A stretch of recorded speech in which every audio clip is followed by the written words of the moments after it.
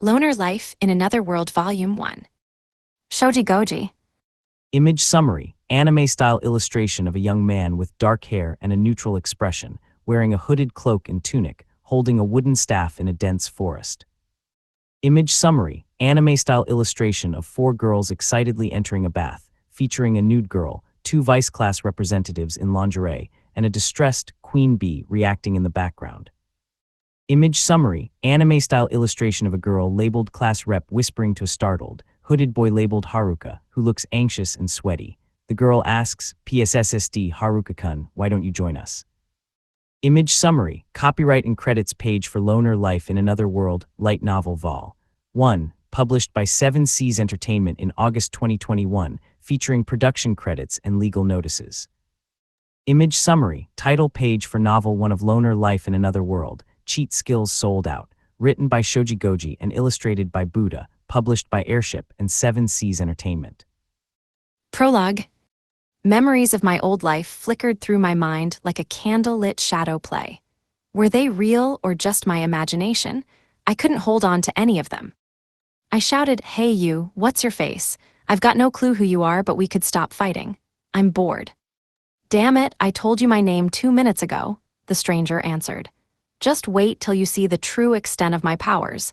You don't stand a chance against me." He was exhausting all of his precious skills trying to kill me. With that brilliant mind of his, he'd assembled what he believed was the ultimate combination of skills, a combo that could kill anyone. He wasn't holding anything back.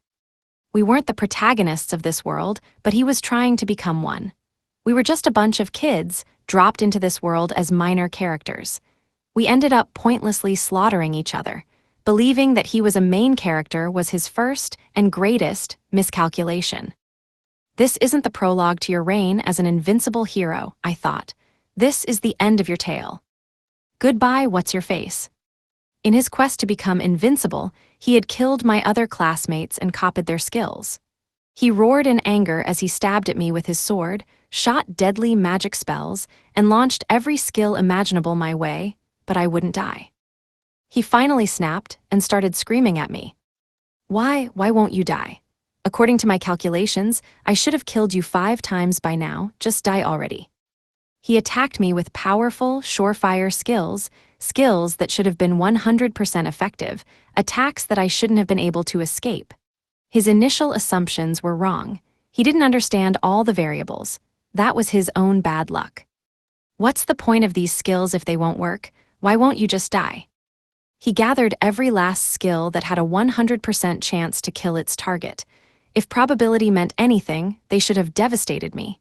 Go ahead, use them all, I thought. When you run out, you'll die. I'll be the one who kills you. Untiring, he struggled to manipulate my body. I hadn't felt anything from the start, since I'd blocked all my nerve signals. My body was such an exhausted mess that it could hardly do anything anyway. He kept fruitlessly flinging spells my way, trying to kill me. As I swung my wooden stick at him, I thought about how unfair this matchup was.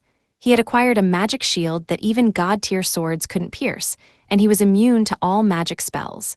Then I thought about how ridiculous it was to even try to calculate what was going on in this world. A fantasy world didn't obey the rules of logic. Death and survival depend more on trickery than calculation, I thought, no matter who you are. Once more, he took aim with his invincible killer skills, launched them with a roar, and continued to beat my body to a pulp. He wasn't even bothering to copy skills from me, not that I had anything worth copying. As our battle went on, he burned away more cheat skills stolen from his murder victims. He had yet to realize that using those killer skills would only get him killed. I had lost my right hand, and my elbow was broken so badly that my arm dangled limply at my side. Half of my face was probably burnt charcoal, and my legs were stumps. Somehow, I still limped toward him. He stared at me, unbelieving. What a monster! That's how he saw me, an incomprehensible monster. Even his precious calculations and probabilities had no explanation for me. He still didn't understand the situation he was in. He was just another self-declared math genius who didn't realize that in this world, 1 + 1 didn't have to equal 2. His calculations could only have failed him. In this world, dice could roll numbers that didn't exist. Here, impossible things happened, and inevitable things didn't. Probability was fundamentally broken. Yes, he was a genius who could calculate the probability of anything, but his axioms were off from the start. He swept away our classmates like pawns, took risks, set traps, tricked, deceived, and overcame the chaos of the mid-game to arrive at his perfect endgame. But when it arrived, his calculations fell apart. He encountered a monster that broke the laws of probability. He needed to refactor all the possibilities. As he tried to account for all of them at once, he pushed against his own limits. System overload. Meanwhile, I relied on my well-honed instincts. He tried to map his formulae onto a die that might not even roll a number, to establish constants for a world of variables beyond his understanding. Garbage in, garbage out. In a continuous movement, I took a half step and swung my staff.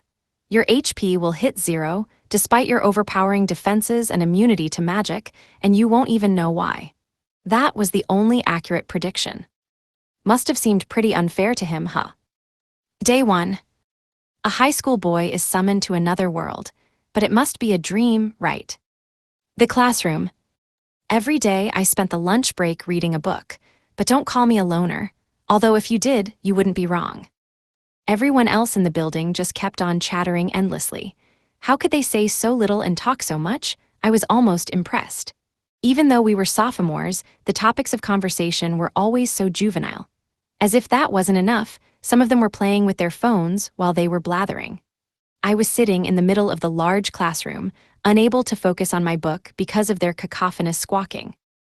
I didn't get how my classmates sorted themselves so neatly. Everyone was stuffed into one room, the problem kids and the model students. The elite sports teams hung out by the window, and the sporty girls sat closest to the hallway. They were all stereotypical enough to show up as extras on a TV show. In the middle of the classroom, the straight-A students, the super-talented artsy girls, and the spoiled rich kids all crowded together. The delinquents sat in front, shouting and roughing each other up. The fashion-obsessed mean girls hung out by the window and chirped at each other in loud voices. The geeks who always got bullied sat in the back, whispering to one another. It was like our class had a caste system. But if you asked me, you might as well put the delinquent bullies and the bullied geeks in the same group. They were all equally loud and insufferable. I didn't hate everything, though. I liked books. I'd read nonstop ever since I was a little kid, even picture books. You'd expect my eyes to go bad from all that reading, but I've never needed glasses. I'd look awful with glasses, spare me ever having to wear them. It was too loud here. I couldn't focus. Would I have to stoop to the level of my classmates and talk to them?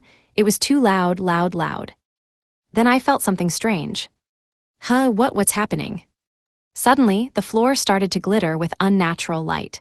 Looking at the glowing floor, I could see layers of round discs and strange figures inscribed with riddles and characters. Wait, is that a magic circle? No, yes, it has to be.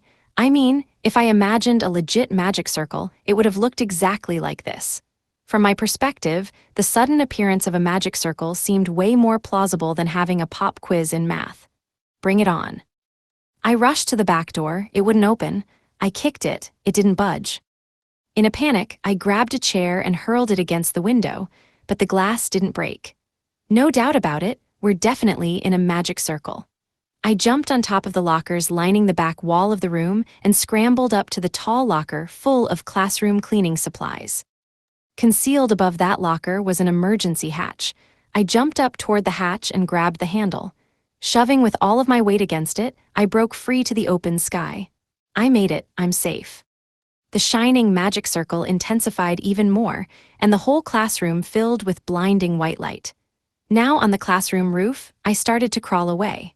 But wait, that magic circle must have summoned everyone to another world, right? I thought that only happened in anime, manga, and light novels. There was no way that this could really happen. Plus, I would much rather if the rest of Japan just went to another world without me. I kept crawling on the roof away from the light. At this point, I should be far enough. I got sucked into the vortex of light, screaming all the way. Image summary: a black and white manga panel depicting a panicked teenage boy in a school uniform, leaning forward with a strained expression as he is pulled by an unseen force. Damn it, it got me. I found myself in a completely white room. With a light that awful and blinding, it couldn't have taken me to a regular sword and sorcery fantasy world. This had to be some sort of sci-fi space invasion. I hoped I didn't end up in some horror genre ghost world. But sci-fi didn't have magic circles, did it? I was brought here by magic, right? No way, that was impossible. Getting whisked away to a fantasy world wasn't some normal everyday experience, especially not by a magic circle that sucked in an entire class. There wouldn't be some god that showed up all. Howdy, I'm just a local neighborhood self-proclaimed god. You're headed to a fantasy realm, have fun, tee-hee. No, this had to be some sort of weird geometry that just resembled a magic circle.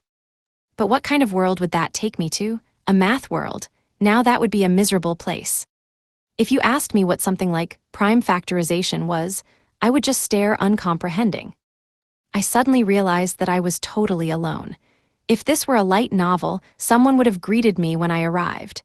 It's a basic trope of the genre, and basic hospitality, seriously, were they out somewhere? If you're not going to welcome me, then don't summon me here in the first place. Nothing to do. Why couldn't you have summoned me to a bookstore or something, at least? Does Amazon deliver to fantasy worlds yet? Huh? I saw some old guy appear, and he was looking my way. He looked clueless, wandering around like that. You can't just end up in another world because you got lost looking for your own house. No. Could this be a world that focused on the stories of confused old people with dementia? What in the world are you doing here, young man? He cried. Gramps, are you hungry or something? You seem kind of grouchy. No, I am not, he barked at me. Great, he could hear my thoughts. This crazy old guy was the god who brought me here. Watch your mouth, boy, I'm not some senile old man. This guy will be easy to mess with, I thought. He's so senile that he starts screaming for no reason. I'm not senile. Listen, boy, this is important. But no one actually believes they're crazy, especially not crazy people. That's enough, stop already, just tell me why you're here. What? He was the one who summoned me here. Why was he asking me? And by the way, it's pretty hypocritical for someone who's constantly peeping into my private thoughts to tell me to stop. We were in an epic tale of old people with dementia aimlessly milling about. The title, The Demon King Hasn't Had Breakfast Yet, the latest smash hit. Why won't you take this seriously? The old man sighed.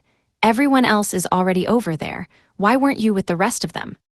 How was I supposed to know that it would make a difference if I was out of the room? I wanted to summon all of you at once, he said, but you're the only one out of place. Is that supposed to be my problem? You're the one who decided to bring us here. I recalled my escape from the classroom. What in tarnation? You got to the roof through a hidden hatch. The old man was exasperated. I chuckled. I'd eluded the clutches of an all-powerful god by climbing a locker to reach an emergency hatch. What a stupid oversight on his part. Why would I know about some escape hatch? He shouted. I don't have time to mess around with architecture. So why wasn't I safe after I got out of the building? It should have worked. I summoned you all according to a wavelength that matched the number of people. If one person was missing, the waveform wouldn't line up. But it all worked out in the end, and you got here just in time. So, he really could read my thoughts. That meant Amazon probably didn't deliver here.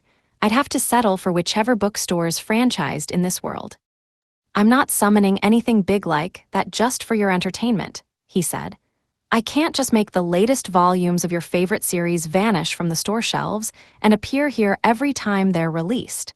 That would inconvenience the employees. He was quick to find faults with my plans, and I realized he was even reading my subconscious thoughts. But talk about inconveniencing someone, he was treating bookstore employees better than me. He could stand to treat me a little better, considering everything. Unfortunately, it's my judgment upon your world to summon your group here according to the wavelength I sent out. I didn't choose to summon you in particular. Damn him, I had no clue what he was rambling about, but if it meant I couldn't read books, then that was just the worst. It seemed like this world wasn't satisfied with just making life hard for bookworms. They wanted to stop us from reading altogether. So I guess this is a battle royale scenario. I was summoned to this world to take them all down, I thought. Wrong, the old guy said. You're not here to fight your school buddies. If you do that, it'll just be you bearing a grudge. Is he telling me to forget? Just shut up and listen to me. So then get on with it. The old guy kept prattling on and on. Just hurry up with the howdy, it's me, a self-proclaimed god. Now go fight with swords and magic in a fantasy world. Tee-hee, already.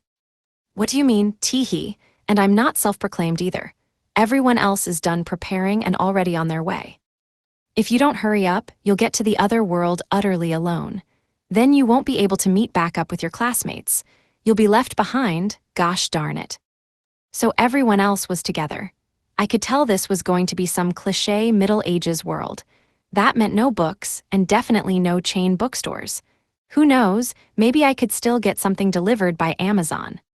Of course there's no Amazon delivery, the old guy yelled. People would order things left and right. Just what are you hoping to do in a fantasy world with a bunch of chain bookstores and books you ordered on Amazon? Dude, I just want to read books. I don't want to do anything else at all. And what was so wrong with books anyway? It wouldn't have been so bad if he decided to summon all of the aspiring novelists to one place. Be quiet, that's enough. The old guy started explaining stuff, but I didn't listen to most of it. It sounded like the usual clichés, a typical fantasy kingdom filled with monsters and legends and all that junk. This explanation is so boring, at least you could do me a favor and write it down. Then I'd have something to read. I doubted the old dude would be much of a writer, but still. So let's get started with the preparations, he said. Oh great, I felt like I'd been here all day and we were only getting to preparations now. Just how long was this going to go on for? Were we going to have a food budget? Did we have to argue over which restaurant to eat at? Were there even restaurants in this world? Choose your skill, it's first come, first served, he added with a sigh. First come, first served, I screamed. You useless old geezer. Excuse me, I am a god, he snapped.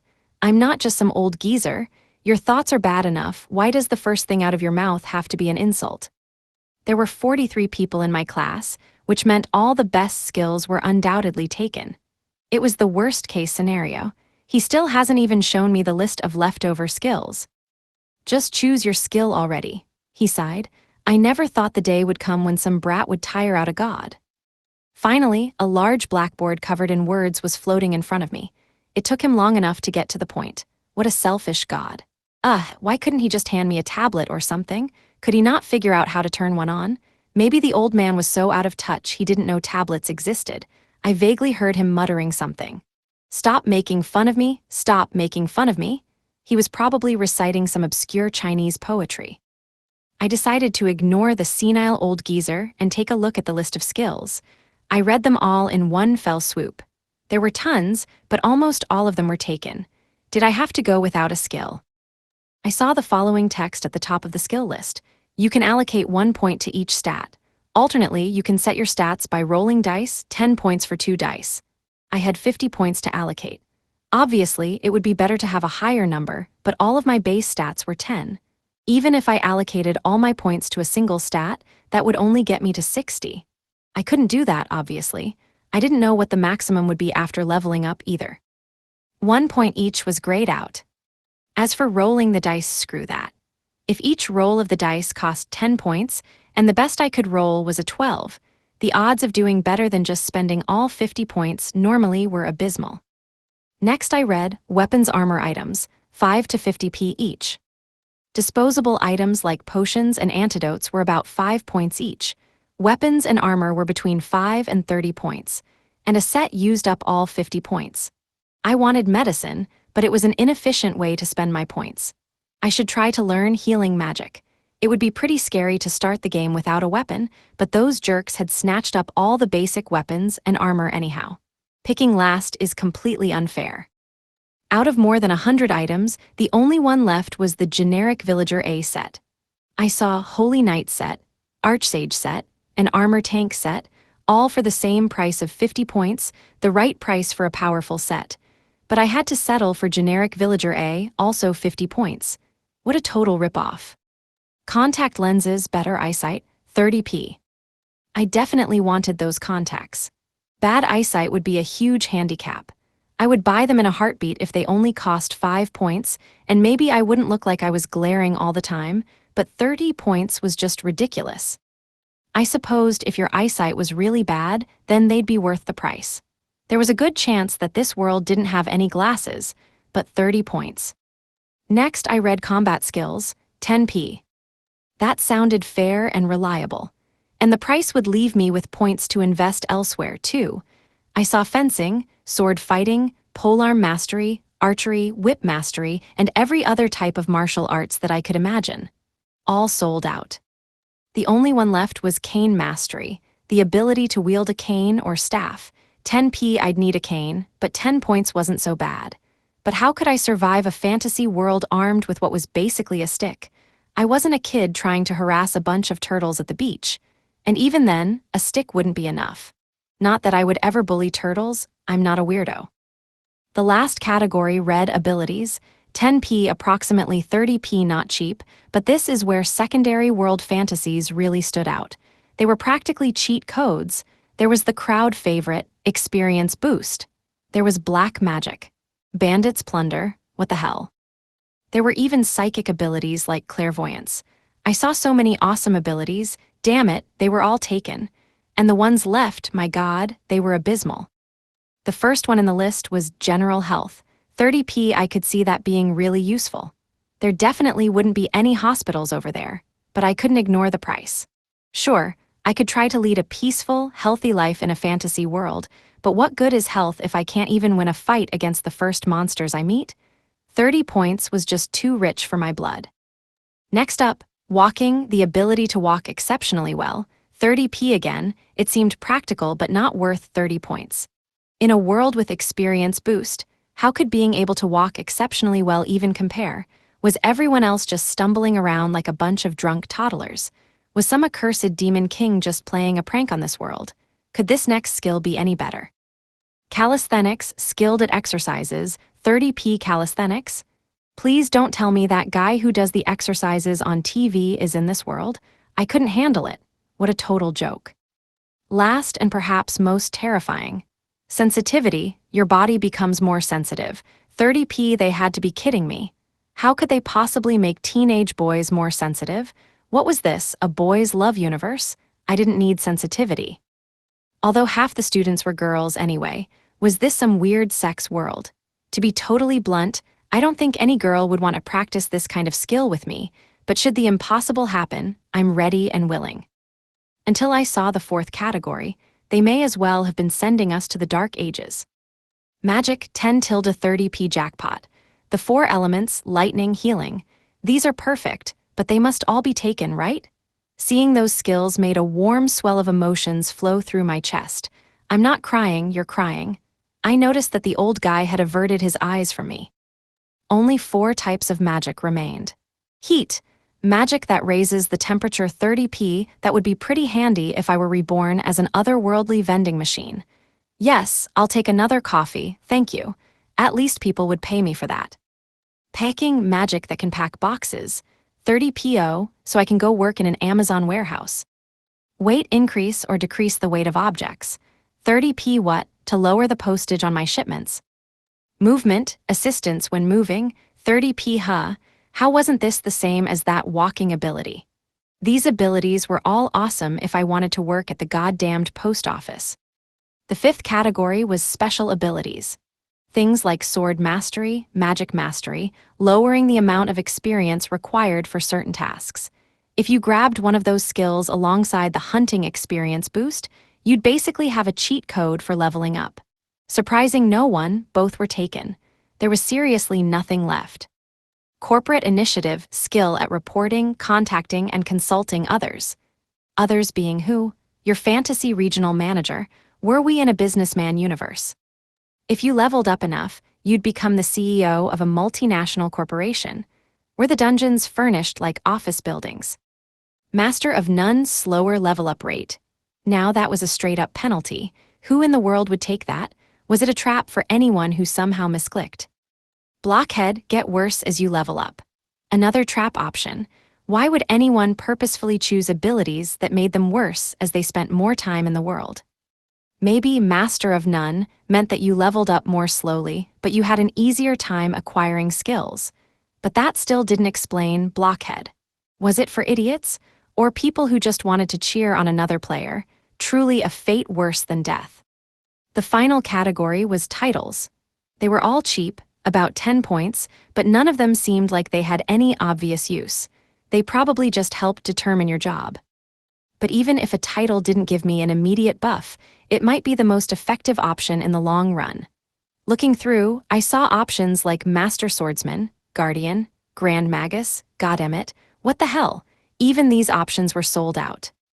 These were the kinds of titles that spoke to the heart of a dweeby 12-year-old.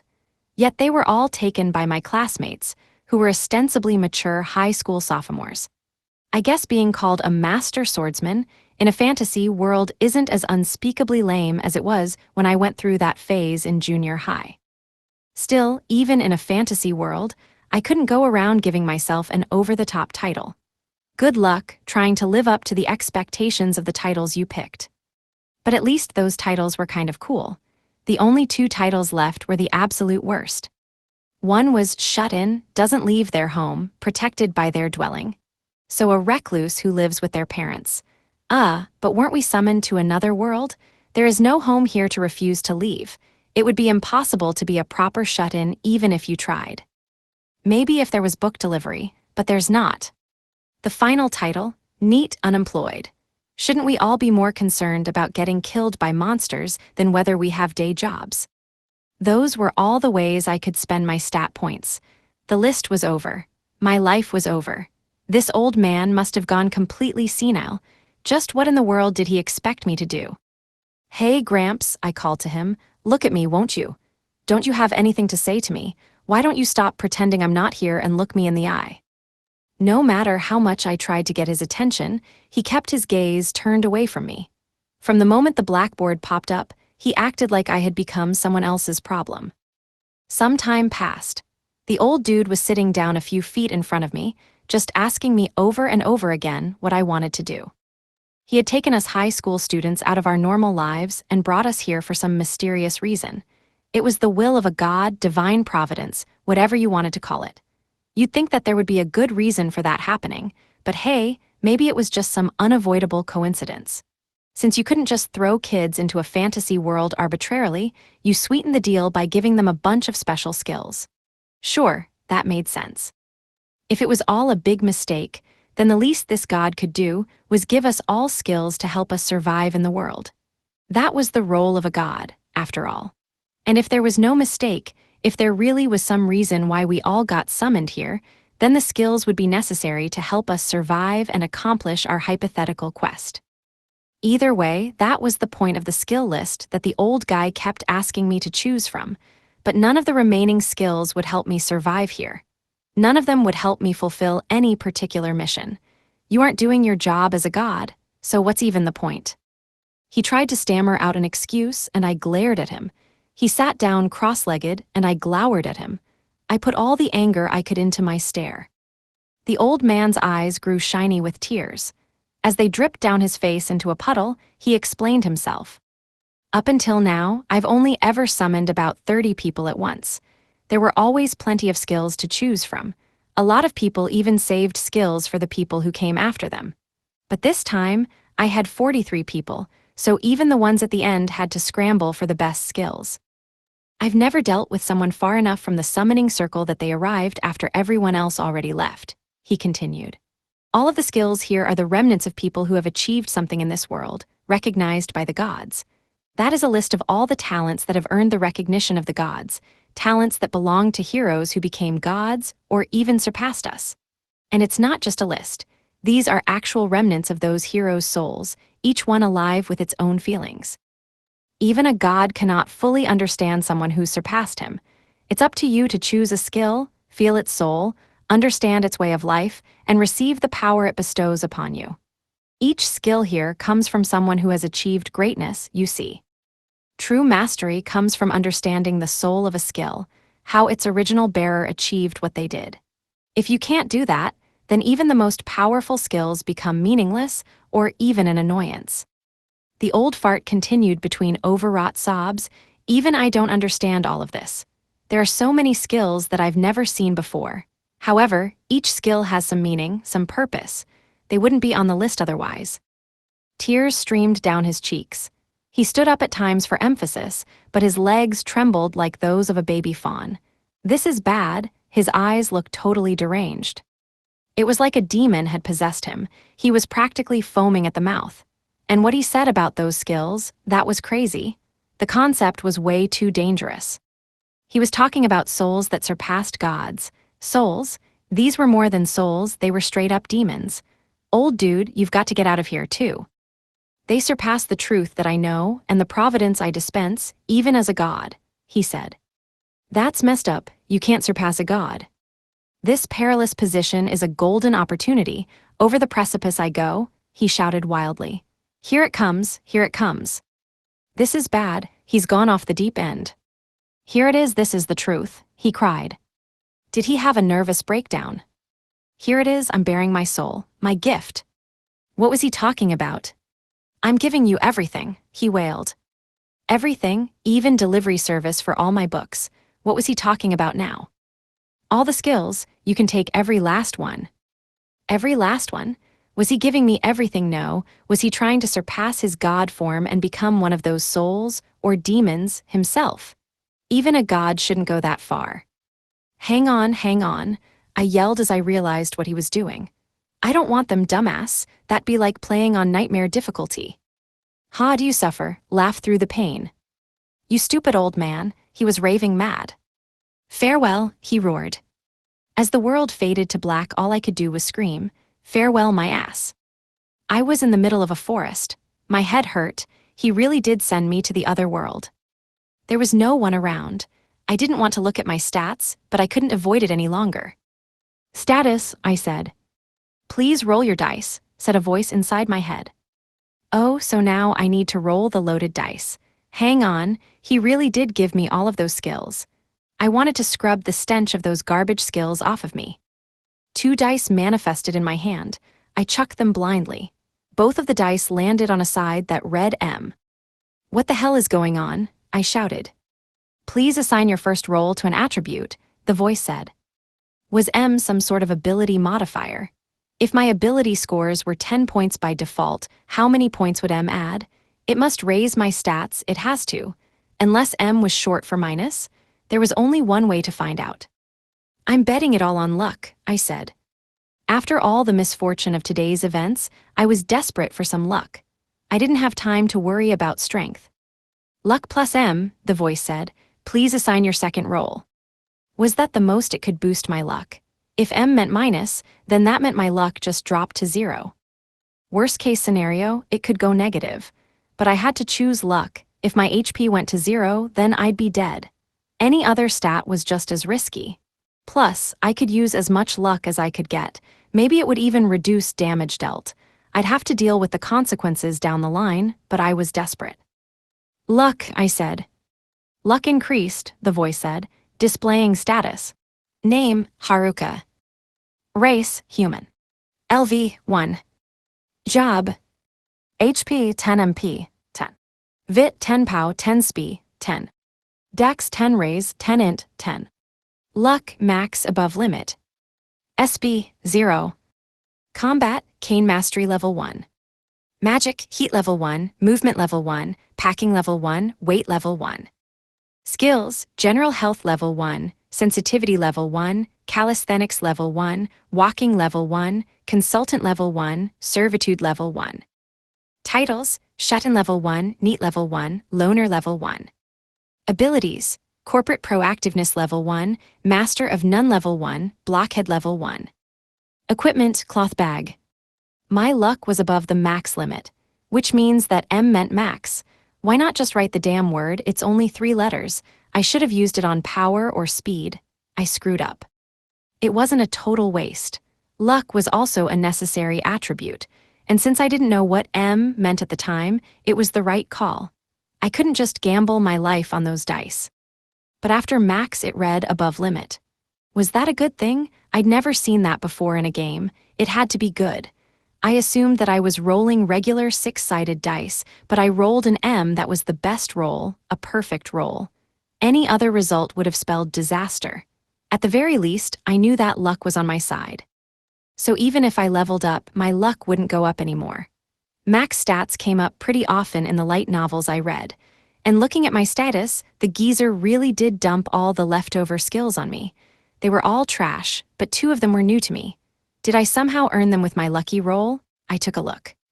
Loner, lives alone without companions. Cannot form a party, wields servitude. Servitude, shares experience. So nothing's changed, huh? You didn't need to make it my ability. I came here alone and friendless to begin with. Somewhere deep down, my inner pervert had been praying that this was a harem universe. I stifled my inner pervert's tears. Servitude was an extra skill granted by Loner. I assumed it meant that I could at least collect some monsters who'd join me. Overcome with sadness and loneliness, tears of gratitude stained my cheeks. At least there will be some fluffy monsters to cheer me up. I almost forgot about my bag. It was the generic villager equipment set. I had no way of knowing how safe I was in this forest. I would feel way more secure if I had a stick in my hands. I emptied the bag. These rags would be a hassle to wear, but I was definitely grateful for the leather boots. Wearing indoor shoes in the forest could be hazardous. The cloak was also better than nothing, and I could use it for defense if necessary. Since it was black, it would also hide me from monsters at night. Surprisingly, generic Villager A's gear wasn't half bad. The leather gloves were nice, too. Digging deeper in the bag, I found a ring. Generic Villager must have worn it, and it might have some effect, so I put it on. I was glad the bag had so much gear. Who knows what else I might find in here? Despite its light weight, it was full of useful stuff. I looked around and didn't see anyone, not a trace. Did my classmates get summoned to the same area? I couldn't decide whether to bother looking for them. I was sure the rest of them were all together, and there is safety in numbers. Also, unlike me, they got all those ridiculous cheat skills. If I wanted to stay in one piece, catching up with them might be a good idea. Except, my main worry wasn't whether they were strong enough. The problem was that they were my classmates. I was a loner anyway, so I couldn't join any party. Even if they were strong, they wouldn't be able to help me. Plus, I knew I couldn't rely on them. There were too many bad eggs. So going it alone as usual? Yeah, tracking down my classmates would be a total chore anyway. The forest was too dense to see much. The dappled sunlight filled the undergrowth around me with ominous shadows. There might be monsters hiding in those shadows. My eyes struggled to focus. Did I need glasses? Wait a second. If I got everything, where are those expensive contact lenses? When I rummaged through my bag, I found a small container, and inside it, a glass bottle filled with some sort of fluid. My search turned up 2 other similar bottles, maybe one of them. It was my first time putting in contacts, and I was in the wilderness. These weren't exactly sanitary conditions, but if I didn't put them in, I might never escape this forest, and honestly, not being able to see was pretty scary. On the other hand, if I dropped the contacts, I would really be stranded. Okay, I could spread out a cloth first so I wouldn't risk losing them. Why was I so anxious? I put the contacts in. Ugh, I moaned. A headache suddenly bloomed behind my eyes. Was it the contacts' fault? I didn't have any friends who wore contacts in school, so I didn't know what to expect. I just have to get used to it, I guess. When I turned around, I could see everything around me in eerie detail. The scene instantly impressed itself onto my mind. I could even see bugs on the leaves of distant trees. Having good sight is pretty gross, I thought. With eyes like this, it'd be easy to travel at night. I also had the walk ability. Let me just clean this up, huh? Just when I went to put the contact solution away, my fingers brushed against the 2 other bottles, and I saw the labels pop up, potion and antidote. So that's what they were. I took another look at my status and saw a new skill. Appraisal level 1. So I had an appraisal ability, but why did it suddenly appear? That was strange. It must have been an added bonus from the contacts. Sadly, I couldn't appraise my contacts while they were in my eyes, so I couldn't confirm my theory. Still, I needed whatever benefits I could get. Before the old geezer became totally incoherent, he told me I would be able to understand the language in this world once I got here. And now, with appraisal, I felt ready for whatever the world threw at me. Well, if I'm not, game over. I used appraisal on my surroundings as I walked through the shadowy woods. It was almost fun, like a virtual botany textbook. I got a notification that some mushrooms nearby were edible. Appraisal really will come in handy. Potential mushrooms, food, latent power up. So they boosted my latent power, whatever that was. Something latent inside of me. Let's not encourage whatever lurks in the heart of an unemployed, shut-in loner. I walked toward the mushrooms. While there was only one bunch of potential mushrooms, there were more edible mushrooms nearby. The forest floor was dotted with clusters of endurance-boosting and magic-boosting mushrooms, and some that recovered HP and MP. I supposed there wouldn't be any magic potions growing on trees, but good food would probably keep me healthy enough. I didn't have anywhere in particular to go, so I kept heading in the direction of the mushrooms, collecting a ton of them as I went. It was fun to use appraisal and pick the mushrooms, so I kept doing it without really thinking much. I collected way more than should have been able to fit in my small bag, but it didn't feel heavy at all. Sorry, Villager A, for thinking your bag was crappy. It was really a bag of holding. The ability to understand the language, an appraisal ability, and an item bag that's bigger on the inside, it was a surprisingly solid start. The 50-point generic villager, a set still seemed a little too expensive, but maybe that was the price to pay in this world to get all these valuable basics. If only I could have just taken the generic villager a set and ignored all the other bizarre skills. Then the old geezer wouldn't have given himself an aneurysm shouting at me. I wondered if the other gods were getting him professional help now. I even had medicine, and there was still more in the bottom that I hadn't inspected yet. I really lucked out with this bag. I mean, I probably should have realized that something was up when it produced a 3-foot stick and knee-length leather boots. This bag should have been way bigger. I wanted to stay calm, but I was internally freaking out. The bag that broke the laws of physics pushed me over the edge. Now I have to figure out where I am, I thought. I continued to appraise everything as I explored the area around me, waving my stick through the air as I walked. I'm definitely dead meat if monsters show up. My weapon was a literal stick. My weapon skill was supposedly cane mastery, but I wondered if stick swinging even counted as a fighting style. I narrowed my eyes. The way ahead was bright. I was finally leaving the forest behind. It really is awesome to be able to see so far. It was like my eyes had built-in optical zoom. Thank you, beloved contacts. Soon I reached a riverbed, a river water, but I couldn't drink unboiled water, so I kept walking. Besides, I don't have anything to draw the water with, I thought, but as I reached into the bag, the words cup, canteen, and pouch all floated up into my head, and I pulled out a canteen full of water. I drank it. Delicious mineral water. I guzzled it down. This stuff would be expensive if you bought it from a vending machine. If I could just do online orders, I could get the best mineral water and all my books, too. Maybe I could get books if they were put right in the middle of the magic circle that summoned us. I figured if a cat or something wandered into the circle, it would end up coming here, but the same wasn't necessarily true for books or an Amazon box. I could see fish in the river. So baked fish and mushrooms for dinner, I thought. I stood next to the river with my stick primed and ready for an epic pissing battle. The baked mushrooms were tasty. As it turned out, I couldn't catch fish by standing knee-deep in a river waving a stick. I could have thrown it at the fish, but then I would have no fish and no stick. I walked on until I found a cave of some sort. Or was it a cavern? Is there a difference? Maybe there was some sort of cave boss, some monster waiting to ambush me if I went in. I crept up to the mouth of the cave and peered inside. Phew, nothing there. No cave boss. Excuse me. I walked inside, calling out like a customer in an empty store. It felt like trespassing in someone else's house. The cavern was wide and deep, maybe even 20 feet by 20 feet, much bigger than my 100-square-foot room back in Japan. It was pitch black inside. Standing at the entrance, I opened my bag. It was definitely bigger on the inside. I reached in and pulled out an entire tent. I guess that isn't too weird in a magical fantasy world.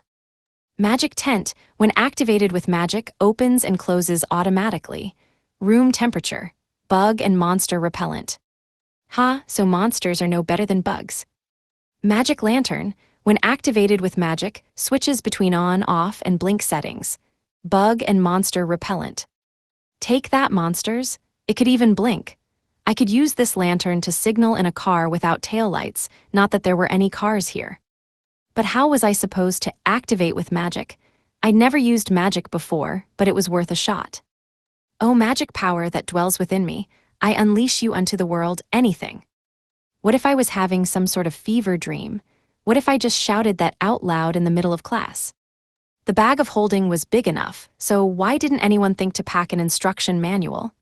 Lantern in hand, I continued my experiments.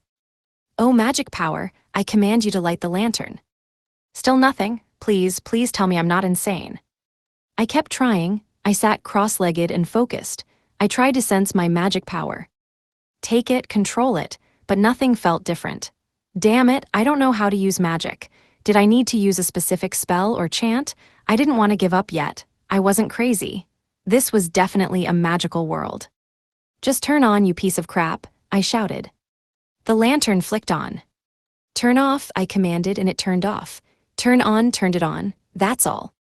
If that was all it took, why didn't the description just say so? Instead of all that ostentatious, when activated with magic, twaddle they could have just written, pick it up and tell it to turn on. I had been on the verge of inventing ritual dances for nothing, though I guess acting like a mighty wizard is kind of fun. So all I had to do to use magic was to touch whatever I was commanding and tell it what to do. There was no need for undying light of the firmament, I summon and bind thee. Or, by the ancient blood of my ancestors, bring forth your gross incandescence. Or any fancy incantations at all. Honestly, it would be way cooler if I had to say that stuff. I took the tent out of the bag and said open. It sprang right up, even though I had thought up all sorts of fanciful spells to try. I'm glad it opened, but I want to say something like, against ravenous beast and creeping vermin, offer me your solace. Magic was almost dull without that kind of thing.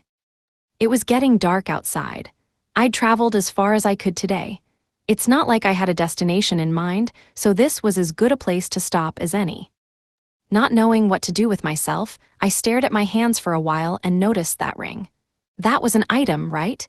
If it was Villager A's engagement ring, I wanted to give it back.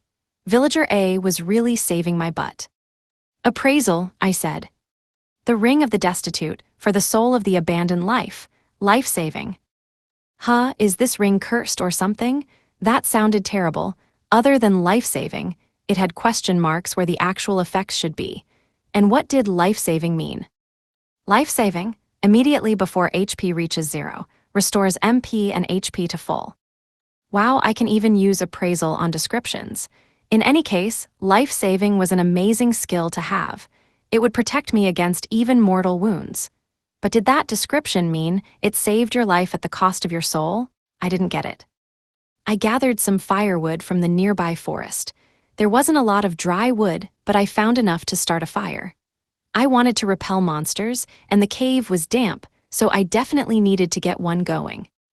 I started by using my heat magic to raise the temperature of the wood, a method I'd figured out to bake the mushrooms earlier. Eventually, something sparked. I nearly cheered before I realized it was just the kindling. I pushed the temperature even higher, and finally the wood started to smolder and burn. I felt like my heat magic level must have gone up. When I checked my status, I saw Fire Magic Level 1 and Heat Magic Level 2. Not only did my skill level improve, but I learned basic fire magic, too. So starting one fire was enough to give me that ability. I had no idea how skill acquisition worked in this world.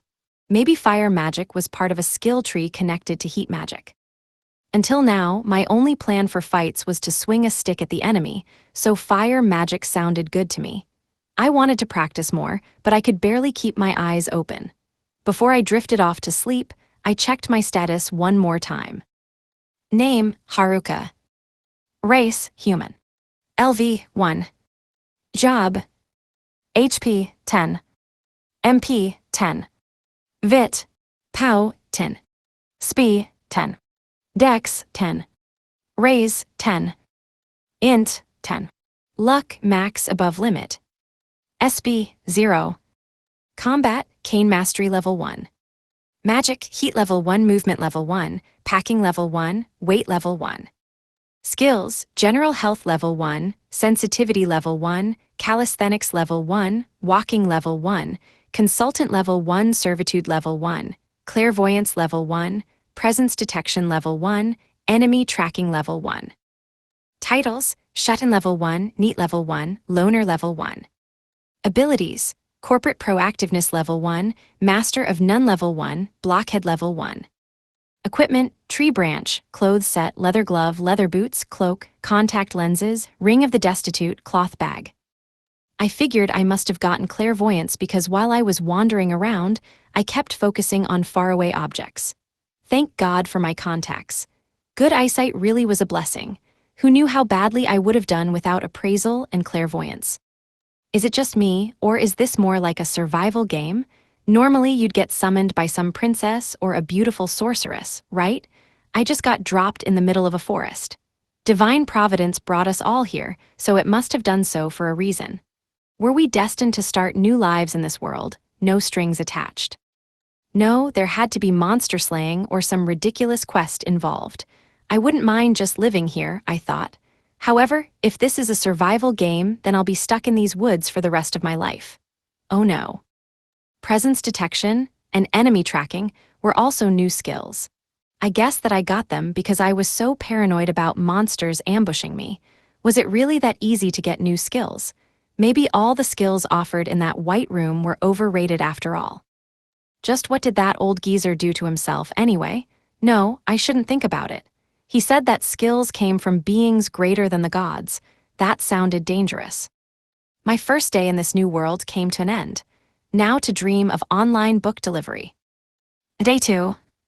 What would be the hardest radio exercise program of all time? The cave. I opened my eyes and saw the ceiling of the cave. An unfamiliar ceiling, but why would I get worked up over a ceiling? Nothing had disturbed my sleep that night. The combination of the monster repellent tent, lantern, and the shut-in ability probably kept me safe. Would this cave remain safe if I left? I still needed a front door and a mailbox for this place to feel like a real home. My campfire had burnt out overnight, so I lit it again with my fire magic. To even get a spark, I had to cradle the embers in my hands. No fireballs for me. How did anyone manage to shoot fireballs without burning their hands anyway? From that seemingly bottomless bag, I pulled out a knife, a cutting board, a pan, some preserved meat, mushrooms, salt, a plate, and a cup. Generic Villager A was definitely the most impressive guy in the village. I put the pan over the flame and raised the temperature until it started to smoke. I sliced the meat, chopped the mushrooms, fried them until they browned, and then added a little water and stewed them for a bit. I gently shook the pan so the bottom wouldn't burn and let the water boil away. Then I took it off the flame and added some salt. Smells great. For the time being, the only food I had in my bag was the meat and mushrooms. Salt was the only seasoning at hand, too. I'd be all out of food soon enough. I needed a way to get more meat and fish. Maybe I could forage more in the forest, although yesterday the only things I found to eat were mushrooms. Maybe Teknoko chocolate snacks grew like mushrooms in the woods. Man, my classmates would start a war over those. While I was cooking, I contemplated my options. First, I needed a permanent place to live, a way to get food, and a way to protect my dwelling from monsters. This cave would work fine as a home. Sure, my tent would make it easy to stay on the move, but it felt safer to have a cave to retreat to. A cave was the perfect place for a shut-in, too. I could always move on once the food in the area ran out. Food and safety had to be my top priorities. Typically in a game, you would just start adventuring, but I was a shut-in and a loner, right? I probably couldn't travel too much even if I wanted to. I returned to the forest to collect more mushrooms. I relied on appraisal and enemy tracking as I explored. Yesterday, I'd followed the river upstream, so today I continued in the same direction. I found tons of mushrooms and herbs, but I also saw tracks left by some sort of animal. I kept my distance. I gathered some kindling, lumber, and even ivy. Games usually began in a castle or small village, but this was the tale of my lonely forest survival adventure. Why even summon me into a fantasy world anyway? I was basically dropped into Robinson Crusoe. At around noon, I headed back to the cave. I couldn't have used a phone or watch here even if I had them. I shouldn't have to explain why those things were useless in this world, so don't even think of asking. Soon enough, I was out of the woods. The cave was straight ahead, but for some reason, I felt rooted to the spot. I could sense that something was off. A monster, one of my classmates, whatever it was, I could tell it wasn't friendly. Go on, scram. I hid behind a tree and scanned my surroundings with the appraisal ability. I held my breath and strained to hear even the smallest sounds. While searching, I did my best to remain hidden. There it was. I used appraisal. Goblin A. Race, Goblin. LV, 8. HP, 36. MP, 4. VIT, 27. POW, 22. SPI, 13. Dex, 8. Raise, 2. Int, 1. Luck, 16. Combat, Hammer Mastery Level 2, Great Strike Level 1, Body Slam Level 1. Skills, Super Horny Level 1. Equipment, Club. It was a humanoid creature, neither human nor animal, with an ugly face and a short, stout body. A goblin, the smallest of the small fry. If I couldn't take it down, that would be it, the premature end of my tale. I'd been led to believe from playing video games that even kids could take down a goblin. But those stats were actually pretty high, and worse, there were 2 of them. The weak had to defeat goblins and level up to get stronger. That was the basis of any game. Goblins and slime monsters were usually the weakest. So why were their stats so much better than mine? Was I really that weak? I'll have to beat them sooner or later. If I moved quickly, I could launch a surprise attack. On the other hand, if they caught me by surprise, I'd be totally screwed. Surprise attacks gave a huge advantage to the attacker. I could try to separate them and defeat them one by one, or wait until they wandered into advantageous terrain. I just needed to time my attack carefully, though surprise and tactics would be useless if I couldn't finish them off quickly. The biggest problem was their HP and vitality, followed by their power. All my stats were 10, so they had nearly 4 times my health and 3 times my vitality. I'd have to hit them a bunch of times to take them out, but they could probably kill me in one blow. I estimated that I'd have to hit them 10 times each without getting hit once. A sneak attack wouldn't be nearly enough. Since we had about the same speed and dexterity, I couldn't overwhelm them with quick hits. I'd have to win based on my intelligence and luck. My intelligence was 10 times higher than theirs, and my luck was essentially infinite. Hopefully, intelligence meant the same thing in this world as in Japan. It was worthless to me if it was just a spellcasting stat. My only weapon was a stick, and I didn't even know how powerful it was. It had a question mark in its description, so maybe I'd be able to knock them out in less than 10 hits. I had to assume that the heavy clubs they carried would do a ton of damage, but maybe their weight would slow them down, which I could use to my advantage. And if I aimed for the backs of their heads or something, maybe I would deal a lot more damage than just randomly attacking. It could be a double damage bonus, or maybe even times 5 damage. Don't underestimate surprise attacks and other dirty tricks. I didn't yet understand how much the stats would influence a real fight, and I needed to get some practical experience. But before I did that, I had to make sure I had an escape route. Our speed was the same, but since I was much taller, I had longer legs. Longer legs meant faster running speed, right? This would be an especially useful experiment. If I ambushed them and things went badly, I could hopefully still escape. I kept my distance behind them, staying as quiet as I could, and decided to go after Goblin A first. If I could defeat Goblin A with a sneak attack before Goblin B got to me, then I could make it a one-on-one match. I closed the distance. Goblin B had wandered a decent way off on its own. When should I strike? This is terrifying, okay now. I took a deep breath, leapt forward, and struck it in the back of the head. It staggered and I struck again as it bent forward. My next swing knocked it off its feet. Once it was on the ground, I swung my stick as fast as I could before the other goblin returned. By the time Goblin B drew near, Goblin A had stopped moving altogether. Even if it's still alive, it's out of the fight. The remaining goblin charged toward me swinging its club. Its body was low to the ground, so dodging the attack was harder than expected. I shifted out of the way and attacked with my stick. The goblin's attacks were simple and predictable. It just swung with all its might every time. I watched its attacks and quickly figured out how to read and respond. I waited for the swing and then dodged and struck simultaneously. A counterattack. Every time the goblin attacked me, it took damage. It wouldn't last much longer. Even though I was weak, my attacks were ferocious. I screamed and swung with all my force every time I dodged the goblin's club. After some time, I smashed its neck and prepared to dodge, but the goblin crumpled into a heap before it could swing the club down one more time. Deep breaths, I stepped away and took a moment to catch my breath.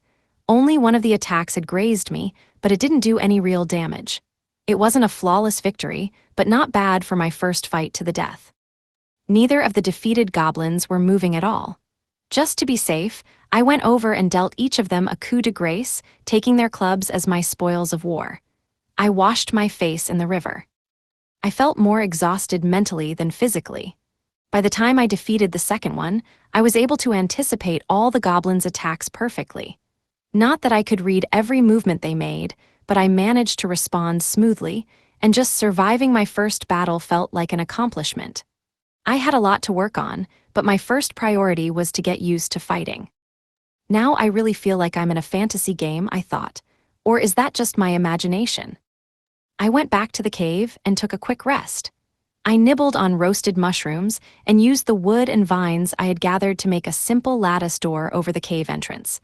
I had some leftover lumber, so I dried it out with my heat magic and stacked it up for later use. The bag of holding is really useful. With the woodworking I needed to do, weight magic came in handy. I could make the wood lighter and carry everything myself. Even a loner can do it. Wait, I said I'm not a loner, right? Fighting sure worked up a sweat. I took a bath and started on laundry. I wasn't that out of shape, but I didn't like getting sweaty and I hated wearing dirty clothes. Maybe I'm not actually cut out for living in the woods in a fantasy world. I got my first magic from the old dude, but I learned fire magic by myself.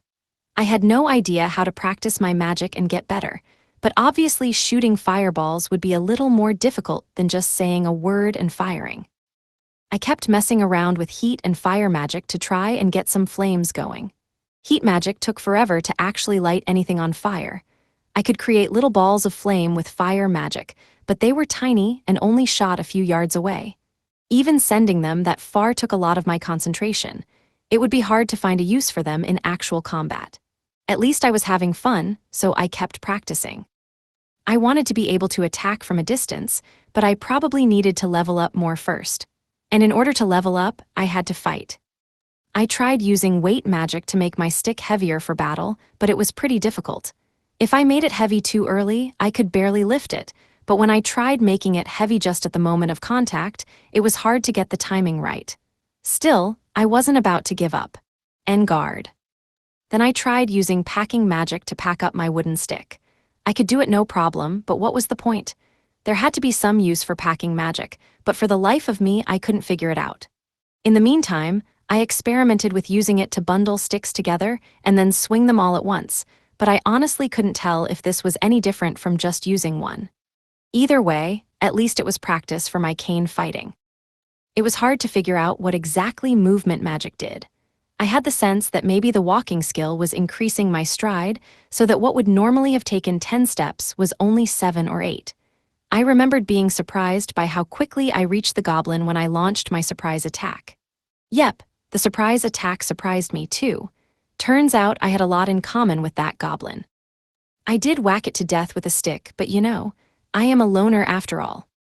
Maybe I would get a new title when I leveled up, Klutz or something. It gives you extra power if you pratfall and shout in embarrassment during a life-or-death struggle with goblins, I thought. Yeah, that's definitely not my style. What if I tried using packing magic on myself? As soon as the thought crossed my mind, I tried it out. It took a while at first, but soon I was able to do it quickly, and after a while I could pack myself up in a flash. It felt like an out-of-body experience, like I was my own disembodied porter, moving myself around like luggage. Moving like that was easier than expected, and I could move pretty fast, too. Was the skill actually doing anything, or was it just the placebo effect? Am I using my calisthenics skill, too? Either way, I thought packing myself might give me a defense or magic defense boost, so I had to try more experiments with it. I packed myself, moved forward, and attacked with my stick. It was like a game. Though this seems better suited to one of those clumsy anime girls than me. I tried pretty much every trick I could come up with. I still had no clue how well any of my magic would work in a real battle. I didn't know if it was physical exhaustion or using too much magic, but I started to get dizzy. That was enough messing around for one day. Time to sleep. Before retiring for the night, I used appraisal to check out the looted goblin clubs.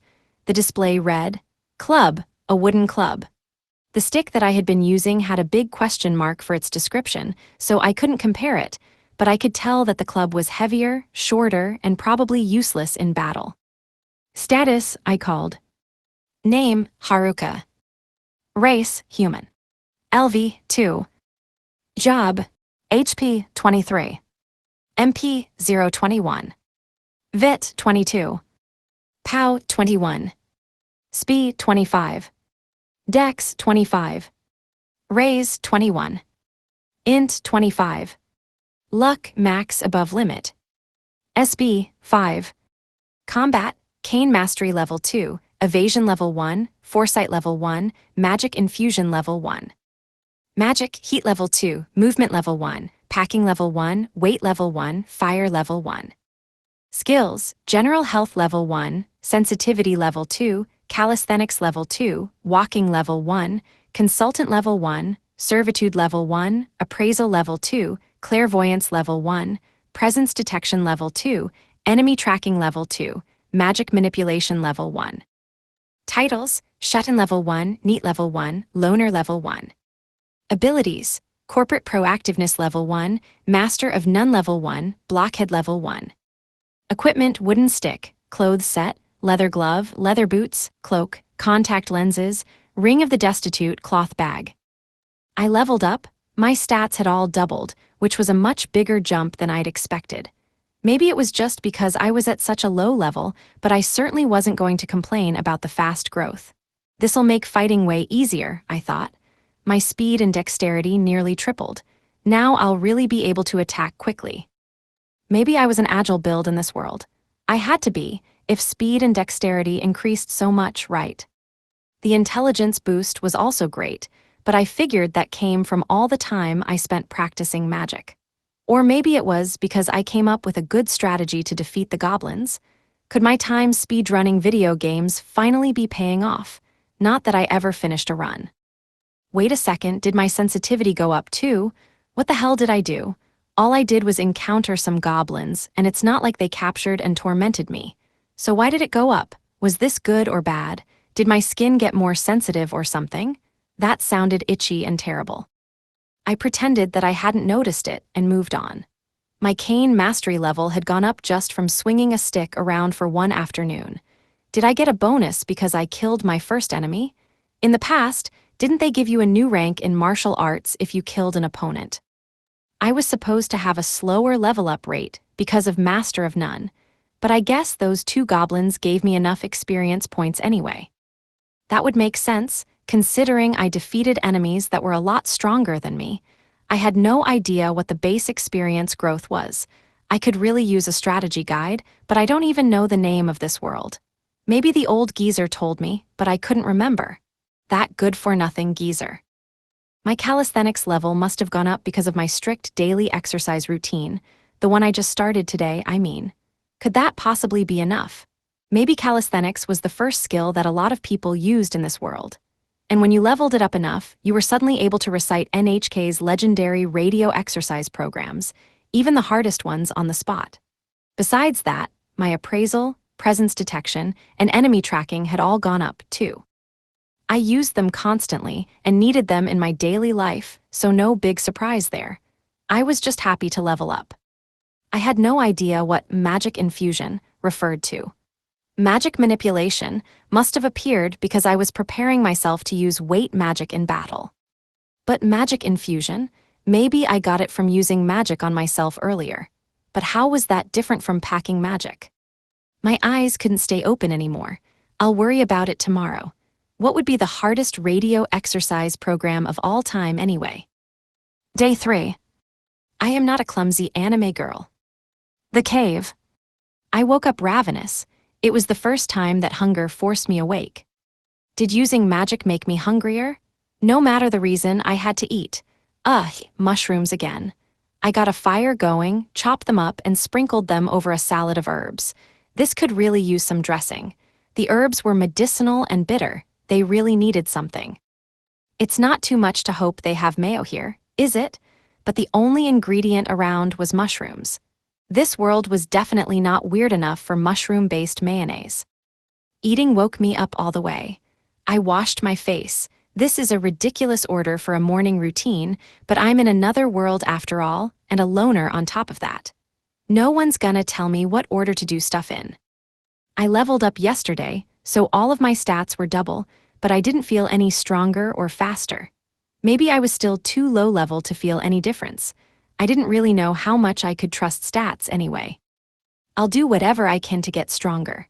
If I went looking for weak monsters, I might find some, but if I ran into some strong monsters first, I was pretty sure I wouldn't respawn.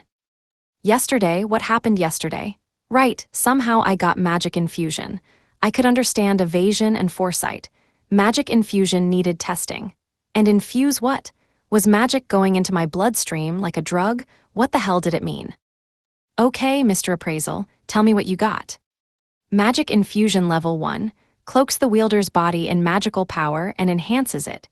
Increases physical strength, physical defense, and magical defense. Now that was a killer package deal. Fantasy world moms would go wild for a value set like that. If I could get all this stuff on my own, the old geezer shouldn't have even bothered with the long list of skills. Weren't the abilities I got from him just holding me back? If I applied this ability to my current stats, I should be considerably stronger than a level 2 character. But how much stronger? I hadn't gotten the hang of movement magic, either. I could potentially use it to launch hit-and-run attacks, but I always just ended up crashing into something and squealing as I tumbled head over heels. I was no better than a clumsy anime girl. Clearly, the best use of my time was getting better at magic. Practice, practice, practice. I tried out magic infusion. Didn't cost much MP, powerful, and probably delicious. Man, I'm hungry. I also remembered that after getting appraisal level 2, a lot of the items in my inventory had a new question mark added next to them. Wooden stick, clothes set, leather glove, leather boots, cloak, contact lenses. What was up with that? Shouldn't leveling up take the question marks away? Was I regressing? Get better, stupid skills. Despite using appraisal on anything I didn't know, I knew even less than before. My brain was starting to overload. I had to get my day started. Let's go already. Mushrooms, the blessings of this forest, isn't there literally anything else? How about a meat tree? It's a forest after all. Was this even a real forest? Did they replace all the bamboo with mushrooms to stop a war over chocolate bamboo snacks? Was I summoned here to end the terrible chocolate snack war? I could have settled that debate. Chocolate snacks were delicious, whether they were shaped like mushrooms or bamboo shoots. I could really go for either. I was just so sick of eating mushrooms. I tested out magic infusion by activating it and running around. I definitely felt a little faster. It felt like my body acted before I even thought about it. My reflexes were sharper, and they would probably get better as I leveled up. Would I have to get used to how my body moved whenever I leveled up? I'm not gonna hit a plateau, right? I picked up my stick and idly swung it around. It felt so light. I tried reenacting my fight yesterday, and for lack of a better word, I felt awesome. Even an onlooker would surely be impressed by how much better I looked. Too bad the goblins were too dead to share their opinions, so I kept practicing alone. I gave movement magic another shot, but immediately fell over with a crash. Let's just keep that a secret. It seemed like monsters avoided the river for some reason, but I saw a few deeper in the forest. Another group of 2, like yesterday. That was fine, but if I couldn't separate them, there was a good chance I'd have to fight while outnumbered. They were level 9 and 11, a little strong, I thought. I rushed in with a fast attack, closing the distance between us in an instant. I attacked from the flanks and backed off as quickly as I approached. I saw the first goblin reel and collapse right away. Did I just knock it out in a single blow? Ha, get wrecked. I easily ducked under the second goblin's attack. The momentum of the goblin's swing left it facing away from me. I struck a blow to the creature's back and dashed away in a flash. Looking back cautiously at the battle scene, I studied my surroundings. Did I win? No KO, text popped up, and a victory fanfare didn't play. Come on, give me a sign that you're really dead. That went way better than yesterday. I didn't know if I'd gotten used to fighting, if my level up helped a lot, or if it was the magic infusion, and it'd be way too much of a pain to figure out which. Being stronger was good enough for me. Goblins? No problem. But other monsters were still as mysterious to me as food that wasn't mushrooms. The magic infusion might as well have had a question mark next to it. There was no doubt that it made me stronger, I just didn't really understand how. I wasn't tired either. The next two goblins I saw were level 7 and 8, one hit each. The ones further upstream and nearer to the riverbank tended to be weak, it seemed. In that case, would going downstream into the forest lead to stronger goblins? The goblins were always on the move, so I couldn't be sure. I needed a strategy. Movement patterns, strategies, I was figuring things out. I would definitely ace the AP Goblin Slaying Final. Not that I planned on taking exams ever again. I made my way deeper into the forest. I fought a level 13 and a level 10. Even the level 13 went down after a surprise attack and a finishing blow.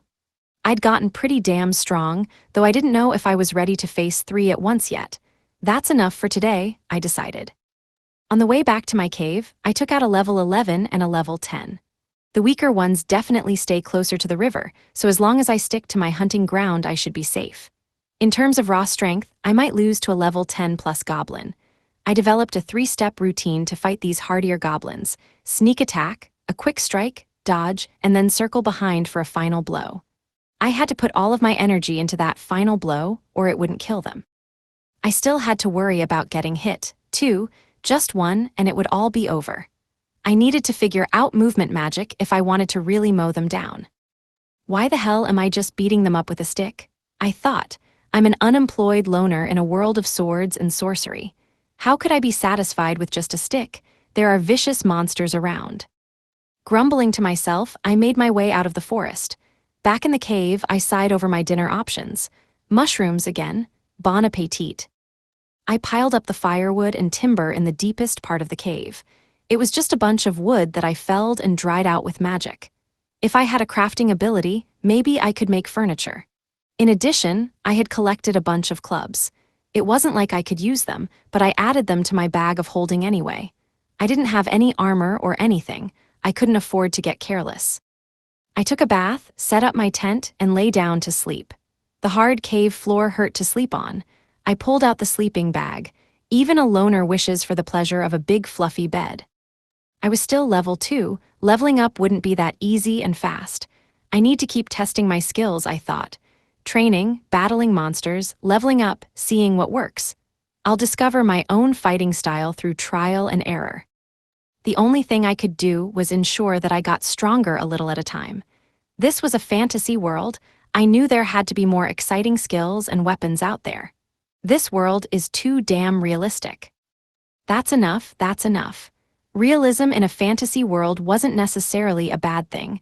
At least I had some idea of what to expect. Maybe that's why they dragged a bunch of high school kids into it right before an exam. They wanted us to display some real-world knowledge. If so, our class was doomed.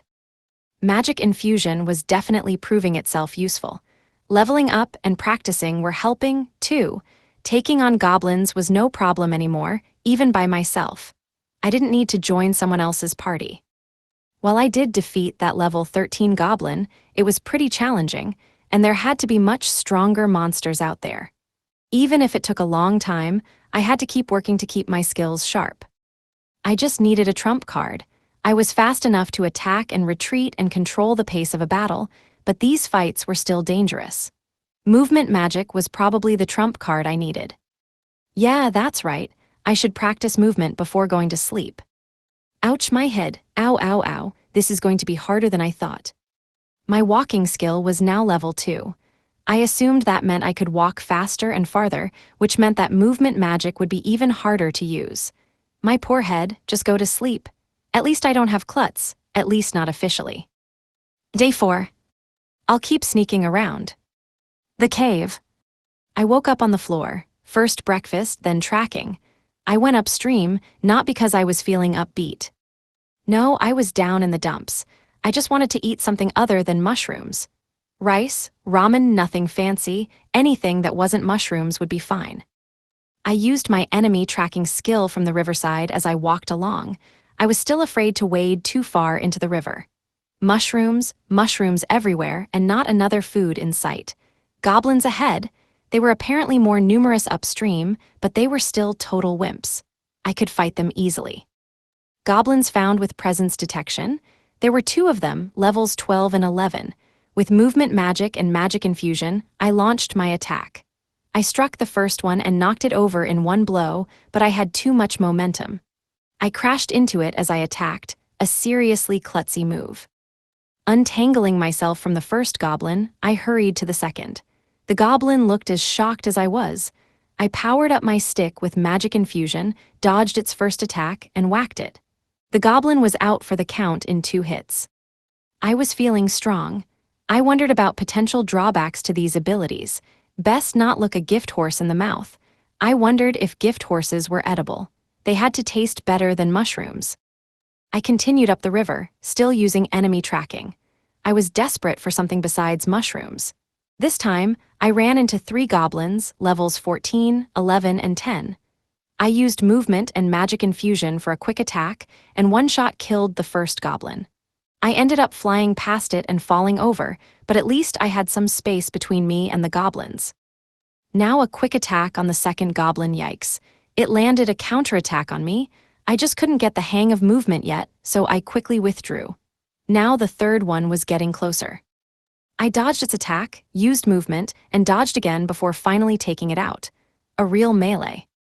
If I can wound it, victory is mine, I reflected. Movement helps get me in close, but if I can't control it, it's a double-edged sword. A double-edged stick. I had to focus on practicing movement until I could control it. I could use magic infusion without concentrating on it, but movement was still an issue. Don't tell anyone that I went flying twice, not that there's anyone to tell. I had taken an unexpected amount of damage, so I rushed back to the cave. There was the damage from the goblin's attack, the damage from crashing into the first goblin, and the damage from falling over. I was a suicide bomber. No, not even that, a literal suicide bomb. I couldn't check my level right now, but that last goblin had taken a while. It had a bracelet of some sort, so I grabbed it. Last seen on foot, suspect is considered armed and dangerous, I thought. Suspected of robbery, larceny, being a murder hobo, I was probably guilty of at least one of those. After getting back to the cave, I ate a late lunch. I used appraisal to check my level and found it had gone up. My intelligence was already 40, with everything else in the mid-30s. This means I should be way stronger than all those goblins, I thought. So why did the last one cause me so much trouble? I remembered the bracelet. I took it out and checked its description. Magic bracelet enhances power, POW plus 1%. Better than nothing, so I put it on. I wasn't a monster, but I needed all the help I could get. It was evening before I knew it. My stamina was fully restored, so before it got dark, I went back upstream. I could check out all of my stats just before going to bed. Even though there were mostly weak goblins upstream, and not even that many, I could feel the presence of something different. I hid in the forest and crept along in silence. Using clairvoyance, I sensed people. 6 guys. When I got closer, I recognized my classmates. They were a group of irritating wannabe delinquent kids who liked to bully the nerds but never did anything scarier than that. Unsurprisingly, they were making a racket. From my hiding spot in the trees, I used appraisal. I was too far away to see anything besides their levels and jobs. Longsword Fighter level 11, Dual Swords Fighter level 3, and Fire Mage level 2. Why such a big gap in level? I decided to keep hidden and observe them for a bit. They were all sitting by the river, talking. I approached close enough to hear their conversation, but it was a bunch of drivel. They were debating the hotness of girls in our class. Out of the 42 people in our class, 20 were girls, and the delinquents were going off about how awful it was that so many of them were geeks. Still, the geeks are the ones best equipped to succeed here, I thought. It sounded like the popular mean girls clique was on bad terms with the rest of the girls. These 6 bullies were up to no good. The leader was Katsuyama, the longsword fighter. He was going on about the nasty stuff he wanted to do with the girls, but which one taught them about using skills in this world? Probably Tanaka. They hatched a plan to ambush some of the girls, but it sounded like our class rep would be there. She'd definitely see through their plan and stop them. She had been dealing with them since first grade, after all. The 6 guys clearly haven't noticed me, but I feel like there's something else here. I snuck away from the group, but I couldn't find anyone else. Well, there's no point in getting involved, so I'll just head back. At least I knew that all my classmates were upstream, so I could avoid them. Meeting up with them would defeat the point of leading a loner life. I made it back to the cave before it got dark, beating 2 goblins along the way. I couldn't tell if the magic bracelet and the plus 1% power had an effect, but I had gotten better at concealing myself and easily snuck up on them. It was good practice. Then, as I continued to sneak my way back, I encountered a rabbit, the first animal I had seen. Does that mean I can only find animals while hidden? I caught the rabbit, and it appeared in my inventory alongside the mushrooms. It would be my first proper dinner in ages. I cooked and devoured the rabbit. It was delicious. How many days had I gone without fresh meat? Of course, I still had mushrooms on the side, but they were tolerable as a side dish. Mushrooms had been cast as the main character too often lately. What's worse, they were doing solo performances. Now should I practice magic or make some furniture? I needed to keep experimenting. I tried using packing magic on the cave earth, whacking it with my stick, extending it, making it denser, denting it, raising it up, making it into a shape. I ended up having so much fun playing around that I lost track of time. It was late at night. I pulled up my stats. Name, Haruka. Race, human. LV, 3. Job, HP, 35. MP, 432. VIT, 37. POW, 35. SPI, 38. Dex, 38. Raise, 36. Int, 40. Luck, max above limit. SB, 18. Combat skills. Cane Mastery Level 2, Evasion Level 2, Foresight Level 2, Magic Infusion Level 2. Magic, Heat Level 2, Movement Level 1, Packing Level 1, Weight Level 1, Fire Level 1, Earth Level 1. Skills, General Health Level 1, Sensitivity Level 2, Calisthenics Level 2, Walking Level 2, Servitude Level 1, Appraisal Level 3, Clairvoyance Level 1, Presence Detection Level 2, Enemy Tracking Level 2, Magic Manipulation Level 1, Presence Concealment Level 1, Stealth Level 1. Titles, Shut-in Level 2, Neat Level 1, Loner Level 2. Abilities, Corporate Proactiveness Level 1, Master of None Level 1, Blockhead Level 1. Equipment, Wooden Stick, Clothes Set, Leather Glove, Leather Boots, Cloak, Contact Lenses, Ring of the Destitute, Bag of Holding, Monster Bracelet Power plus 1%. My shut-in and loner levels had gone up. Was that because I didn't try to interact with my classmates? Because I'd been having plenty of fun by myself? If my neat level had gone up too, I might have started screaming. Those were some savage titles. And earth magic? I must have gotten that when I was trying to use packing magic on the cave floor. But did that really count as earth magic? I guess if cooking mushrooms was enough to earn me fire magic, packing some dirt would be enough for earth magic. Magic was a piece of cake in this world. Being careful when I was sneaking around seemed to be fruitful. Presence concealment and stealth were great skills to have. Now I could sneak up on and take out goblins no problem, like a pro assassin. Well, I was unemployed by definition, but still, I felt like a professional. I'll keep sneaking around tomorrow and get those levels up, I thought. I feel like I'm living an honest, stable life here. There's nothing flashy like in a novel. No one would ever be like, I'll sneak more tomorrow, in a real fantasy story. But that's just what I was going to do. Probably, definitely. Day 5. What kind of town would be interested in buying a ton of goblin clubs? The cave. Hello there, Goblin. A pleasure to meet you in this mushroom-filled forest. I killed it. Goodbye, Mr. Goblin. That's pretty much how it went as I walked through the forest. Mushroom, mushroom, goblin, mushroom, mushroom, goblin, mushroom, mushroom, goblin, goblin. To hell with this. Even when I looked around with appraisal, there was nothing to eat besides mushrooms and some herbs, and then a bunch of goblins. But no, even I wouldn't eat goblins. That rabbit was delicious, but I didn't have any ranged weapons or magic to make hunting them easier. I could conceal my presence with stealth, approach, and pounce. Presence, concealment, and stealth were coming in handy. They were way better than the skills that the old geezer foisted on me, so why even bother with the White Room? Was there any point? Next time I saw him, he would have a lot to answer for. Mushroom, mushroom, oh, a goblin.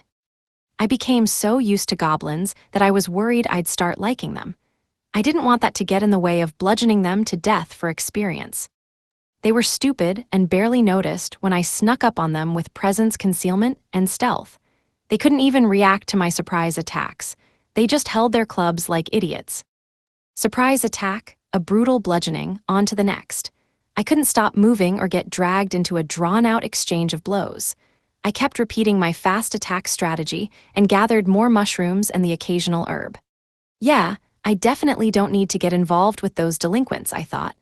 There weren't many goblins near the cave, but the ones I did find there were strong, between level 10 and 15. I couldn't kill the level 15 ones in one hit, unless I put all my strength behind my swing. In the forest there were a lot more goblins, but they were weaklings, mostly under level 10. Oh, and more mushrooms. Yay. I occasionally heard the sound of a bird overhead. I could really go for some grilled chicken skewers. I didn't have any way to attack from a distance, though. When I greedily looked up at the flying potential kebabs, I realized for the first time that the trees of this forest bore fruit. Fruit was edible. At long last, I'm free of the mushroom curse. Thank God for these contacts, I thought. Even in the darkness beneath the trees I could see tiny objects. Good vision was a blessing. If they sold contacts like these back in the real world, I would definitely wear them. They didn't fix my face, but whatever. I climbed up the tree, grabbed a fruit, and tasted it. It's sweet. A little tart, but it was the first sweet flavor I had tasted in what felt like ages. I didn't have a sweet tooth or anything, but given how limited my food options were in this world, it tasted delicious. It's making me nostalgic, I thought. They were small and not especially filling, but I decided to pick as many as I could. These won't ruin my svelte figure, will they? Besides that, I encountered more mushrooms and goblins and mushrooms, and last but not least mushrooms and goblins. Enough! Think of all the suffering they're bringing to this world. My suffering. I couldn't find any more strong goblins anywhere, and I had too many clubs to count in my bag. Maybe I could sell them in a town? What kind of town would be interested in buying a ton of goblin clubs? I'm losing focus. At this rate, I was going to make a mistake. Just one thwack to the face would still mean certain death. I was getting a lot better at using movement, but if I couldn't focus, I would simply go flying. Crashing face first into a goblin's club would be a good way to get myself killed. All right, time to go home, I said aloud. Wait, am I thinking of that cave as home now? Regardless, I retraced my way to the cave. More goblins and mushrooms and goblins. If life gives you lemons, make lemonade. Well, life's giving me mushrooms, so I'll make the most delicious mushrooms the world has ever tasted. The big problem was that my only other ingredient was salt. Once I got back home, I felt all tension leave my body. A side effect of being a shut-in, maybe? If this keeps up, I won't be able to leave the cave at all. In most light novels, when you use up all your magic, your MP and your magic skills improved. That was why I used my magic to heat up my dinner. Now I've got more dried mushrooms than I'll ever need. Next, I should use earth magic to make a stone grill. I kept refurbishing my cave and practicing my magic, and eventually felt tired enough to sleep. I always fell asleep after exhausting my MP, so I was getting really good sleep in this world. Why was I brought to a world without beds? I'd been summoned to a forest full of mushrooms, goblins, and nothing else. Was I summoned to protect a world from the looming threat of mushrooms and goblins? Could this be all the world had to offer me? Mushrooms, goblins, game over. Shouldn't a forest be a treasure trove of ingredients? Why was it only a mushroom trove? I didn't know if there was something off about the vegetation, or if this forest was just weird. I was getting comfortable here, but maybe other places would have better food options. With a shudder, I realized that if I stayed here, I'd have to live the rest of my life on mushrooms alone. What to do? Even without going back into the woods, I had enough mushrooms to last a lifetime. Going out only meant more mushrooms. I was on my way to becoming an extreme shut-in.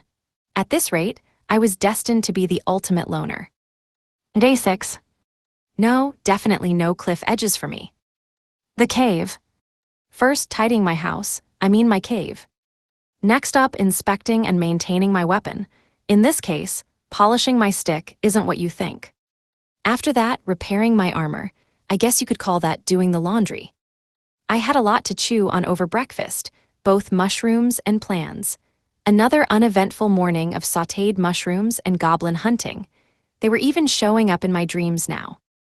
Am I falling in love with them now? Nuo. I wasn't leveling up anymore either. That must have been caused by Master of None and Blockhead. Neither seemed to have any positives. Master of None must have prevented me from focusing on any single skill, so they didn't level fast.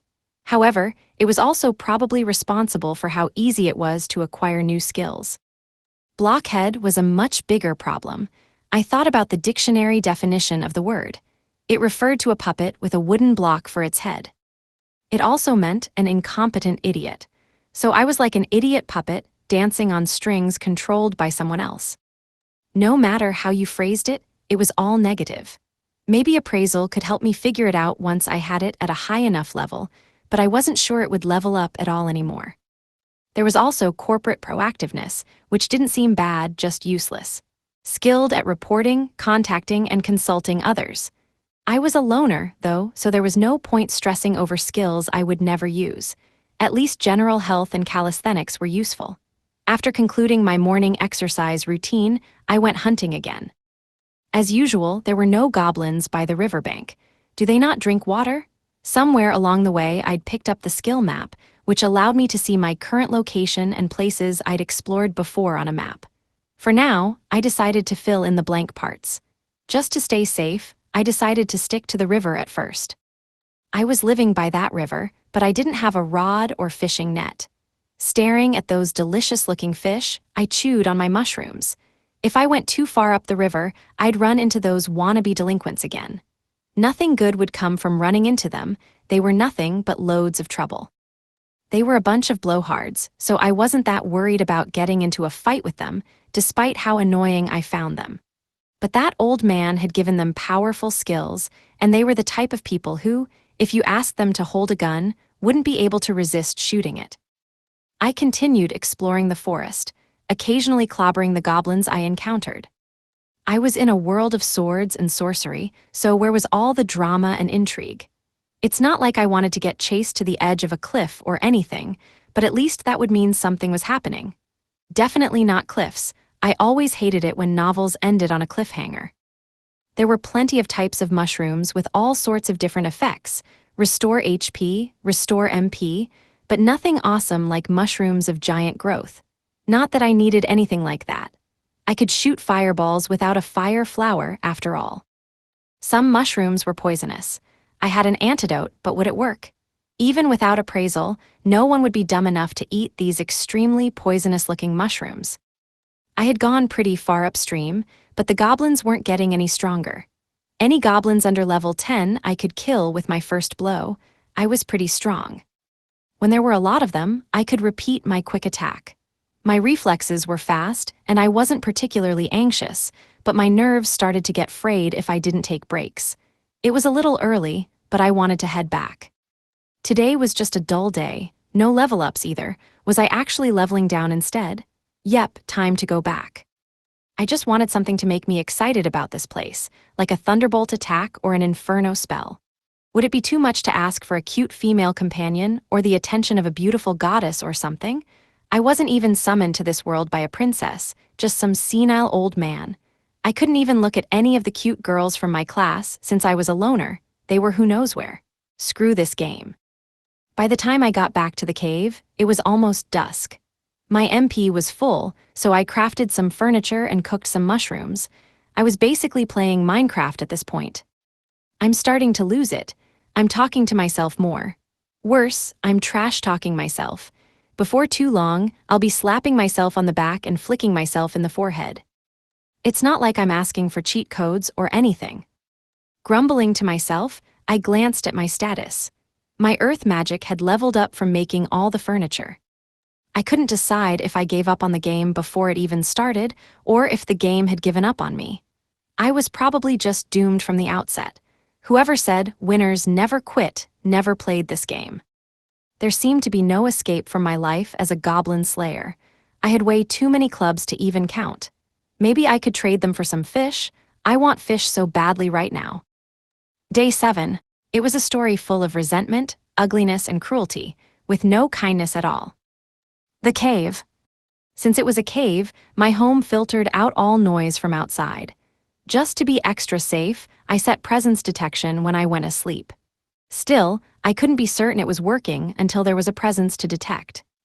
As soon as I set it on, I immediately detected something very loud coming from the forest. There was no way I could sleep through that racket. I went outside to tell whoever it was to shut up.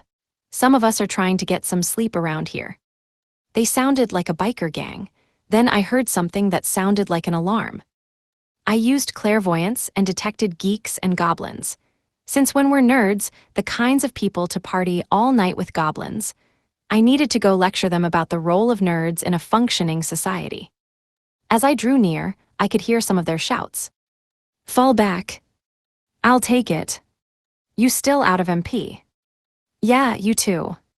The nerds were flustered as the slavering, howling goblins attacked them. Why'd they have to be so damn loud? It was 4 of my classmates. They weren't bad guys, just hardcore geeks who got bullied all the time. I thought about charging in and telling them to keep it down, but something wasn't adding up. They had all those overpowered cheat skills, and as huge fantasy manga nerds, they should have been experts on how to survive in fantasy worlds. Why were they being so noisy? What if they see me as an enemy? I knew that in a lot of light novels, bullied kids who were summoned to another world took the opportunity to get revenge on their bullies. But it's not like I was one of the bullies. The nerds had always recommended books and games to me. Should I return the favor by helping them out? I moved closer and used appraisal. There were 5 goblins, levels 13 to 15. They should be fine then. They were all level 16 and had awesome classes like Guardian, Ninja, Saint, and Sorcerer. Damn it, why am I the only one without a cool class? The Guardian was tanking the goblins with a large shield and a spear while the ninja launched one attack at a time before retreating behind the Guardian. Behind them, the Sorcerer and the Saint attacked with magic.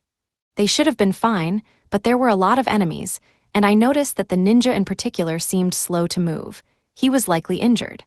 The Sorcerer and the Saint were out of MP and had to switch to melee attacks using a spear and hammer. Still, they were level 16, so this fight should have been a piece of cake. I could handle those goblins at level 3. Were they just too tired? One of them was obviously out of shape. All right, time to end them with one more hit. Get them together in one place. Roger. Earth Lance. Wow, he killed 3 with that one attack. I was way more tense watching them fight than I was in my own battles. Only 2 left, surround them. Hi there. What are they even trying to do? Why was I getting a bad feeling?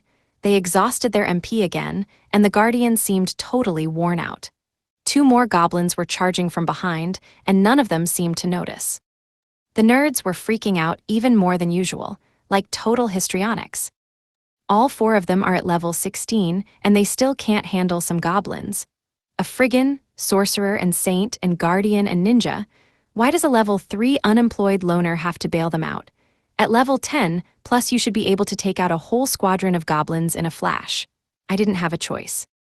Stick attack. I charged from behind and felled the 2 goblins in quick succession. You guys all right? All 4 of them shouted in unison, "What the heck? Is that you, Haruka-kun?" Most of them looked completely panicked.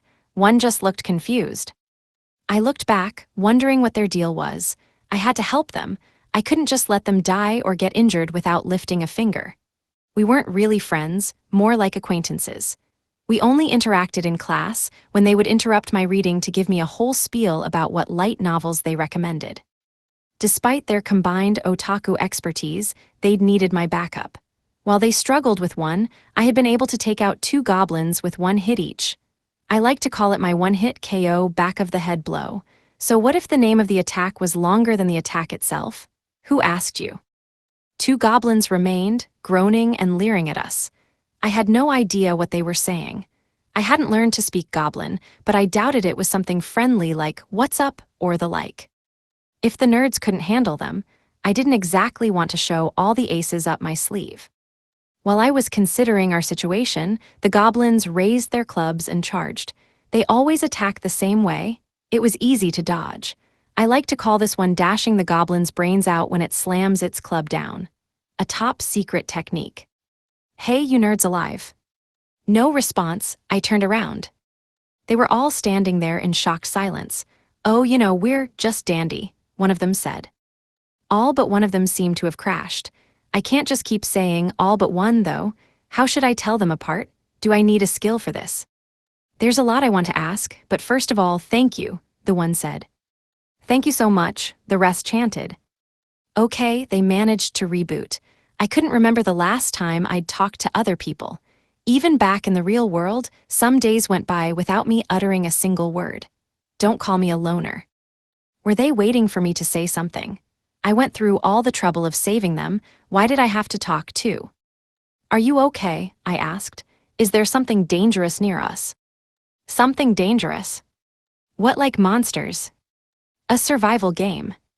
What a wild guess. That one did lend me a book about a game where people gambled away their lives, though. Wrong genre, this is a fantasy world. I might have made things awkward. I didn't mean to imply there was danger lurking nearby. With their skills, they were supposed to be the dangerous ones. I was the weirdo stuck with worthless skills like general health and walking. Why me? Why me? I remembered that someone must have taken the skill puppetry. Whoever had that was definitely trouble for me. They would have had no trouble puppeteering a blockhead. Maybe I could trick whoever had that skill to trade it for blockhead. The nerds glanced at each other and started taking all their equipment off and placing it on the ground. That's a great idea, just disarm right here, I thought. Not that I had room to criticize. I was trying to survive while only able to wield a stick. "Bad idea, this forest is too dangerous," I said. They gathered their weapons.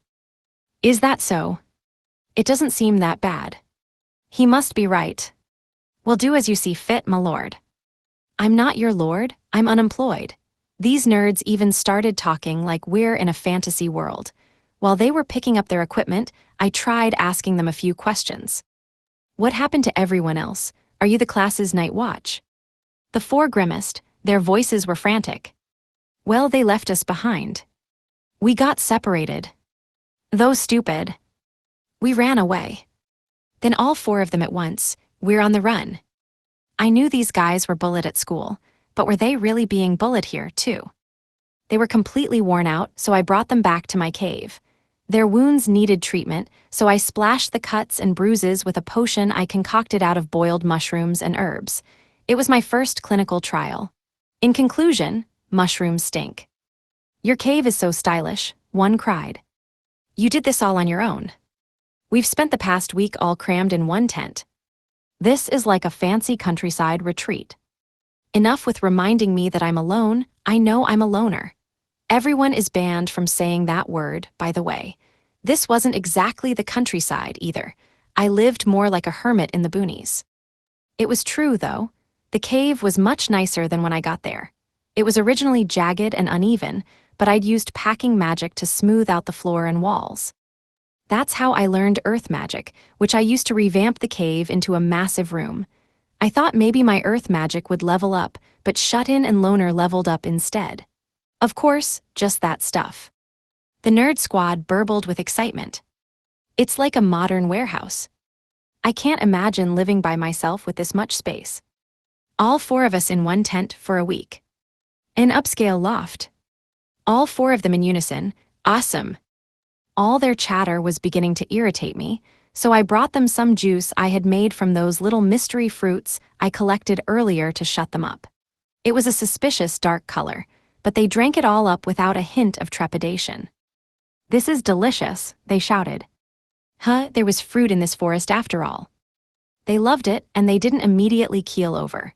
Juice experiment, triumphant success. I tried asking them what in the world they'd been doing in the forest for the past week. Their response was a lot to take in. A lot of stupid stuff, not because of them, but because of everyone else. They took a long time to fill me in on everything that happened. It was a story full of resentment, ugliness, and cruelty, with no kindness at all. All of my other classmates were summoned into the forest at the same time. There were 42 of them. I can't even remember any of their names. Apparently, the old dude's explanations didn't sit well with the class. Chaos erupted. No surprises there, especially the typical behavior from the wannabe delinquents and the mean girls. First, the wannabe delinquents started swinging swords around and shooting spells everywhere, and when they finally stopped, everyone else got mad and attacked them. The mean girls kept moaning about how they didn't know what was going on and demanding that everyone else fix things and make them comfortable. The normal girls burst into tears. The sports club guys got into a huddle and ignored everyone else. The regular guys just blended into the background. Only the class rep was completely unfazed, even when they were transported to the middle of the forest. In the meantime, the nerds had totally guilelessly exchanged all the information they'd gathered about their stats, abilities, equipment, and spells. And of course, because of all the ruckus, a bunch of monsters attacked. Goblins swarmed in from every direction, and even the class rep freaked out. Even she has her limits, I thought. The mean girls shouted at the guys to protect them. The wannabe delinquents, who had been swinging their swords around and screaming up until then, froze up as soon as the monsters appeared. The morons, the regular guys, stayed little more than extras in the background. In the midst of the chaos, the nerds, who had often dreamt of being sent to a fantasy world, easily adapted to the situation and managed to drive the goblins back. Soon, the jocks joined the fray. With their help, the battle was won. After that, the class rep somehow managed to get the unruly mob of students to listen to her. She directed everyone to head to the riverbank as it was probably less dangerous. As they marched, the nerds gathered mushrooms and foraged for food. Even though most of my classmates were annoying and totally useless, it sounded like somehow they all made it there safely. Everyone was quiet. Either they had learned the hard way to shut up or they were just exhausted. The evening passed by in relative quiet. The nerds lit campfires, set up tents, and even cooked dinner for everyone. It sounded like the nerds had practiced survival skills regularly back home, just in case they were ever summoned to another world. Just how ridiculous can you get? They really did think they were living in a manga. Class rep kept everyone in line and helped set up the campsite while the nerds taught their classmates how to pitch their tents. The nerds went overboard with their own camp preparations without even consulting her. They hadn't been ostracized, they just didn't think to collaborate with anyone. Typical. The sorcerer made a fence and mowed around the camp using earth magic and his survival abilities. The ninja went out on reconnaissance, set traps for goblins, and managed to take a few out. The saint cured the injured and sick with his healing magic, and the guardian patrolled the camp and kept the campfires burning. They eliminated any goblins that approached. These guys are intense. Fortunately, the surrounding goblins were all weaklings, and everyone gradually settled down and started discussions. They set up a rotation for the night watch, planned their next steps, and thought about how to get food. Class rep asked the nerds for their input and came up with her own ideas. Issues were raised and dealt with, one by one. If I ever see her again, I'll have to address her as her royal class repness. But as expected, something went wrong and the wannabe delinquents were to blame. The mean girls made a fuss first because they were having trouble setting up their tent by themselves. Class rep offered to help, but they declined. They were hoping some cute guys would offer to do it for them. We never wanted to come here. Dinner was gross, make it again. Get us out of here. They whined about everything under the sun. Before too long, the wannabe delinquents decided they would go on strike, insisting that the nerds should have to do all the work themselves. When the class rep tried to intervene, they started threatening her and acting violent. It was only a matter of time. The camp had split into factions and fallen into chaos. Obviously, they couldn't keep it together for long. A bunch of dumb high school sophomores, without even a teacher to keep them in line, were suddenly plunged into life and death struggles with literal monsters. Even the class rep, who was a born leader, couldn't handle it all by herself. She must have understood that. No 16-year-old girl could have kept control in a situation that crazy. "That's it, I give up," she'd said, hanging her head in defeat. Everything fell apart. So, from then on, nothing was decided, and no one knew what to do. So there they were, unwilling to cooperate even if it was a matter of survival. For the first time in their lives, they couldn't get what they wanted just by complaining loud enough. They had no established rules, and even their factions fell apart. They were just 42 individuals with dangerous, overpowered skills. They may have been low-level, but they were still formidable. They didn't know how to use their abilities, how to fight, or what kinds of dangers lurked in this world. And yet, they all bickered amongst themselves instead of cooperating. The best possibility for survival would have been under the leadership of the class rep and the guidance of the nerds. The camp was doomed from the moment that the class rep gave up, but I couldn't blame her.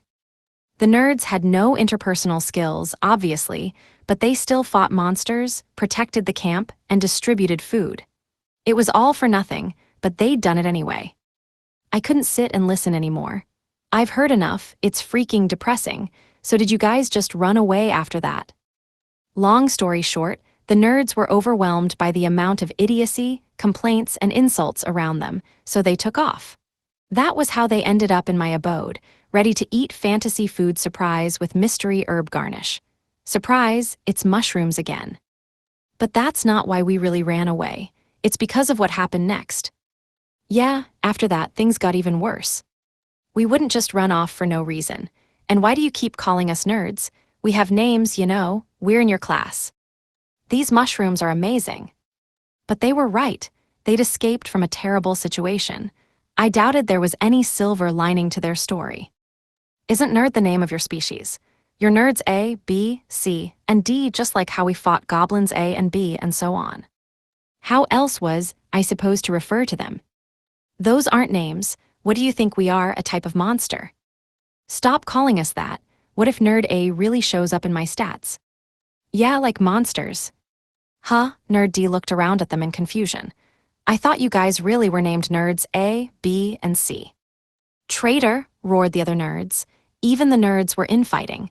Whatever happened next in their story couldn't be good. All right, enough joking around, one of the nerds said. Haruka-kun, how did you end up here? I wasn't joking, but I decided to let the matter rest. Well, I was summoned here like the rest of you, but I didn't run into anyone else, I said. That was probably another benefit of the loner title. I thought you'd gotten away from the magic circle. You were running like crazy. You were incredible, they shouted. Huh, had they been watching me in the classroom? We were all in the middle of the classroom when it got pitch black except for the magic circle, I continued. The circle gradually became brighter until it suddenly flashed blinding white, and the next thing we knew we were in a white room. But you were all so calm, no one reacted. Yeah, I was fine with it because I knew we were getting summoned to another world. But first you tried to break open the window, and then you climbed a locker before disappearing into the ceiling. I was pretty surprised. So they were paying attention to me. In most of the books I've read, getting summoned to a fantasy world comes as a surprise, doesn't it? I mean, it was totally epic, but wow, you were so on top of your escape back there. It was like watching a movie. I mean, I didn't see you myself, but the other guys told me about it later. It wasn't like a movie. There's never been a movie about a guy who escaped getting summoned by jumping out through the ceiling, one of the nerds shot back. Yeah, that was one of a kind. Normally, you'd just give up after the door, and the windows didn't work. You were practically a ninja. What was that supposed to mean? He was literally a ninja. We all took turns having a bath and then napped for a while. We shared some information and discussed our plans. After that, they continued their story. Boy, did things get ugly. In the end, the nerds were the only ones doing all the chores like gathering food, keeping the base in order and fighting the monsters. Class rep and some of the other students did their best to help out, but everyone else just complained nonstop about the nerds' efforts. When they weren't whining that there wasn't enough food, they were insisting that the tents were too small. I'd been working way harder than them, and I was technically an unemployed hermit. The nerds worked hard to level up, partly to fight monsters, but mainly because someone in class had two of the god-tier abilities, mesmerize and puppetry. The only ways to fight those abilities were to level up, earn resistance skills, or to find those students and seal their power. Powerful skills like those required a lot of skill points. Mine didn't require skill points, so they were definitely not powerful. Of course. Eventually, the nerds learned appraisal and leveled it up to try to find out who was using mesmerize and puppetry. Whoever took those skills must have been up to something. Maybe their appraisal level wasn't high enough, or maybe inactive skills couldn't be detected. Either way, they didn't figure it out. Maybe the culprit concealed their skills somehow, but the nerds should have been high level enough to break any concealment. I was literally the last one to pick my skills, and those were definitely taken, I said. So somebody's playing a twisted mind game. One person had turned the camp into their own sick playground and was bending others to their will without them knowing. We were some of the first ones to pick, and those skills were already gone, one of the nerds said. Just one of those skills is enough to play sadistic mind games. Someone using both of them is just unfair. Knowing these nerds, they definitely skipped past the old dude's explanations and went straight to ogling the skill list, which meant that almost immediately after getting to the White Room, someone took mesmerize and puppetry. Maybe they wanted to control other people, or maybe they just wanted to start a harem or something. Probably both. It's not like that's a good reason. If anything, it made the mind games even creepier. And your bathtub is insane, Nerd B suddenly exclaimed. It's even got decorations. But without beautiful female servants, even a beautiful bathtub feels like the desolate sea, Nerd C sighed. Then go drown in it, Nerd D shot back, and we all laughed. The nerds took turns telling me the rest of the story while the others slept. I want to sleep too. This story is way too long. Day 8. If we rescue them, do you think they'll let us touch them? The cave. The next morning, they continued their story over breakfast. Swallowing a story this dour in between mouthfuls of mushrooms threatened to give me indigestion. After I complained, swore, and criticized their storytelling, they got the hint and told me the short version. They seemed disappointed, like they enjoyed recounting their own misery in all its gory details. We were summoned to another world and forced to fight for survival, but the story still sounded like high school gossip about my classmates' infighting and petty drama. It was like we never left. Insults over breakfast. Those were more appetizing than mushrooms, I'd say.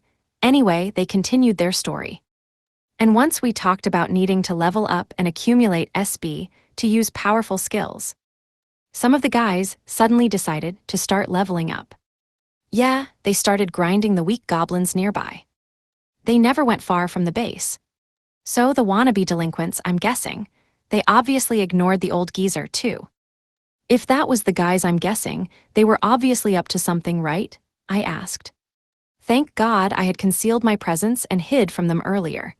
If I didn't love sneaking around so much, I'd be dead meat. The nerds had eavesdropped on the wannabe delinquents and found out that they wanted to brainwash the girls into becoming their servants, the vile perverts. I couldn't believe they announced their plans out loud in the middle of camp like a bunch of crappy movie villains. A forced harem, huh? I'm surprised the nerds didn't predict this, given how much those guys bullied them. Real badass delinquents wouldn't have gone for something as cowardly as mind control.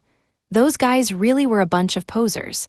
I guess the nerds weren't expecting them to try something that scummy. So, what happened next? The inevitable, of course. The nerds took countermeasures. They told the class rep everything, including their worries about the puppetry and mesmerize user, and their plan to seal him as soon as they figured out who he was. Soon after, the class rep started to level up, too. She was overpowered even before she ended up in a fantasy world. They came up with a plan and made preparations, leveling up all the while. 5 days had passed since the summoning.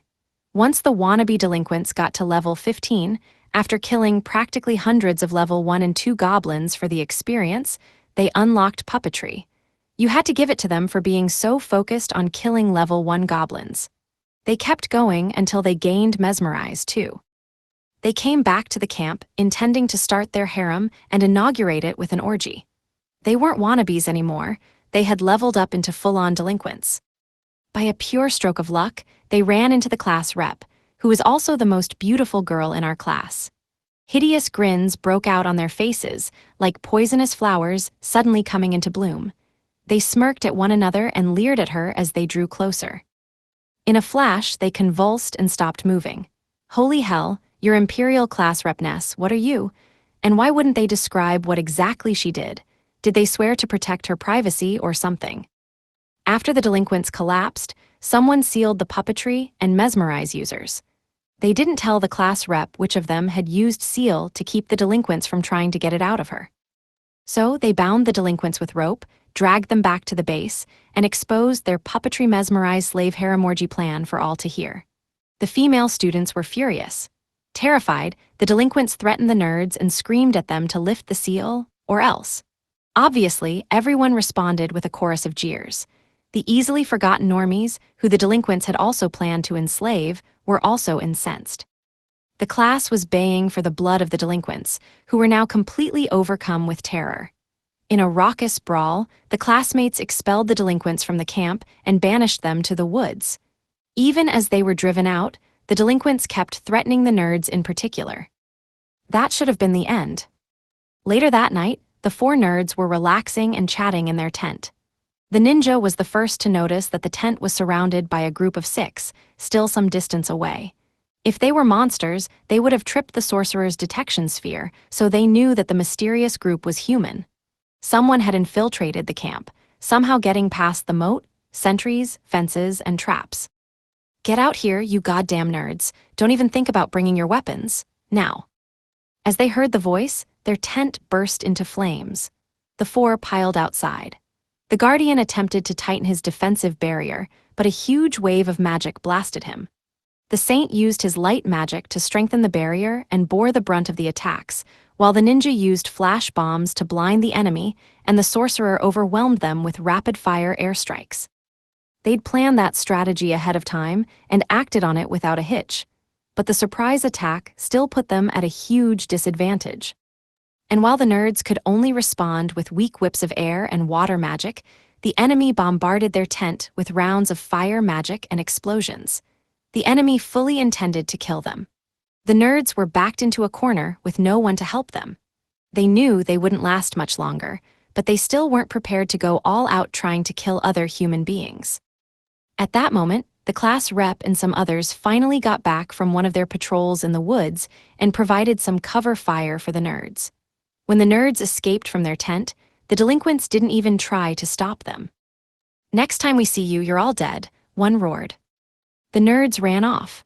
As the dust settled, the class rep could see that the camp was razed to the ground. Many other classmates were hurt in the crossfire. Worse, all the surplus food was incinerated. Apparently, the guys who were supposed to stand guard let the delinquents pass after the delinquents threatened them. "We're just here to talk," the delinquents had said. "And if you get in our way, we'll have a little chat with you too." Since the delinquents were eager to exact their revenge, the nerds couldn't afford to leave camp entirely. There was safety in numbers. They had no choice but to rebuild the camp and defenses, forage for more food, and do what they could to protect themselves. They needed to stay vigilant day and night. Despite their injuries, the nerds helped put out fires and treated their classmates' wounds. They collected all the tents that could still be used from the wrecked camp and set them back up. As they did all this, they were berated by the entire class. "It's all your fault. You shouldn't have pissed them off. Take responsibility." The other students escalated from name-calling to spitting at them, and then to throwing rocks at them. They had no allies. They were down to 2 choices: run away or kill the delinquents. 4 nerds by themselves couldn't possibly stay vigilant day and night. If they split up the responsibilities like they had been doing, anyone who did a job alone would have a target on his back. The class rep tried her best to convince the rest of the class that they would regret exiling the nerds. She wanted them to protect the nerds and acquire food in groups. Without them, the class would have to fight off both delinquents and monsters, so everyone needed to start leveling up as well. They'd relied on the nerds for their survival. She begged the class to think about what would happen if they died. But her arguments fell on deaf ears. No one wanted to fight the delinquents. Most of all, no one wanted to get killed or wounded. Besides, some students argued, if the nerds were so strong, they should be able to defend themselves. It was just like in school, when people would mooch off the nerds for group assignments 1 minute and then lash out at them the next. When the nerds asked everyone for a compromise, no one was even willing to think it through. And the nerds couldn't bring themselves to beg for forgiveness from their classmates, so they decided to take their pride with them and survive on their own. Just like that, the 4 nerds were off running, pursued by delinquents, abandoned by their peers. Their depressing story had reached its conclusion, so we took a break to eat a late lunch. Any guesses what we ate? You got it, mushrooms. Then we discussed what we'd learned since the White Room.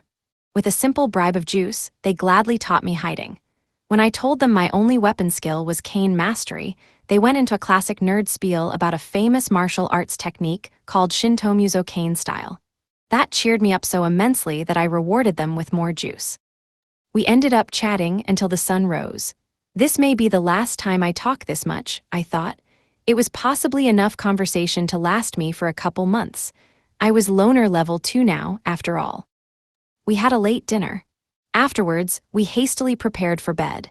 They joked that I was fattening them up like a fairy tale witch.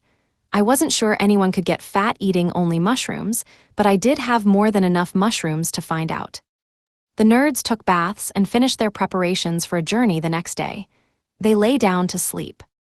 We were going to head over to the nearest town, one of the nerds said. Want to come with us? Huh, an invitation? A chance at companionship. Isn't this how people got recruited into cults and multi-level marketing schemes? I don't want to sell knives door to door. Sorry, I replied, looking away. I'm unaffiliated. The perfect answer. Affiliation? We're not talking about affiliations. God damn it, don't be persistent about this. I'm not interested in subscribing to any magazines or anything, I responded. How about that? My final answer. Magazines? What are you even talking about? Kind of freaky that you're thinking of magazines in a fantasy world. Even that didn't dissuade them. They're being so earnest that it would be rude to keep joking about their cult. Seriously, I have no interest in adventuring.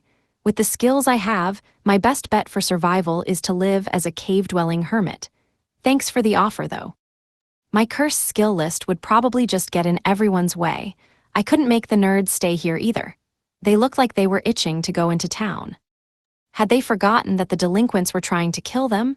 Truthfully, I did consider going into town to become an adventurer.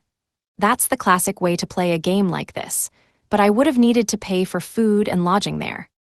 To get that kind of money, I'd need to fight powerful monsters. Here in this cave, I could live rent-free with unlimited food from the forest and no real threats or dangers. I might have lacked some material comforts, but the forest was safe.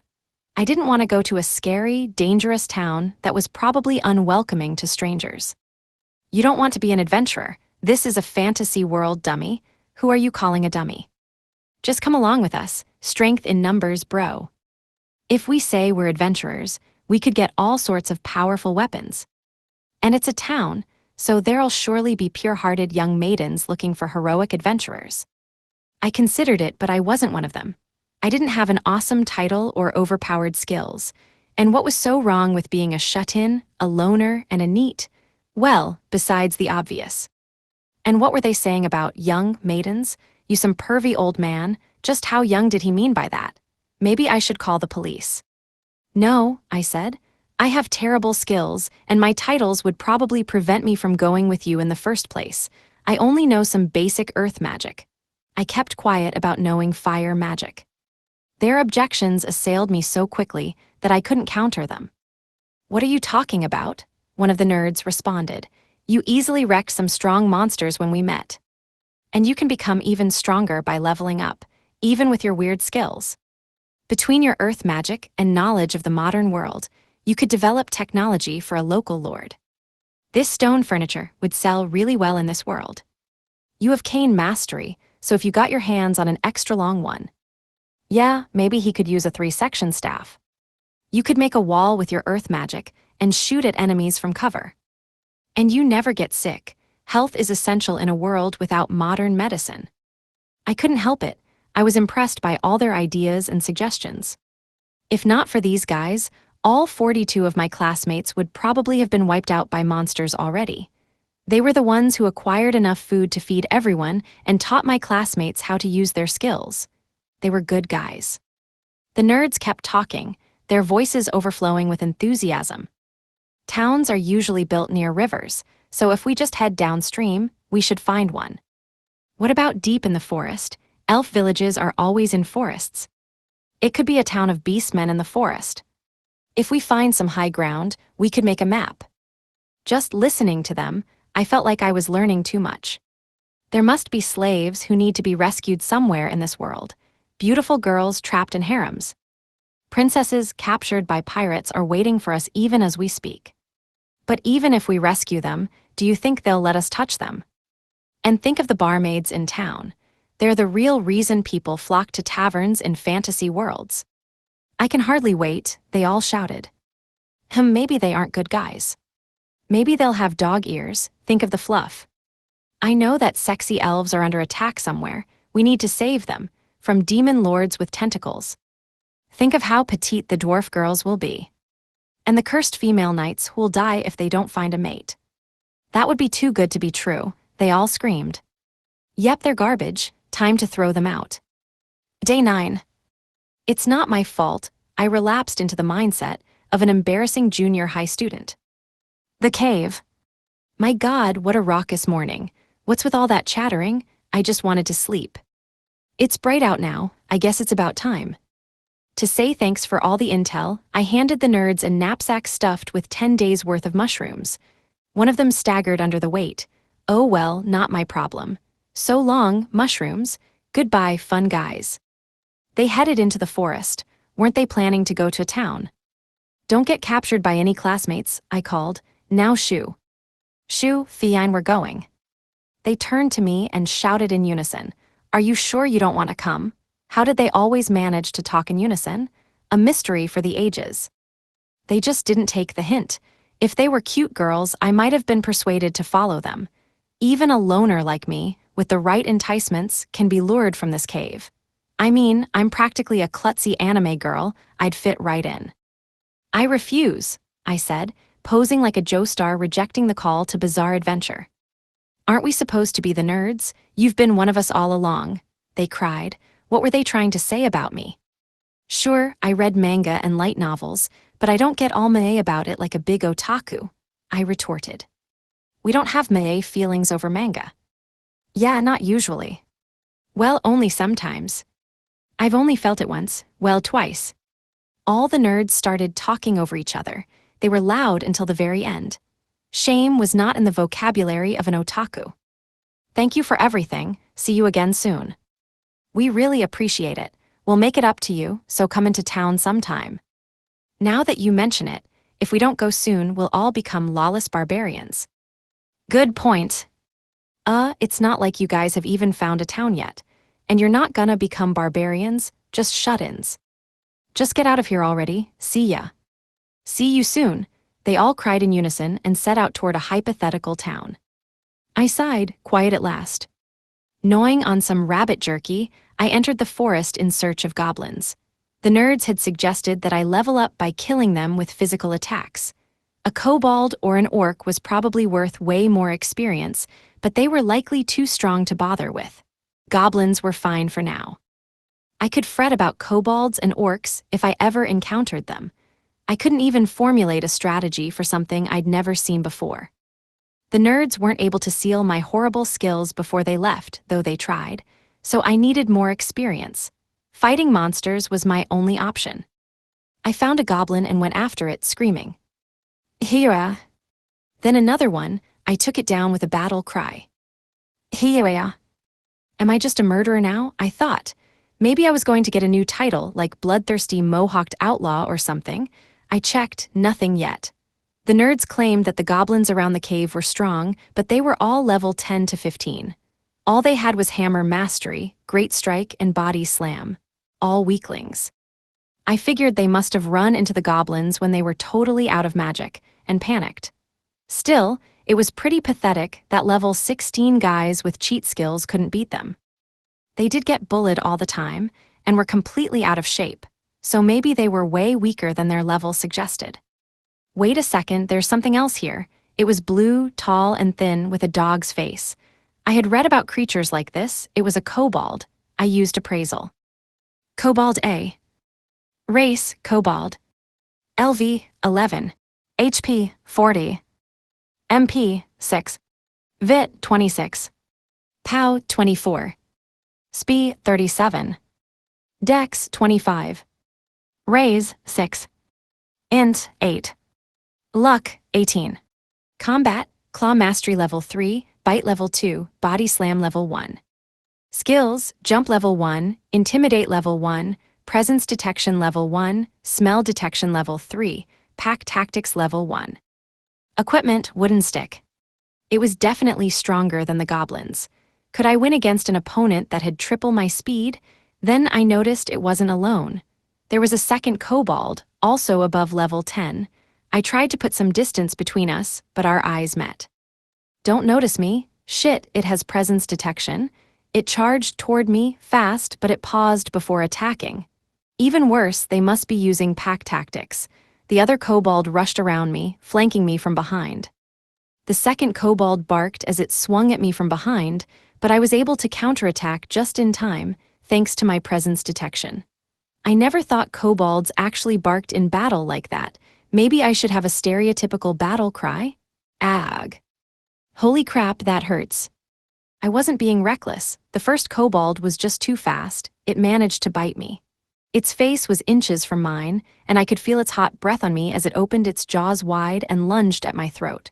I barely managed to shove it away with the blunt end of my stick, but not before it sank its teeth into my hand.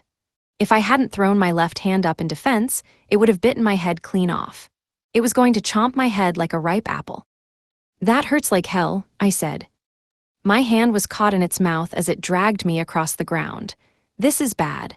It was too close to stab with the end of my stick. Because I was pulled off my feet, my swings had no weight behind them either. With my hand stuck in its mouth, I could easily target the kobold's head, but I wasn't doing any damage at all. My hand radiated pain, and the beast kept swiping me with its claws, causing even more agony. Damn it! I concentrated and infused my stick with even more magical power, then used weight and packing magic to make it even heavier and stronger. I swung the stick from my shoulder like I was hammering a nail. Take that! My stick crunched into the kobold's head, sending it exploding in every direction. Oh my god! Crushed kobold was revolting. That was my closest brush with death. Calming down somewhat and setting aside my thirst for vengeance, I plucked out a magical stone from the remains of the kobold. I used appraisal. Spellstone F-class. No better than what goblins dropped, even though the kobold was much stronger. That didn't make any sense. In the typical light novel, you'd be able to sell spellstones like that in a town, but if you got an F-class stone from a kobold, you'd be way better off sticking to goblins. Adventuring guilds have it rough in this world, if guilds even exist in the first place. I checked my stats. That was close. I reached level 4, but I'm nearly out of HP. HP, 750. MP, 947. That's bad. I won't survive another real fight. I hid my presence and carefully retraced my steps. Sneak, sneak, sneak. After some time sneaking, I sensed something nearby. Oh, it was only goblins. Hi-ya, I took care of them. Home sweet home. I was so exhausted that I could barely drag myself into bed, but I managed to tumble into it before I passed out.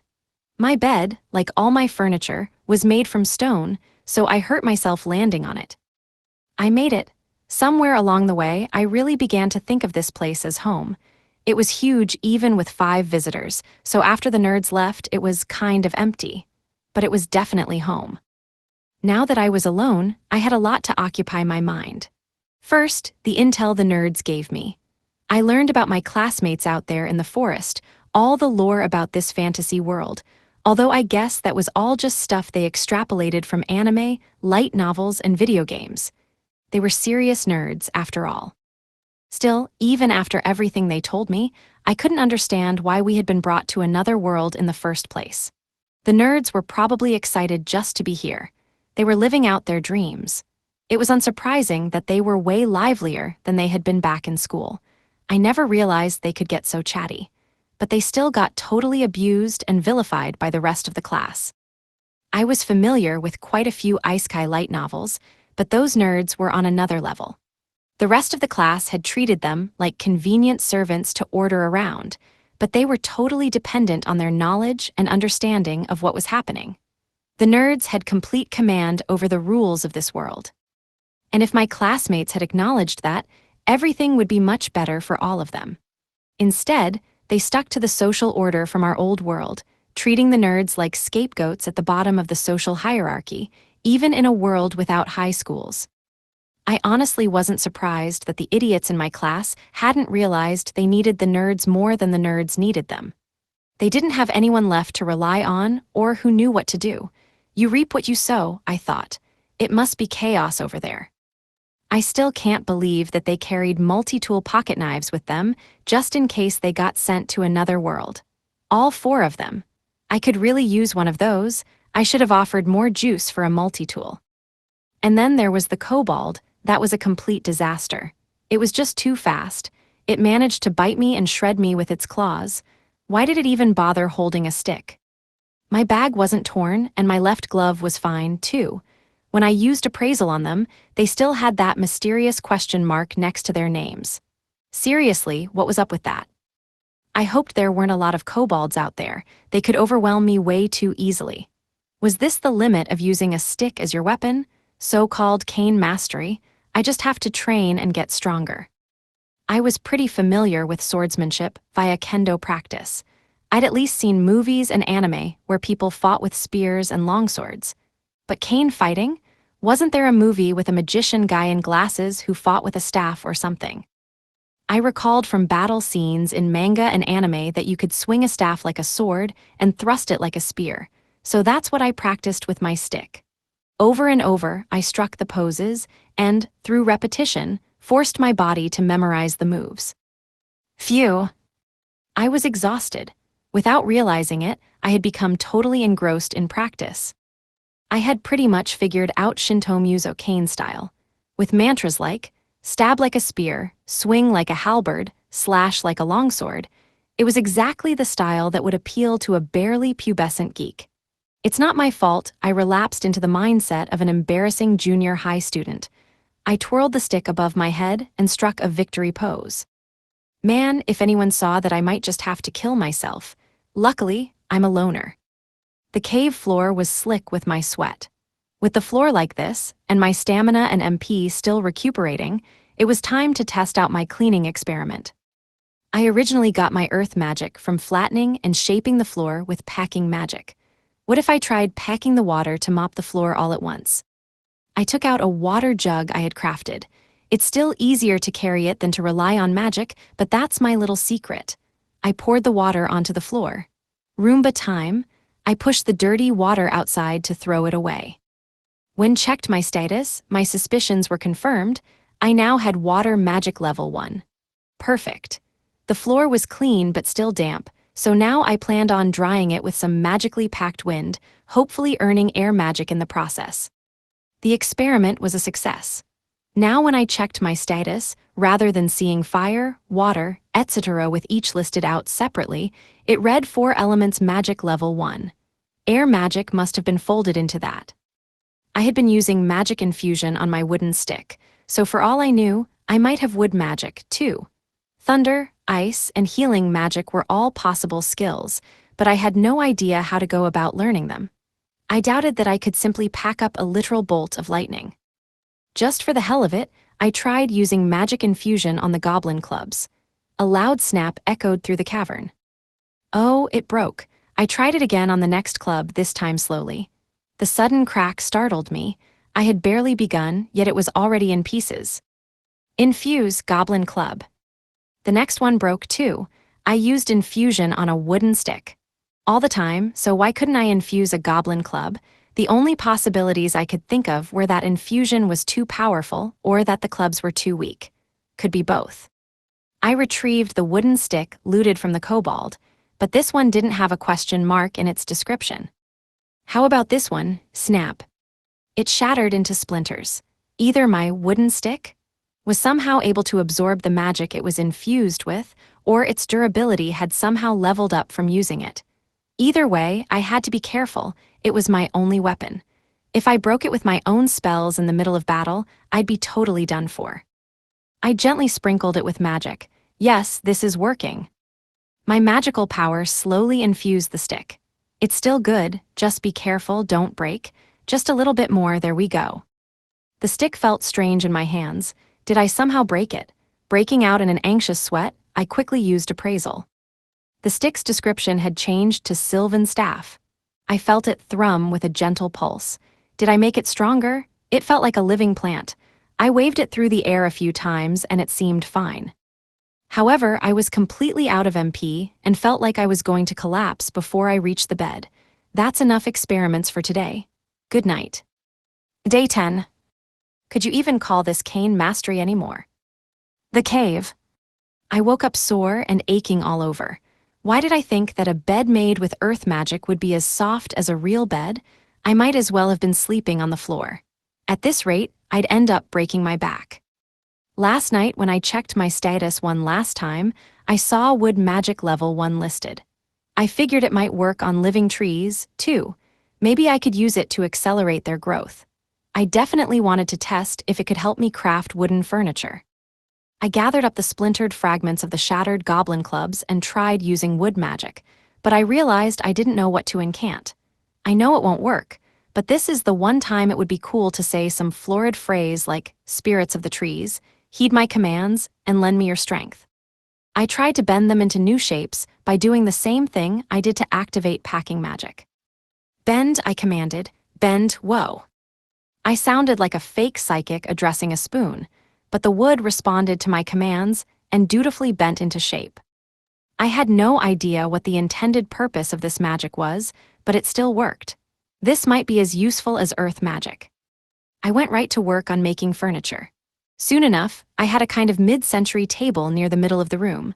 A long, rectangular countertop with goblin clubs as the 4 legs, 8 four-legged chairs in a modernist style around the table, a wide, round love seat in the center, and even a big bowl-shaped chair up against the wall.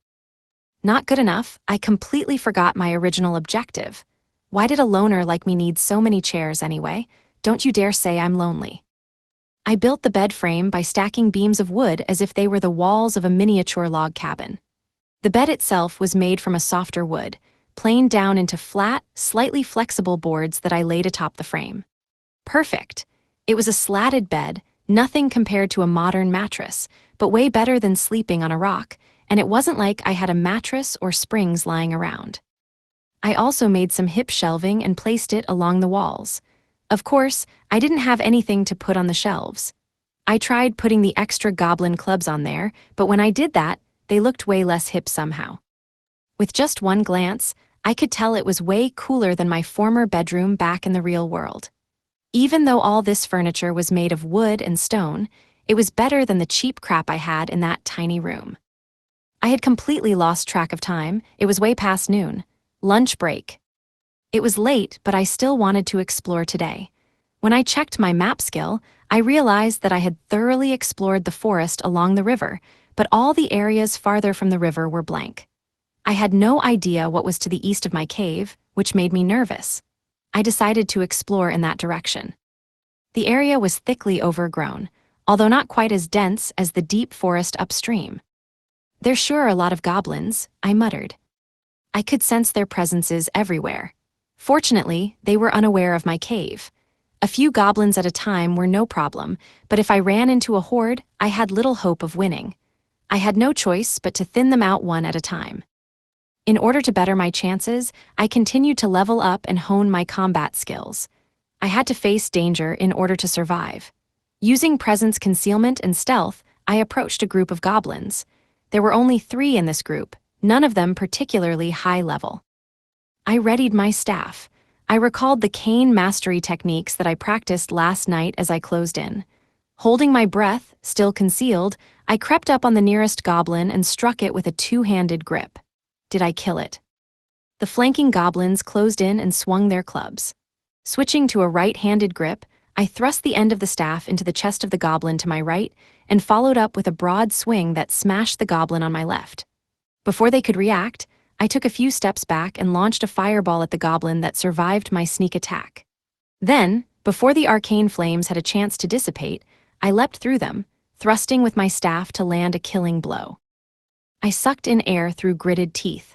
No time to rest, the one on the right still has some fight left. Finishing the battle, I jabbed that monster with the blunt end of my staff. Before the dust had a chance to settle, I concealed my presence and surveyed my surroundings. Hell yes, my practice paid dividends. Practicing was mortifying, but it was worth it. Maybe I was too effective, because the first goblin was still spurting a fountain of blood, headless. My staff was infused with magic, and I had slashed like it was a sword, but could it really have beheaded a goblin? Was this the true meaning of slash like a longsword? Shintomyu's is incredible, I thought. Obviously this is still a wooden staff, so it must be an additional effect of magic infusion. Did my new acquisition of 4 elements magic improve magic infusion, too? Sure enough, there was definitely a stab wound in the chest of the second goblin. When I thrust, I had imagined that I was holding a spear, so my staff must have pierced like one. Strange, did my staff extend itself when I swung widely? The goblin I smashed couldn't have been in range, but I imagined a halberd swing when I attacked. Shintomyu's cane style could work miracles. It can make my staff sharp as a sword and as long as a halberd. Though it's not like I'm using the actual style, I just made something up based on what the nerds told me. If there was a martial arts technique that could do stuff like that in the real world, it would be incredibly famous. Magic is wild. At least I think this is magic. I also managed to easily shoot a fireball. Maybe I channeled the magic through my infused staff, but yes, it was definitely a fireball. It only flew about 10 feet, so maybe it was a short-range fireball. No, just call it a regular fireball. I thought about going back to my cave to do some tests and make sure I could still shoot a fireball. On the other hand, I already made it this far. I felt like I was asking for trouble if I spent any more time practicing alone in the cave. My shut-in, neat, and loner levels were going up. If I went back to the cave, could I even muster the willpower to leave it again? I had to move forward. Retreating and playing it safe wasn't an option. I pulled myself together and hunted for more enemies. I found 2 of them. I cut the first one down with a kesagake, a diagonal slash, and then the second one. It's just a stick. Sticks aren't swords. This thing could really kill 2 goblins in one fell swoop. It's definitely a stick, though. I stabbed another one. This thing was as good as a sword. I slashed and stabbed. Is this really a stick? The sky was beginning to darken, so I started to head back to my cave. I looked around and realized that I might have, maybe a little bit, painted the woods red with goblin blood. What an awe-inspiring scene of ruthless slaughter. This was artisanal gobocide. I puffed my chest up with pride. My level 4 stats were probably helping me wage war on goblin kind. I was quick, and I could cut, stab, and slice with impunity. So what if I went a little overboard at the all-you-can-kill goblin buffet? When one of the goblins blocked my attack with their club, I imagined a hammer and used weight magic to smash their defenses. If I wanted to fight from a distance, I only had to imagine a gun to start blasting goblins with fireballs. With my high stats, I was easily able to take down goblins, but I would still be toast if I ran into speedy kobolds or bulky orcs. This world isn't just a game, I realized, the thought really sinking in. It's like a game, but it's actually happening. I can't just restart from a save point if I mess up. I gathered as many spellstones and clubs as I could and put them in my bag of holding.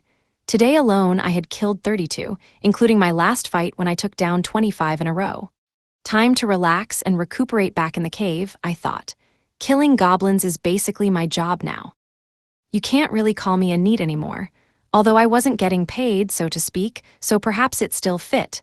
Wait a second, I'm level 5 now. Lost in thought, I made it back home. It really did feel like home now.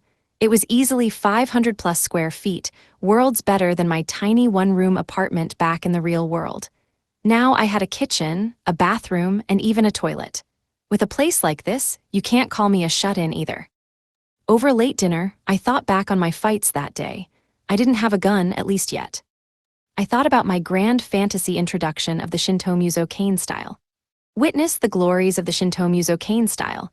Stab like a spear, swing like a halberd, slash like a longsword, shoot like a rifle, smash like a hammer. I will crush my enemies, see them driven before me. My magic is more powerful than ever before. BWA haha. Yeah, I'll never say that. I practiced casting fireballs. By picturing a gun in my mind, I made the orbs of flame much smaller but longer range. They traveled about 30 feet. Soon they were able to pierce stone. I didn't think of them as fireballs anymore, they were flame bullets. I realized that this magic only worked as long as I had a clear mental image. That was the main factor determining whether the flame bullet stopped after hitting something, pierced through a target, or set it on fire. Could you even call this cane mastery anymore? I had a lot to think about. I felt like the Association for the Study and Advancement of Cane Mastery was going to file an official complaint for abusing their techniques or something. As a loner, I didn't have to worry about that. I couldn't have become a member even if that organization was real. Day 11. They're crazy. They were crazy even back in the real world. The Cave. Presenting today's breakfast, fantasy world style. Stewed pemmican with seasonal mushrooms and herbs, lightly sautéed. Seasonal availability, salt-roasted hare. And I'm damn sick of it. I hadn't managed a meal worthy of my level yet, but I was getting better at cane mastery, if you could call what I was doing mastery. Anyhow, I definitely needed to gather more intel. The nerds, information machines that they were, had made their way to a town, but I didn't want to follow suit. I had no interest in encountering any more of my obnoxious classmates. If they found my beautiful mid-century home, they'd claim it for themselves without even asking permission. Based on what they had done to the nerds, I was confident nothing good would come from finding them. Still, I didn't know anything about fantasy worlds besides what the nerds told me. A town was a bad idea for another reason, too. I had no confidence that a visitor, totally ignorant of the local customs, could get by easily, let alone a bona fide loner level 3. Survival was my primary focus. I had to get strong enough to protect myself. My level was way below any of my classmates, and I also leveled up far slower thanks to Master of None and Blockhead. At least those abilities were still just level 1. I couldn't begin to imagine how terrible they would be if they reached level 2. The students I'd seen so far were about level 11, and the nerds were level 16. Their best stats were around the 60 to 70 mark. At the rate that I was growing, though, by level 10 my stats would all be around 120 to 150, and at level 16, probably at least 200. It's possible that later levels gave smaller stat increases, but up until now the rate of improvement hadn't declined at all. If anything, the increases per level seemed to be getting bigger. Despite having reached level 16 in only a week, the nerds had trouble managing a group of 5 goblins. Sure, they were out of magic and with only one frontline fighter, their party wasn't well suited to close-range fights. Even so, they were all level 16, with overpowered skills, and they were experienced nerds who knew all about fantasy worlds and should have been even better than their level. Yet they were nearly taken out by 2 goblins sneak attacking from behind. If I knew other people from this world, I would be able to at least compare stats with appraisal, but first I would have had to find someone willing to be appraised like that. Focusing only on stats wasn't enough anyway. Weak opponents can still find ways to trap me. The nerds warned me about the most dangerous skills that typically featured in light novels: servitude, mesmerize, hijack, and instant kill. If you weren't resistant, poison and sleep could also mean game over. The real danger in fantasy worlds wasn't the monsters, it was other people. Good thing I'm an unemployed loner shut-in, right? Despite everything that happened, the nerds still went into town. That had to be incredibly dangerous, but they had a higher purpose for their quest. Yes, they were guided by an ineffable longing for something beyond living comfortably in a cave. Girls. They made the village sound like it would have dog-eared harem girls, beautiful and mysterious elves, pure-hearted young girls to marry, and cute dwarf girls, too. The ordinary high school girls from our class couldn't compare to their nerd fantasies. Whatever floats your boat. I first encountered the wannabe delinquents when I was deep in the forest. I'd avoided that area ever since, especially after hearing the nerd's story. The nerds conveniently omitted the part explaining what had happened to the delinquents after the attack. Even though their mesmerize and puppetry skills were sealed, they probably had other godlike skills. Thanks, Gramps. If they decided that violence was an option, then the rest of the class, no longer protected by a bunch of geeks, was in danger. Why was I thinking about them? They were the rest of the class's problem, not mine. With a few exceptions, I didn't care what happened to my class. To be honest, though, I wouldn't have minded seeing the delinquents and mean girls run into a kobold. I couldn't imagine how they'd react to being bitten by one. I learned the hard way just how much that hurts. I figured I ought to check on the state of my class firsthand. Sure, I didn't care about them, but I wanted to check in on the class rep. I had two motives. The nerds were pretty worried about her, and she was absolutely gorgeous. I might be a loner, but I still have eyes. I scanned the forest in case I'd missed anything new to eat. There was nothing but an endless variety of mushrooms around here. Maybe there was other food deeper in the forest. Yeah, I'll have to go check it out. Gathering food, training, fighting goblins, and now reconnaissance. The modern, unemployed loner shut-in has many responsibilities to contend with. Too bad the world pays me in mushrooms. I needed to fill in the blank spots on my map, too. Given all that, I decided to head into the forest. From my cave, I first followed the river upstream. Maybe the delinquents had a base near the point where I saw them last time. They were talking about staying somewhere near there, but I was getting ahead of myself. Upstream, huh? Maybe I could catch some fish. I really wished I had thunder magic. The best way to fish, just one zap to catch and fry them at the same time. The forest upstream was more dangerous than I expected, but at least there weren't many mushrooms around. Actually, there was barely any food at all. Had someone eaten everything? Unsurprisingly, there were tons of goblins, but none of them posed any threat. I could still be overwhelmed, so I had to be careful with groups of 5 or 6, but they were all only levels 3 and 4, slow and weak. The goblins were so wimpy that I wasn't honing my combat skills at all. This monotonous grinding couldn't even be considered proper cane mastery practice. Maybe calling it by its very official-sounding title will make it go better, right? Then I ran into some kobolds with their dopey dog faces, levels 2 and 3. I used magic infusion on my weapon and approached, so the nerds were right. Even though they were lower level than the goblins I'd fought today, they were definitely a little more challenging. They may have been fast, but they made a beeline straight for me. Did you learn to fight from goblins? I just interrupted their charge and whacked them with my stick. I guess this is technically cane practice. I have to pay attention to timing at least. Battling the two kobolds, I realized that they hardly ever use their monster skills. The kobolds didn't even bother with pack tactics. They just kept trying to bite me. It was easy to get used to fighting these guys. I was starting to understand why the nerds might have had trouble with the goblins. Even the same monster can be a totally different fight depending on its level. This was nothing compared to the kobolds I faced before.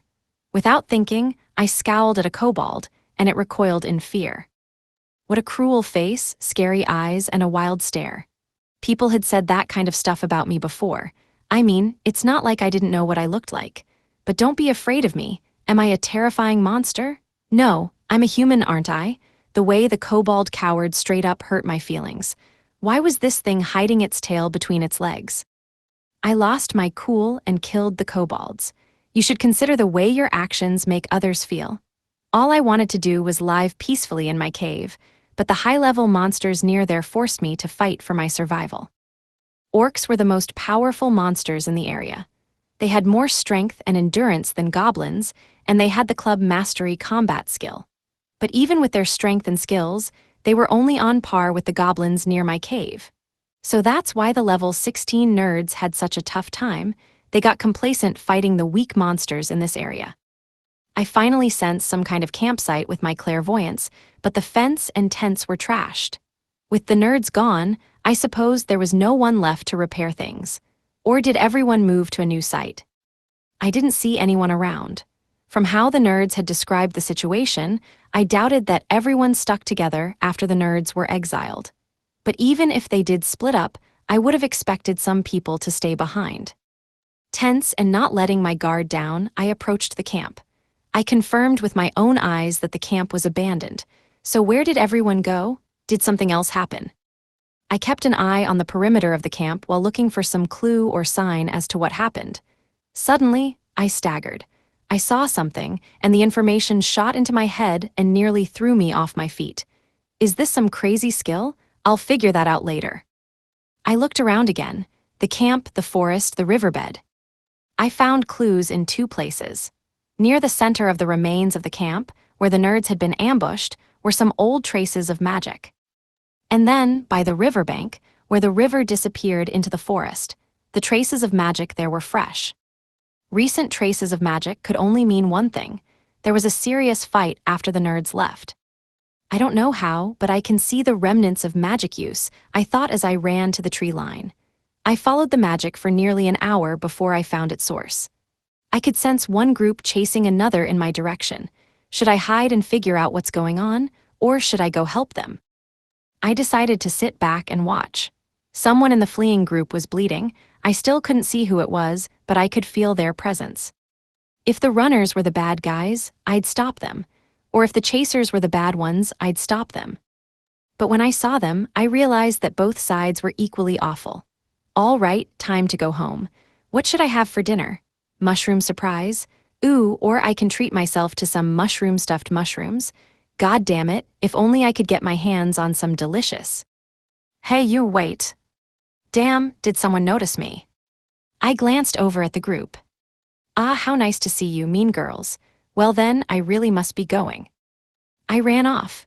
When I thought I was far enough away, I stopped to pick some fruit, but the mean girls caught up to me, all babbling at once. Wait up, I'm telling you to stop. You're not going anywhere. Did you call us mean? How dare you? Now they were treating me like the villain. La la la la, I'm not noticing you. Gotta go, mean girls, no time to chat. Why do you keep running away? They screamed. Of all the people I could have run into, it had to be the mean girls. If they were the cute and perky type, I would have stopped, but not for these jerks. Couldn't that old dude have swapped them out for some cuter girls? Shouldn't you be surprised to run into us here? One of them shouted. What are you doing out here anyway? Why won't you look at us? Why won't you say anything? We're your friends. Stop just standing there. I have to get out of here fast. They had pretty much cornered me. What were they talking about? Why should I be surprised at all? I said. And what are you doing here? And since when are we friends? I'm a loner. Never mind, don't make me repeat myself. I had no idea who was chasing them, but there was no way in hell I was going to help the mean girls. Do something, one of them cried. Do what? Screw this, I'm out of here. Wait, they all cried as I started to run away. Please. Did they just say please? They must have been so loud that they broke my ears. I was hearing things. Please, please help us, please, one of them repeated. The shock nearly knocked me off my feet. Was this their special attack? A skill? They actually said please. I don't know what you're doing here, but you're one of Otakun's friends, right? We're looking for them. Like, if you know what happened to them, you have to, totally tell us. Please. The queen bee appeared to be speaking to me, but was it some kind of sorcery? The queen bee is mean by mean girl standards. As the queen of meanness, she was an unstoppable factory of selfishness, whining, and abuse. Her meddling was the reason our class had split into factions in the first place. There was no way please existed in her vocabulary. I looked at her in confusion. Who are you? I don't recognize you. What? We're in the same class, she shouted.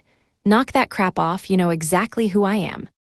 Image summary. Manga illustration of an angry girl in a school uniform shouting at a stoic, hooded boy who looks away with a neutral expression.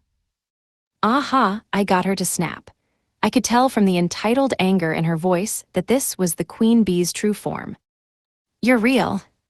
What do you mean real? Stop it with the nonsense. Okay, that confirms it. Sorry about that.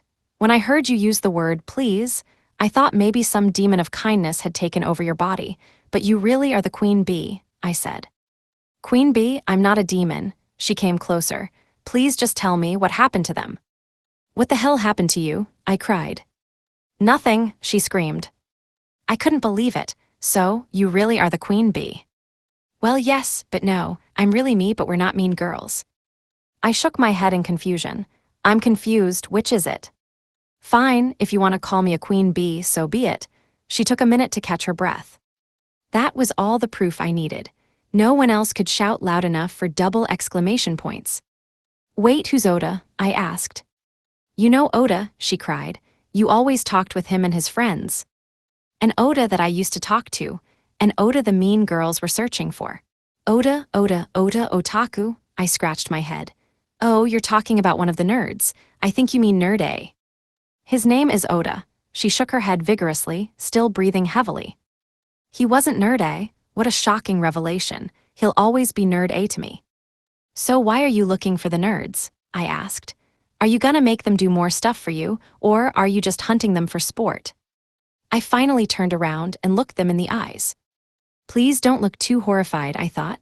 My ego was fragile after that fight with the kobold. They just glared at me.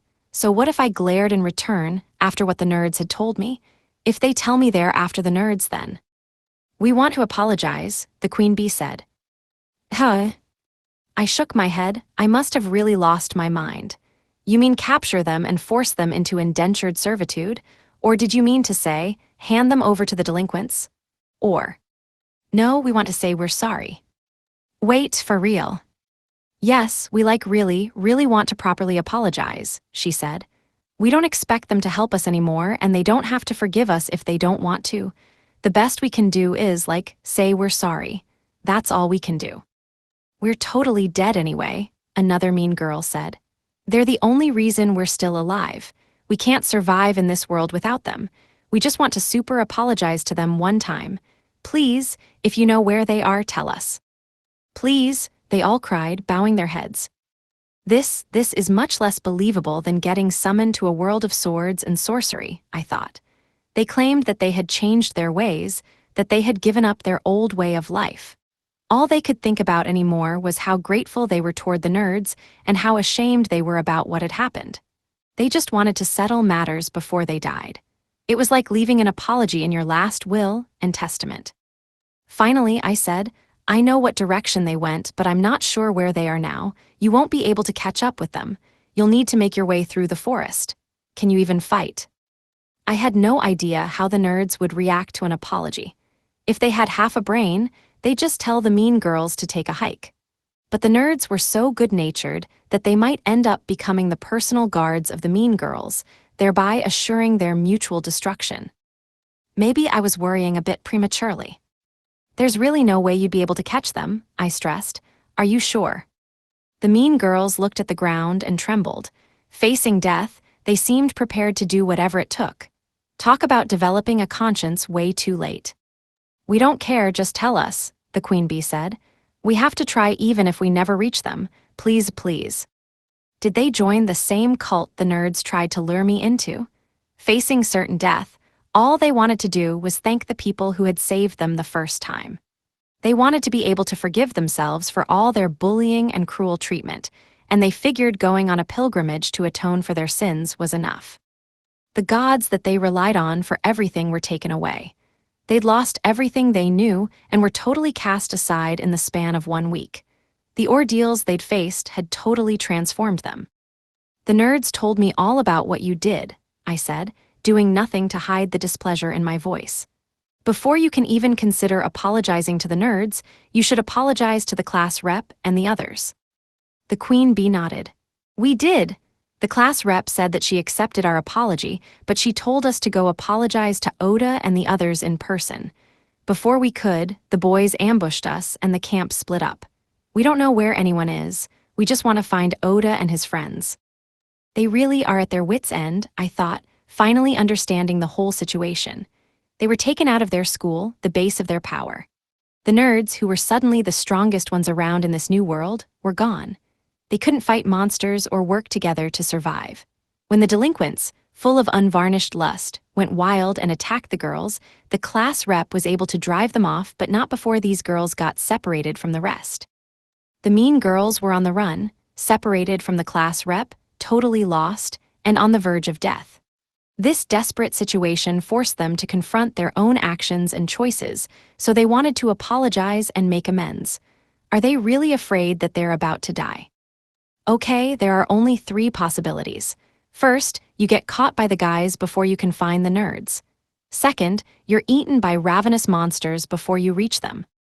Third, you fight off those sleazy guys, mash the monsters into pulp, and finally find the nerds and apologize. So what do you think is most likely? Well, like we can't do that. That sounds too tough. Just tell us where they are, please. I felt like they were on the verge of having a breakthrough, so I glared at them. They fell over on their backs, sobbing and trembling. This is pathetic. I don't even have an intimidate skill. Personally, I don't care if you've had an epiphany or changed your ways or whatever, I told them. Whether you're good, bad, or reformed means nothing to me. Ask yourselves, do you want to go apologize to the nerds, or are you happy just making excuses for the rest of your life? But no buts, answers only. A moment passed, and then giant exclamation marks appeared over each of their heads. Some weird effect of Master of None. I guess that's settled. Listen up, I said. I know all about how you treated the nerds. They were helping you, weren't they? They taught you how to survive, didn't they? Even when you ignored them, even when you insulted them, until they were literally forced to run away, they helped you even though you straight up abused them. The queen bee had 4 more exclamation points over her head, now. I counted 13 exclamation points in total. There was no doubt about their resolve now. Do you want to just give up and die after all they've done for you? That would defeat the point of everything they did. Are you okay with that? They risked their lives for you, and with all your excuses about how tough things are, you want to throw it all away. I'd reached double exclamation point volume 2. You're just going to die without putting up a fight. Why don't you try to survive? Never give up. Don't just go through life waiting to die. Do you think they'll feel good finding out you died trying to apologize to them? That's no apology. That's just making yourself feel better about giving up. The queen bee's exclamation point ability must have somehow evolved since she went pale white. Is something happening? Is this a new skill? Tears rolled down her cheeks as she spoke. I don't want to die. I want to live. You're right, they did so much to help us. We just want to say a proper thank you. You're right about everything. We didn't listen, we didn't do anything, we didn't learn anything. We acted like none of this mattered. We made tons of excuses and acted like we couldn't learn. Even when they were about to get killed, we just made fun of them because, yes, we were so stupid. We couldn't do anything and we were too scared to admit it. We couldn't help them. We never said sorry or thanks, not even once. Of course we don't want to die. Dying here would be totally the worst thing ever. My God, that's a lot of exclamation points. That had to be 25 in a row. My exclamation point skills pale in comparison. I guessed Master of None allowed me to learn the exclamation point skill, but I still wasn't as good at it as them. Blockhead must be holding me back. Wait a second. For some reason, the queen bee was sobbing. What happened? Did I say something wrong? She wailed. Not wearing any makeup, hair in total disarray, she seemed like a crying child. Between the tears and the runny nose, her face sure is losing a lot of liquid. I was starting to worry about dehydration. If I went step by step, I should be able to figure out what was going on. The queen bee had unlocked new levels of exclamation point and forever surpassed me. But now, she was sobbing. Is she having a nervous breakdown? Now that our battle of the exclamation point had ended, I felt tired and drained, like the spirit of a hot-blooded man in waiters telling me to never give up, had left my body. Without the spirit of that man, whose enthusiasm had made him a meme, I had no idea what was happening, so I figured I'd have to ask. I tried a gentle approach. I looked at her. What's wrong? The girls looked at me with tears streaming down their faces and a ghastly look of dread in their eyes. Okay, this is straight out of a horror movie. If any of them start chanting creepy children's songs, I'm out of here. They all wailed, talking over each other. We're so dumb, we didn't learn anything. We can't die like this. No way, please help us. Teach us how to survive and apologize to Oda. Please, give us the power to atone for our sins, the power of reconciliation. Please. Sure. Wait, did I just say yes? Something inexplicable happened, something so weird that I wasn't sure if I could describe it. I felt something changing in my head, but I wasn't being targeted by puppetry or mesmerize. That would have been impossible. This feeling was like a glimpse behind the curtain of reality. What lurked there, in the back of my mind, was something far worse. It was my servitude skill. Why now? The word servitude floated before my eyes, and below it, I saw the names of the Queen Bee and Mean Girls A, B, C, and D. What was happening? I assumed that servitude was a skill used to enlist monsters into my party. I totally forgot to test it out. Up until now, I just slaughtered every monster I came across. And now the 5 mean girls were a part of my team. Did I just become the lead mean girl? Could I have evolved into the final form of the Queen Bee? No way in hell. In fantasy worlds, there were scummy people who used skills like puppetry and mesmerize to make girls do whatever they wanted. And then there was me, who accidentally made a group of girls my obedient servants. Me, I'm sorry, officer, I didn't know that I was committing a crime. I thought we were just talking. It shouldn't be possible for me to make 5 girls my servants. I'm a loner shut-in. Please, I didn't want to end up on the nightly news. Desperate for a way out of this, I headed back into the forest, groaning. Queen Bee and Mean Girls A, B, C, and D followed, totally silent in lockstep behind me. I started to get scared as I walked through the forest. When I looked back, I couldn't help but think that the girls were like a bunch of ducklings following a mama duck.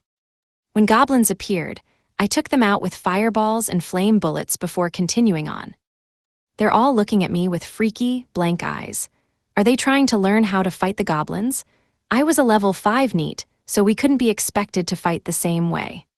I kept my eyes forward as we traipsed through the forest because every time I glanced back at them, I felt a cold sweat break out along my spine. Where was I even going? I had no clue. I just kept walking. I couldn't stop or look behind me at any cost. The look in their eyes is terrifying. They wore the expressions of religious zealots. Their stares were so direct, they could probably have bored a hole right through me. I picked a direction and walked like I had a goal in mind. Periodically, I ran into kobolds. Without sparing a thought, I destroyed them and kept going. The monsters grew stronger as I continued, but I couldn't turn back. 5 mean girl ducklings were lurking right behind me. I broke into a sprint. I was pretty much running away. A whole group of kobolds were in my way. I had a choice: kobolds dead ahead or mean girls close behind.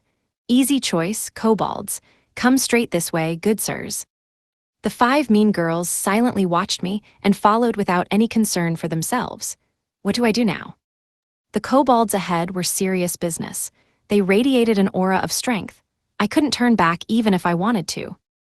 As if they had learned from watching me, one of the mean girls went to a fallen kobold's body and retrieved the spellstone from its guts. She inexpertly gouged and tore at the kobold's body until the stone came loose, dripping with gore. The girl wordlessly offered it to me. Her arms were soaked in blood up to the elbows. I was scared out of my mind. I want to cry. Servitude must have shared any experience I gained with the mean girls since they began leveling up quickly. We fell into a routine. I lured a few kobolds from the main horde, and the mean girls silently readied their swords and spears and executed them without mercy. Kobolds had never looked so pitiful. This was the first time I saw real fear in their eyes. My face likely wore the same expression. This was terrifying. Somewhere along the way, the lecherous guys must have lost track of the girls.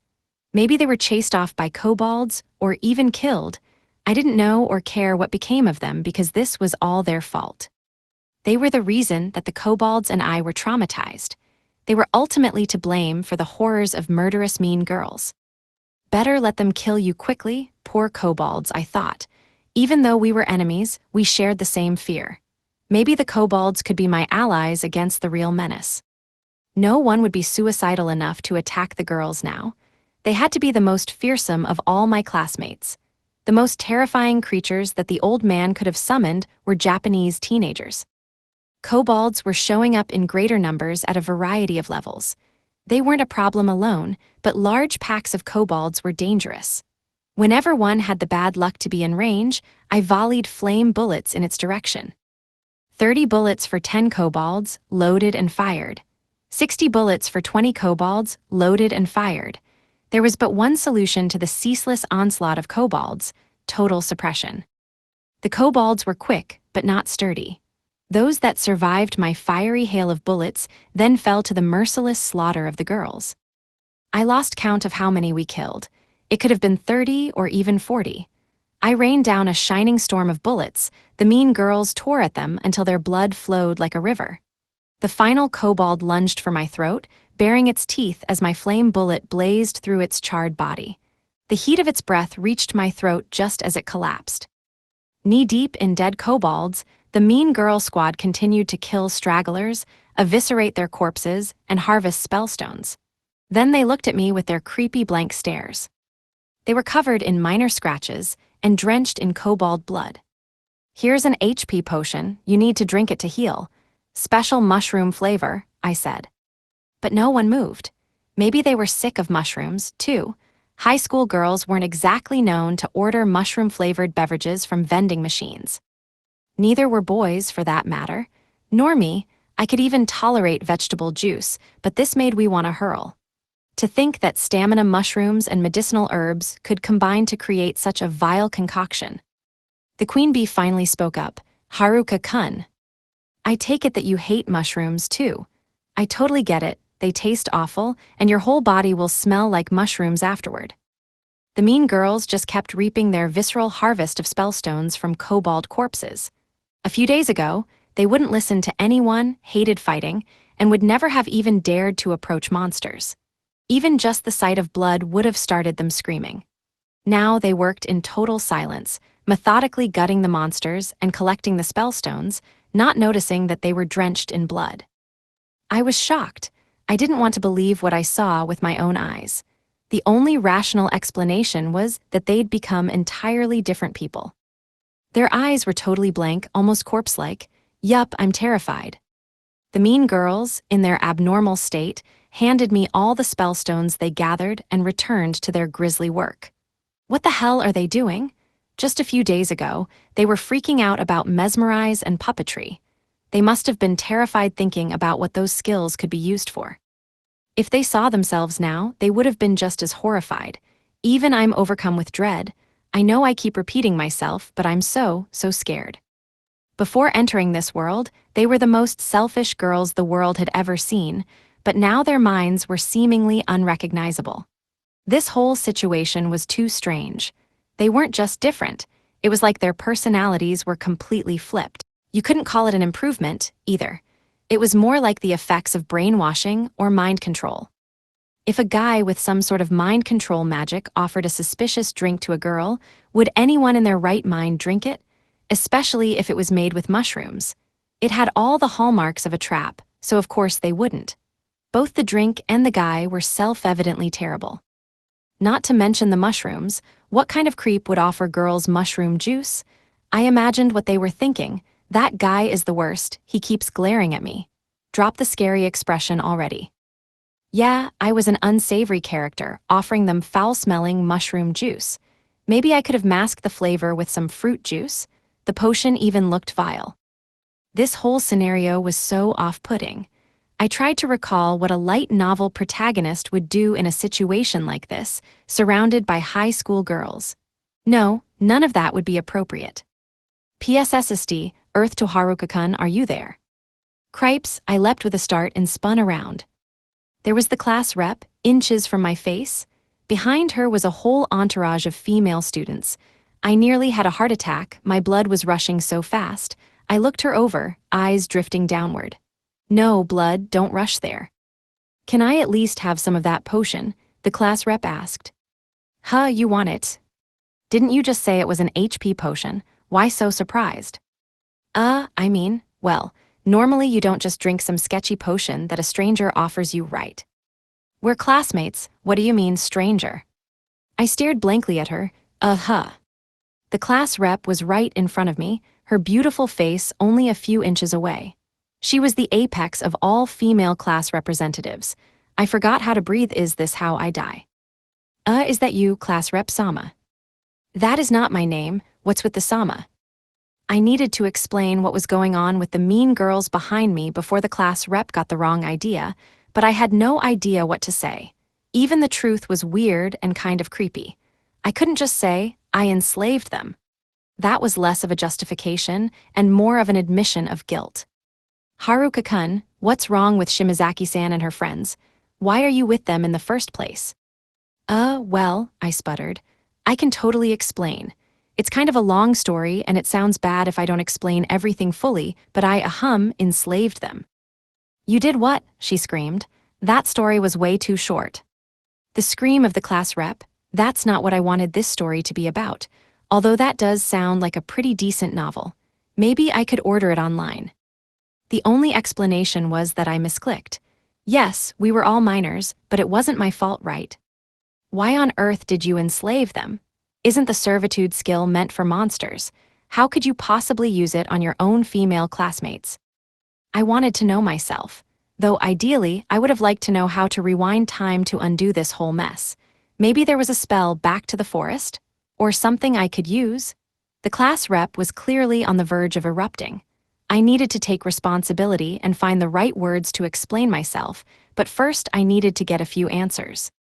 Who's Shimazaki-san? I asked. Are you talking about that romantic-era novelist who wrote about samurai? You enslaved her, and you don't even know her name? She screamed. And her name is totally normal. Why is the first thing you think of a historical novel? The scream of the class rep too, The Revenge, prepare for the third installment. I would totally buy that book, but maybe I'll wait for the deluxe edition trilogy box set. Also, I better start preparing for my trial. Does anyone know a good attorney? You came to rescue them, right? So why did you use servitude on them? And why don't you know their names? They're your classmates. And there it is, the third volume. I knew I would get a trilogy out of the scream of the class rep. I don't know. They just show up in my status as Mean Girl A, Mean Girl B, Mean Girl C, and Mean Girl D. How dare you call your own classmates by those names? How could you treat women like monsters? The series continues, limited edition. Sheesh, the mean girls were standing behind the class rep. They had expressions so cold and unfeeling that you'd think they were made out of ice magic. Maybe I should use heat magic to thaw their faces? Warm up their, eyeballs. Anyway, thank you for saving them, the class rep said. I was really worried. She bowed her head to the queen bee. We just followed him, the queen bee droned. Still thanks, I really appreciate it. Yes, the queen bee agreed. Oh, I said. Shimazaki is the queen bee? I didn't realize it because you gave her such a literary name. Of course I was confused. Shimazaki is her last name? Class rep exclaimed. I didn't give it to her. Why do you keep saying queen bee?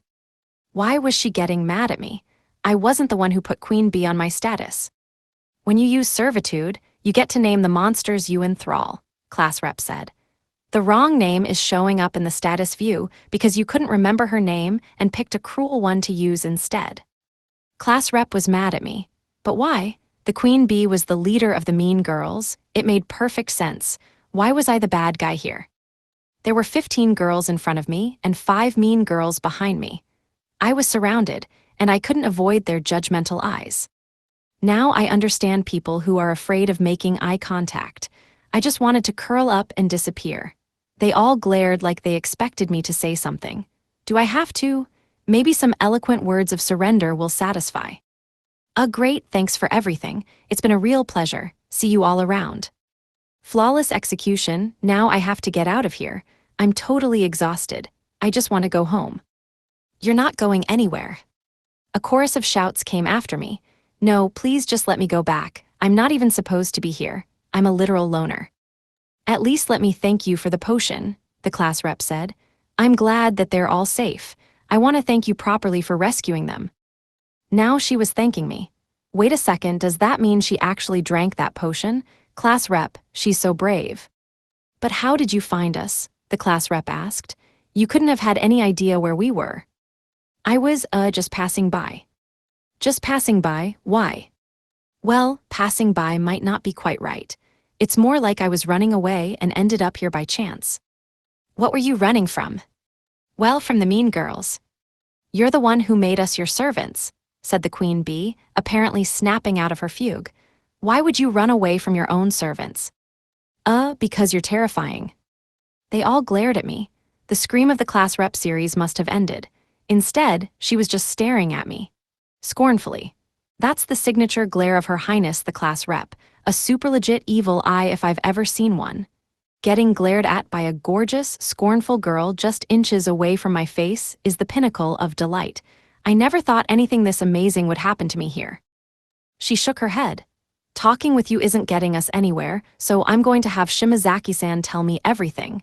You stay right here, don't even think about going anywhere. So began the grand meeting of the girls. I stood as still as a tree. For some reason, a few of the normal girls were giving the mean girls hugs. I just waited and watched. Occasionally, the class rep said something, and they all laughed. I watched them. Were they bullying me? I guess with the nerds gone, they had to find a new target. That's what happens to loners, they get excluded. And just sitting here with nothing to do, I'm so bored. I began writing randomly in the dirt. The ground was hard, so I wasn't able to leave a mark.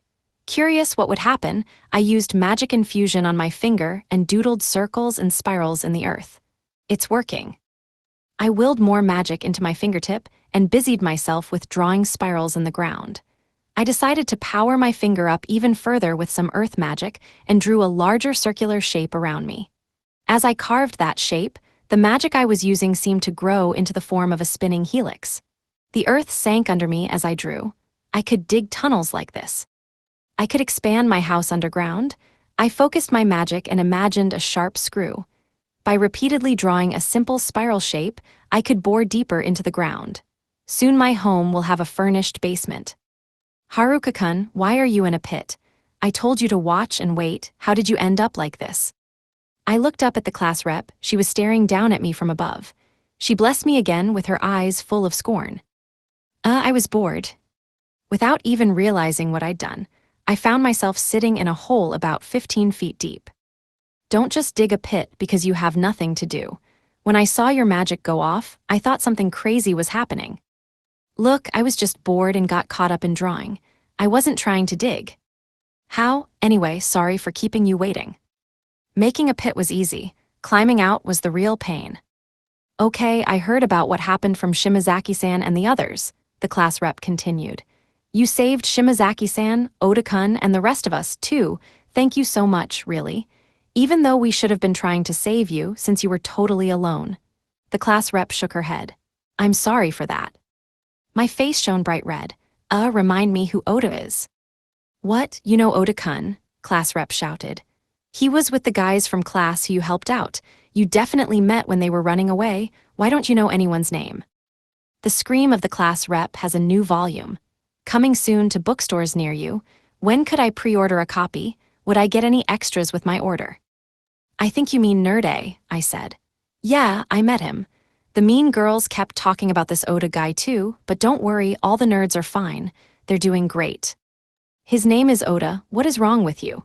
And how can you already have forgotten Shimazaki-san's name? You're such a jerk. Class rep ran out of breath and had to gasp for air. She must have been so exhausted and stressed from this past week. Don't overdo it. Class rep, I know you've been working hard to keep everyone safe together ever since we were thrown into this world. You must be exhausted. Talking to you is exhausting, she cried. It's the most exhausting thing I've done since being summoned here. So it was my fault now. Outrageous. You said you were going somewhere, said Vice Class Rep A, glaring at me. What were you going to do about Shimazaki-san? I didn't know their names, so I mentally referred to the class rep's friends as Vice Class Rep A, B, C, and so on. I wasn't sure which one was the real Vice Class Rep. What was I going to do? I guess I was probably going to put them back where I found them. Put them back? What does that even mean? Vice Rep A snapped. You can't just dump them on a street corner. You're the one who enthralled them. Well, if they're really enthralled, they'll listen if I tell them to go back to the forest, right? What do you think Shimazaki-san and her friends are? Where'd you get the idea that their natural habitat is in the forest? For some inexplicable reason, Vice Rep A had started screaming at me. A new spin-off series for the Scream of the class rep. Vice Rep A didn't have the natural endowments of the class rep, but she was still an elegant, tall, cool beauty. If this were a light novel, her type was always, despite her beauty and popularity, plagued by an inferiority complex toward girls with bigger chests. Oh, and that makes her the perfect contrast to lead a spin-off novel. You're telling me that you had no ideas for what to do with them, and you just wanted to put them back. Yep, no clue. The queen bee, silent until this moment, interjected, Then get a goddamn clue, you need to bring us with you. Now the queen bee was screaming at me. Help us get stronger. What's wrong with you? One of the only times you've said anything with certainty, and that's what you decided on. You. She sounded like she was back to her mean old self. She was probably emboldened by the other girls to join in shouting at me. My ears were ringing preemptively. Whatever, are we on like the same page now? The queen bee asked. I have helped you get stronger. Check your status. You can fight perfectly fine. In fact, you're even stronger than the nerds were when they left, right? Thanks to Servitude's experience sharing, they were all the way up to level 19. They had 3 more levels than the highest level nerd. Besides, no enemy could stand up to them when they were in that spine-chilling, kobold-massacring demon god state. I don't ever want to witness that again. Priority number 1 remains running away. You're high level and have plenty of SB. By using your cheat skills, you should be able to handle any monsters or lechers that cross your paths, I said. You can probably even hunt down the nerds with ease. Why are you like this? She yelled. We keep telling you that we want to go and apologize. We're not trying to hunt them. What if you just do what feels normal to you? Isn't hunting nerds for sport one of your natural instincts? I asked. No one spoke. They all just stared at me. Geez, they're all starting to make me feel bad. The class rep looked both exhausted and disappointed, seemingly out of sympathy for the queen bee. Okay, let's all relax. Haruka-kun is just like that, Vice Rep B said. We know that he might be weird, but he's not a creep. His intentions are good. Right, Haruka-kun. Thank you, Vice Rep B. She was at the very top of our class in terms of grades and kindness. But don't be misled by the B in her name. No part of her is second-rate. For yes, somehow, her glorious bust was in a class of its own. Surpassing even the natural endowments of the class rep, she was worshipped as a goddess among all the true believers in the cult of the chest. She nodded as she talked, and her breasts nodded along with her. What fearsome power. His intentions don't matter, he enthralled Shimazaki-chan, protested Vice Rep A. She's been in magazines. She was just finding excuses to criticize me. Look, I didn't do anything to take advantage of this situation, so why would that change in the future? She'll find fault with anything. Maybe talking down to people is just what excites her. I've seen that type in light novels. From what it sounds like, he keeps treating his own classmates like they're wandering monsters, said Vice Rep C. I couldn't believe that even she had a bone to pick with me. At her height, not even I would treat her like a monster, though maybe like a pet rabbit or something. The word small was a perfect descriptor, even with regards to her. Why is she glaring at me? Could she tell what I was thinking about? Do tiny animal sidekicks get mind-reading powers? Even class rep was visibly exasperated. Now that you mention it, we've been in the same class for 11 years, but he's only ever referred to me as the class rep. I was bored witless this entire time. The girls' meeting still seemed like it was far from over. They're such a chatty bunch. With 20 girls in attendance, I imagined it would take a week just to decide what to eat for lunch. They'd starve to death before coming to a consensus. It's getting dark soon, so I'll leave the rest to you youngsters. You're the same age as us. Oh, am I? I still wasn't allowed to leave, so I started taking potshots at some kobolds and goblins to pass the time. Since it leveled up, my presence detection range had extended to nearly 100 feet, but I didn't know any attacks with a range that long. Since the girls would just get mad at me if I ran into the woods without a word, I tried to discreetly use some wind magic. Unfortunately, I couldn't make air bullets, and my air cutter attack only had an effective range of 20 feet. I had my doubts about long-distance earth magic, but I tried putting both hands on the ground and channeling my power toward the monsters. When it was right under their feet, I unleashed a spell, muttering Earth Lance in a stage whisper. It was highly effective. Goblin skewers anyone. There were a few major flaws with this attack. I couldn't use this magic and movement at the same time. I needed to concentrate on my presence detection just to be able to attack, so it took a long time to kill each monster. It was an inefficient use of magic overall. That did nothing to pass the time. I raised my hand. Class rep, it's actually getting dark, so can you please permit the good students to leave early? Leave for where? None of us have a home to go to, and we have been trying to figure out what to do, class rep said. Where have you been staying? Oh, that's right. The camp was in shambles. A few of the tents were still usable, but the lecher delinquents would definitely be keeping an eye on that area. And the girls were definitely beyond peacefully negotiating with the delinquents. I'm going to my house. What do you mean, my house? Did you grow up in this fantasy world? I had some free time, so I built it. The girls huddled together for another group discussion. And how many people does it fit? The class rep asked. No clue. I mean, I've been living by myself, and the only company I've had were the nerds. Was this some apartment hunting survey? Was she going to try to buy my place off me? Let's put it this way. We could squeeze multiple people into the area of one tatami mat, right? The class rep said, scratching her head. Even if your home is small, we could make it work. About how many tatami fit in your home? I honestly didn't know. Living alone meant that I had no need to figure out how many people can be stuffed in there. One tatami mat was about 6 feet by 3 feet, which meant my cave could probably fit around 40 tatami mats. Of course, if it's really cramped, we could fit 5 or 6 people per tatami if they slept sitting upright, the class rep added. 6 people per tatami would have been ridiculously packed. Were they students or sardines? If you're doing 6 people per tatami, I could probably fit 240 people, I said. At 5 per tatami, about 200 people. If I moved the furniture out of the way, maybe a few more. The only difficult things to move would be the built-in appliances in the kitchen, the bathtub, and the toilet so. T240 people, what kind of luxury life are you living? Exclaimed class rep, you've been living by yourself in a 40 tatami mansion. You even have the bath and the toilet in separate rooms. What have you been doing in this world?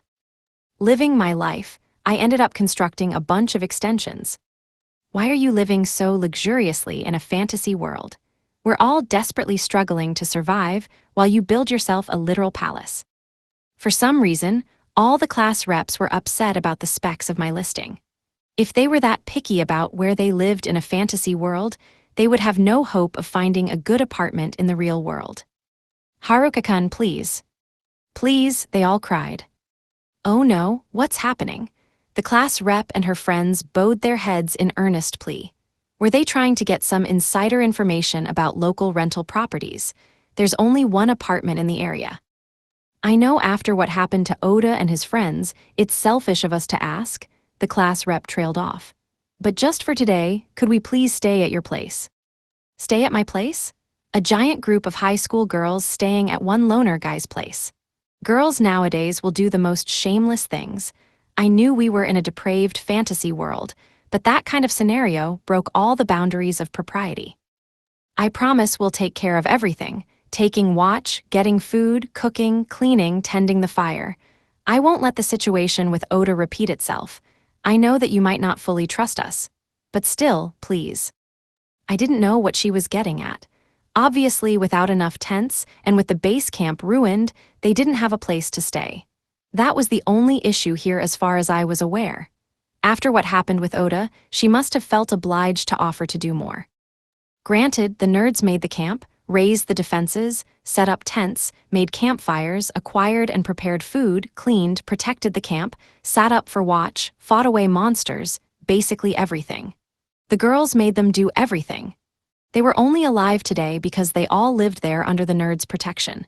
Yet they still exiled the nerds from their own camp. Technically, the nerds ran away voluntarily, but that made no difference. In the end, the nerds were exiles. Naturally, they had no right to demand that I share my home with them. From their perspective, I had no reason to trust them, so they couldn't just ask without first promising to do things differently. I'm sure that you were upset when you heard what happened to Oda, the class rep said. Of course you would be, and I wouldn't blame you if you got upset with us now for asking you, but still. Class rep, I said. Yes. Obviously, a group of high school girls wouldn't last long on their own if you just threw them into the middle of the woods. On top of that, they had to deal with strange food and terrible monsters. No one would expect them to flourish in that scenario. Even I knew that. Still, I couldn't just bring them in. They had to learn how to survive on their own. They'd only survived thanks to the nerds so far, and that made things worse in the long run.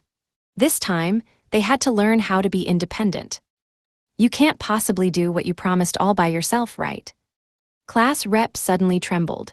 She looked down and forced herself to smile, a smile so sad I could hardly bear to look at it.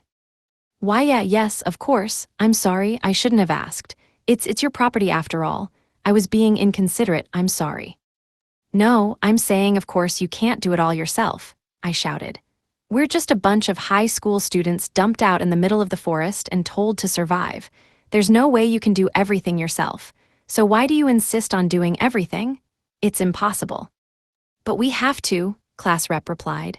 We need to do more. After everything Oda and you have done for us, we need to learn to handle it ourselves. Otherwise, we won't survive. But I'm telling you it's impossible. I know it's not impossible, class rep trailed off. We can do it because we have to. This time we'll prove to you.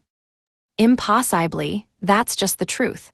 What kind of high school students could survive being stranded in the untamed wilderness? Super weird, atypical ones, and that's it. So I'm telling you to do what you can, but nothing more than that. Am I mad about what happened to the nerds? Yeah, I'm hopping mad.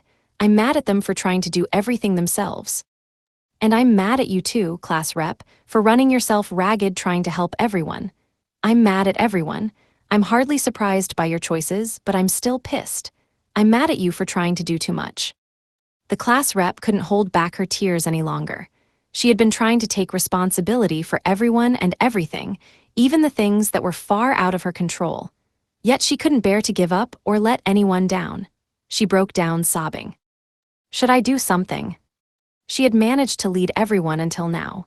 If she hadn't, none of them would have survived. We started walking through the forest toward my cave. Haruka-kun, why are all the monsters around here impaled like that? The class rep asked, looking around. I had nothing to do while you all talked so. Huh, in what world does someone just impale all the monsters in a forest out of boredom? Hey, it could have been a vampire prince or something, right? It's a fantasy world after all, I suggested helpfully. There was not a vampire.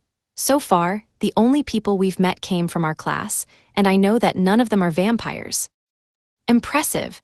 Do you really remember the names of everyone in our class? If someone were Count Dracula, I think I would have noticed, she cried. Well, it'd be tough to tell, because his name would show up as Dracula A or something, and you wouldn't notice anything suspicious, I countered. No one is named like that. There aren't multiple Count Draculas.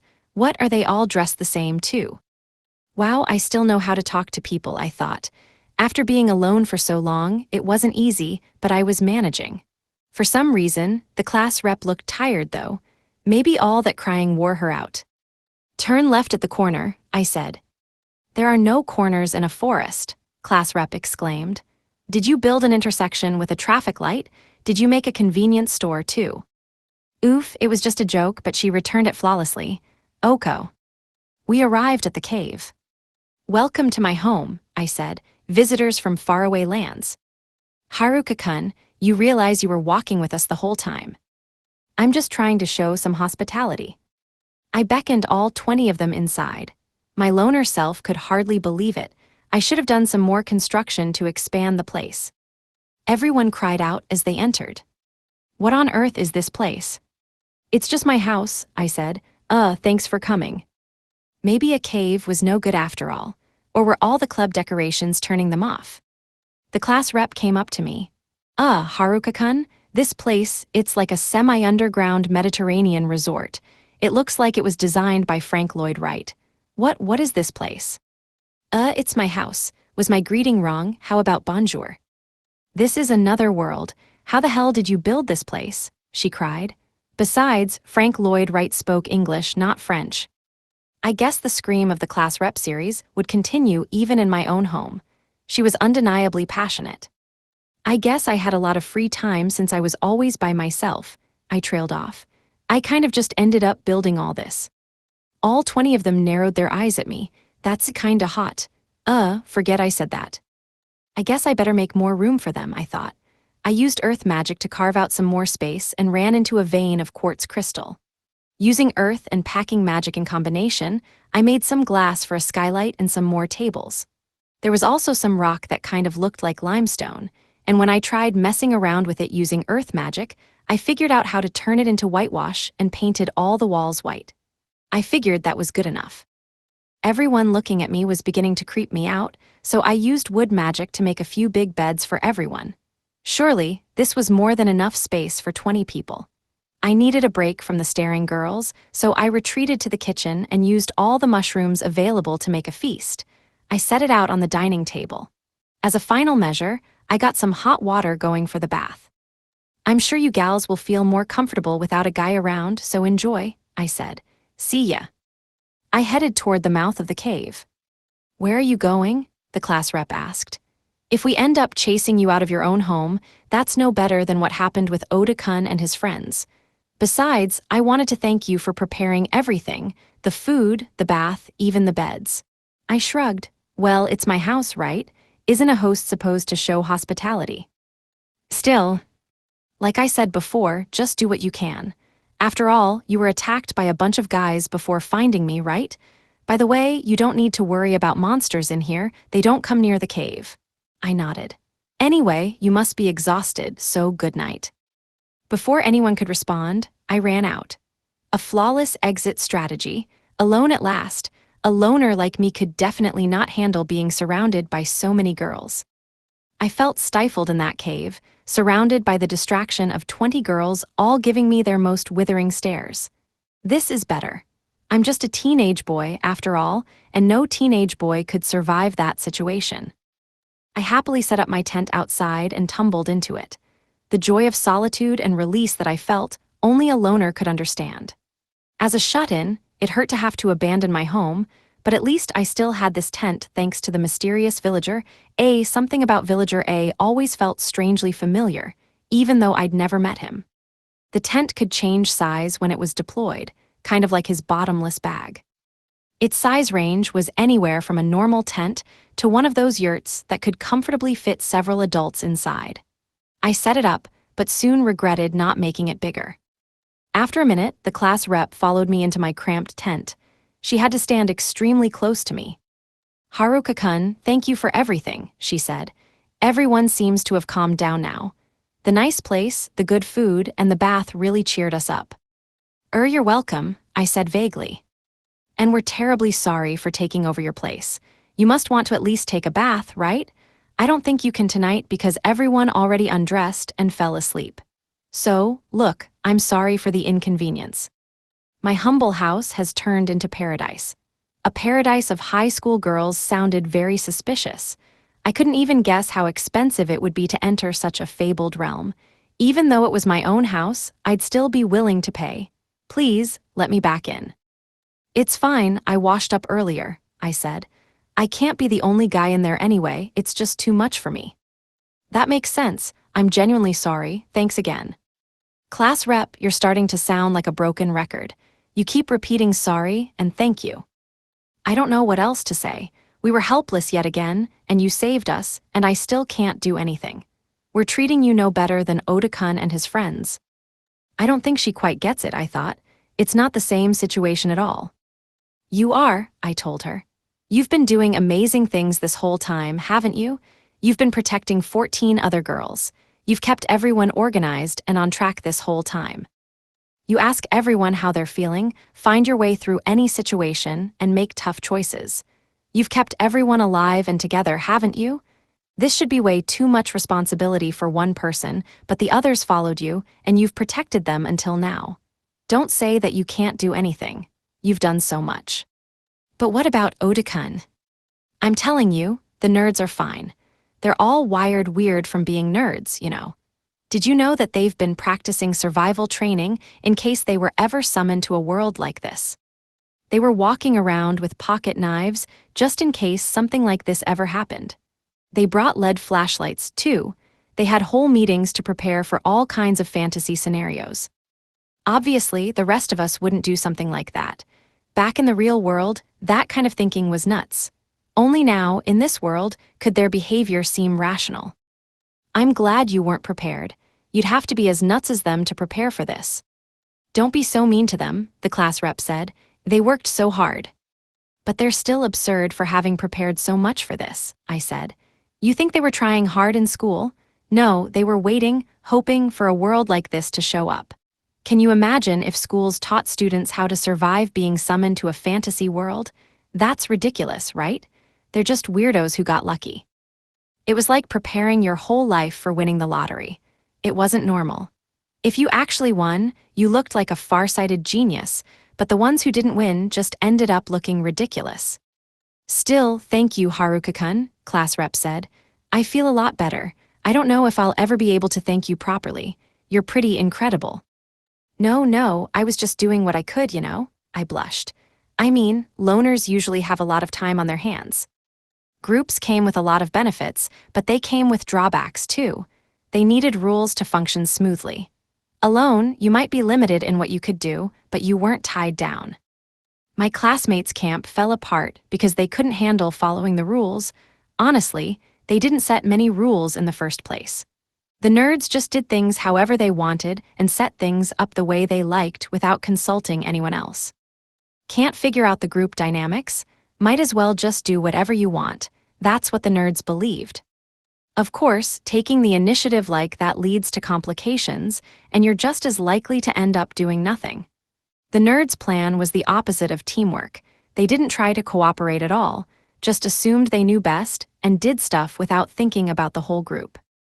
On the other hand, the class rep was so concerned with the group's overall health that she struggled to push anyone out of their comfort zone.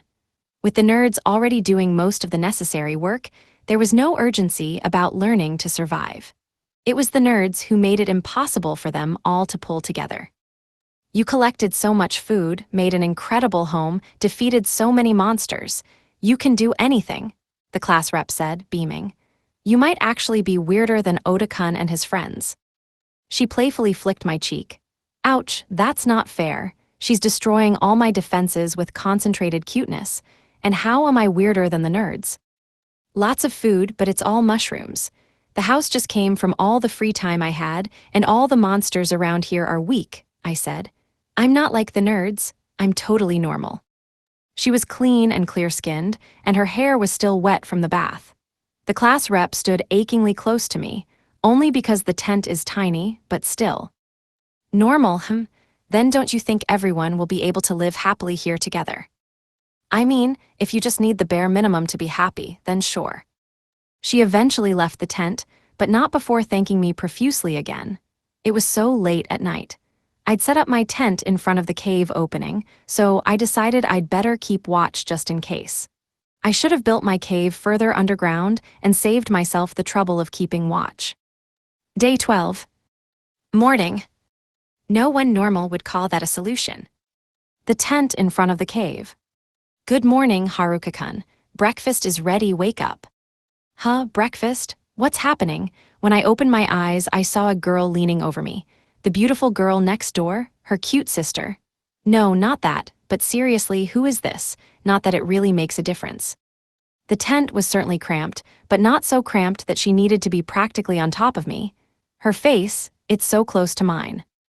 Oh, good morning. I'm up, can you give me 30 minutes? That's what people say right before they fall back asleep. You don't want to get up. More like I literally couldn't get up, both from a purely mechanical perspective and a hormonal teenage male perspective.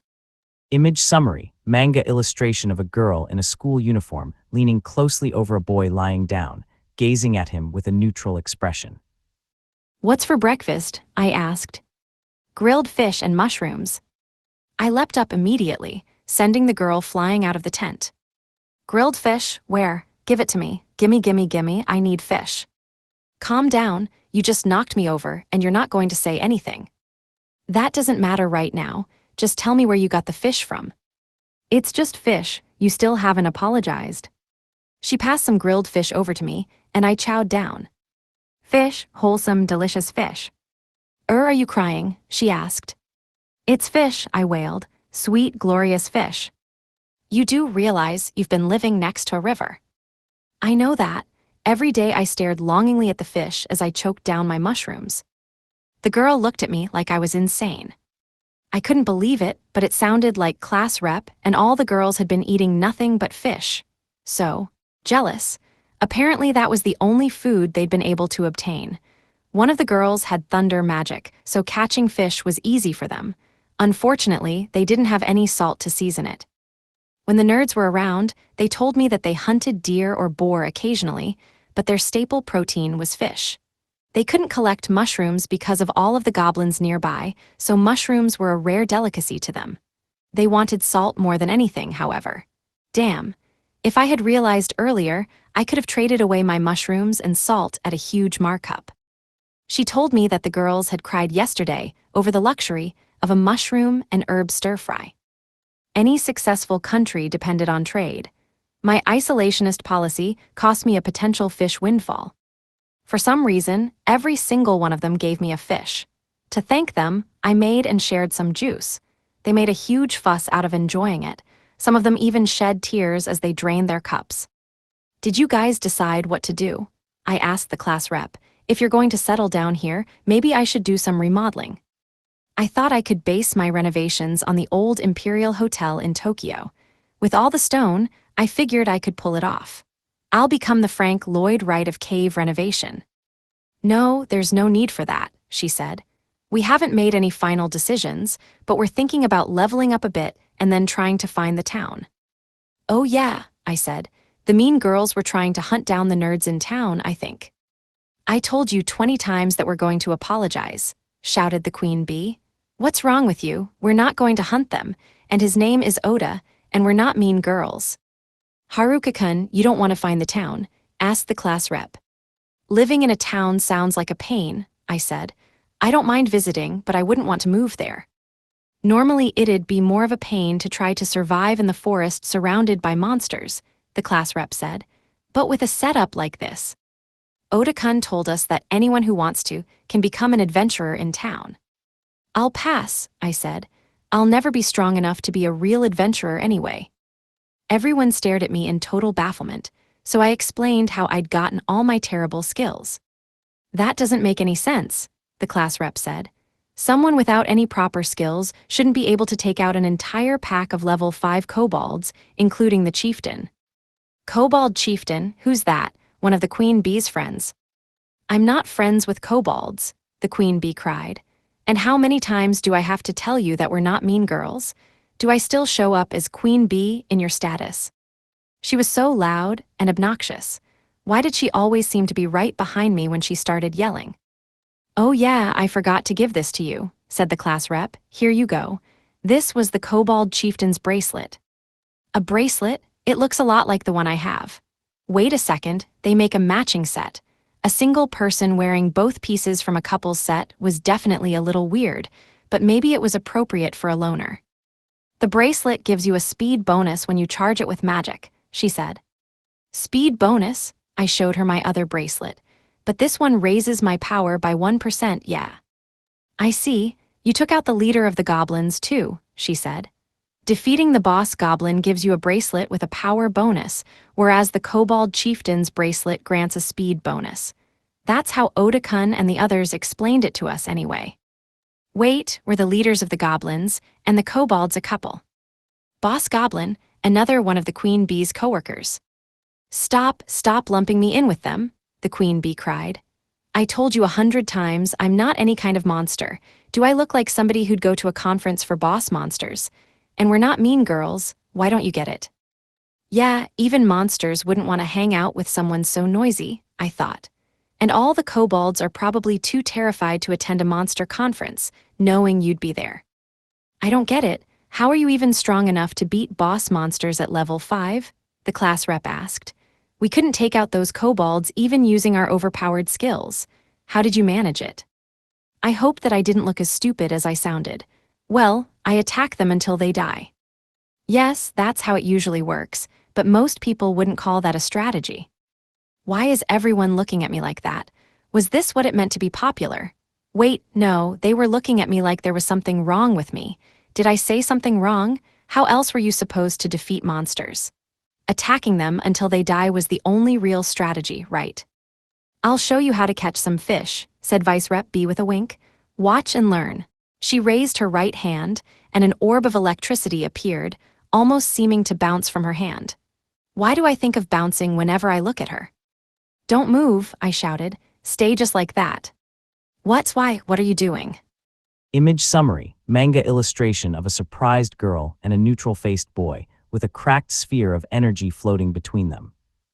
I took the orb of electricity that Vice Rep B made with my packing magic and held it. Yes, can I make it move? I slowly repositioned the ball of electricity above the river and flung it down at a fish. Yes, the fish floated to the surface of the water. I did it, I cried. I caught a fish and used lightning magic. When I checked my status, sure as can be, lightning magic was listed there. What just happened? How? Vice Rep B asked. How did you take my magic? Vice Rep B jumped over toward me. So much motion. Haruka-kun, what did you do? The class rep asked. Also, where do you think you're looking? Class rep was giving me a vicious evil eye. That's bloodlust if I've ever seen it. I'm not looking at anything, okay? I was just studying her lightning magic. I'm not doing anything suspicious, right? Why does every sentence you say sound like a question? The class rep shook her head. Anyway, what kind of magic was that? Oh, that was packing magic. I can use it to pack things up and move them, and then I learn a corresponding form of magic from that. I mean, that's how it happened before, probably. Wait, it allows you to learn any kind of magic just like that? That's totally a cheat skill. No, the learning is probably just a side effect of Master of None. According to the skill description, I can learn skills easily, but they rarely level up. That makes sense, right? That's plenty amazing that you can just learn any type of magic so easily, she said. And it's functionally anti-magic. Anti-magic. Yeah, if someone uses magic on you, you can counter it, right? Flinging back your enemy's magic back at them is called anti-magic. It's an amazing skill. Well, at least that's what Oda-kun said. I'm not sure that I could use it to block an attack or anything, I said. It takes time to control someone else's magic with packing. Still, she was on to something. Infusing my own body with magic used to be slow, but now I could do it in an instant. Maybe I could develop anti-magic techniques through practice. But right now, I had bigger fish to fry, literally. I also had to practice my lightning magic, finish expanding my underground bunker, and I hadn't had time to check my stats lately. Besides, I'm not fulfilling my duties as a loner. Even though I was a shut-in, I had gone outside. Even though I was a NEET, I had helped the mean girls level up. And even though I was a loner, I had invited 20 high school girls over, protected them, and showed them the ways of mushroom gathering. I set out, and the high school girls paraded after me, whacking all goblins that had the misfortune of crossing their path. Whenever we ran into goblins, I disarmed them, lopping off their arms when I didn't just send their clubs flying, and the parade of high school girls behind me finished them off. This was my first time going out with girls. Nothing more romantic than killing goblins in the forest. What a murderous picnic. How monotonous. Our itinerary was apparently goblin killing, mushroom foraging, goblin killing, mushroom foraging, goblin killing, and more mushroom foraging. This is not the romantic picnic date I dreamt of. Hey, Haruka-kun, said the class rep, sidling up to me. How are you cutting goblin arms off with a stick? Isn't it blunt? Oh, the nerds taught me that. They explained that cane mastery works best when I stab like a spear, swing like a halberd, slash like a longsword. So that's how I do it. Just by thinking about it, I don't think that expression was meant literally. When Haruka-kun rescued us, he was using magic left and right, said one of the mean girls. You're a mage, right? Technically, I'm unemployed. Oh, right. You said that you don't have any proper skills, but I've seen you move so fast it seemed like you were teleporting. Are you sure you're not using super speed or ground shrink? Class rep asked. He's obviously using ground shrink, somebody called over. I think you're just talking about movement and walking, I asked. You're telling me a skill that makes you better at walking actually gives you extra movement magic. I guess it's some kind of combination of abilities. Does that make sense? You keep downplaying your skills, but they're obviously working for you, said class rep. I wonder what you'd consider a real cheat skill. We had too many people to go rabbit hunting. All the rabbits got scared off. So we just kept walking, taking out the occasional goblin as we went. Whenever we ran into larger groups of monsters, I whittled them down from afar before closing in to finish them off. All the other girls had split up into mean girl and vice rep groups, so I was alone with the class rep. We're bound to run into a level 15 monster if we keep going this way, I said. Should we? Can you handle it? What if I sneak up to it and then unleash everything I've got? Do you think that would one-shot it? I see now, she said. We were all fighting them as monsters, but you've been thinking of it as hunting them like wild game. It makes for a one-sided fight. Well, since I have no cheat skills, wouldn't they just kill me if they got a chance to attack? I'm honestly kind of weak. Even with cheat skills, I think it'd be too dangerous. Let's turn back, she decided. Roger that, I said. Let's detour around any high-level monsters and focus on taking out the weak ones. At this rate, we're going to make goblins an endangered species. Oh, don't worry, they'll be back tomorrow. You sound like you've tried to wipe them out before. We hunted goblins until the sun dipped below the horizon. Then, we went back to the cave. No extracurriculars for me. I was a proud member of Stay-at-Home Club for 11 years now. Good work today, called the girls as we entered the cave. UHG, good work. Everyone looked exhausted. Better refill the bath. I poured fresh water into the bath and, using heat magic, instantly brought it to the perfect temperature. Bath time, yay, shouted the girls. They stripped off their clothes as they raced toward the bath. They've lived in the forest for too long. What a horde of lawless barbarians, I thought. Are they going to trade their feminine wiles in for rippling muscles, too? Don't get undressed before my innocent eyes, I shouted. This is sexual harassment. I escaped to a recently built storage room and worked on expanding it. A 12-tatami room could fit 8 people, so would 4 rooms be enough? I built one room, connected it to the hallway, and built the second. My consciousness began to fade from using up too much MP. I began to stumble back to my tent, in a daze when I heard the class rep's voice. Haruka-kun, wait a second. Everyone, please keep your clothes on. My female classmates must have formed a barbarian clan of nudists, I thought. So much for being dignified, mature teen girls, they'd gone totally feral. And the class rep was acting like their mother, trying to civilize her unruly children. Okay, you can come out now. Dinner is ready. Yep, she's the spitting image of a mom. I had fish for dinner again, but all the girls had an enthusiastic mushroom party. Something about that sounds inappropriate. What were you doing in there, Haruka-kun? Class rep asked, a note of suspicion in her voice. Oh, expanding my house. Construction, excavation, new rooms. Yeah, of course. You need a room you can call your own. Sorry for really taking over your place. Oh no, those rooms are for you, I said. I couldn't make everyone a private room, but I managed 8 rooms, and I figure you can split them up. I mean, you must have felt so cooped up together this whole time, right? The moment I said that, the girls immediately rushed to check out their rooms, with the class mom staying behind to scold them. Wait, are you going to sleep outside again? The class rep asked. If you made all those rooms, why don't you sleep here? No way, I can't. Everyone was totally naked like 5 minutes ago, and I'm a guy. Those lecherous creeps tried to attack you before, right? Everyone feels safe right now, and I don't want to make anyone uncomfortable or anxious. Thank you, I genuinely appreciate it. We really don't want to inconvenience you. The class rep thought for a moment. I don't think anyone would mind if it was just you. And no way. Even that brief glimpse of the girls in a state of undress was way more than I could handle.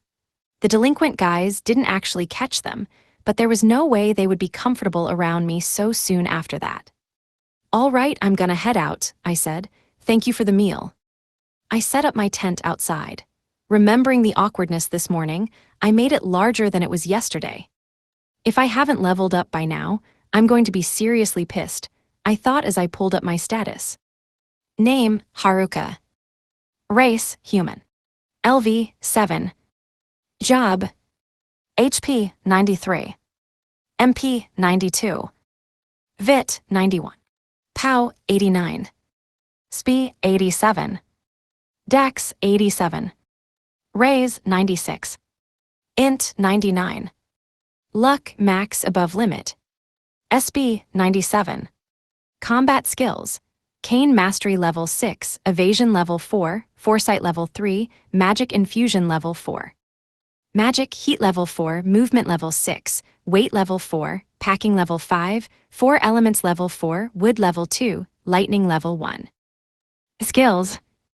General Health Level 2, Sensitivity Level 3, Calisthenics Level 4, Walking Level 6, Servitude Level 3, Appraisal Level 4, Clairvoyance Level 3, Presence Detection Level 4, Enemy Tracking Level 4, Magic Manipulation Level 5, Presence Concealment Level 3, Stealth Level 3, Hiding Level 2, Map Level 3, Focus Level 4, Physics Resistance Level 2, MP Regeneration Level 3, Stamina Regeneration Level 2, Parallel Thinking Level 1. Titles: Shettin L4, Neat Level 3, Loner Level 4, Sorcerer Level 4. Abilities: Corporate Proactiveness Level 2, Master of None Level 3, Blockhead Level 2. Equipment: Wooden Stick, Clothes Set, Leather Glove, Leather Boots, Cloak, Contact Lenses, Ring of the Destitute, Bag of Holding, Monster Bracelet Power plus 1% Speed plus 1%. Hell yeah, I jumped up 2 levels in one day. My stats are about to hit triple digits, I thought. I didn't feel any different while fighting the goblins today, but apparently I had leveled up after all. It sucks that I've been in the forest for 10 days, killing literally hundreds of monsters nonstop, and I've barely reached level 7. The class rep had focused on helping the weakest members of her group level up, and even they were levels 16 to 21. Somehow, they left me in the dust. If this kept up, I'd end up as the one holding everyone back. At least by that point, all the girls should be strong enough to make it to town by themselves. These raucous days would soon be over. Haruka-kun, can we come in? Speaking of raucous, even though I'd expanded my tent to a size that would easily hold 4 people, it was still cramped when a deluge of high school girls flooded in. Welcome guests, all 6 of you. Sure, what's up? The 6 girls were the class rep, Vice Rep A, Vice Rep B, Queen B, the fish girl who woke me up this morning, and oh no, the first girl to get naked. The worst possible girl to enter a guy's tent. Well, we just came to thank you. Well, not just that, we also came to apologize and started class rep. First, I want to tell you something, said the exhibitionist girl. I have to admit, I was kind of testing you earlier and I'm sorry about that. Chica wants to tell you something too. What's Chica? Fish girl spoke. Oh, listen. This morning, I came to apologize to you. I felt responsible for kicking you out of your own home. But when I tried to say sorry, you got so excited about fish that you knocked me over. Oh, Chica is fish girl, I exclaimed.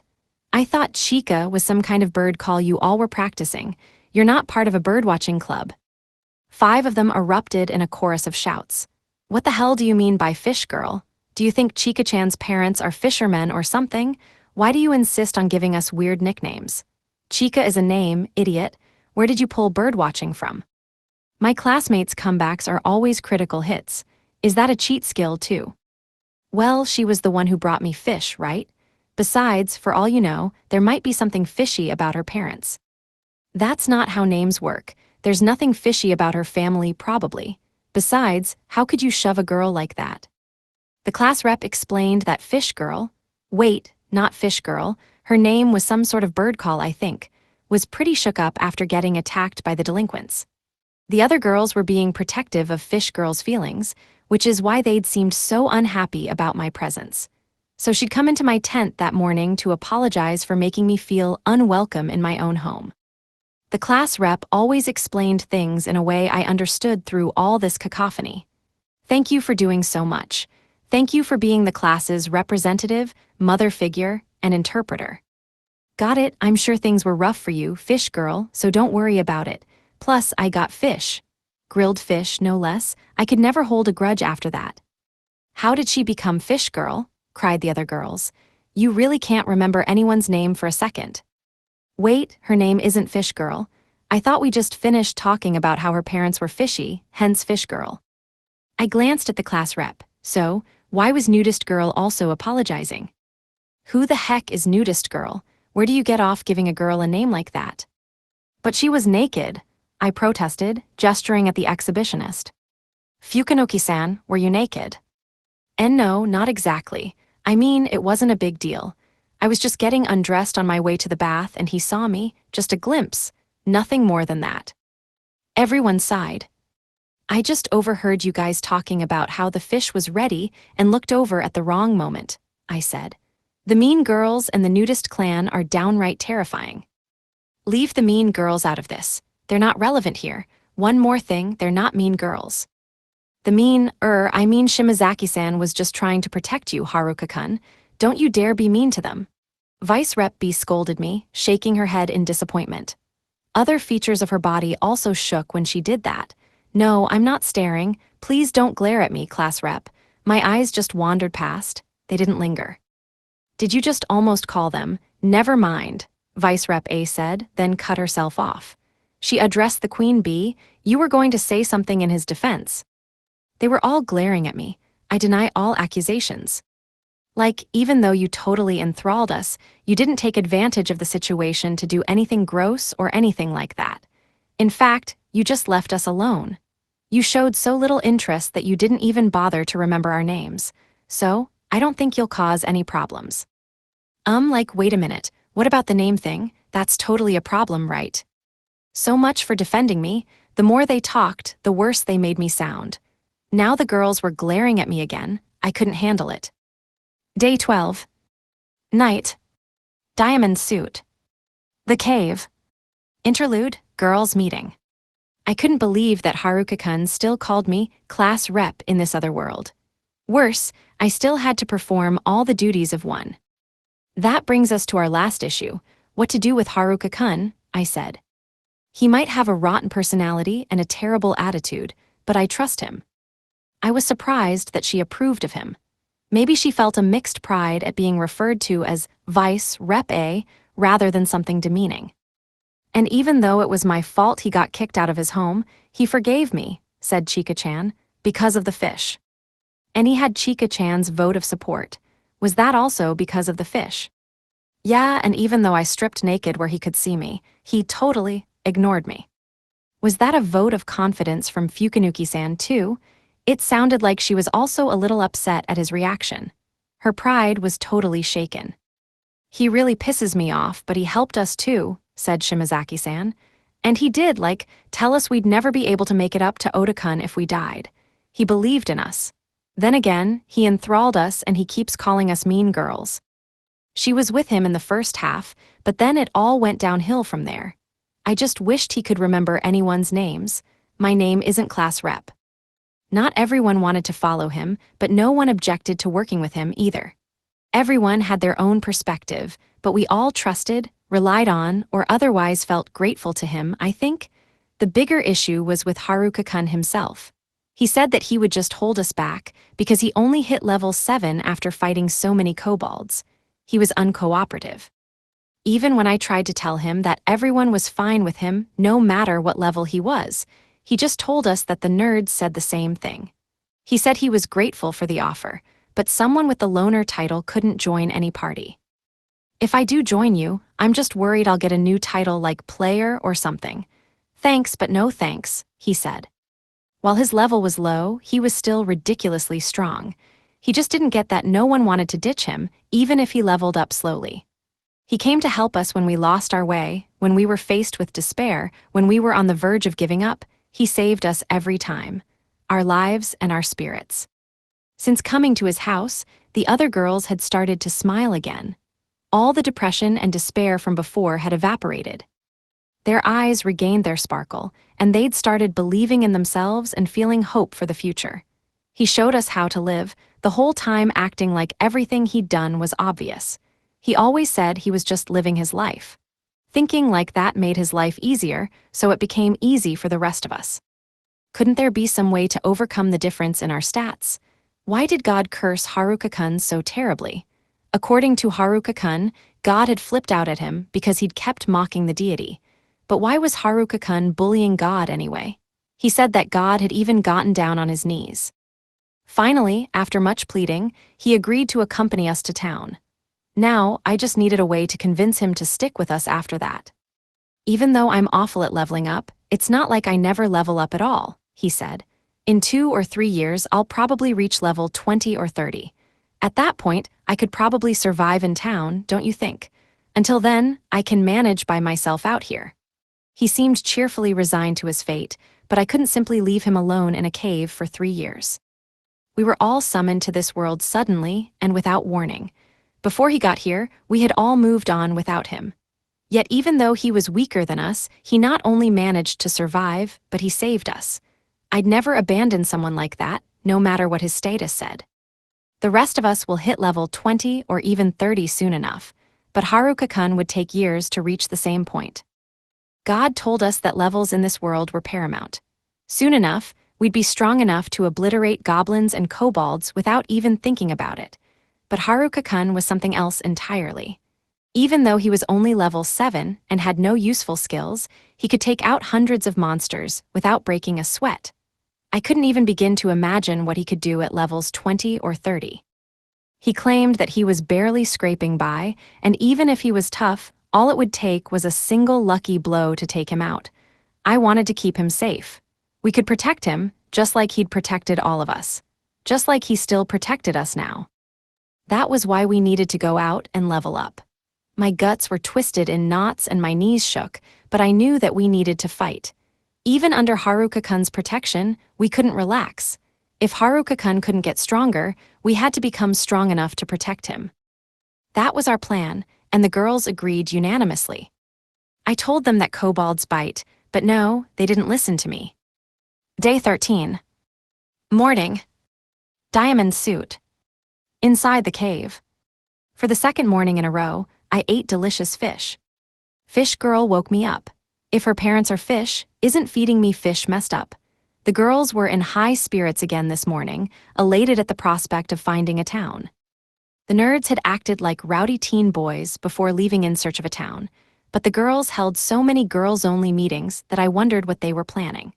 Maybe they were like the nerds, planning to go after the wild beast guys that inevitably prowled in a fantasy world. Were some of them after the same shape-shifting raccoon dogs as the nerds? If any of them said they had a thing for cute young boys, I would have no choice but to file a police report all the same. We set off, and after a while, we reached a deep part of the forest. Even the high-level goblins were no match for our group. Whenever they started to overwhelm us, I drove them back with a storm of fire bullets. No challenge, no excitement. I prepared lunch while the rest finished off some goblins. I used earth magic to make a stone grill and cooked wild-caught fish with mushrooms using fire magic. The day I had dreamt of for so long had finally arrived. I wrapped the fish and mushrooms in herbs and let them poach in their own juices on the grill. The herbs mingled with the scent of the fish, giving it a refreshing and slightly astringent fragrance. With this flavor, I felt like I could fight for a whole year. There's nothing wrong with liking fish. The girls had raved about the food too, after all. Well, the mushrooms. That was ridiculous. The fish was clearly the best part. We decided to hunt kobolds after lunch. We needed more practice against fast monsters, and they granted more experience. I'm bored out of my mind. We finished eating and began our hunt. Running into a bunch of high-level ones could be bad. Let's stick to kobolds below level 10. During lunch, the girls came up with a strategy for defeating kobolds. I warned them that, unlike goblins, they were fast, had a mean bite, and howled when in danger. Shortly after, we ran into a pack of kobolds, levels 6, 8, and 9. A perfect challenge to get the girls some practical experience. Okay, time to test out fighting in a group. Let's do it. Within seconds, agonizing screams echoed through the forest. Before we could test out our strategy, the kobolds had sunk their teeth into several of the girls. The quick kobolds easily broke our formation. 3 kobolds managed to outflank our much larger group. Is now a good time to panic. These kobolds didn't even have 40 speed. Just comparing stats, the girls should have been faster, but for some reason they couldn't keep up. Eventually, the mean girls finished one off, uncannily calm again, but they still barely kept in formation. Everyone's stats were fine, their lack of experience fighting wild monsters was the real problem. But that still doesn't explain why this is going so badly. What's going on? Wow, it hurts, they bit me. What do I do? What should I do? I can't do it, I can't get them. Vice Rep B whipped around. What's going on? Her sudden movements are too distracting. I'm definitely not looking. I'm focused on the kobolds. Flawless excuse. I absolutely needed to step in because I was worried about getting yelled at if I kept watching, especially if my traitorous eyes kept focusing on the wrong features. The level 9 kobold was the only one that had pack tactics. If not for that, the fight might have even been too easy. Okay, the class rep is glaring at me, time to act. I had somehow gotten a skill called parallel thinking, presumably because I kept casting so many flame bullet spells at the same time. That would definitely not work here. The girls would be furious if I fired off a storm of bullets into this chaotic fray. I also needed to try out 4 elements magic and movement magic, since those skills had gone up several levels since I last used them. No need for lightning magic, though, since I'd practiced it plenty catching fish. I hadn't tried movement magic at full force in quite a while, and I was scared that my inner klutzy anime girl would reemerge when I tried. Cannonballing uncontrollably was embarrassing enough when I was alone. It would have been way more mortifying with the girls watching. Instead, I backstabbed Kobold A with my stick. Rather than counterattacking, the kobold ran away from me. I gave chase. Let's see how you like being hunted. Whenever I caught up and stabbed the kobold, it started running faster and faster. Just how fast can this thing go? We ended up racing in circles around the group of girls. Kobolds B and C couldn't keep up and were defeated by the mean girls. I caught a glimpse of the mean girls' eyes, empty and blood-curdling. I decided I'd pretend not to notice. Without warning, Kobold A came to an immediate stop, swung around, and slashed with its claws. Stupid, so stupid, I couldn't stop on a dime like that. I didn't have time to do anything at all. In other words, my momentum carried me safely past the claws and unsafely crashing headlong into the monster. We somersaulted across the undergrowth in a tangle of limbs and snarls. At the moment of impact, I managed to thrust my staff into its skull, killing it instantly. Compared to what the mean girls did to the other kobolds, it was a merciful death. I was exhausted. We regrouped and resumed our strategy meeting. For some reason, they were all mad at me. "Didn't I tell you that they were fast?" I asked, "and that they bite and howl?" We can't defeat monsters only knowing that. Fast was a massive understatement. How does saying, "they bite" count as giving good advice?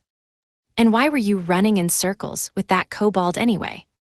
What are we supposed to do with that info? What was this storm of criticism? Kobolds are fast and they bite, and they howl. What more do you want? Well, all the nerds told me about them was that they're blue, tall, slender, and have dog heads. That's it. Saying that they're fast and bite is way more help than I ever got. I even remembered to mention that they howl. They all shouted over each other in protest. Maybe furor was a more fitting term. Hell, you could even call it an uproar. An uproarious furor, definitely, I thought. The monsters upriver are weaker, but we might run into the guys there. Are any of you okay with that?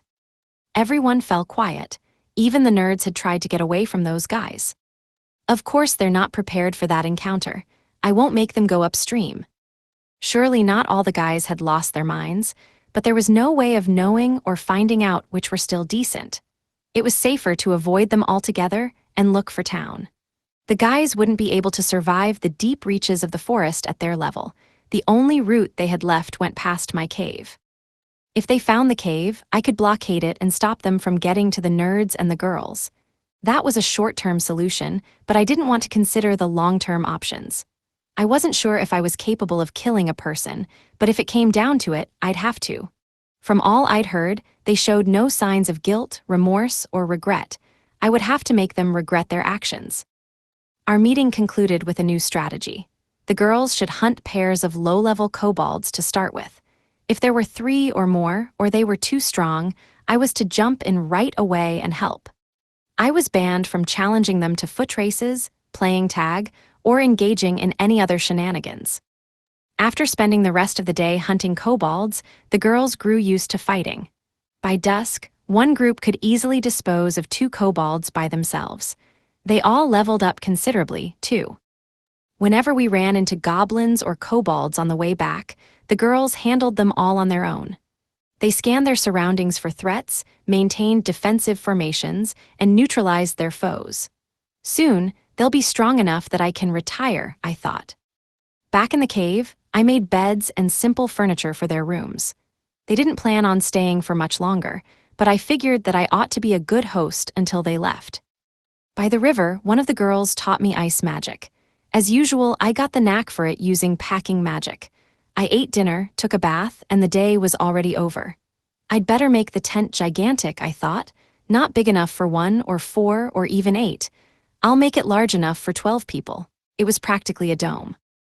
As soon as I set it up, the girls poured into it. "Wow, look at how spacious it is," said the queen bee. "How is it a different size every time we visit?" "It's way bigger than before," said Fish Girl. "Hey, Haruka-kun," said the class rep. "I kind of told everyone to check out how big the tent was now." "It's fine," I said. "There's mushroom tea." Why do they like mushroom tea this much? Did the tea start fermenting by accident or something? Are we about to have some sort of weird drunken rave? I decided to just observe from outside the tent. But when I tried to leave, they blocked the exit. Why not? Why can't I just watch from a distance? There's a bit too much skin in this tent for a high school guy to handle. What's going on?" I asked. "We're debriefing after the mission." For some reason, they all sat down in a circle. The class rep led the discussion, starting with an analysis of kobold stats. She sat so close to me that I could feel the warmth of her body. Next to her was Vice Rep A, sitting cross-legged in short shorts. Those legs have to look elsewhere. My gaze settled on Vice Rep B, nodding in agreement with Class Rep and her assets nodding along with her. It's a trap. Where am I supposed to look? Sitting directly opposite me, Vice Rep C and Nudist Girl were goofing off, playfully shoving each other and rolling around. Their skirts kept flapping as they tumbled. What is happening? I'm a pervert no matter where I look. It's a trap. Fish Girl and 2 others I didn't know sat to my left. I soon recognized them. They were the 2 musclehead chicks from the volleyball team. The mean girls crowded in behind them. Why do they always end up behind me? I'm totally hemmed in.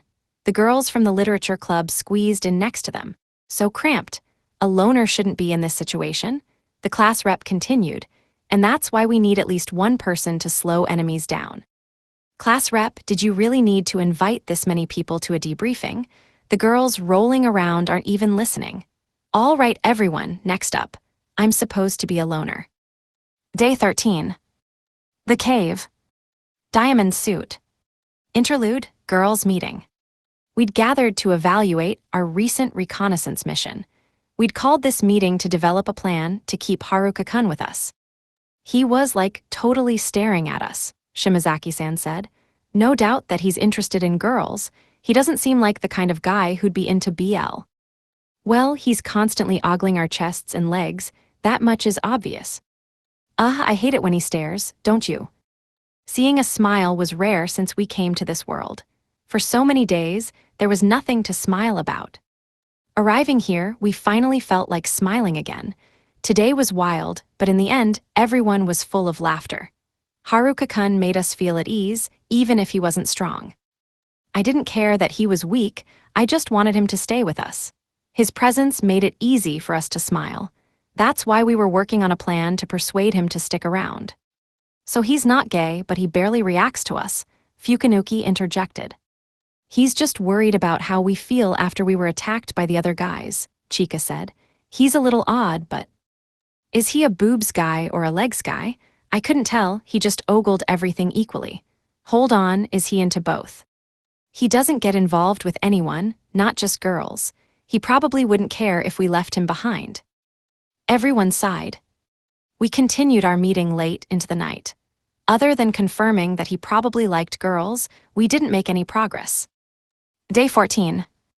Morning. No, girls. I wasn't just muttering anything to myself. The cave. Breakfast, bountiful fish, a festival of fish, fish forever. I would have loved a morsel of meat, but rabbits were impossible to find when there were so many people around. We hadn't seen any deer or boars either. We also hadn't seen any orcs. They were like oversized goblins that were stronger, meaner, and even smarter. That's a low threshold to cross. Even fish are smarter than goblins. But we, the girls and I, had to try fighting an orc at least once. An unknown enemy was frightening and dangerous. We needed to get familiar with fighting them. I wasn't always going to accompany the girls. Eventually, they would make it to town and take jobs as adventurers. For now, fighting together and building up experience was safer for all of us. We traveled upriver after breakfast. There was a risk of running into the guys, but we weren't going near the original campsite, and there were high-level orcs in the area. I doubted that the guys would go anywhere near here. We were getting close. I stayed vigilant by using clairvoyance, presence detection, and enemy tracking. I also took the opportunity to secretly use appraisal in search of new food. Naturally, I not only kept my eyes open for wandering monsters and animals, but for humans as well. The delinquents were cowardly, and the other guys who'd attacked the girls weren't high level, so no one was likely to come here. The class rep was here anyway. She would take care of them no problem. The meathead jocks were another matter entirely. According to the nerds and the class rep, they had kept curiously quiet. Maybe they had achieved a new level of brainlessness and could only act out of instinct and involuntary reflex. Did they isolate themselves from the rest of the group, or were they part of the group that attacked the nerds? I had my doubts. They were the kind of guys who blundered ahead without a thought. Whether they ran into monsters or off a cliff, they would just have kept going, forgetting that they'd encountered anything at all.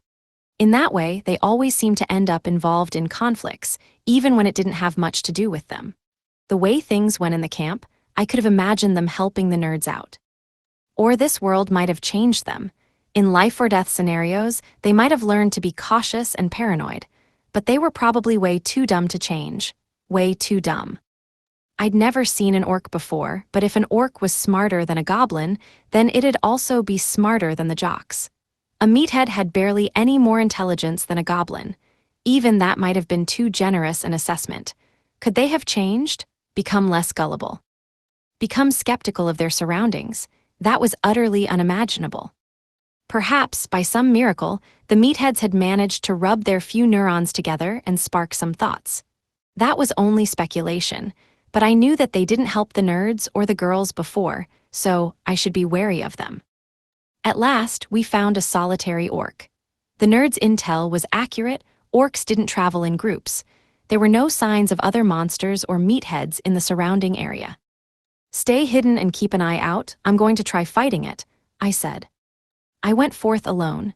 I needed to see it in action to learn how it fought and reacted. Practical experience was essential if I wanted to develop a strategy against orcs. "Thanks, Haruka-kun," said class rep. "Be careful." "Watch me closely," I said, and no complaining. I activated presence concealment and stealth, and approached the orc.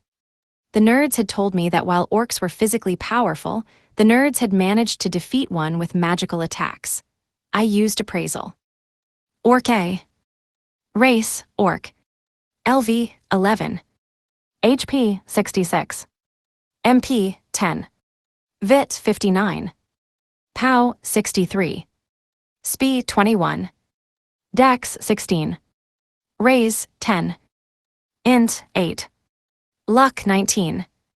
Combat, Hammer Mastery Level 4, Great Strike Level 4, Body Slam Level 3, Herculean Strength Level 3, Adamantine Level 2. Skills, Intimidate Level 2, Alpha Male Level 3. Equipment, Club. They weren't kidding about the strength. Its vitality and power far surpassed that of any goblin, and it had decent speed and dexterity, too. 8 intelligence, huh? It was stupid, but still way smarter than a goblin. Probably smarter than the meatheads, too. At the very least, my stats were higher, if not my level. No point in dithering, I had to attack. I ambushed the orc, charging full tilt and swinging with all my might. I bashed it over and over with my staff. Hiya! Oh, did I kill it? This thing was supposed to be strong? The nerds told me orcs had high physical resistance. I couldn't have known this monster was a total pushover. The girls clambered out of their hiding spots and immediately started complaining. What was the point of that? We didn't learn a thing watching you. Sneaking up from behind and beating it till it dies, you think that's a viable strategy? The orc keeled over without even doing anything. It wasn't my fault the intel was misleading, I thought. Next time, I'll try magic. I doubted that anyone could object to that strategy. The next orc was level 12, with similar stats to the previous one. The girls watched me from a safe distance as I snuck up behind it. I could feel their eyes on me. I had to stay focused. If I paid any attention to them, I would lose the fight. I'd sprayed countless tiny fire bullets in previous fights, so I thought I'd try combining them to create a single blast. I snuck up behind it and aimed at its back. I formed a single, giant fire bullet and infused it with magical power.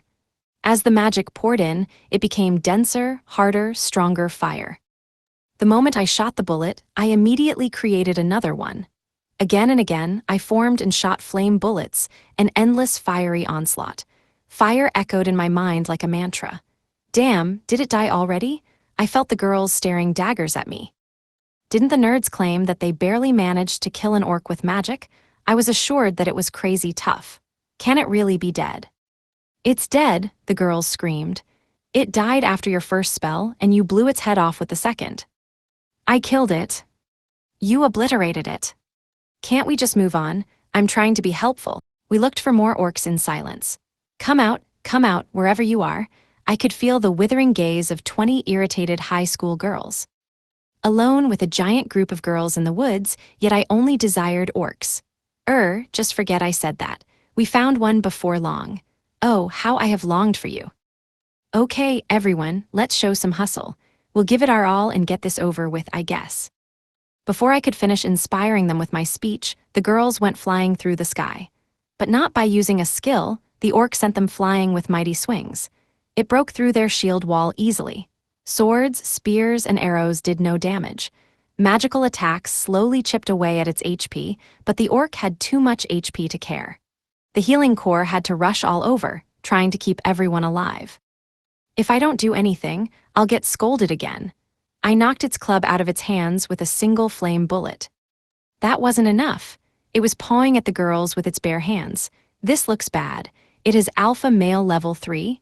Is it looking at the girls with eyes of rage or lust? Before it did anything awful, I leapt at it, stabbing through the neck. Well, if you consider poking something with a staff, stabbing. The orc was still on its feet, even as it clutched at its neck. I stepped aside so that the girls could finish it off. It was disarmed and heavily wounded, but they still struggled. After a little while, when they still hadn't killed the monster, I decided to leave them to it and work on lunch. The weather was fair, and we were in the middle of the woods. That's it, I thought. It's the perfect day for a barbecue. We only have fish and mushrooms, but barbecue would really hit the spot. We're in the middle of a fight to the death with an orc, so why the hell can I smell something delicious? Someone yelled from the melee. What makes you think now is a good time to grill some fish? Is that a table? Did you make a table and chairs? Where did all those flowers come from? At long last, they killed the orc. It was only level 9, but it took them so long. I'm so hungry. Fighting that orc must have made you all hungry, right? Aren't these flowers pretty? Yes, the flowers are pretty, the girls yelled at me. That's not the point. Were they mad at me? They were being totally illogical. We needed to eat, so I made lunch. They were happily eating the food I made even as they scolded me. On the way back, they leveled up by fighting goblins and kobolds. They decided to get their revenge against orcs tomorrow. The girls all discussed the battle after they finished lecturing me. So there really isn't any special technique to fighting them. I could try to cut off its arm. We need magic bullets, those are strong. We should still come up with a more conventional strategy. They kept on having their girl huddles and strategy meetings all the way home. I showed them how to beat the orcs twice. Some girls were staring daggers at me. Did I say that out loud? If we all try to attack at the same time, we just end up getting in each other's way. It's hard to cast magic when we're trying to retreat. We need to chop off its limbs first. We can't afford to get too close. It has alpha male. Close quarters combat is out of the question. They couldn't decide on a strategy. Sometimes the simple strategy is best, just beat the crap out of it. UHI didn't say anything, I'll stay quiet. The girls split up into 4 groups of 5. They raised their levels by hunting goblins and kobolds until late at night. The fights were so one-sided they weren't even fights anymore, more like massacres. Okay, I'll quit criticizing. I was as quiet and timid as a rabbit. Speaking of which, I would love to eat rabbit. Where are you, deer and boar? Day 14. Night. Diamond suit. The cave. Interlude, girls meeting. Since Haruka-kun couldn't get stronger, we needed to get stronger instead. We needed to protect him. Well, that was supposed to be the premise of this meeting. One of the girls shouted, "What the hell was that? Why?" He was like an assassin, a berserker. That has to be his job. He's not unemployed. Another said. And he's saying he doesn't have any cheats. What does that mean? What the heck is a cheat anyway? God said that levels determine everything in this world. What did he mean by that? Even though I'm a sword fighter with a sword mastery skill, I couldn't cut the orc at all. How the hell did he dismember an orc with a wooden stick? I have the Inferno fire spell, but I can't do what he did. He literally blew an orc's head off with a single spell. He keeps insisting that there's no technique to killing them.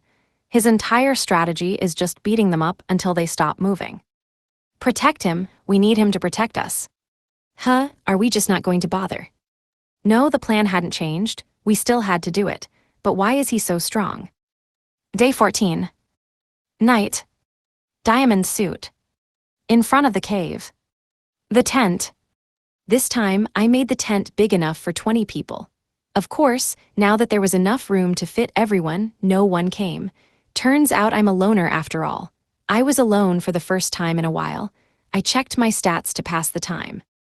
I was up to level 8, my HP and MP were over 100, and the rest of my physical stats had reached triple digits as well. Appraisal, clairvoyance, presence detection, enemy tracking, and all the other sneaky abilities were becoming my specialties. Just what exactly am I trying to become? A stalker, an orc stalker. I couldn't figure out what the parallel thinking ability did. When I fought the kobolds before, I created a bunch of flame bullets and fired them in all directions. Did that count as a parallel attack or something? Besides that, I hadn't figured out how to use magic manipulation yet. I hoped it would become another ace up my sleeve. I swore under my breath when I saw that Blockhead had leveled up too. I suspected that it happened after the girls kept teasing me. They must be talking crap about me behind my back. I wonder what they're saying now. Day 15. Morning. I should have known girls couldn't appreciate wabi-sabi. In front of the cave. The tent. Today we plan to hunt orcs again. The girls were ready to get their vengeance. They worked hard yesterday, even staging a mock battle in preparation. If they could beat an orc on their own, they'd feel ready to search for town as well, so they were highly motivated. The nearby kobolds didn't stand a chance against them, and they could easily face down a whole swarm of goblins. Only the orcs, the strongest monsters in the forest, remained undefeated. Town probably had better weapons and people who could teach the girls how to fight. The girls, unlike me, leveled quickly, so if they managed to take down an orc, they had nothing left to learn from this forest. Will today be the end? I decided to accompany them to town for numerous reasons. First, I wanted to see what it was like. Second, a group of 20 beautiful girls traveling alone would stand out. Even if they could defeat monsters, towns had thieves and other human foes that were probably more dangerous. Finally, the mean girls wanted to apologize and express their gratitude to the nerds. I wanted to see that happen. Hopefully, the nerds hadn't been driven out of town yet. No one called me for breakfast, so I did some morning practice. I moved around quickly and swung my staff at full speed, trying to stay in motion. I'm so fast, I didn't have much power or defense, so I had to be fast. I rehearsed combo attack after combo attack. Having extended my staff, I held it in the center and stabbed to the left and right before finishing with a whirling attack. Then, I moved my grip to one end of the staff and whipped it in a wide overhead arc, shifted back to a center grip, and stabbed. Though I described the actions in discrete steps, it was actually a continuous flowing movement, with a ton of power behind it. I kept moving. Each attack chained into the next one, I had to keep it up. Fighting like this, I could contend with a group of monsters even if they surrounded me. As long as I kept my energy levels up, I could keep stringing together fast, piercing attacks. Wow, you're on fire. I got so caught up in my training that I didn't notice the girls show up and start watching. Good thing I didn't strike a dorky pose at the end. Wait, I didn't strike a pose, did I? Haruka-kun, did you do martial arts back home? Asked Fish Girl. She thought this was martial arts. It probably looked legit, because I was remembering and imitating martial arts movies while I whipped the staff around. No, not really. I improvised my own style, I guess. Really, it looks kind of familiar. I'm just imagining fights from action manga, but that's a secret I'll take to my grave. My victory pose, too. What about breakfast? I asked. What are we having? Fish, of course. Today is another splendid day. I love fish. We went out to hunt goblins and kobolds, stopping for fish and mushrooms on the way. I think the monsters eat the mushrooms, class rep said. That's why there are so many of them. They'll keep coming back even if someone tries to exterminate them. That made a lot of sense. The plentiful HP and MP restoring mushrooms around my cave meant strong monsters kept showing up. A lot of mushrooms mean a lot of monsters, right? And all those monsters scare off the animals. I imagined all the fresh meat I could have been eating. I have to kill all the goblins. We talked as we went deeper into the forest. Everyone else was already over level 30. The area around the cave was a great place to level up. Why was I the only one left behind? We finally found an orc level 16, too strong. There it is, mind leaving it to me? I asked. Sure, the class rep replied. Please be careful. For some reason, even she'd started speaking in questions. Was I a bad influence? Instead of sneaking or charging, I just ambled up to the orc. It attacked immediately, but I parried the orc's swing with the right side of my staff. While it was off balance, I spun around and swept its legs with the left end of the staff. It was unsteady but hadn't fallen, so I feinted a stab at its eyes.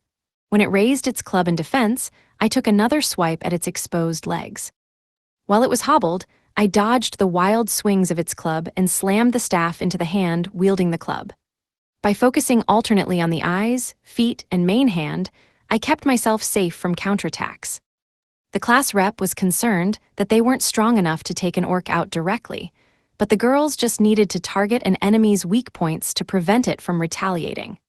As long as it can't strike back, keep repeating that combo until it's nearly dead and finish it off with a killer blow.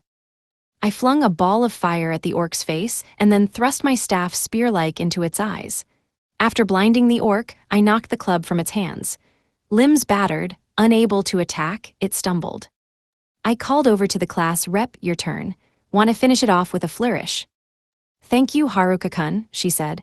Today you were actually helpful. Leaping out from cover, the girls surrounded the orc. I only switched out because I was sick of fighting the orc, but that's my little secret. Hold on, what did she mean by today? I didn't do anything wrong yesterday. It's not my fault the nerds totally misled me, I thought. Come on, class rep, she trash talks me even while saying thank you. One of the girls shouted, everyone stand back, now. The girls cast a powerful magic attack in unison. A bit overkill if you ask me. Great work, I said.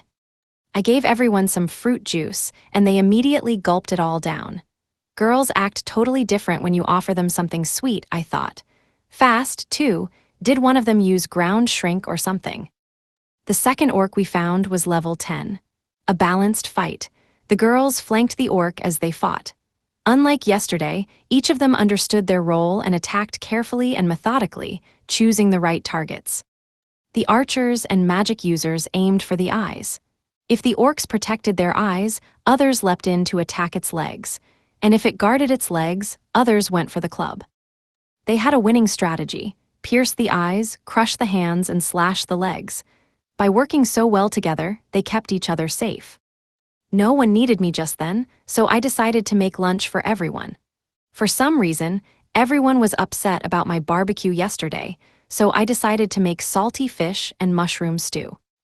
They didn't like the floral decorations either, so there was no chance in hell I'd make the mistake of using flowers again. Unlike the nerds, I could actually read the room. I needed a different approach. It needed to be more subtle. Let's go with a rustic Japanese style, wabi-sabi. I gathered dead trees and smoked them, washed the logs, and finished drying them with heat magic. Then I made tableware out of the rough-hewn wood. I used packing magic to precisely straighten out thin branches and then shaved them into chopsticks. I sliced a log and sanded the slices into plates and bowls. I used the remaining logs as the table and chairs. Just as I added my finishing touches, the girls won their battle. Welcome back, I called. I made lunch.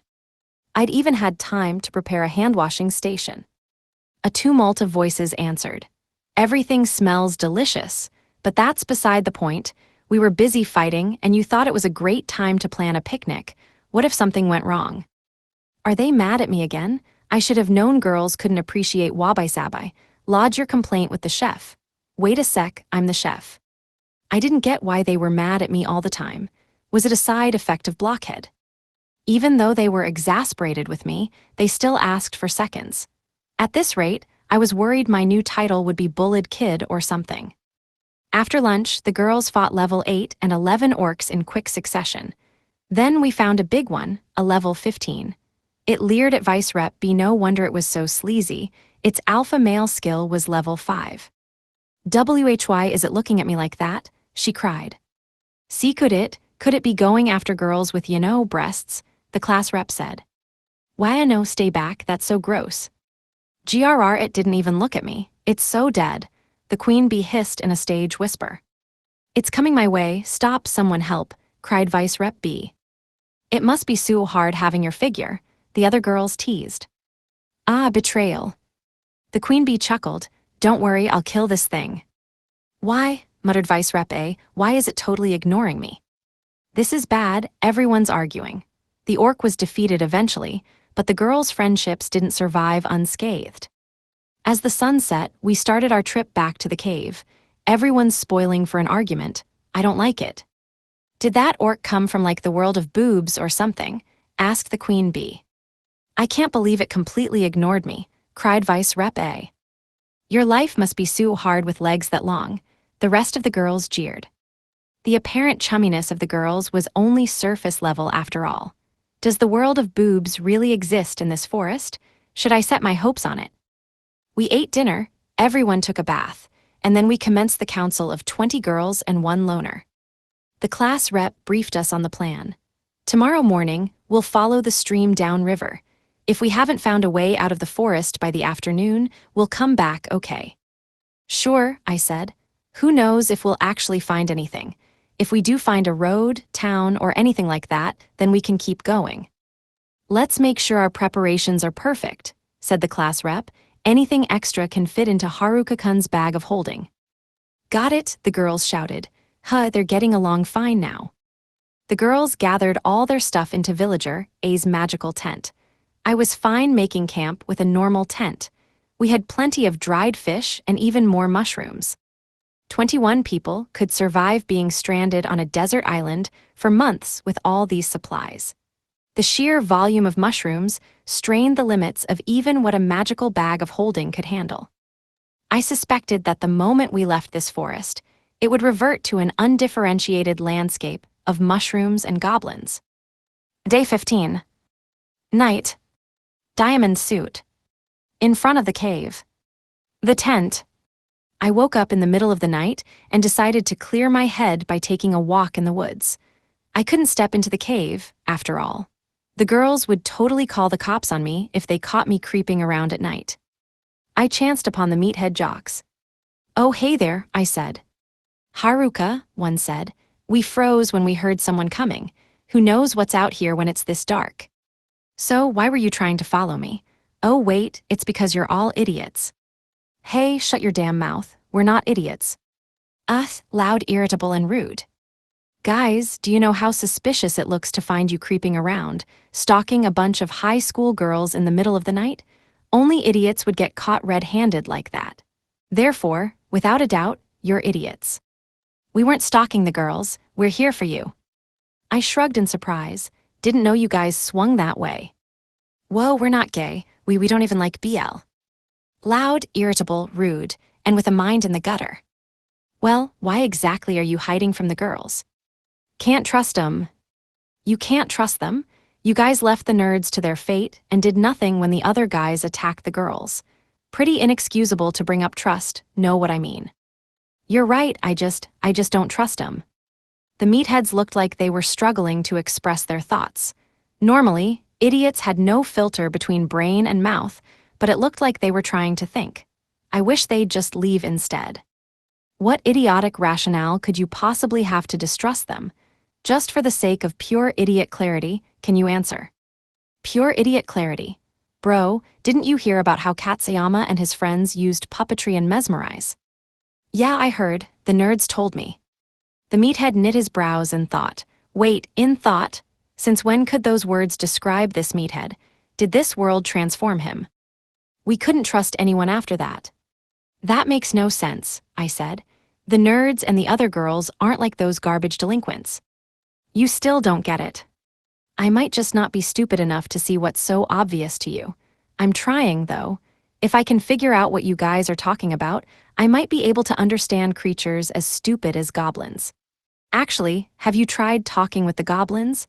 You're on about the same intellectual level, so you should get along just dandy. Shut the hell up, you're always such a dick. I was shocked. The jocks weren't totally witless after all. Could they have a legitimate concern? You're worried about hijack, right? I asked. Yeah, bro, everyone was making a huge fuss about puppetry and mesmerize, but no one said nothing about hijack. The class rep and the nerds warned us that we should hide our skills. So, I was thinking, who's got hijack? How stupid can you get? Even after all their advice, you still let your guard down around me. What if I have hijack? Too late for you to hide now, isn't it? If you have it, then so be it. We won't tell anyone, so do you? No, but I do have servitude. Doesn't that freak you guys out? If I wanted to control these jocks, servitude was a way better choice than puppetry. Jocks were just another species of monster, like mean girls or goblins, and servitude's intended use was on monsters. That's definitely worse, bro. It seemed like they instinctively sensed the danger of that skill. I was confident that jocks were some sort of goblin. Look, it doesn't matter, one of them said. Whether it's hijack, puppetry, mesmerize, or servitude, it's no big deal if you got those skills. You're kind of an asshole, bro, but we trust you. We've got your back. The conversation was going on for a while, so I invited them into the tent and gave them some food. Geez, those guys could eat. I was happy to get rid of some mushrooms. I have no idea why you think you can only trust me, but if you do, then don't worry. Everything's fine. They nodded. Good. Is that all? You don't need any convincing. No explanations. We never needed the coach to explain why he picked a certain play, and we didn't get it even if he did. So yeah, we trust you, dude. No need to explain things. These guys were okay. Well, at least they thought I was okay, which was enough for now, but they for sure had some screws loose. Thanks for the grub, bro. Anyway, we've got to head back to our own camp now, and we'll let the others know you're fine. Can you do us a solid and apologize to Oda's crew and the class rep for us? We'll listen to whatever you guys say from now on. They stuffed their backpacks full of mushrooms and left. Is this really okay? Day 16. Talking and understanding each other is truly a wonderful thing. In front of the cave, we ate an early breakfast, double-checked everyone's bags, and closed up the cave. I made a stone door with earth magic. It looked like the kind of door that the cave king would come out of if there was a big banquet or something. All right, I said. Shall we set off downriver? Are we off to find the town? Off to hunt some nerds? We're not hunting them. With that, we started to march along the riverbank. As expected, there weren't any monsters near the river. The class rep tugged at my shirt. Haruka-kun, can I have a word with you? Sure, do you want to talk while I scout ahead? We went ahead, ready to intercept approaching monsters. I didn't skewer any of them, so I figured no one would get mad at me this time. The class rep paused. So, is it about the meatheads? Yeah, so you met them, right? Oh right, I forgot to mention. They said they're sorry. Huh, they apologized. She looked flustered. Look, I'm so sorry. She bowed forcefully. If she had been any closer, she would have knocked me over with her head. I've wanted to tell you for a while, but I couldn't bring myself to do it. My skill. Hey, don't worry about it, I interrupted. I know what it is. Her jaw dropped. It's pretty obvious, isn't it? Why so surprised? Wait a second, since when? How do you know? Doesn't everyone know? Well, maybe not the meatheads or the goblins. They're too stupid to figure it out. Well, to be precise, the goblins might know, but no one's asked. I guess I'll keep it a secret for now. If it was a secret, you should have said so, I said. We'd all be in trouble if I accidentally talked about something that's supposed to be a secret. Oh, but I didn't tell the meatheads, I promise. But how did you know? Nerd A promised me that he wouldn't tell anyone. Hijack, the skill that let someone steal skills from others. It was probably the strongest, most dangerous skill in the world. If you had it, it was an unbeatable cheat code, and if you didn't, it was an unstoppable menace. Someone with hijack could steal any skills just by being near their target. The skill thief would get more dangerous with every skill they stole. And in typical light novels and games, a skill like hijack only worked if the target was killed. Someone targeted by hijack didn't just risk losing their skill, they risked losing their life. The existence of that skill threatened to turn any interaction into a kill-or-be-killed survival game. It was a taboo skill. You couldn't tell anyone you had it, and if you did, they'd avoid you like the plague, or maybe try to kill you. If you knew that I had this skill, why did you rescue me? Aren't you worried? You should want to avoid me, despise me, or abandon me. I mean, I steal other people's skills. Huh, why were the nerds scared of you? Why would I be scared? But I might steal your skills at any moment. Why would I worry about that? Huh, oh, I'm sorry. The class rep looked away, down at the ground. In what world would anyone try to steal loner, neat, shut-in, blockhead, master of none, or corporate proactiveness? If you want them, they're all yours. If she did use hijack on me, she'd only screw herself over. Class rep bit her lip. Look, I feel terrible about having this skill, but what happens if the others find out? The nerds weren't scared of you, right? That's what I'm saying. Why is she so upset? I thought, what's the issue?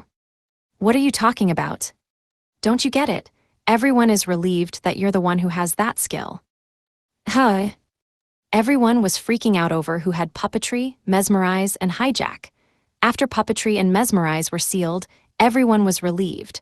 But no one's worried about sealing hijack, right? What are you saying?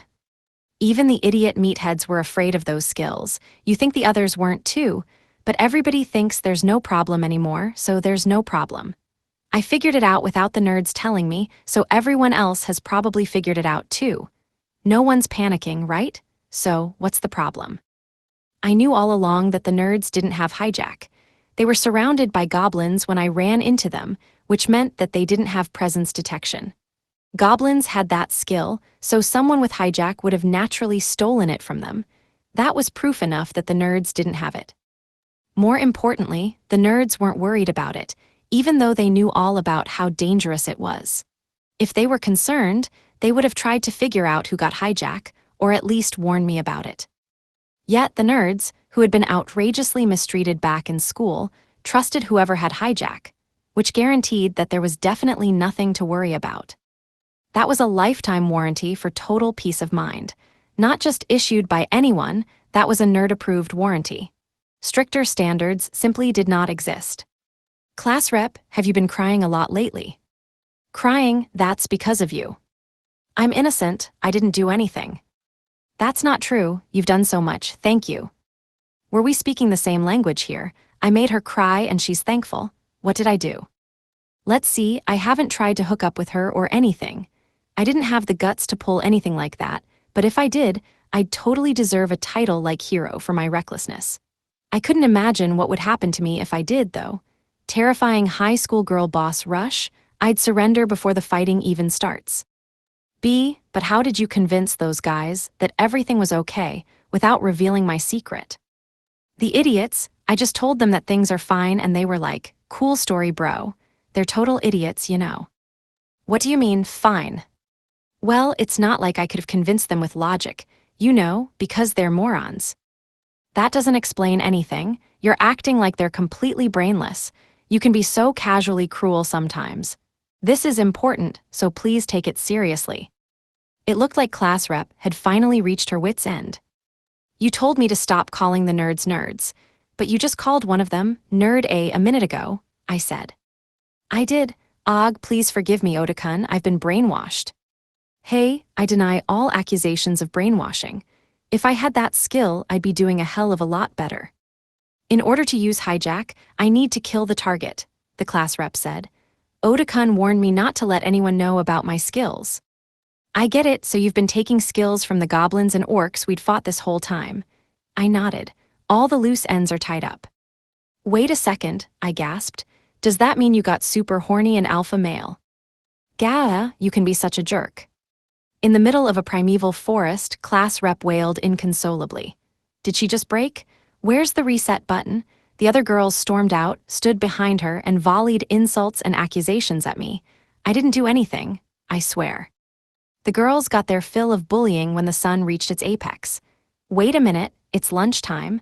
Another fish and mushroom barbecue. I put the fish and mushrooms on skewers and roasted them. Every time I looked in the class rep's direction, she just stared back at me with furious, half-lidded eyes. I flipped the skewers over and roasted them over an open flame. The fiery glare of the class rep made me feel like I was the one being roasted. I set a few skewers before her. She glared without pause. This isn't a glare of eternal friendship, is it? Class rep, come on, time for lunch. She kept glaring at me. I had to say something to cheer her up. Class rep, it's fine. There are worse skills out there, like molester, ah. Class rep yanked the ground out from between us with ground shrink and slapped me. Ouch, that's so unfair.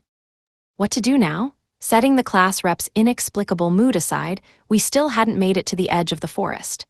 Even using clairvoyance, I saw nothing but trees in every direction. We were planning to head back in a few hours if we didn't find anything by then.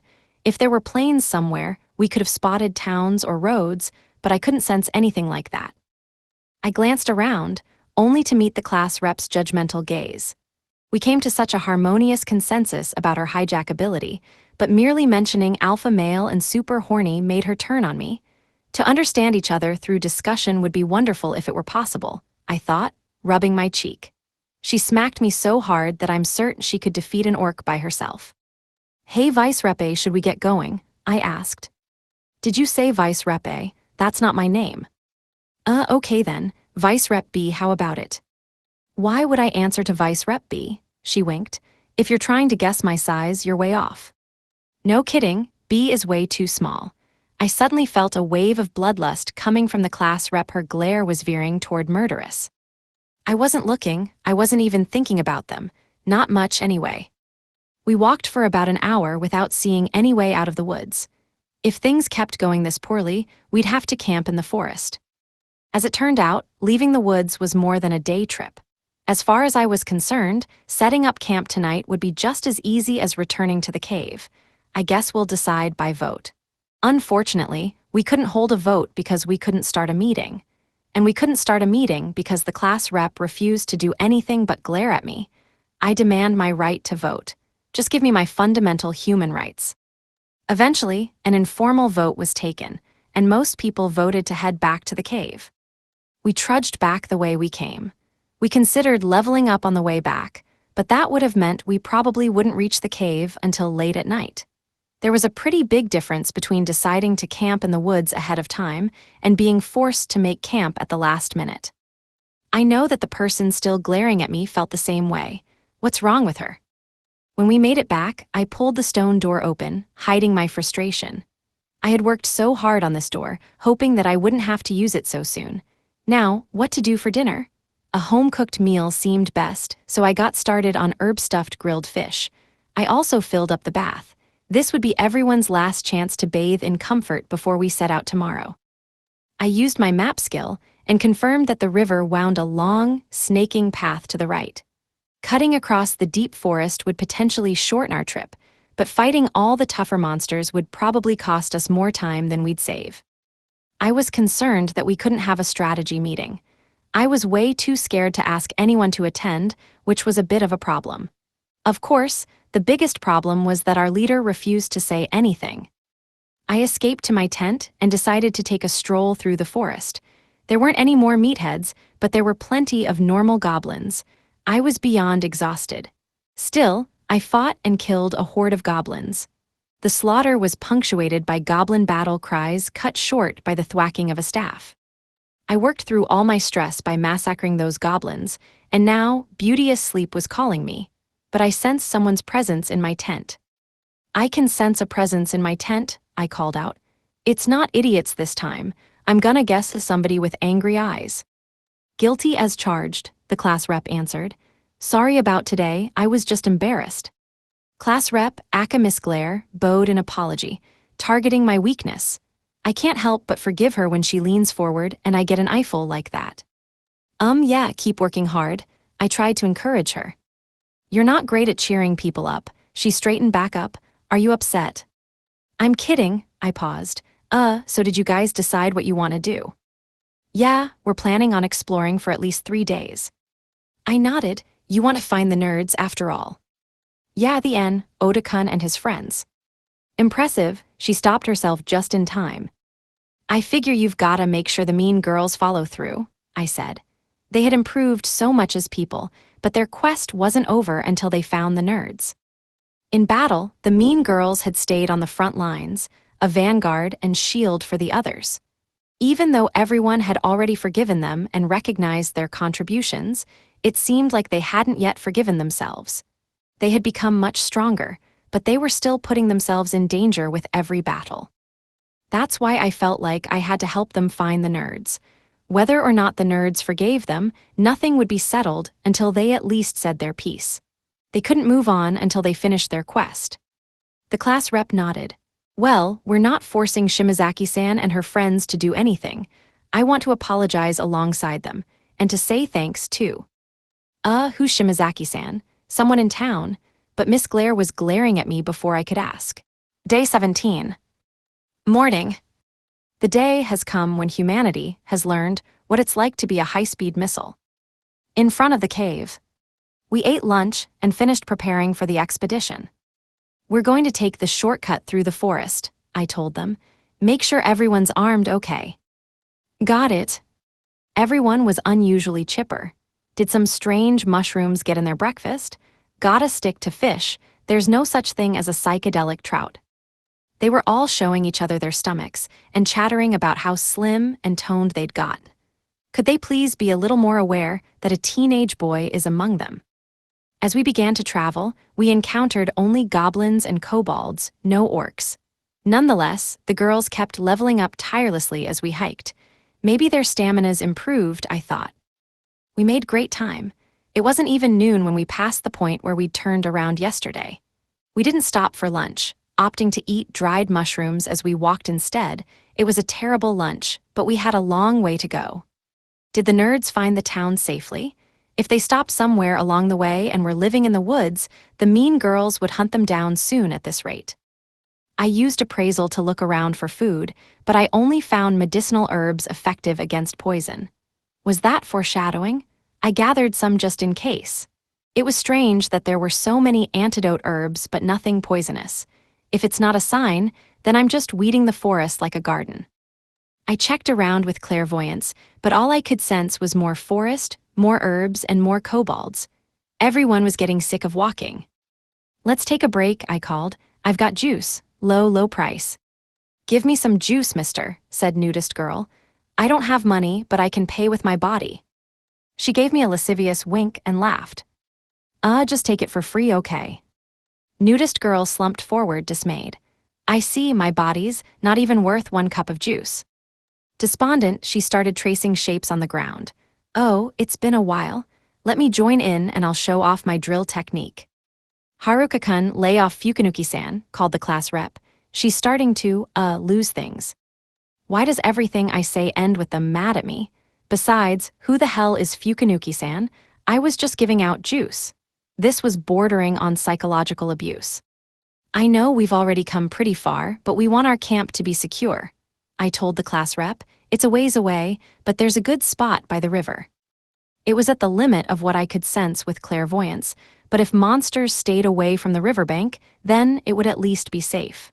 I considered scouting ahead to check it out. I had some things I wanted to test out, too. The woods are fine now, right? Do you think it's a good plan for me to check out that area? I think that's a good call, but phrasing everything as a question makes me second-guess how good of an idea it really is, the class rep said. Should I come along? No, I'd rather you stay here. I'm just going to go there and back. I'll be fine on my own. I went ahead and started to run through the woods.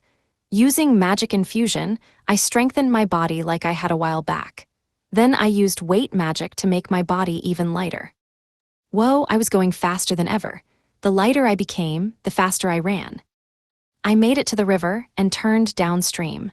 I couldn't move this fast anywhere in the forest, but the riverbank, dodging trees at this speed would be impossible. They whipped by me like projectiles in a video game. There weren't many obstacles along the river. The footing was poor, but since my body was so light, I kept leaping in huge bounds. Could I even fly? If I gave myself a big head start and then jumped, I just might manage it, but I needed a straight runway to gather enough speed. There we go, the river straightens out a bit here. Let's do it. I can fly, I cried, running as fast as I could and then leaping off the ground. I can fly ye. I flew. Maybe it was more like a high-speed, long-distance, aerial power walk. One small step for a man, one high-velocity surface-to-air missile leap for mankind. This experience is even more unusual than getting summoned to another world. The river and forest shrunk into the distance below me. There it is. I could see the way out of the woods. It was too far to see with clairvoyance from the ground. Then the wind resistance caught up to me while I was busy taking it all in, and I stalled out. Buffeted by the winds, I plummeted like a stone. Is this the end? I screamed as I fell. The trees in my way broke with a series of deafening cracks. Then, with a boss clorsh, I rocketed straight into the ground. I lost half my HP. Apparently the sky was more hazardous than most monsters. Distracted fly jumping could be fatal. And what was that sound at the end? Was the ground mocking me? I was back in the middle of the forest. Everything hurts, but that was awesome. Good thing I'd used magic infusion to strengthen my body. Weight magic probably helped soften the impact, too. From above, I had seen everything clearly. The river made a sharp bend to the right up ahead, so if we cut through the forest to the right at an angle, we would save some time. Now to report back. I'm back, I called. I think we can make it out of the woods by night. Huh, you scouted ahead that far? Asked class rep. Not exactly. I kind of launched into the sky and saw the way out while I was falling back down. Haruka-kun, I don't think your corporate proactiveness is working properly. Your scouting report leaves a ton of questions unanswered. How did you get launched into the sky? Did you get a skill that turns you into a satellite or something? How did you get so injured? Well, I was unemployed, wasn't I? How was I supposed to learn how to make accurate, informative reports? What guy wouldn't want to fly like a superhero? I said. We're in a world of magic, so I figured I might as well give it a shot. So I shot myself into the sky, but after a while I crashed into the ground. Turns out, falling from a great height hurts. The class rep glared at me again, but I wouldn't let that get me down. I realized that my cloak and tunic didn't have a scratch on them. Even Kobold's claws didn't rip them. Plus, no matter how dirty and blood-soaked they got, rinsing them with water made them good as new. What the hell kind of work did Villager A do to need stuff like this? We took the aforementioned shortcut through the woods to the right. This was saving us a lot of time, but we kept on guard in case of monsters. Whenever we came across monsters, a party of 5 girls stepped up, killed them, and then switched out for the next team of 5. It was fast and efficient. Just as I thought, the class rep is great at strategy, leadership, and analysis. We're super horny and alpha male, making her even more effective. I'm not thinking about anything, class rep, just thinking about the weather. She can definitely read my thoughts. The sky grew dark. The trees had become sparser as we neared the edge of the forest. It was probably a good idea to set up camp here, where there was still cover. Hey, does anyone think it's a good idea to stop for camp here? Yes, please, the girls shouted in unison. Everyone seemed spent. I noticed that everyone was staring as I set up the giant air dome tent. Was there something wrong with that? Every time I did anything, they all seemed to find something to take issue with. We're not mad, we're all baffled that you just said open, and the tent opened up like that. It's more than enough space for 20 people. I diverted a part of the river into an earthen basin to make a simple open-air bath with a screen to separate bathing areas, heated up the water, and fled the scene as fast as I could.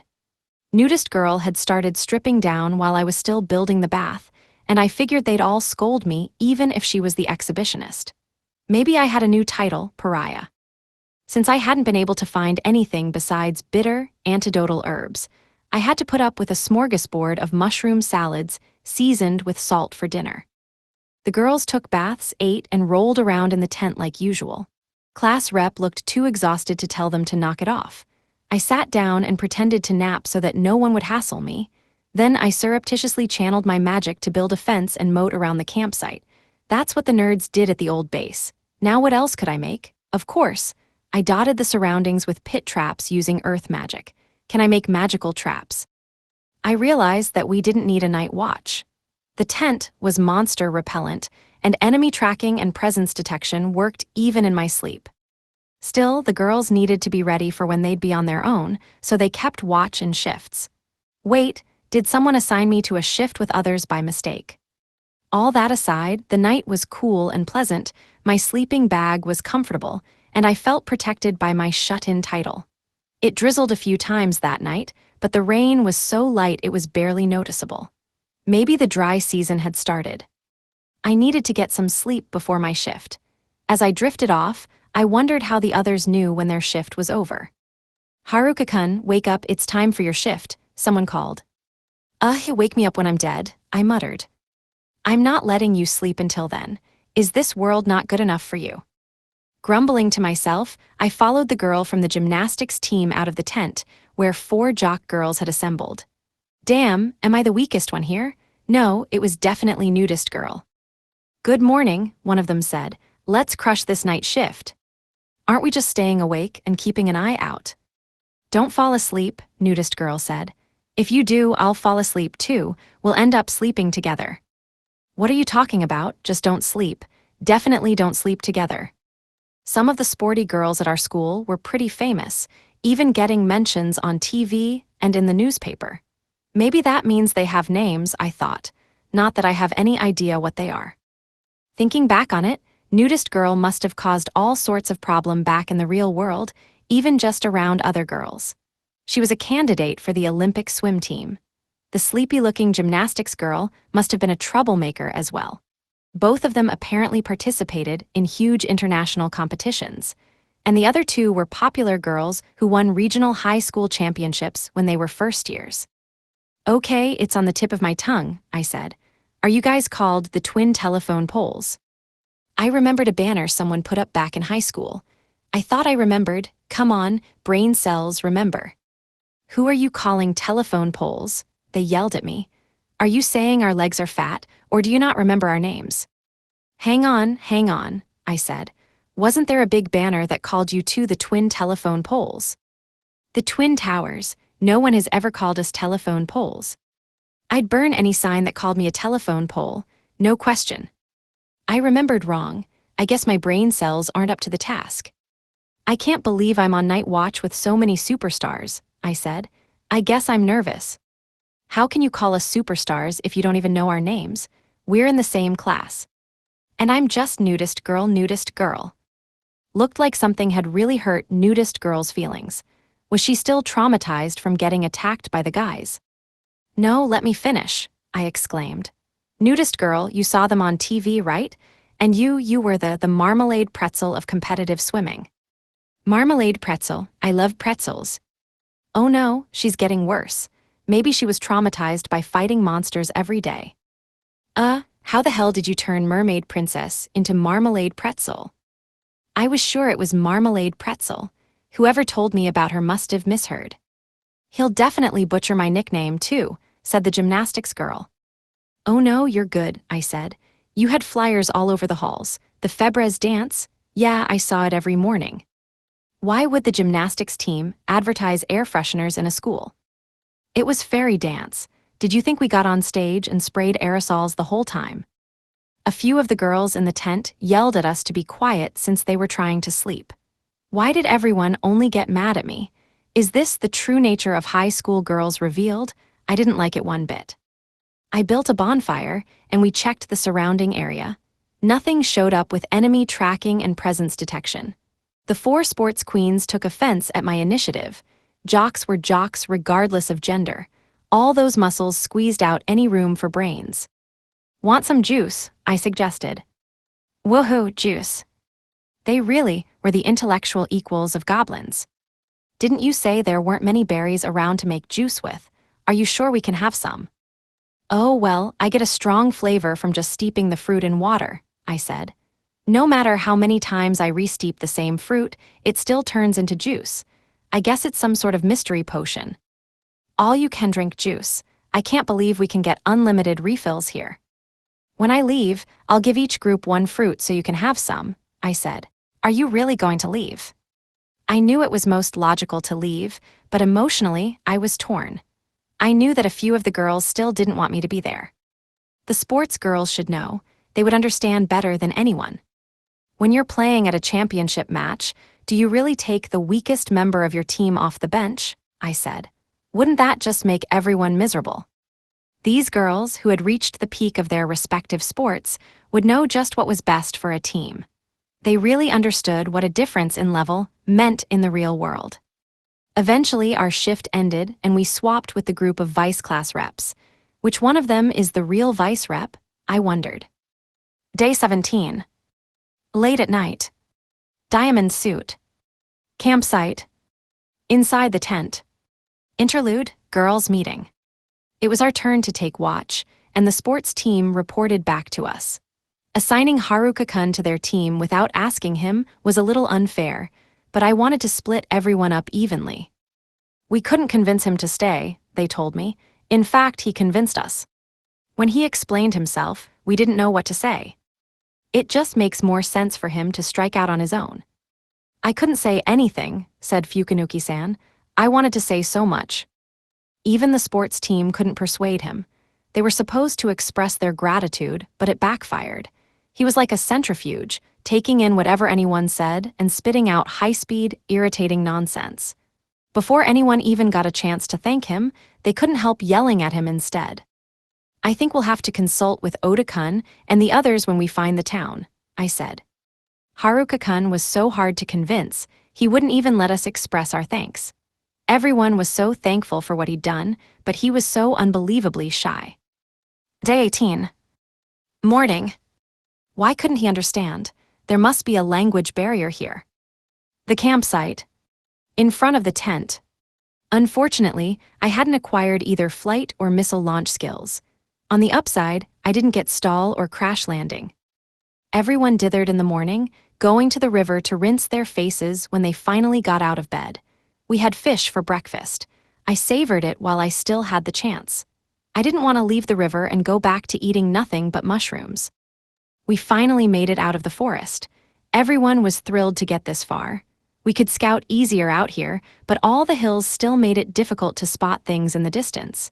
The hills blocked clairvoyance, too. Should I send myself flying again? It was pretty fun, after all, even if I couldn't really call it flying if I plummeted to the ground at the end. If only I could find a way of not falling down. Even if I didn't stall out on my first flight, I still would have crash-landed in the end. But I wanted to learn to fly, not land. Even in 1,000 years, human beings would never be able to fly. Fantasy worlds should let us break those rules. Okay, there had to be a way to pull off a safe landing. Learning an actual flight skill would have been great, but even that probably wouldn't let me land safely. I considered my options while reviewing my stats. Walking, movement, and weight magic helped me take off, and I used packing and magic infusion to land. Flight was a type of movement, so movement might give my flying a boost. Maybe I needed to keep using movement magic after I took off. I could soften my landing with wind magic, and then I should be able to keep my landing stable. Now that I thought of it, what about using wind magic while in midair? Now that was flight. Hey, hello, Haruka-kun, listen to me. Huh, am I already flying? Could those be the dulcet tones of the galactic fairy? Did you even hear a word I said? Whoa, she startled the crap out of me. The class rep sounded just like Cheryl Gnome from Macross Frontier. Don't you hear the strange sounds over there? She continued. Can you check it out with clairvoyance like I've been asking this entire time? Sure, just a second. Whoa, I think some people are being attacked by monsters. A bunch of old men in armor, archers, and magic users. 6 humans total. Do you think they'll be fine? She said. Are they winning? The class rep was visibly worried about the old men. I regarded them with trepidation. Just because they were being attacked by monsters didn't mean they were necessarily friendly.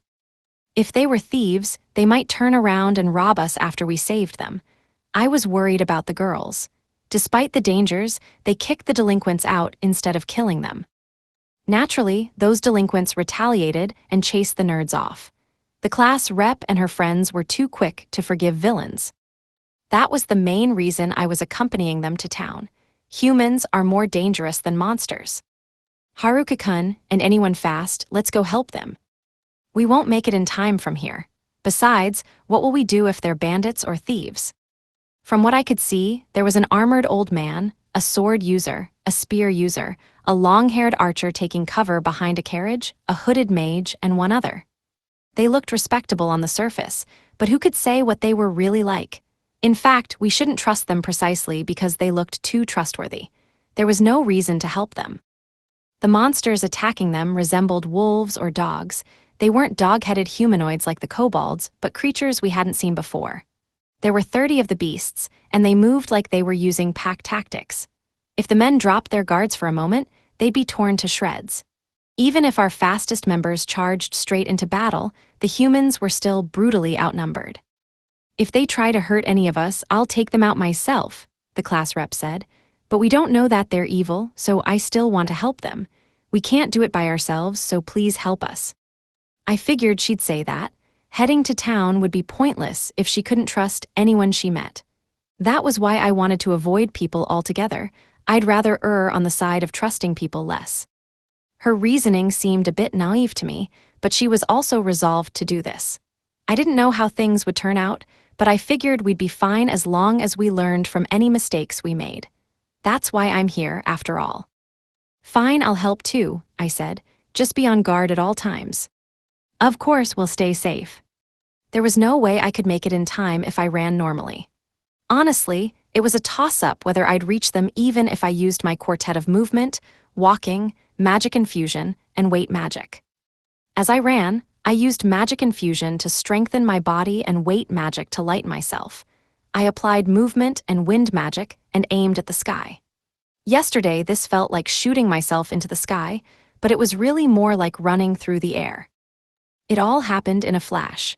The scene that I had been watching with clairvoyance appeared faster than I could blink. Oh crap, I can't stop. I slowed myself by crashing through a dozen wolves, sending them flying, getting tangled up, tumbling, smashing into wolf after wolf, and scattering them wildly. Why haven't I figured out how to actually stop safely? You folks okay? I called. Are you okay? They cried. They seemed to be unhurt. The wolves weren't so lucky, though over half were out of commission. An unfortunate traffic accident, I thought. I hadn't been able to see the attack from where I started, yet I covered the distance there instantly. My speed must have been in the thousands of meters per second, making a conservative estimate. I'd covered around 5 miles in 10 seconds. That meant I flew faster than 2,000 miles per hour, way beyond the speed of sound. Shouldn't I have made a sonic boom? No wonder the wolves died when I collided with them. The ones I directly ran into blew up like gory fireworks. This caused a chain reaction, as their flailing body parts still had enough momentum to kill yet other wolves. Though those other wolves also burst, their bodies didn't quite kill the few wolves remaining. Maybe I did cause a sonic boom. A cloud of dust billowed out around me. I blew it away with wind magic and walked over to the old guys. Are you folks injured? Need a potion? It's mushroom-flavored, unfortunately. They appeared unhurt. I lost more health than any of them. That's what I got for causing such a gruesome pileup. I took a reluctant swig of the mushroom potion myself. Disgusting. The old man with a sword was the first to speak. Please allow us to give our thanks. You saved us. We were on the verge of destruction. My name is Ofter, and I'm the leader of this party. Thank you for saving me and my comrades. Thanks a bunch, kiddo, the fighter with a spear said. I thought that was curtains for us. You're headed to Amui City, ain't ya? I can thank you all proper like once you get there. Name's Godek. I'll buy you a pint in town. The men bowed and thanked me. They were all armored, and 3 of the rear guard were behind the carriage, healing. The 2 men who had come to greet me went to check on them. So there really is a town. Amui City? Whatever the name was, these folks must have come from there. I lacked the conversational skills to gather any more intel from them, so I just kept my mouth shut. The girls were probably much more capable of gathering useful info. Speaking of which, they were running toward us, but they were still a long way off. Hang on, even without clairvoyance, I can still see them bouncing. The class rep can glare at me from this distance, too. The warriors called me over to continue the conversation. Apart from the two old guys, the rest were young women. One of them looked like a European supermodel, even in full plate armor. When the archer turned around, I realized she was an elf. The Adventurers Guild put up a bounty for the Greenwolf clan since they'd been attacking traveling merchants. The official listing said there were only 6 to 8 beasts, not more than 30. We would have definitely been killed. One of them was a dire greenwolf too. Look, the first one that burst. A dire greenwolf, the hell was the guild thinking? The spearman was incensed. That made sense. The guild's bad information had almost gotten them killed. Their carriage was broken, its wheels torn from their axles. Their horse was dead. We righted the carriage, but it had to be abandoned in the end. We'd planned to use that carriage as a barrier, but we didn't imagine that we would cross paths with a dire greenwolf. Damn that beast, the swordsman said. The brusque warrior, what's his name, said, damn, it's a total mess. Ain't no way I can pay off my bar tab after today. In the end, the 6 divided up the carriage's supplies to haul back to town. I didn't want to reveal my bag of holding to strangers, so I simply watched in silence. I was pretty bored, so I grilled some stamina mushroom skewers and handed them out. Even if they weren't heavily injured, they had probably still taken some damage, and at the very least they were exhausted. They relished the mushrooms and eagerly shared their thoughts. Oh man, that's the good stuff. Are these mushrooms legal? Delicious, stamina mushrooms, huh? Those are worth a pretty penny, you know. Thanks for sharing 'em, kid. Wait a second, it really is restoring my health. Wow, they really are HP mushrooms. Stamina mushrooms? Unbelievable, I feel better already. You already saved our lives and now you're feeding us. I don't know what else to say, thank you. I was surprised by all the fuss over the mushrooms. Were they really that valuable? The forest was overflowing with the things. Seeing the young women relax and enjoy the food, I felt increasingly jealous of their male companions. Just have to get rid of the guys. The women probably don't like them anyhow. Haruka-kun, wait a second. What are you doing? Cried the class rep. You looked like you were about to attack. Why are you glaring at Ofter and Godek? Why am I in trouble? I don't know an Ofter or a Godek. Of course, the Queen of Glares knew why I was scowling immediately. I expected nothing less from someone with that title. Oh, you finally made it. Good hustle. No, we've been here for a little while now. We were just busy keeping watch. Oh, that's right. She was keeping an eye on the group behind me. How did I forget? I felt waves of murderous intent emanate from her when one of the armored supermodels affectionately squeezed my hand in thanks. Glaring at a stranger, the class rep was definitely looking out for me. Wait, did she stare daggers at me by mistake? That's ridiculous, must be my imagination. Once the rest of the girls caught up, we resumed our journey. Before too long, the town lay before us, bordering the river exactly as the nerds predicted. Amui City. I'm never going to remember that name. I'd probably forget it long before we got there. I'd forgotten the names of the old guys almost immediately, so there was no point even trying on that front.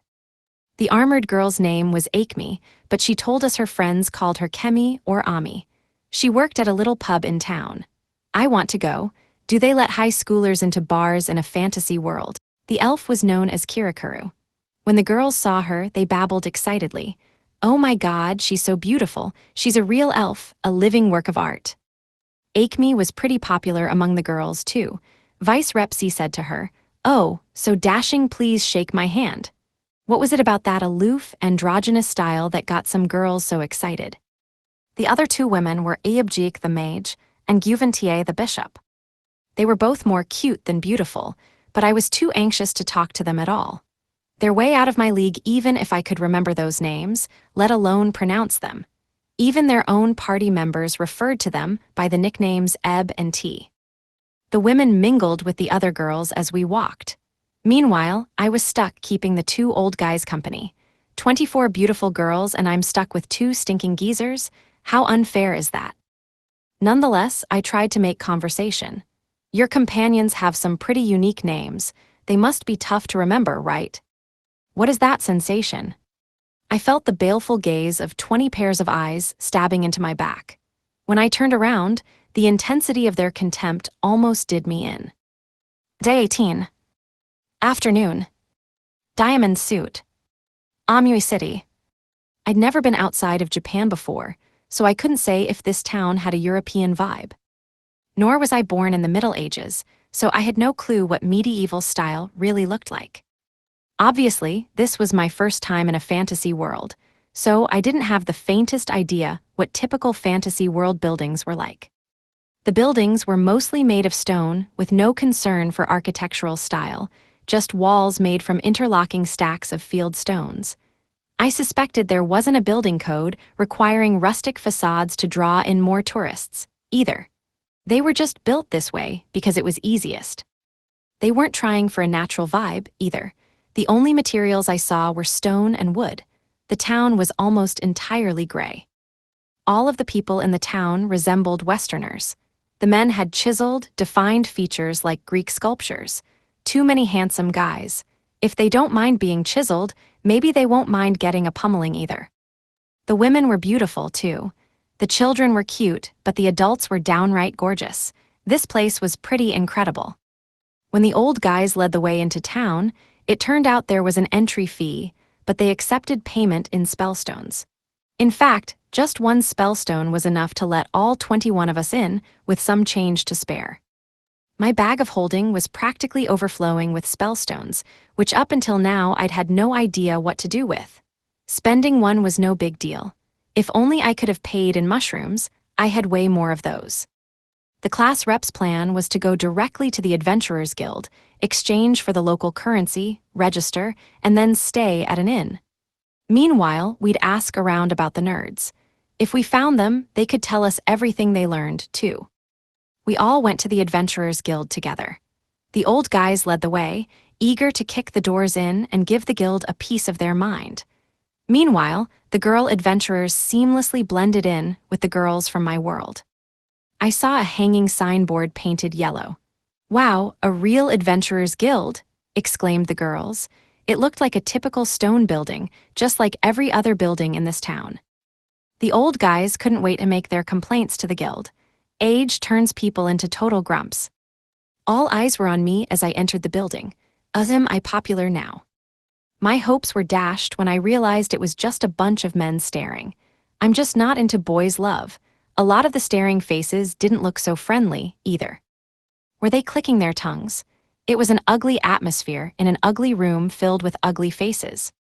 The meanest, baddest, most grizzled-looking bunch of lowlife stood up and walked over to me, giving me a contemptuous look all the while.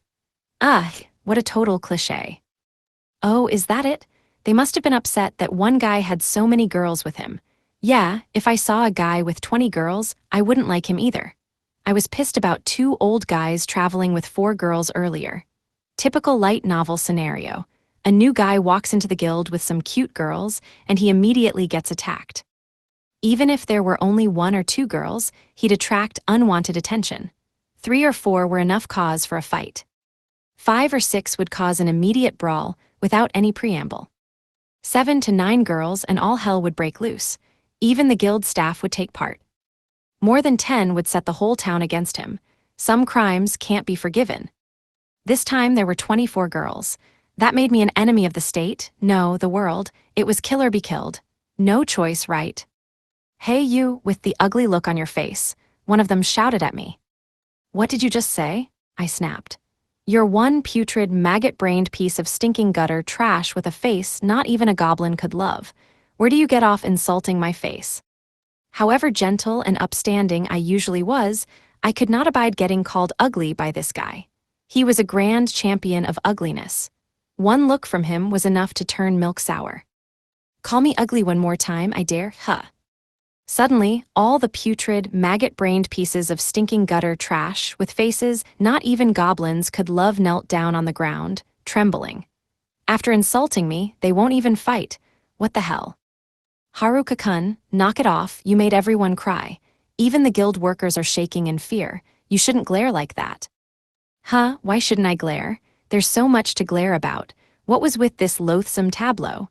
All these tongue-clicking bastards were hiding underneath their tables. Was it an earthquake drill? Was my glare a natural disaster? My contacts were supposed to improve my expression. Besides, they glared at me first. All I did was glare back, and now I'm the bad guy? What the hell? The class rep quarantined me away from everyone else. It was like there'd been a viral outbreak of bullying. Now I was all alone in a shadowy corner of the guild. No adventurer dared look my way. Everyone was sitting around circular tables scattered around the room. At every table, someone was facing my direction, but everyone avoided looking at me. Some of them had to turn their necks at uncomfortable angles to look elsewhere. This town sucks, I thought. The nerds probably got bullied and kicked out again. No one even glanced at me. The pretty receptionist, the horde of adventurers, the few beautiful female fighters, the beefy armored knights, the shady hooded sorcerers, not a single person dared look my way. I'm so bored. Finally, those old guys came back. The spear guy looked around with a curious expression. Sorry for the wait. Something happened here? Don't tell me, don't tell me. Did y'all try to start some beef with the guy who saved our hides? The spear guy gave the other adventurers a mean look, but none of them were looking at me. Come on, buddy, why don't you tell me what's happening? He asked me. Well, everyone was harassing me the moment I walked in, right? Then the class rep scolded me, and now I'm sitting in a corner while everyone ignores me on purpose. It's totally bullying, isn't it? For some reason, everyone in the guild hall shook their heads no. How is this not bullying? The sword guy walked in. My sincerest apologies, but might I have a moment of your time? There were a few lingering questions regarding the encounter with the green wolves. Pardon, what's with everyone's expressions? Maybe they're trying to haze the newbie, I said. Or they could be doing some sort of bully the outsider routine, don't you think? Again, everyone in the guild shook their head no. What the hell, this is definitely bullying. Who cares about the green wolves anyway? They got blown to bits. What else is there to say? But you caused that devastation. In truth, the green wolves aren't what I'd like to discuss. If you have a moment to spare, please come with me. I don't know what you're trying to say, but my schedule's wide open, and I'm happy to answer any questions. He led me to the stairs and up to the second floor. As I walked across the room, everyone kept their eyes averted. We came to a door on the second floor. The old man knocked. I brought him, the sword guy said. A voice answered, come on in. There was another geezer sitting in the room. The encounter rate for decrepit old men was way too high. Even though I brought 24 girls with me, I only ever got to talk to old men. I'm Hakis, master of the Amui City Adventurers Guild. Sorry for any inconvenience. He bowed his head. Why was the guild master apologizing? Don't worry about it. Did you want to ask me something? I want to extend my thanks to you for saving Ofter and his party. The guild was entirely at fault for giving the wrong information regarding the mission. That many green wolves would have wiped out a B-class party. I never would have imagined that another party of adventurers would happen along. You have my gratitude. It was not only that he saved us. He managed to defeat a dire green wolf single-handedly, said Sword Guy. A dire green wolf, you say? We need to prepare a seal immediately. You misunderstand, sir. He destroyed it. I don't follow. He rescued all of you, so what was destroyed? The dire green wolf. He destroyed the dire green wolf and all its kin as well. They seemed to be talking past each other. The swordsman's way of talking didn't help. Clearly, they didn't have corporate proactiveness. I buted in. Gramps here isn't exaggerating. They were being attacked by a dire green wolf and 36 green wolves. All of them died, get it? I thought you saved the whole party, shouted the guild master. Who died? The dire green wolf and the other wolves, 37 of them in total, met an unfortunate end. An unfortunate end? How? How should I put it? When I went to save this old dude here, I kind of maybe bumped into them. You bumped into Ofter. No, you can plainly see the geezer still alive and kicking. Obviously, I didn't blow him up. Why couldn't he understand? There must be a language barrier here. Are you being serious? What are you trying to tell me? That moment, the elf and the class rep entered. Finally, it didn't feel so much like a retirement home. Kirakuru, I'm glad you're safe, said the guild master. I'm so sorry about what happened. That's not important right now. Haruka here defeated them, the dire green wolf and all 36 of the regular wolves. Huh, do you mean to tell me that Haruka defeated them in battle? Not quite, it was more like I crashed into them, blowing all the wolves up like fireworks filled with wolf guts. It went something like that, I think. There were tears in the elf's eyes. I can't understand anything he says. That old guild master must have upset her somehow, I thought. For some reason, the class rep pinched my ear and dragged me out of the room. There I was, a loner sitting in the corner of the Adventurers Guild. I only answered the questions I was asked. Day 18. Evening. Diamond suit. Amui Guild. Interlude, Guild Master's room. Finally, I called Haruka-kun back to confirm the story.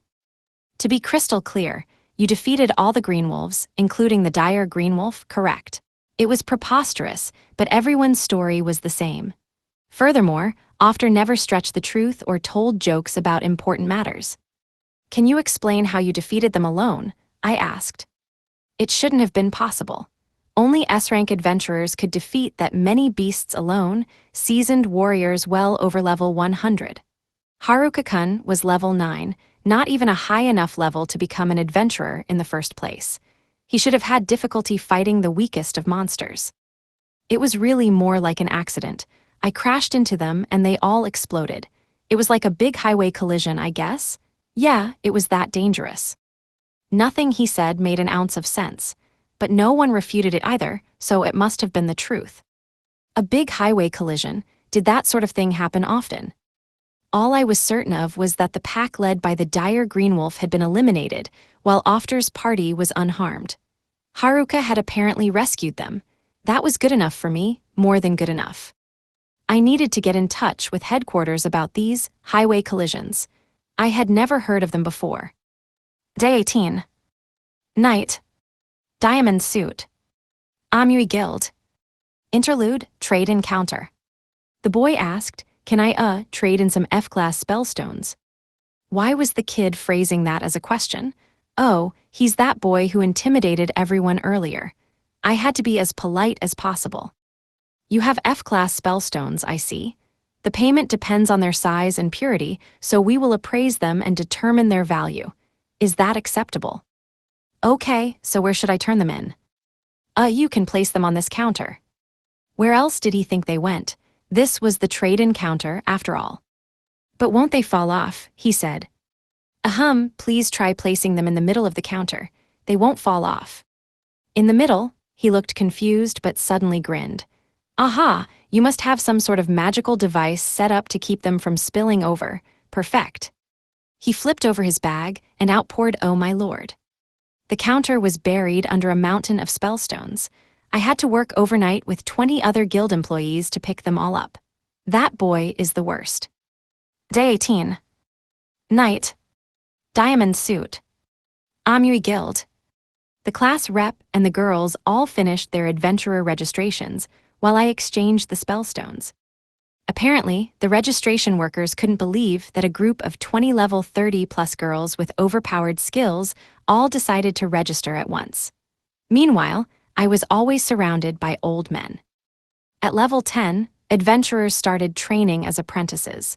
When they reached level 20, they officially earned the title of adventurer and could join a party as a rookie.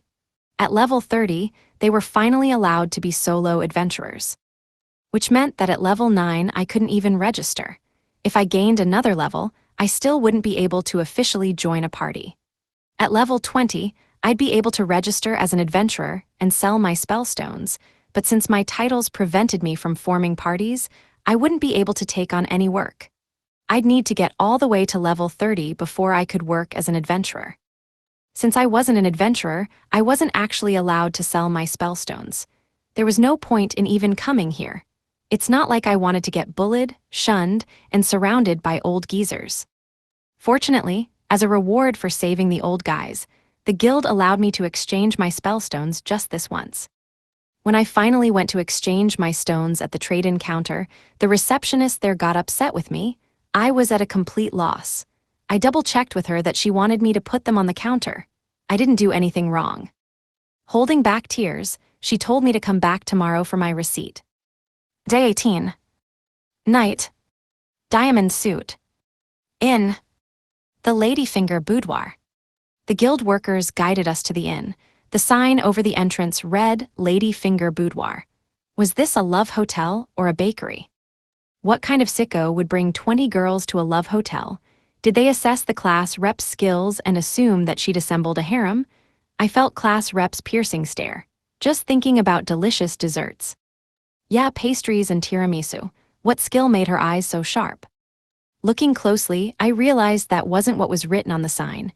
It actually said, Laddie Flinger Boudoir. Someone call the cops? There's a monster throwing guys around. It's actually a hotel. Welcome, the Adventurers Guild told us you'd be coming. A young girl stood by the entrance and passed out flyers for the boudoir. What's a young girl doing advertising a love hotel? This is totally depraved. I turned around. Let's go back. The Adventurers Guild has to answer for its degenerate recommendation. I'll burn them to the ground. Excuse me, sir, please don't leave. Our inn merely has an odd name. Please don't burn anything. No, this is unacceptable, I said. Anyone who takes us to the Ladyfinger Boudoir is a pervert targeting high school students. This is an obvious den of iniquity. Why would you name your inn that? The girl with the flyers was holding back her tears. She had a point when she told me to stay. Why waste my time burning down the Adventurers Guild? This place is the real problem. Haruka-kun, why are you holding your staff like a rifle? Class rep asked. Why did you just take aim at the inn? Did you just pull back an imaginary bolt-action lever? Your eyes have the dark intensity of a trained assassin. You're making that poor girl cry. What's your problem? Huh, I won't shoot. Well, now I won't. I was just, indulging in my fantasies. What kind of fantasies are those? Is this what you think about when you visit an inn? Class rep, I implored, could you imagine saying, last night I stayed at the Ladyfinger Boudoir. We need to do something. She thought about it for a moment. Fire. Her wish was my command. Torching this place would be its own reward. Wait, no, don't shoot, the flyers girl shouted. The guild staff recommended us because we're a great inn. All of our many patrons choose to stay because of our commitment to hospitality. Please don't destroy them. Tears began to fall onto the girl's stack of flyers. She was bawling. Rolling my eyes, I said, fine, I won't fire. I gave the girl a pat on the head. Her face flushed crimson, and she scampered inside. Pa, customers are here. There's always tomorrow, I thought. I can burn it down then. Everyone glared at me like I was the pervert who named the place. I don't deserve this kind of judgment. We piled into the building and enjoyed a delicious dinner. It was my first proper meal in ages, and it tasted incredible. The hot spring bath required an additional fee to use, but the rooms were decent. It just needs a new damn name. The girl with the flyers told us that the Ladyfinger Boudoir was named after a local hero from the owner's hometown. What kind of parents would name their kid Ladyfinger? When the town was pillaged by a swarm of monsters, Ladyfinger led all the townspeople to safety and single-handedly drove off the monsters. He defeated all the monsters, but succumbed to his wounds in the end. The town was utterly destroyed. No one knew his real name, so they called him the Ladyfinger. Seriously, why? To honor his memory and his heroism, they named the inn the Ladyfinger Boudoir. That hero would probably hate the name. Ladyfinger, did he have delicate hands? Ever since I was a tot, Ma, Pa, Grandma, and Grandpa all told me stories about him, said the girl with the flyers. I only recently noticed that it's an odd name, but we're so grateful for him. I want to be just like him when I grow up. Looks like changing the name is out of the question, I thought. She's been brainwashed from a young age. Still, they should repaint the sign. When he helped us escape, he gave us a big grin, turned back and said, "This here's my town. No chance of me leaving it. Gonna defend my home till my dying breath. I'm doing this for all of ya, so y'all need to build yourselves a new life somewhere else. Build a place that makes people smile." He laughed as he made his last stand. We wanted our inn to be that place. That's why we named it after him. Aside from the name, he did sound like a real legend. There was no chance they'd be persuaded to change the name. They were the types who wouldn't change it even if it meant going bankrupt. I went to my room to relax and check my stats. Name, Haruka. Race, human. LV 9. Job HP 120. MP 122. VIT 118. POW 117. SPI 118. DEX 116. RAISE 130. INT 134. Luck max above limit. SB 177. Combat skills. Cane Mastery Level 6, Evasion Level 5, Foresight Level 5, Magic Infusion Level 6. Magic Heat Level 4, Movement Level 6, Weight Level 5, Packing Level 5, 4 Elements Level 5, Wood Level 4, Lightning Level 3, Ice Level 2. Skills.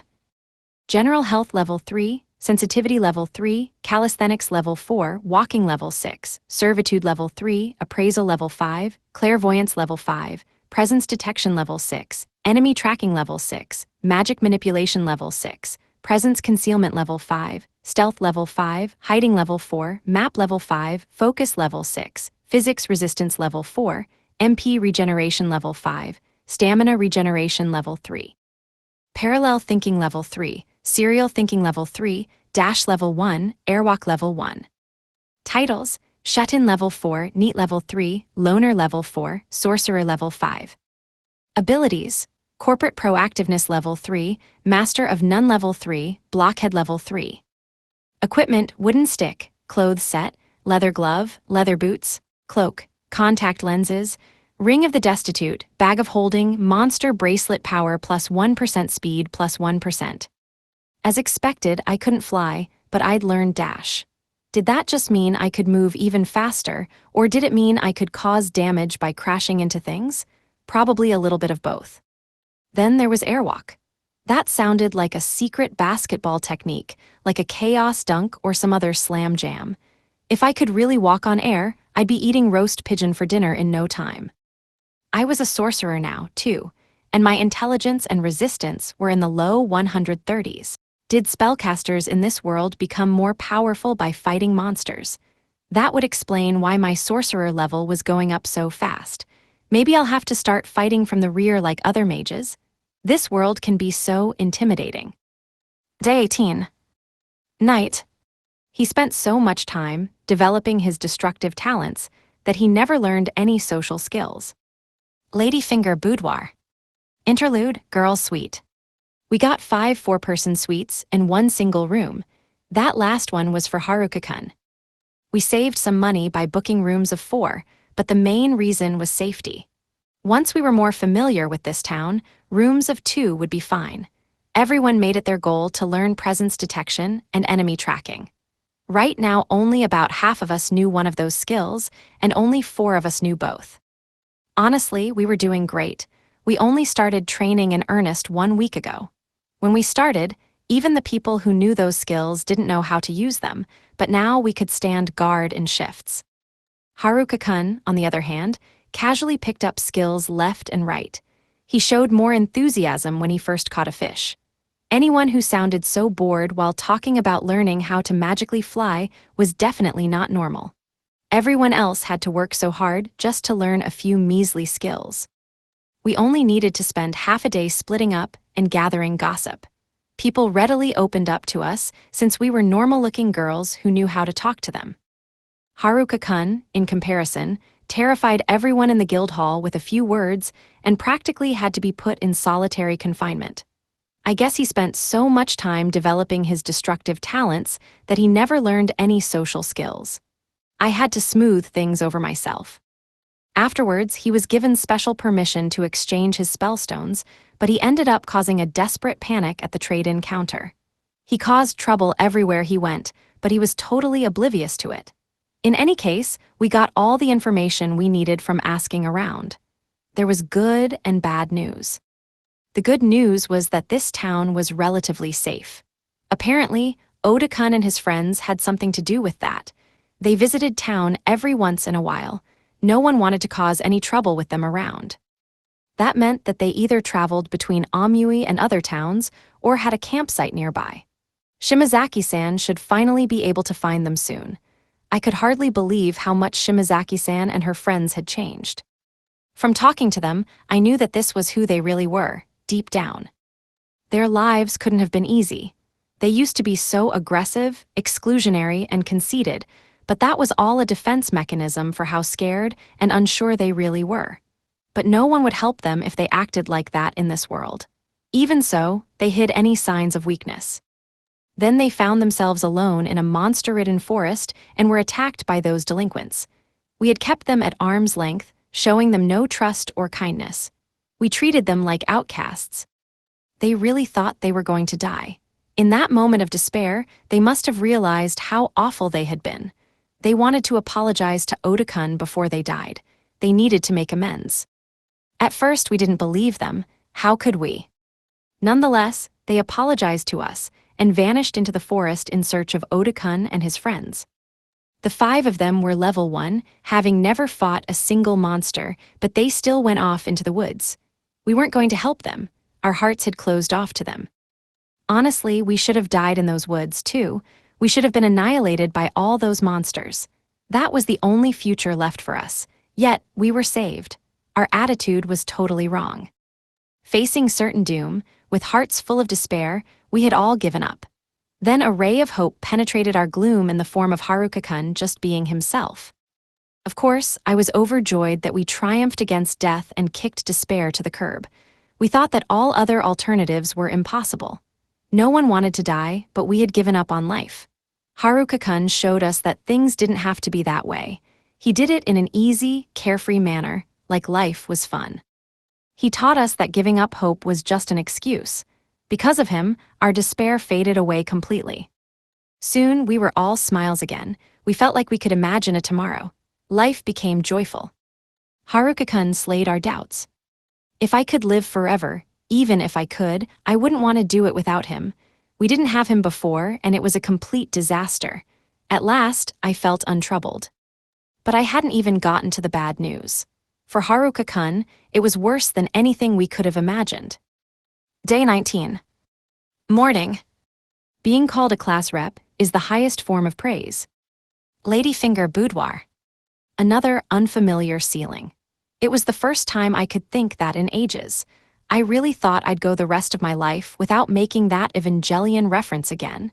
It really was an unfamiliar ceiling. It wasn't just an unfamiliar cave in some unfamiliar woods. It sure as hell wasn't an unfamiliar high school girl. None of them were unfamiliar at this point. I didn't care whether this place was called the Ladyfinger Boudoir or the Laddie Flinger Boudoir. It had an authentic, unfamiliar ceiling. I may have seen it before I went to sleep, but I think it was still unfamiliar enough when I woke up. Seriously, how did it take me nearly 20 days to run into a new ceiling? At last, I've reached a town, I said to myself. Is this the completion of my quest? Game over, credits roll. At that moment, class rep stepped into the room. Good morning, Haruka-kun. I hope it's not game over for you. Reaching a town wasn't your goal in the first place, so I doubt you've completed your quest. Why do you phrase everything as a question anyway? Instead of a wake-up call, this inn offered a wake-up scold. Good morning, class rep, I said. You look very classy and representative today. Why do you look like you think you paid me a big compliment? Don't be smug. And stop calling me class rep already. We haven't been in school for nearly 3 weeks. Apparently the class rep didn't understand that I was giving her the highest form of praise possible, at least in my book. So, what's up? Couldn't wait for breakfast. Do you miss grilled mushrooms that much? Why do you think I'm always looking for food? Are you? I came to talk, not eat. My mistake, she didn't have the gluttony skill after all. Maybe it was another one of her skills never mind. We learned some things at the guild yesterday, she said. So, I need to tell you something. You should sit down for this, okay? She made it sound like I'd fall into a pit of despair when I heard the news. Oh, you heard about the level was. What, you knew? Yep, she just found out and was trying to find a gentle way to break it to me. No one wanted to be the bearer of bad news. They always rehearsed a million different scenarios in their head, trying to find the perfect way to deliver the truth. But I had to find out eventually, since the level wall was an unavoidable fact of this world. All combat techniques required a minimum level in a relevant combat skill. If I was a sword fighter, for example, my sword mastery skill would need to be level 20 before I could learn basic techniques like slash and thrust. Of course, Lacking those techniques didn't prevent me from slashing and thrusting with a sword, but combat techniques were far more powerful than any regular attack. That was the level wall. It was the real reason levels meant everything in this world. Your level determined what techniques were available to you. High-level defensive combat techniques could completely neutralize any normal attack. It didn't matter what my stats were, I'd still lose to a higher-level opponent. Monsters knew combat techniques, and they never took prisoners. Without access to combat techniques, I was inevitably doomed. Game over. That was why the class rep came here so early in the morning, looking so worried. Only she would be so caring and sensitive. That's what made her the class rep. No one wanted to tell someone such bad news, but it had to be done. In matters of life and death, it was better to know. She knew I might have blamed her and even hated her, but she did the difficult thing anyway. That one old guy told me. You know, not the first old man or the second one, but the third guy. Do you remember him? Oh, you mean Guildmaster Hackus. Okay, you only know 3 old men, but you couldn't remember any of their names, or even that one of them is the Guildmaster. Thanks for trying to tell me about the level wall anyway. Class rep, did you lose sheep on my account? The class rep had dark circles under her eyes. She must have stayed up late thinking of ways to tell me. Lost sheep, sheep have nothing to do with it. Sleep, not sheep. Huh, don't you count sheep when you have trouble sleeping? She looks like she kept losing count. I wonder how all the sheep are doing back in the real world. Fish girl dropped by with breakfast, bread, how I missed bread, sweet, rock-hard bread. Most rocks are softer than this. If it's a world with bread, it's a world with flour. Let's go buy flour and never look back.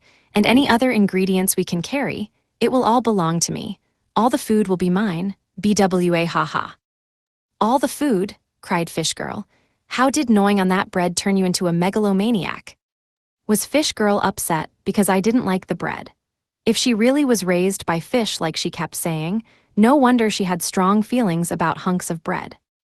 You're homesick, aren't you? I said. It's okay, I feel you. Don't worry. I'm sure your mom and dad are swimming merrily across the 7 seas. My mom and dad are not fish. Why was she admonishing me? She said they were fish, didn't she? Maybe she meant that her parents were named Mr. and Mrs. Fish. Sometimes the real world was more fanciful than a fantasy world. So, what's our plan for the day? I asked. Heading out soon.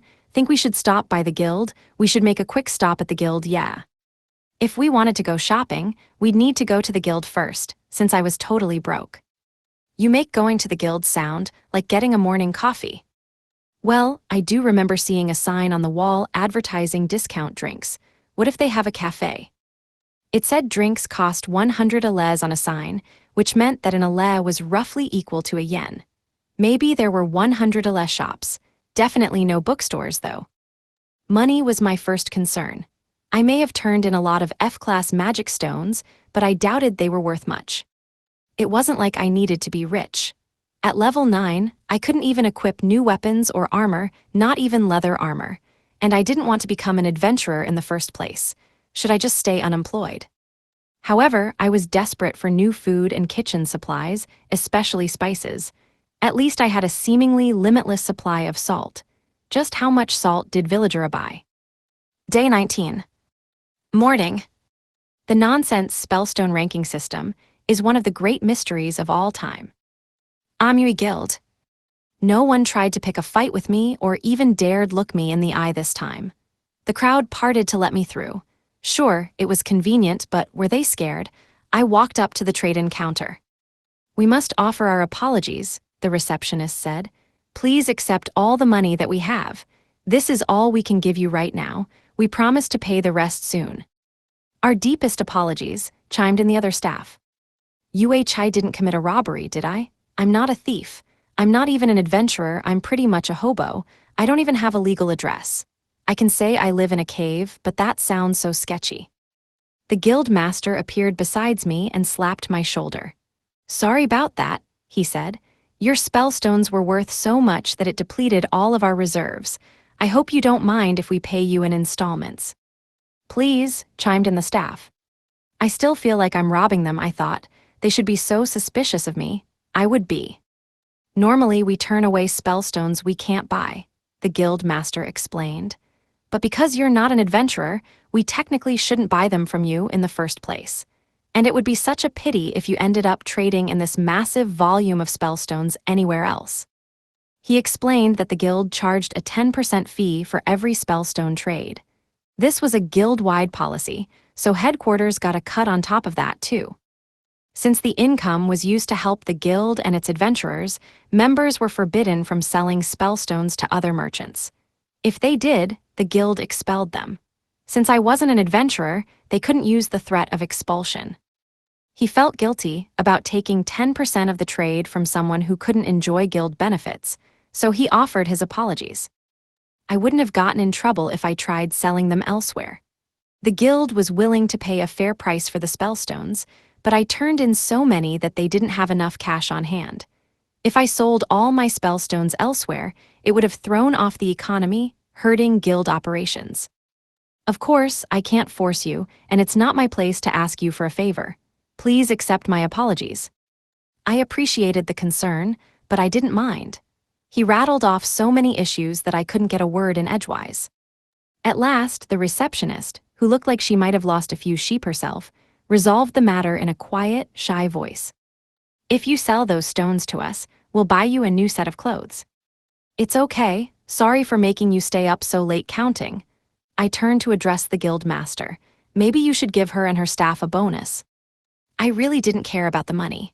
In a world without bookstores, no amount of money could buy books. Even if I can't become an adventurer, class rep, and the others registered, and the 4 nerds must have registered as well. I really don't mind. Just look after all 24 of those people. That helps me too. The guild staff breathed out and relaxed. The receptionist literally jumped for joy. The guild master, eyebrow twitching, lectured her about professionalism in the workplace. You have my sympathies, I get scolded for no reason too. For the time being, they gave me 8 million ale. Are you serious? No wonder they were going bankrupt. They could have bargained the price down a little. Well, that must be payment for almost everything, right? I asked. Aren't F-class spellstones the least valuable? The scolded receptionist came around the counter to explain. She was probably trying to escape another lecture. Allow me to explain. S-class stones come from legendary monsters, A-class stones from unstoppable monsters. Defeating a monster with a B-class spellstone would require all the combined might and resources of an entire nation to even have a chance. If the guild mustered all of its resources, it might be able to take on a monster with a C-class stone. A party of first-rate adventurers might be able to get their hands on one D-class stone, or one of those adventurers alone could probably get an E-class stone. Everything else is F-class. Almost all of our dealings are in F-class spellstones. D-class spellstones are rare enough to impress a king. That ranking system was totally useless. What's the point of all those rankings if anything above an F-class stone was unimaginably rare and hard to get? From there, we divide the F-class spellstones into subclasses F1 to F10, with plus and minus grades in each subclass. Altogether, that makes for over 30 types of F-class stones. But why stop at F? I exclaimed. Why not just keep going until you hit Z? This system makes no sense. A great observation, that's a mystery for the ages. Scholars and philosophers have asked that very question throughout history, she said. Moving on, you brought one F10 plus stone, which is the most valuable. Most of the spellstones we get are between F5 and F8. The F10 plus alone is worth more than 10 million ale. You've bankrupted us with just one stone. As she grew more flustered, I realized that this receptionist was the same person who cried and glared at me from behind the trade-in counter yesterday. Did she also appraise the stones? She seemed like an expert. Apparently, there'd been a spellstone shortage going on, so I had raked in an absurd profit. I had more money than in my wildest dreams. Are you sure you want to do this? The guild master asked. From a completely selfish perspective, there's really no benefit for you. It's not something we would expect anyone to agree to. It's fine. If you didn't accept, I would have just had the class rep and the others sell them on my behalf. I plan to learn all kinds of guild secrets and lore from them anyway. Don't just casually say things like that in front of all the guild staff, not to mention me, the guild master said. We haven't discussed anything that's supposed to be a secret anyway. I was hoping you'd want to learn from the guild, so I'll just pretend I didn't hear that. Eventually, we settled on a long-term payment plan. Until the accounts were settled, the guild would help finance anything the girls or I needed. It was good to have the guild on our side. Still, it felt like they were only helping us under duress. Seems like a good time to go shopping then. Is there anywhere you recommend? After the guild staff directed me to various local merchants, I headed toward the front door. The class rep called over to me before I left. "Wait up, Haruka-kun, can I talk to you for a minute?" Wasn't it convenient that the class rep wanted to chat as soon as I struck it rich? Her uncanny timing is terrifying. What do you want? Mugging, blackmail, extortion, sheep. She didn't seem to know what to do about the sudden windfall, just like a worried mother. I knew what she wanted to talk about when she started nervously picking at the drawstring of the bag full of spellstones I gave her for safekeeping. "Oh, those," I said, gesturing to the bag. "Nah, just keep it. What if something happened?" "But it's worth so much money. I kind of feel nervous carrying this around with me," she said. "Besides, I don't have much more room in my own bag."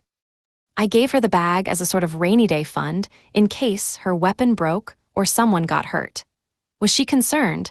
Because the emergency fund ended up being much more money than expected. "If you don't end up using all of it, just give me whatever's left over later, I guess. You'll just say you don't care and tell me to keep the change. Money is important, you know." I lived rent-free in a cave, got all my groceries for free by picking mushrooms, and wore indestructible clothes. Money was a foreign concept in my lifestyle. What's money? Does it taste good? Besides, as a loner, I never had and never would spend money on socializing. Let's not think about that. "Keep it," I said. "This is just in case something happens. And if nothing happens, that's even better, right?" "You're right, thanks," the class rep said. "I'll spend it wisely." Now that I'd finally persuaded class rep, was I allowed to go shopping? Out on the street, the old dude with a spear waved at me. He said, "Hey, kiddo, I told you I needed to thank you proper-like. I've got to show you something real nice. Let me take you there." Oh, he's going to show me something real nice. Was he going to bring me to a place filled with cute, giggling girls? Would it be named something like the Puff Puff Parlor? That would make up for the weeks of seeing nothing but ugly, grunting goblins in the woods. Isn't that more of an evening activity?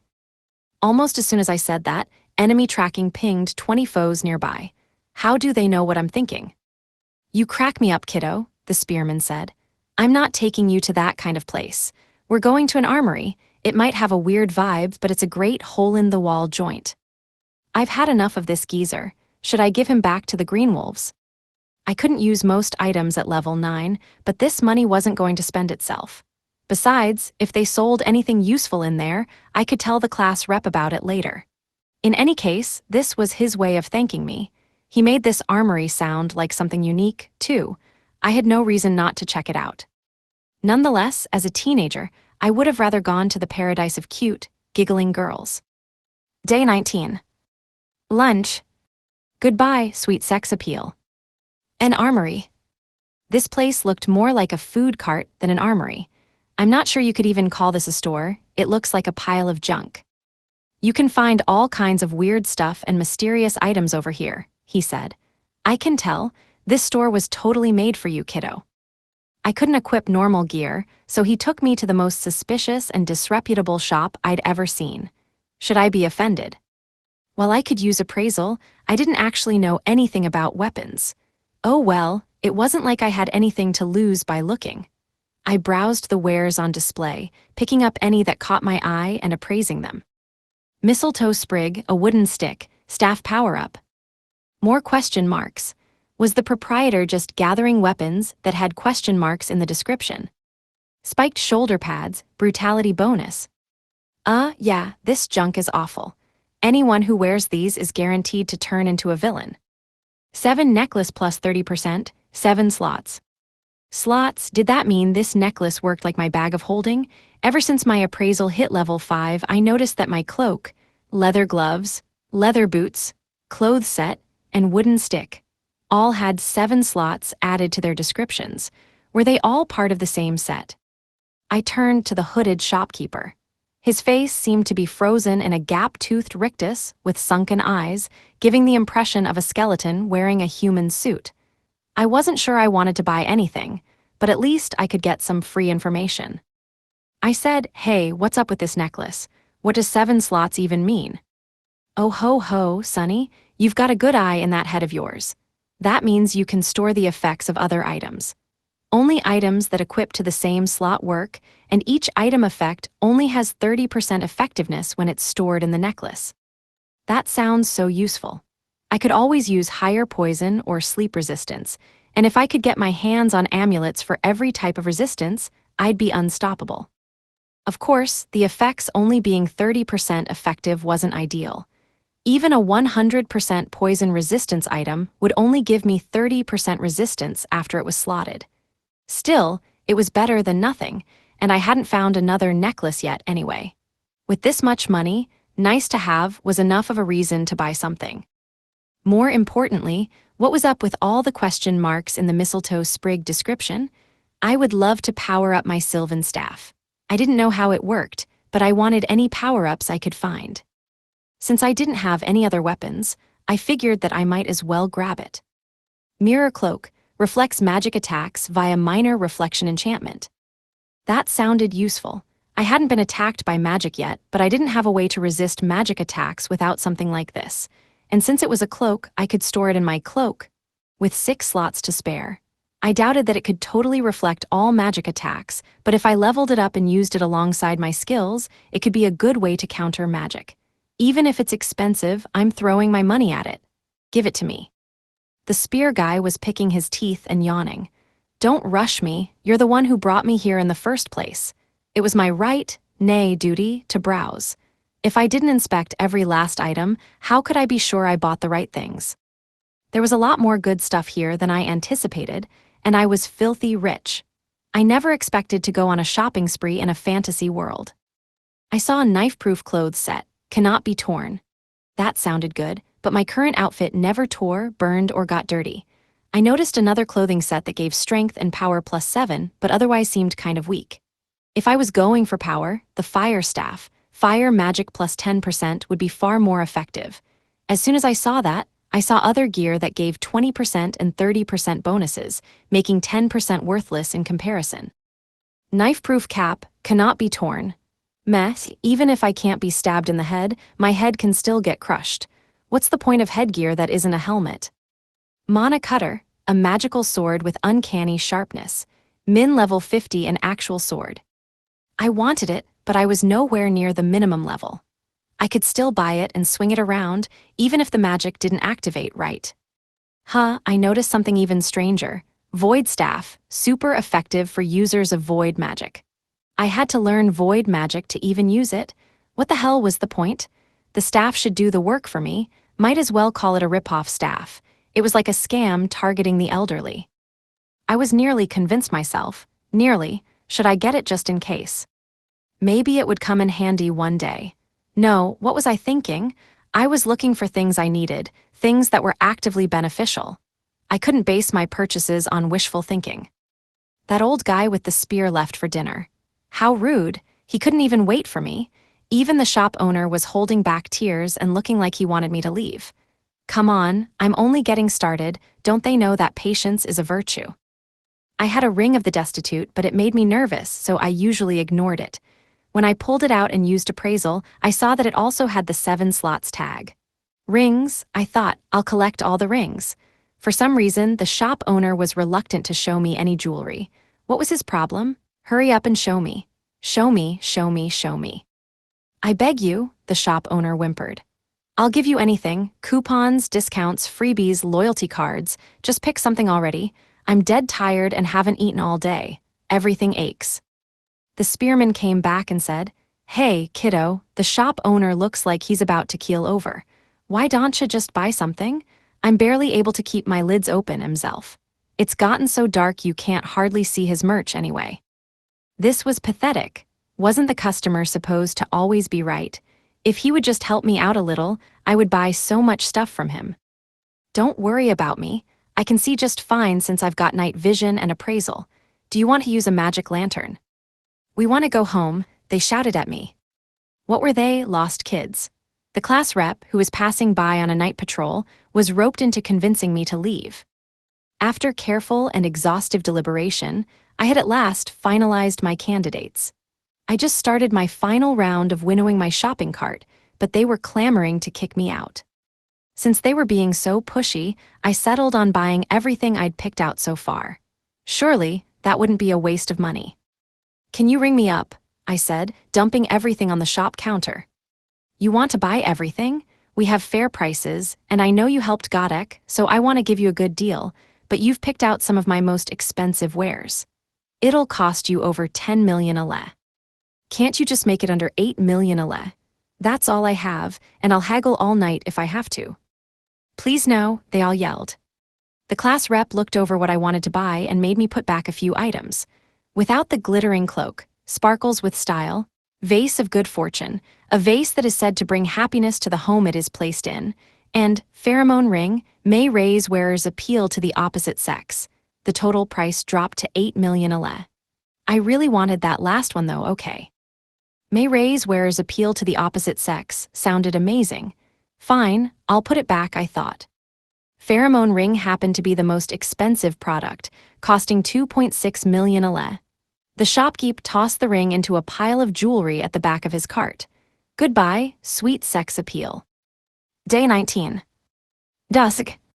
If you don't bring back souvenirs and amui, you're legally bankrupt. The Ladyfinger Boudoir. I was so hungry and tired, but the class rep yelled at me when I admitted that I couldn't pay for my lodgings and dinner. Will there ever be a day when I'm not scolded?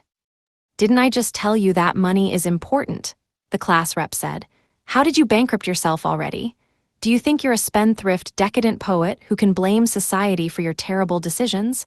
You're no Baudelaire." All I did was go shopping.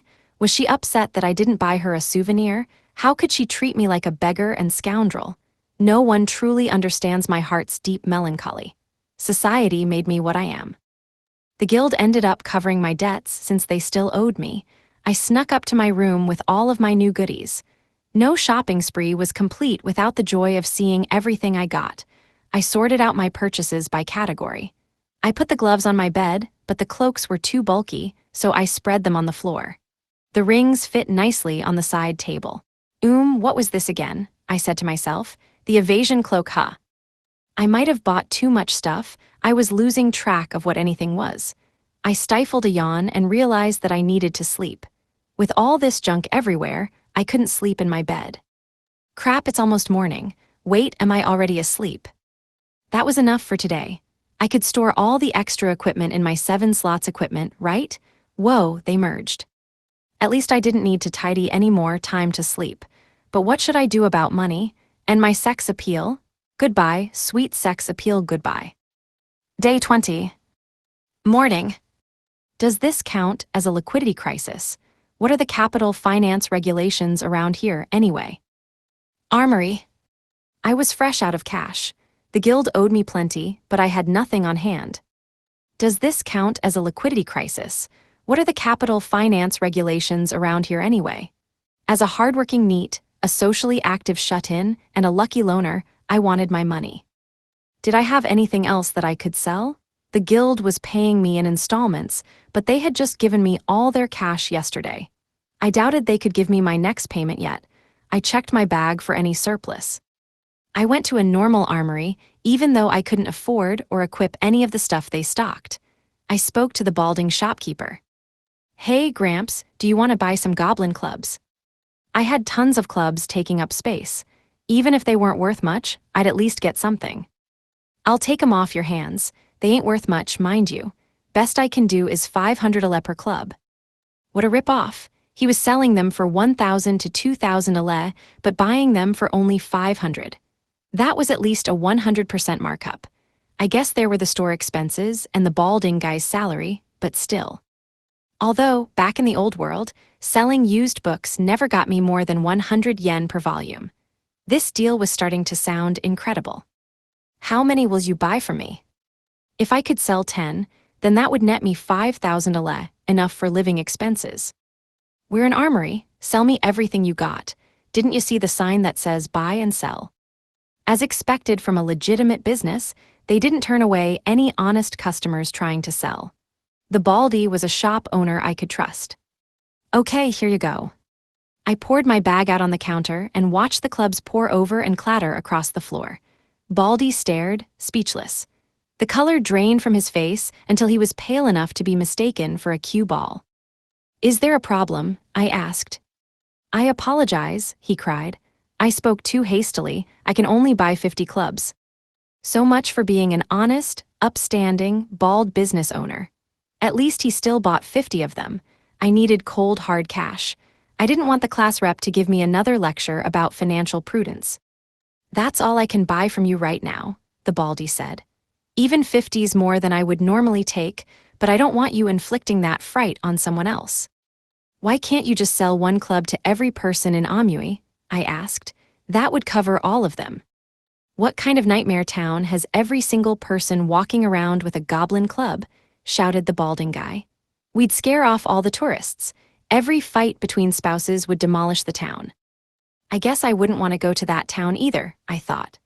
I eventually convinced him to buy 51 goblin clubs and one wooden stick, among them the extra weapons from the boss goblin and kobold chieftain.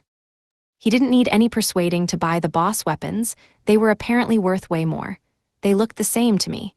Maybe the boss goblin's club made a good decoration or something. He couldn't decide how many of the rarer clubs from higher-level goblins to buy. This guy must be the worst to go shopping with. Some people have no respect for other people's time. Seriously, couldn't he hurry it up a bit? Finally, he said, I won't have any money left after this. I won't be able to buy from you again anytime soon, but with this lineup of clubs, we'll have the best collection in the country. Why was Baldy so obsessed with wooden clubs? Wasn't he a blacksmith? I figured that the next time I stopped in, he'd have converted it into a specialty club shop. He was totally obsessed. Day 20. Morning. Diamond suit. The ladyfinger boudoir. With the cash I'd earned, I went back to the inn to pay for my room. Here you go, Flyers girl, I declared, handing it over. Ooh, thank you, honored guest.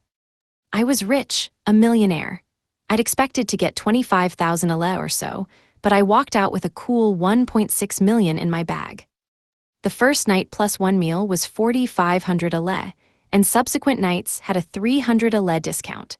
Most meals cost between 500 and 1,500 ale, while using the public bath cost another 1,000 ale.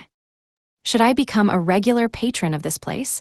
I felt like I could live here, not that I wanted to be associated with a place called the Ladyfinger Boudoir. I smirked at the thought. Haruka-kun, the class rep asked. How'd you get all that money? Yesterday you were completely broke.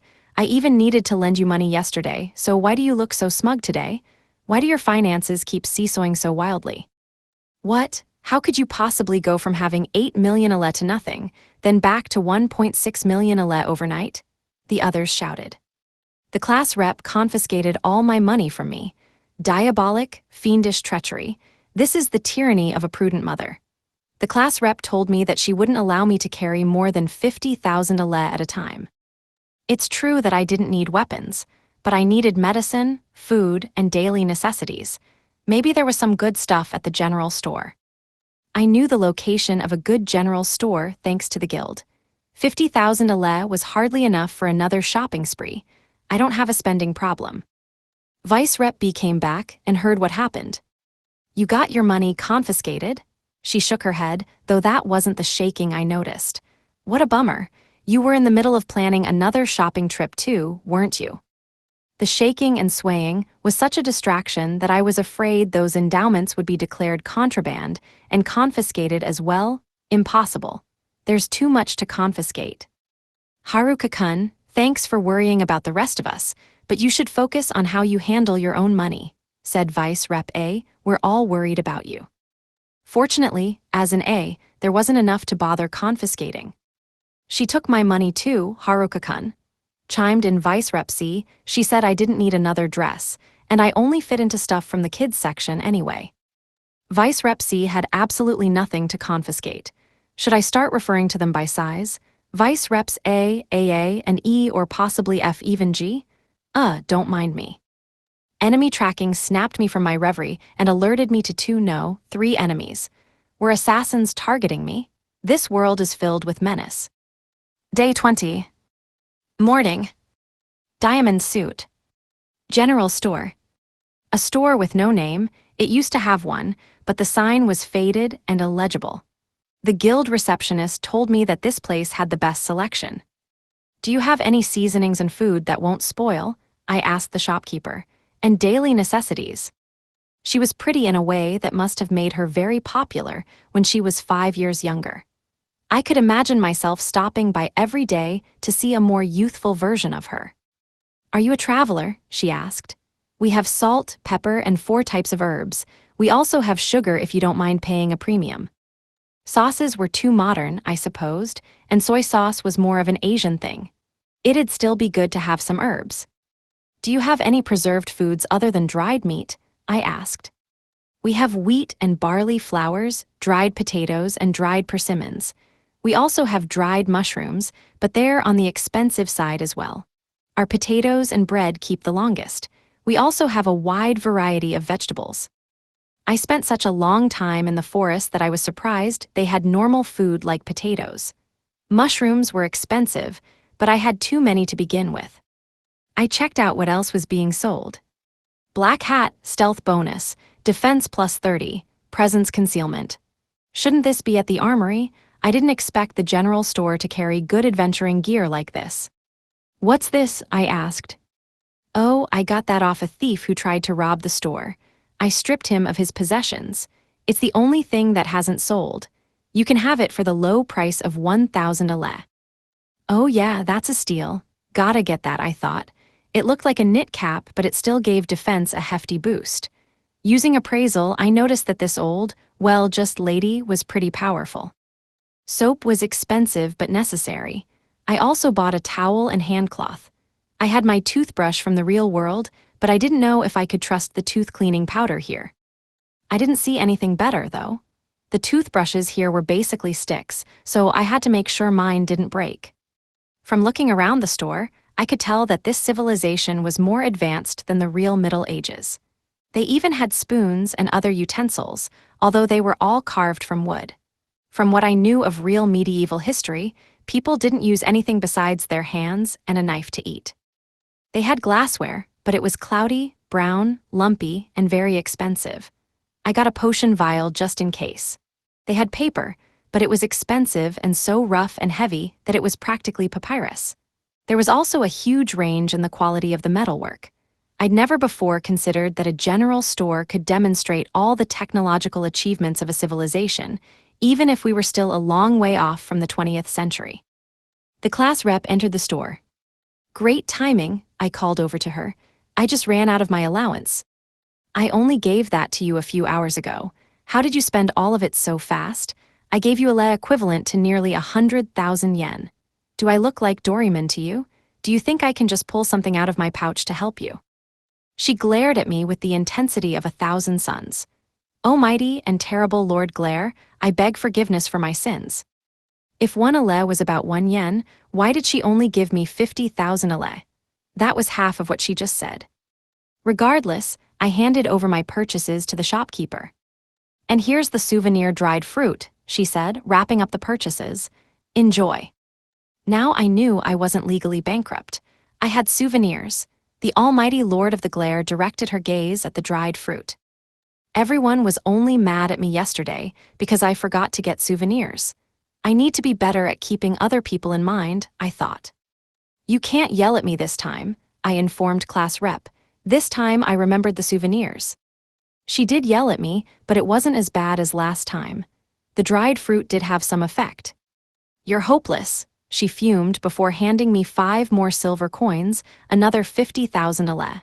We parted ways outside. She said she had to get back to the inn so they could have another girls' meeting. Next time, I resolved to get enough souvenirs that they wouldn't get annoyed. Day 20. Afternoon. It was pretty terrible that high school girls, during such a sensitive period in their lives, were given such a weird nickname. Amui Guild. I scanned the list of guild jobs again. I thought, we're in a fantasy world, right? And I'm in a fantasy guild where people put their lives on the line, right? So why are all of the jobs so mundane? These were all reliable, boring jobs. Didn't anyone want to live a little? Where was all the ambition and fantasy? This was basically the public employment office, the greatest nemesis of any NEET. Construction work, I didn't mind the idea, but it didn't pay much. Same problem with shipping work. Security assignments had long hours, but still didn't pay much. Monster hunting, goblins and wolves were worth the least. Should I just go kill as many as I could? All the tasks seemed too normal. There were no legendary dragons, demonic monstrosities, or any get-rich-quick quests at all. It was as lame as could be. They even listed the working hours for each job. Haruka-san, why have you been staring at the classifieds for so long? The receptionist really did know how to do her job. Someone who got scolded instead of delivering the reprimands. Receptionist, you're nothing like class rep. I've got no money, so I was thinking, could I kill some monsters on the down low to earn some cash? No, how can this be? Even the receptionist is glaring at me. She's evolved into the class receptionist. I got morning glares from the class rep, afternoon glares from the receptionist. What awaited me tonight? Could I find some sketchy nightlife? Maybe I would get the kind of adult glares that really got me going. That old spear guy still had to deliver on his promise. Don't say that so loud. We would prefer that you act with a bit more subtlety overall, said the receptionist dryly. You just keep looking at the job board without a care if anyone sees you. No one here looks at me in the first place, so I figured no one would notice. I scanned the hall, and just as I expected, no one met my gaze. There was obviously no problem. Didn't we just give you 8 million a yesterday? Were you mugged? Oh, that? The spear dude took me to this really weird shop, but I had such a great time that I ended up staying way too late into the night. It wasn't at all what I expected, but I learned so many new things there. It looked really unsavory on the outside, but it was the kind of place where I just couldn't stop myself from spending all the money I had, you know. Weirdly, just as I was wrapping up telling the receptionist about that suspicious shop, the spear dude walked in, went bright red, and quickly dragged her away to explain something. Was there something going on between them? If I left town, I could only get back in with identification papers. I wasn't an adventurer or a business owner, so I couldn't get any kind of guild card, and I wasn't a resident, so I didn't have residency papers. What's a NEET to do? Without identification, I'd have to pay to enter, but I was flat broke for some reason. I wanted to go hunting to earn some money, but I couldn't get paid without paying the entry fee I couldn't afford. Being a NEET is a catch-22. I should have guessed how hard town life would be. My only option was to sneak out and sneak back in. The whole town was surrounded by a 2-meter-high wall, which I could easily leap over with airwalk. However, if I was caught, everyone would lecture me. The class rep would take over when the gatekeeper got tired. They'd tag team me. I wouldn't be able to smooth things over with dried fruit souvenir bribes. I was wearing my cloak? 7 slots with the stored effect of invisibility cloak, others less likely to notice you. I still had 5 more slots to fill. I wasn't sure how it worked. My body didn't disappear or anything, but it seemed like people had more trouble noticing me. Maybe my shadow was paler? As long as I was careful, no one would spot me. Just think sneaky. No one will know I was ever gone if I come back right away. This was like a longer version of the 5-second rule. I activated presence concealment and stealth, put on my black hat, stealth bonus, defense plus 30, presence concealment, and pulled my hood over it. The only thing left was... A hand grabbed me by the collar. Another girl stepped from around a corner and said, "Are you some sort of criminal? Why are you trying to sneak out of town? Just report that you're leaving." I nearly jumped out of my cloak. Febre's dancer, nothing, don't surprise me like that. It was the athletic girls A and B nudist girl from the swim team wasn't with them, even though she was one of the 4 sports queens. Since she was the weakest member, was she also the first defeated? That's not her name, and don't even think about calling us the twin telephone poles. They had a fiery glint in their eyes as they glared at something. Did they still have a chip on their shoulder about the nickname the school gave them, the twin telephone poles? To be fair, it was pretty terrible that high school girls, during such a sensitive period in their lives, were given such a weird nickname. Wait a second, were they glaring at me? Where's Nudist Girl? I asked. Did she finally get arrested for public indecency? No, we're actually trying to find her too. Besides, she wouldn't get naked in the middle of the town, so she definitely hasn't been arrested. Present sense had leveled up enough that I could easily detect all the other girls in town, but I couldn't tell any of them apart. Someone is nearby. Who is that again? Found her, I said. She's not naked yet, but it looks like she's ready to tear her clothes off. We tracked her to a nearby clothing shop where she was dashing down the aisles, grabbing everything she could. Was there a fire sale or something? So far, she was sensible enough not to get changed in the middle of the store. So why doesn't she have enough sense to not take her clothes off in front of a sensitive teenaged boy? We entered the shop. Nudist girl, I called. Why do you need to buy clothes? You'll just end up taking them off anyway. Don't ruin my sterling reputation. I'm not a nudist, she responded, apparently flashing back to some past trauma. I'm wearing clothes I'm wearing. Maybe she was a repeat offender. Had she been arrested for public indecency before? Those clothes look cute though, I said. They suit you. I wanted to snap her out of whatever dead-eyed depressive mood she was in, but I was also telling the truth. There were some seriously cute clothes in this world. She had 2 outfits in hand, and both were adorable. Why you are really mean it, really, I don't know. Now I saw what was happening. We got here just in time. She had found the clothes she wanted to try, but the changing rooms must have all been full. She was rushing around in a panic, and she was about to give up and change in front of everyone. I think they're both good, I said. Are you having trouble deciding?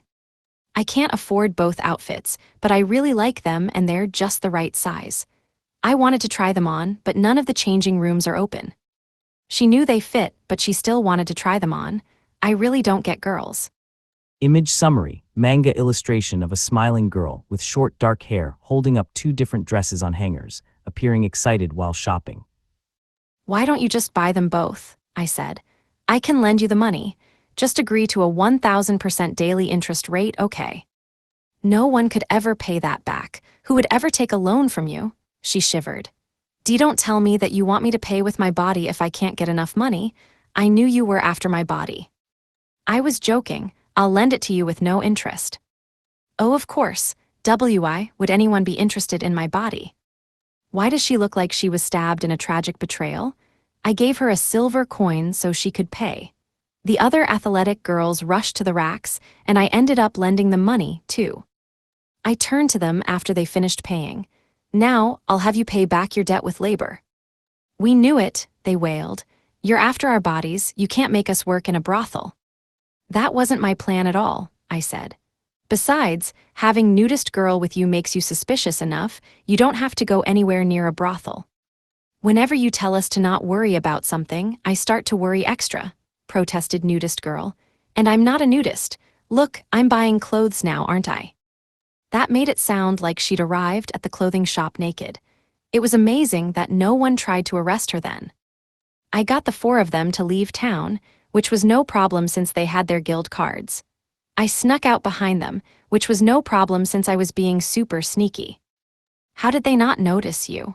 Shouted the girls as soon as we got away from the gate. Couldn't you tell I was being sneaky? You were literally walking like you always do. I needed to search for some more pocket change, preferably a few pockets full of change, or a few buckets. The best method was to instigate a quick goblin massacre. I spotted a level 2 goblin, hell yeah, and began my massacre. My first prey dropped with a thud, kerplunk. Its club was only worth a measly 500 ale. I had to find juicier targets. This walking chump change wasn't even worth testing my new weapons on. Where are you, sweet pocket change? Kerplunk, kerplunked. I want to see what these new weapons do, but these goblins are too weak for me to even tell. Kerplunk, shabum jaya. I tore a bloody swath through the forest, leaving hardly anything for the 4 sports queens to fight. At this rate, they'd never be able to pay me back. Still, split between 5 people, our earnings couldn't even be called chump change. Jayagal. Besides the weak goblins, we only found ultra-low-level howling wolves. They yowled and fell in packs as I continued my massacre. Ougrrch. The stench of goblin and wolf was pervasive and overwhelming. You, Bleck. The Sylvan staff had a few open slots, so I stored the void staff in it. The mana cutter also fused with my staff, even though I was way below the minimum required level for it. It's so loud in here. Why do wolves and goblins have to cause such a racket when they die? The dead goblins piled up as high as a telephone pole. I wondered if I could activate the mana cutter's effect with my staff. As an experiment, I infused it with some magic and gave an experimental slice in the air. A wave of energy arced blade-like across the length of my staff. Now it was really slashing like a sword. I ran through a horde of goblins, cutting them to shreds. Apparently, I could use the mana cutter's effect when it was in the Sylvan staff, because the staff itself had no level requirements. The void staff's effect didn't seem to do anything, though. These goblins are way too puny, I muttered to myself. Are there any beefier monsters who want to volunteer for an experiment? Hey, stop talking to yourself. We're trying to kill monsters over here. Besides, those spellstones won't collect themselves. What did I do this time? I knew I should have bought that pheromone ring. Never underestimate the importance of sex appeal. 2.6 million ale was a lot, but maybe I could have haggled it down. We ended up collecting loot worth a scant 20,000 ale each. Could I haggle it all the way down to 20,000? The monsters were too weak to level anything up at all. The 4 sports queens were able to pay me back that same day, so they didn't need to sell their bodies at a brothel, either. Not that I had any interest in a place like that. Does anyone know where I can find one? Day 20. Night. If they tried to kick him out of the library, he'd probably take over the town in order to stay. The Ladyfinger Boudoir. Interlude, girls' meeting. Haruka-kun is trying to leave by himself, I said. Yeah, it seems like he's gearing up to leave. Even though all of our problems have disappeared since coming here. Just the opposite, I said. Everyone seems totally exasperated by Haruka-kun's antics, especially the guild. I think Haruka-kun is waiting for Oda-kun and his friends to show up so Shimazaki-san, and I can finally thank them. But why? He's our boss, isn't he? Why would he leave us? We still haven't thanked him properly. We still haven't paid him back. Vice Rep B nodded. Isn't there anything we can do to convince him to stay? I know that my body won't do, whispered Fukanuki-san. No one wants me. Excuse me, it was the president of the book club. I do know one way to change his mind, but we don't have it here. Tell us, everyone shouted in unison. A library. A library, the room burst into chatter. There's no library here, right? Of course, I should have known. We would need to build a literal library to keep him around. No, he could make the building himself. He'd probably make it absurdly modernist, too. If he stumbled onto a large volume of books, he'd probably build a library overnight. Scratch that, definitely.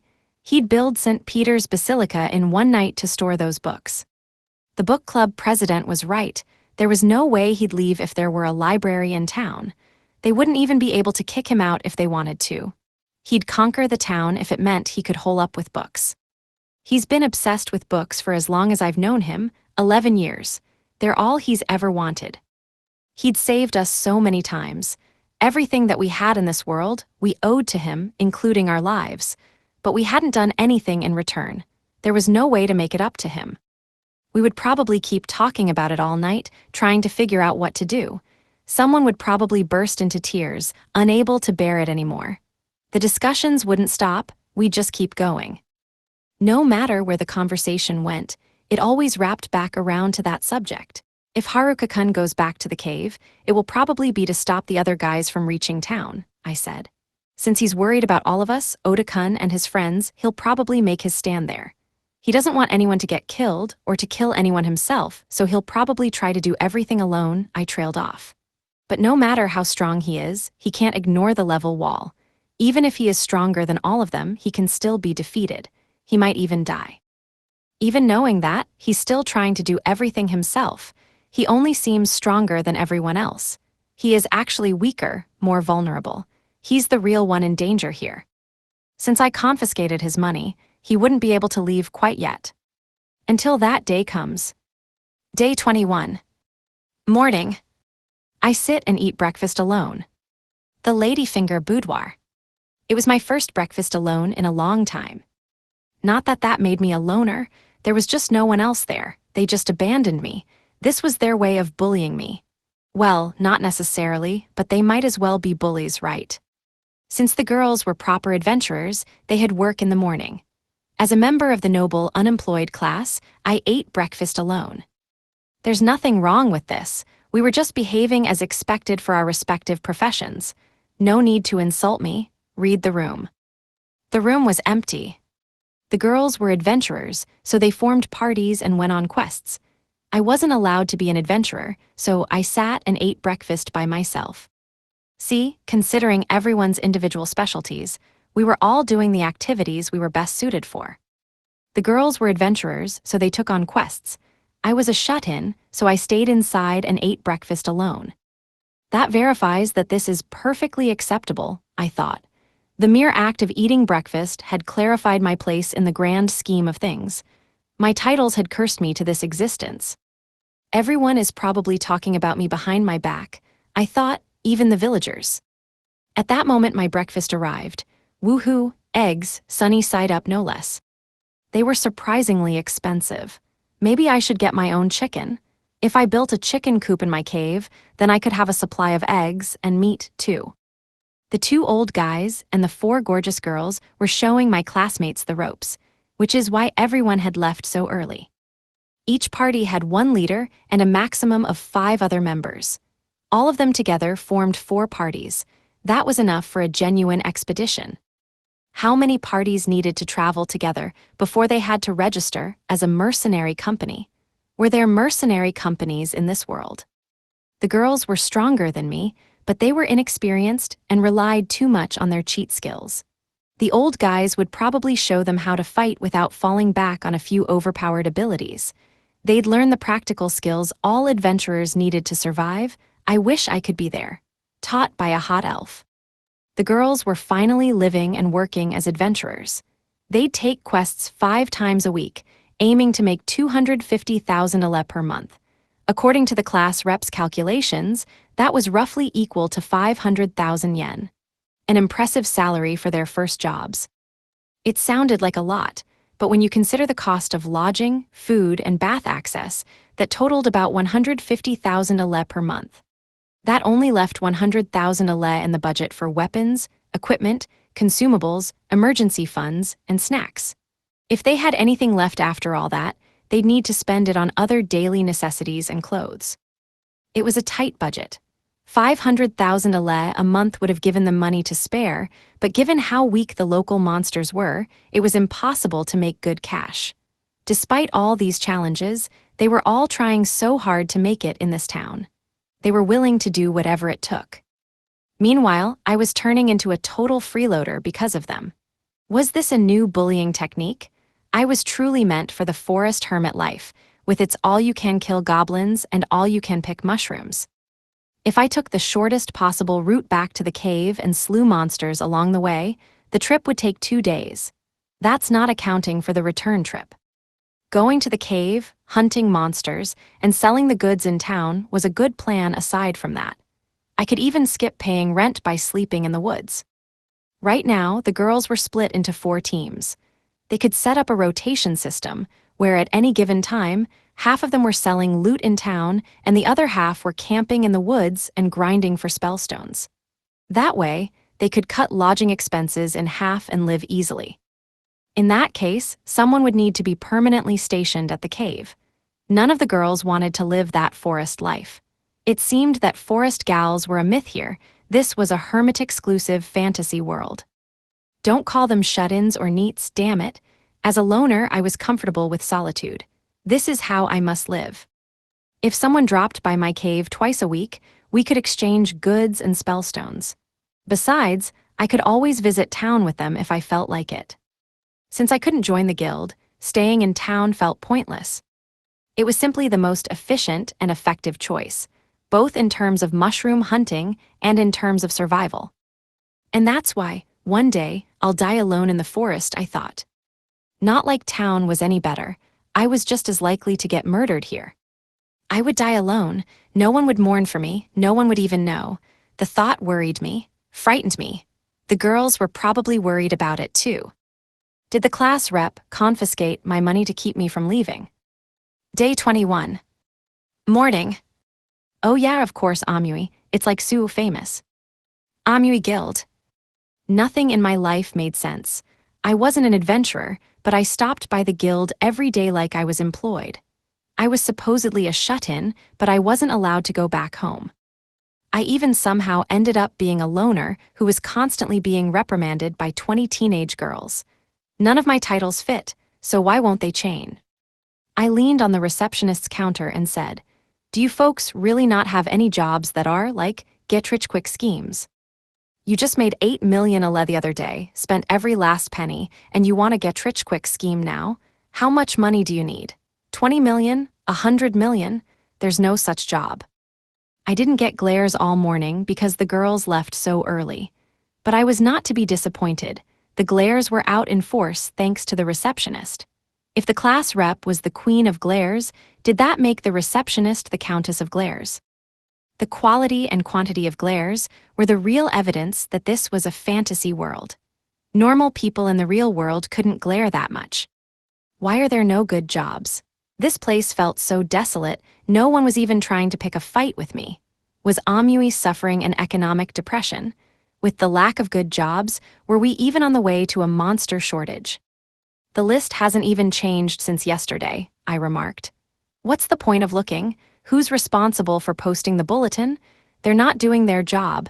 The injustice of the system is turning me into Jean Valjean. Stand back, I'm going to steal some bread. Where are the silver candlesticks? Can you give them to me? Why would you want silver candlesticks, and why would I give them to you? Is this your attempt to sneakily ask for work under the table? It would be so much easier to look the other way if you tried being subtle for once. Well, that was my fill of glares for the day. Without my daily dose of glares, I would be plunged into a world of utter darkness. To receive a glare was to notice a beam of light flickering on the darkening horizon.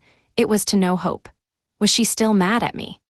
The girls probably wouldn't get back until evening, maybe not until night, since they were getting proper training. Akemi-san said she worked at night too, didn't she? Where did she say she worked? Teenage boys need money. I knew that mushrooms were a rare and expensive commodity. Could my wild surplus meet local demand?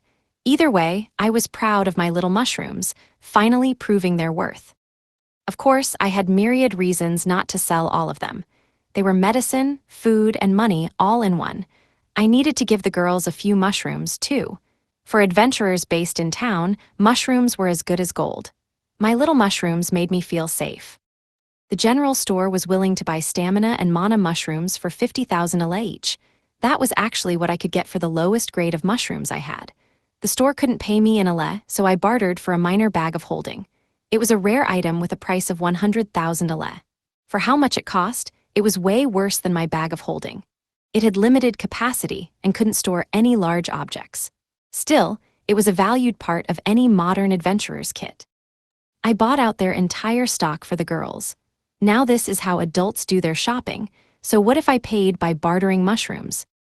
I crammed the bags with mushrooms and canteens of limitless fruit juice. That would help keep them safe. The class rep had that emergency supply of spellstones, too. This otherwise seemed like the right time for me to return to my cave, but the nerds had yet to return to Amui. Where in the world were they nerding around? They told me that they'd wait here in town. I was out of options. Waiting was too boring. I had to think like the queen bee and go nerd hunting. That would be fastest, wouldn't it? I knew they were nerding around somewhere nearby. I left a message for the girls at the inn. Only 2 roads led out from this town. I didn't know which road they took, but they were definitely nerding along one of them. Let's go nerd hunting. Their nerding days are numbered. I followed the road leading downriver first. I crept through the town gates behind a merchant. All I had to do was go for an airwalk and drop down if I saw anything shaped like a nerd. Another flawless plan. Whether I was running, sprinting, or bounding, I sped down the road. My first flight attempt didn't work. I went too fast, the ground became an indistinct blur. Nerd hunting was impossible if I couldn't see. I still hadn't figured out how to land without hurting myself. If anyone saw me, they would have said I plummeted. Even if my clothes didn't rip, it still hurt a lot. I stuck to the ground instead, jetting forward at high speed. I could get to my cave in less than a day at this rate, I thought, and if I fly, I can do a round trip in a day. It would hurt like hell, but it would be worth it.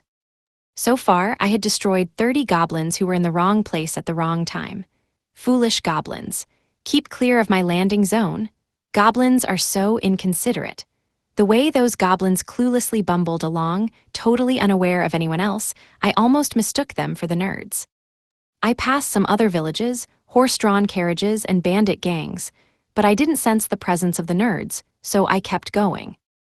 I was about to pass by a horse-drawn carriage, getting attacked by bandits, but the bandits noticed and surrounded me. "Hey, let's kill that ugly kid. We can't leave no witnesses."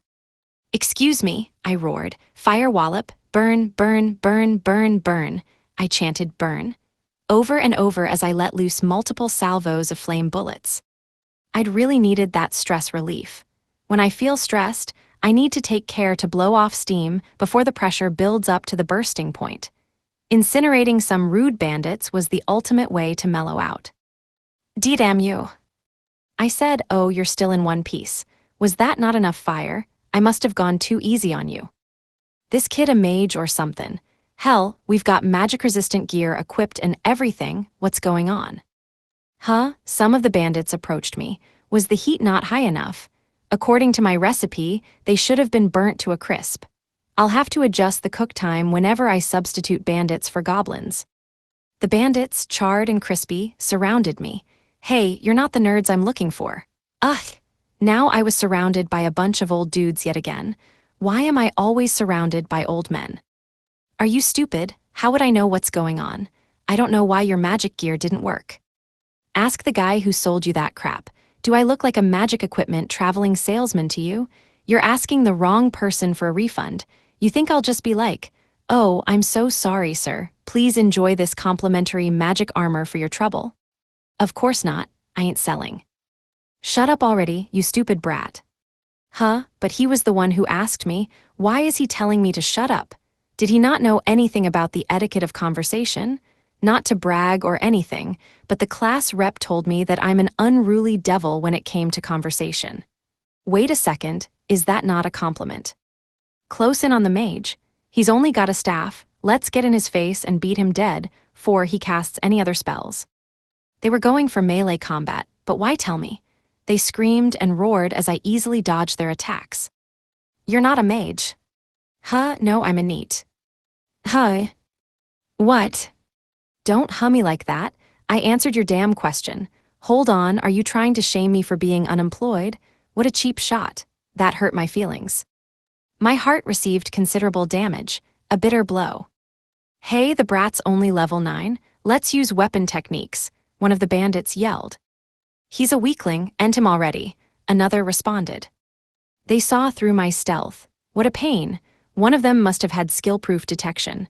Weapon skills, huh? I'd probably die if I got hit. They unleashed an endless combo, shouting each attack name at the tops of their lungs. Slash, double slash, bash, mighty swing, crushing blow, thrust, rolling slash. Eventually, they ran out of steam and were left panting on the ground. Of course you're going to be tired if you keep screaming the attack names. What idiots. Soaked in sweat, they breathed with heavy, groaning gasps. Were they that out of shape? A bandit needs to stay fit and active. Every bandit should practice my morning calisthenics routine, I thought. Nothing can be done for their lack of brains, though. The evasion cloak effect seemed to be working pretty well. I definitely felt the benefits of speed plus 20%, evasion bonus small. Their techniques looked impressive, but they moved like they were underwater. They were way slower than any kobold. Even though they were as big and ugly as orcs, they fought no better than level 5 goblins. Huh, they collapsed, blue in the face. Was this oxygen deprivation? Even uglier than before. Even orcs would shudder. "I apologize for the inconvenience," I said, "but the present bandits have been defeated. Maybe they defeated themselves. They've collapsed. Thank you for your efforts in defeating the bandit menace, bandits." A soldier who was fighting near the carriage said, "Milady, their weapons were tipped with poison. judging from this wound. I gave the soldier some antidotes. Even though he had just gotten grazed, they didn't seem like they did anything. Were those herbs I used to make them really just a bunch of weeds? Was I wasting my time weeding the forest? The level wall is a real problem, I thought. Their weapon techniques were nothing special, but they were honed, fast, and powerful. The users may have been slow, but the weapon techniques allowed them to fight with way more speed and strength. Were the weapon techniques originally developed as an aerobics routine? It looked like nothing more than a bunch of shouts and vigorous movements. The bandits clearly didn't do enough sets. That's what they were missing. They needed a drill sergeant, someone who could really push them. I had to tell the class rep about this as soon as I got back. She could definitely start a fitness program based on weapon techniques. Maybe that would make up for not buying enough souvenirs. They ate all the dried fruit. How could they eat so much dried fruit in one night? On second thought, I don't want to know. Oh, some girl sitting in the carriage was talking to me. Hello, hello, are you listening to me? Are you injured? I asked. I have some suspicious mushroom juice, do you want some? She looked baffled. Did she not want any? I don't blame her, it reeked of mold. The soldier tied up the bandit gang. It seemed like he was fully recovered from the poison. That meant the antidotes weren't just weeds after all. I proclaimed with a stupid grin on my face that they were real antidotal herbs after all. I really was relieved. The soldiers ate all the antidotal herbs and stamina mushrooms that I handed out. No one even complained about the mushroom stink. Hello, please listen to me. Do you not understand what I'm saying? Apparently, the girl had exited the carriage to talk to me. I am Miriel Sim Amui, the daughter of the Duke of Amui. Can you hear me? I've had to introduce myself 5 times already. I feel like I'm going to cry. Yeah, I can hear you fine. I was totally paying attention. My name's Haruka. Nice to meet you, Marimuri-san. I really was listening. My memory was just full of holes. Did she say she was from Amui City? She was the Duke's daughter, a noble girl. I can't believe it took me 3 whole weeks in a fantasy world to meet a noble girl. At this rate, I wouldn't meet a legit princess for 50 years. By that point, she'd have shriveled up into an old spinster. That's not my name. I'll cry, I'll wail, I'll flood the world with my tears. I'll drown in that sea of tears because of you. Why don't you listen to anything I say? My name's not Marimuri. The noble girl kept talking about something that I couldn't understand. Image summary, manga panel depicting a contrast in emotion between a stoic, dark-haired man in a cloak and a distressed, blonde girl in noble attire who looks on with a shocked and tearful expression. Haruka-sama, said the soldier. We are currently en route to Amui. Would you do us the honor of joining us? I want to thank you again for your help as an escort myself. Sure, but only if we're close. I kind of want to get back to town by nightfall. Haruka-sama, what town do you hail from? You know, the one upriver. Does it have a name? For some reason, Marimuri started bawling. Oh yes, I'm just the daughter of a nameless duke of a nameless city in a nameless land. I'm so sorry that I thought my family deserved a name. Just call me Marimuri, since I deserve nothing more. For some reason, the soldiers kept admonishing me on the way into town. The gatekeeper took over scolding duty when we got back to town. To be fair, I did sneak out, but the gatekeeper eventually sighed and waived my entry fee because of my present company. Oh yeah, of course, Ami, it's like so famous, everyone knows it. Everyone loves it, even wild goblins were talking about the town of Ennui. I was trying to make things right in the carriage. I wasn't sure, but I definitely forgot the name of the town 2 more times, not to mention Marimuri's name. It's hard not remembering things. What do you mean, were goblins really talking about it? That can only mean that they plan on attacking my town. Marimuri's waterworks started up again. Tears traced little rivulet patterns on her cheeks. But there's no hope for the town, is there? It's Amui, a tiny backwater unworthy of even having a name. When the class rep heard that I made the daughter of the Duke cry, she got mad at me too. The scolding intensified when she found out that I snuck out of town. It reached a fever pitch when she heard the message I left at the inn, out nerd hunting. Trying to smooth things over, I said, but I didn't even end up hunting them, what's the big deal? I just couldn't keep up. She was beyond furious when I said that. Then, the soldier told her all about how I fought off a gang of high-level bandits who used weapon skills. Her anger turned to tears. Today is the day of angry tears, I guess. Day 21. Night. Weapon techniques make for an amazing weight loss routine. One more set. The ladyfinger boudoir. I saw the noble girl, Mary, whatever her name, was off to her estate, and they told me they'd send a messenger for me later. The class rep's rage never abated, but she did stop crying. But can't you see? Everything was fine. It doesn't matter how cool the prizes are if they can't hit me. Know what I mean? Why was I thinking of a red comet?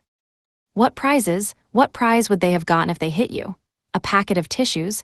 Why would you do something so dangerous? I'm telling you, I know how to deal with weapon techniques. It's fine.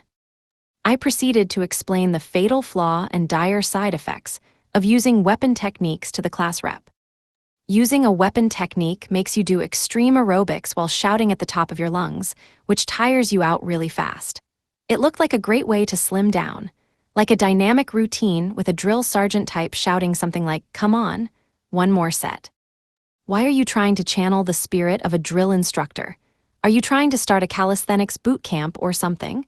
We're exercising every day, we're fine. Apparently the girls were in good shape, at ease. Even defeating those bandits didn't give me a level. Looking at how the girls leveled, it seemed like hitting 10th, 20th, and 30th level was more difficult than normal. Even with experience-boosting skills, crossing those thresholds was difficult. It was almost impossible for regular people to reach them. Which meant that someone like me had absolutely no hope. Yeah, as far as I'm concerned, leveling up has become pointless. Looking at my skills, they pretty much resembled those of a sage. Name, Haruka. Race, human. LV, 9. Job, HP, 120. MP, 122. VIT, 118. POW, 117. SPI, 118. Dex, 116. Min, 130.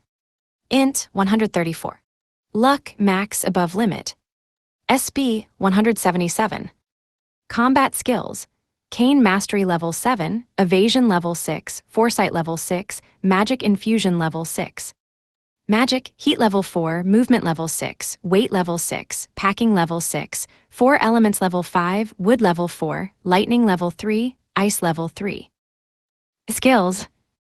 General Health level 4, Sensitivity level 4, Calisthenics level 5, Walking level 6, Servitude level 4, Appraisal level 6, Clairvoyance level 6, Presence Detection level 7, Enemy Tracking level 7, Magic Manipulation level 6, Presence Concealment level 5, Stealth level 6, Hiding level 6, Map level 5, Focus level 6, Physics Resistance level 6, MP Regeneration level 6, Stamina Regeneration level 6. Parallel Thinking level 4, Serial Thinking level 4, Dash level 2, Airwalk level 2, Overclock level 1, High Speed Thinking level 1. Titles: Shut-in level 4, Neat level 4, Loner level 4, Sorcerer level 5. Abilities: Corporate Proactiveness level 3, Master of None level 3, Blockhead level 3. Equipment: Wooden stick, Clothes set, Leather glove, Leather boots, Cloak, Contact lenses, Ring of the Destitute, Bag of Holding, Monster Bracelet Power plus 1% Speed plus 1% Black Hat. I went to the guild every day, but Neat kept leveling up anyway. It was now up to level 4. Does visiting the guild not count as work? What was I supposed to do?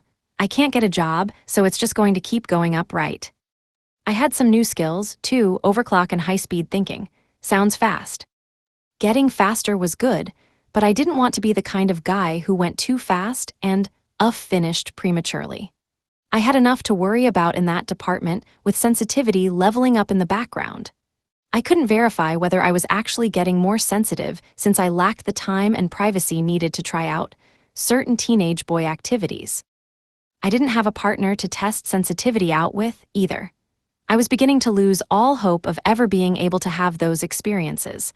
I need to figure out where Acme works, I thought. Surely that was the kind of place where teenage boys could make important personal discoveries, right? Day 21. Night. Diamond suit. The ladyfinger boudoir. Interlude, Girls Meeting. Tonight's meeting focused on our daily training, combat practice, and our current situation. We shared our thoughts and feelings. Eventually, the conversation turned to the Haruka-kun situation and what we could do about it. He finally did it.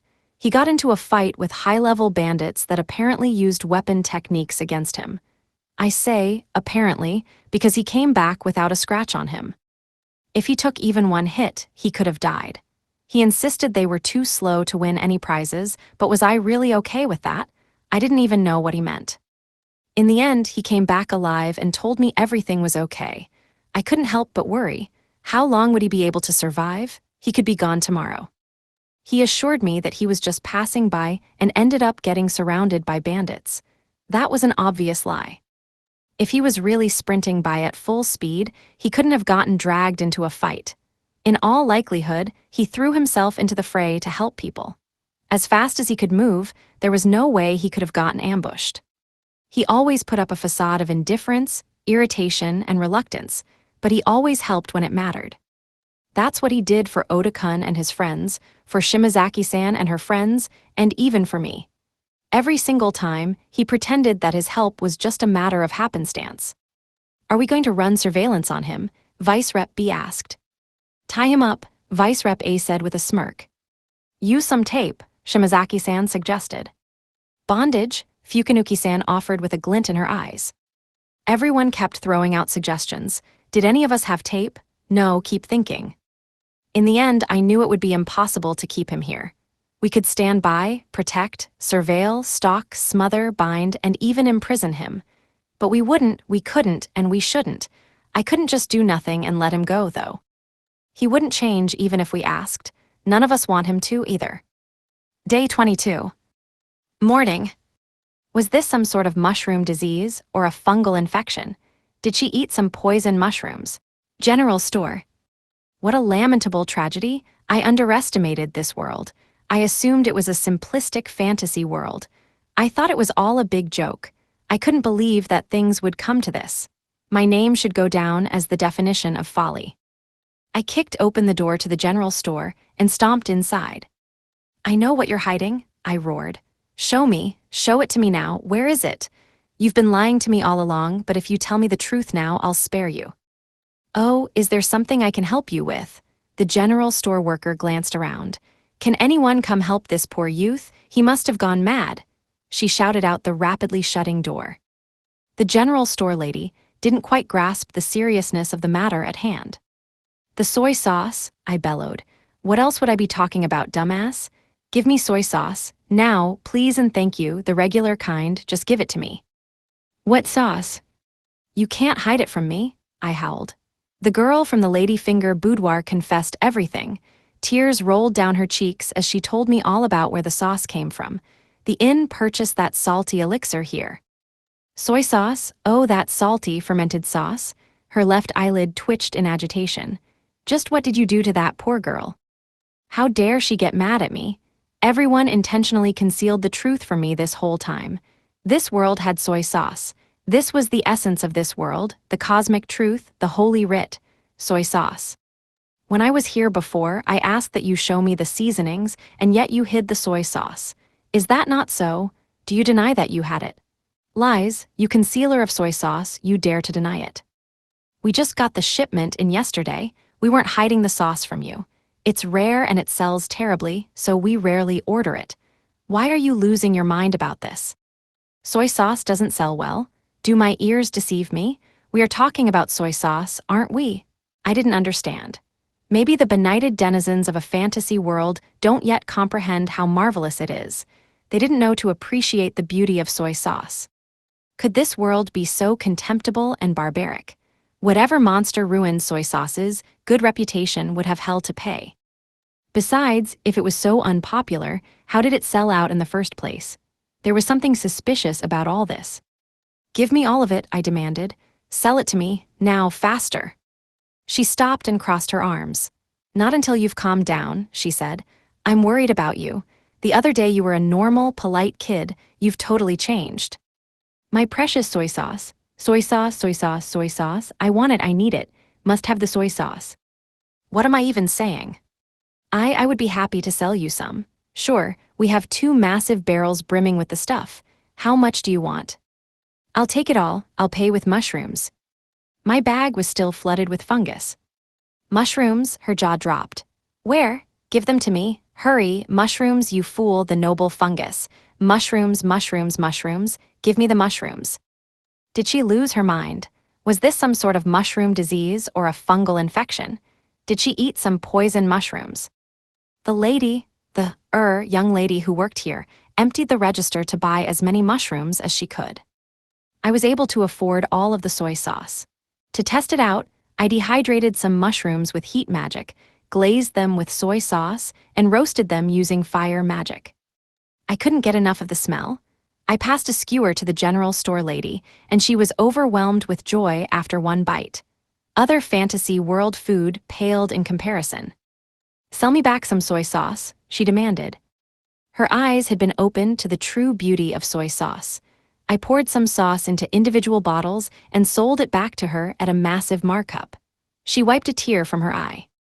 She apparently pulled an all-nighter sorting the mushrooms and preparing them for sale. She made back all the money she spent and more in a single day. Talk about greedy. I was worried that she might start demanding more mushrooms every day. Wasn't the local merchant supposed to live in humble frugality and walk a simple path toward a decent, honorable life? Apparently, she didn't play by those rules.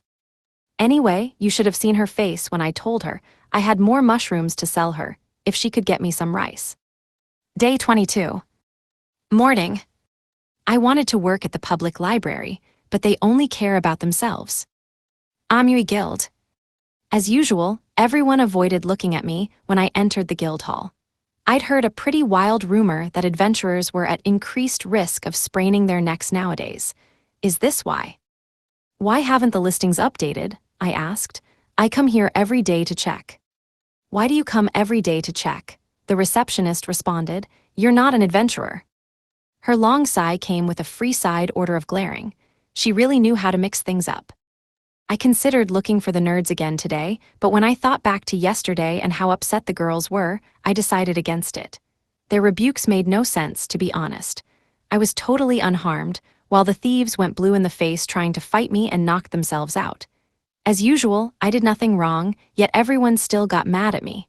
This world is truly inexplicable, I thought. I wanted to make some money, but there were no good jobs. I hadn't found one this entire time. 50,000 ale per day was just heartless and cruel. At that rate, I'd never be able to buy my sex appeal. You know, I said to the receptionist, it doesn't need to be a job. I just want some way to make money. The Adventurers Guild can't help you with that. You're not even a licensed adventurer in the first place, she snapped. From what I've heard, you've emptied the coffers not just from here, but at the armory and the general store, too. Where did all that money disappear to? How do you end up broke at the end of every day? Are you planning to con every business in this town out of all their savings? Amui apparently faced a serious cash shortage. There wasn't enough currency in circulation. That's why they blamed me whenever I sold them goods. Was I summoned to this world to solve the out-of-control deflation crisis? That's not what we were told, but it's possible, isn't it? There were no jobs outside the town. Staying in town cost me money I didn't have, though. Everyone would worry if I left, but I was so broke that I couldn't stay. I couldn't even enjoy window shopping since I couldn't buy anything. Goblin hunting's the best option left. As I tried to sneak my way out of town, the soldier from yesterday spotted me on his patrol. Excuse me, why are you leaving town? I told you that a messenger would be sent for you. You were nowhere to be found this morning, and now I find you creeping toward the town gate. I ran from him as best I could, ducking into alleyways and sneaking along rooftops, until a cute maid called out to me from the street.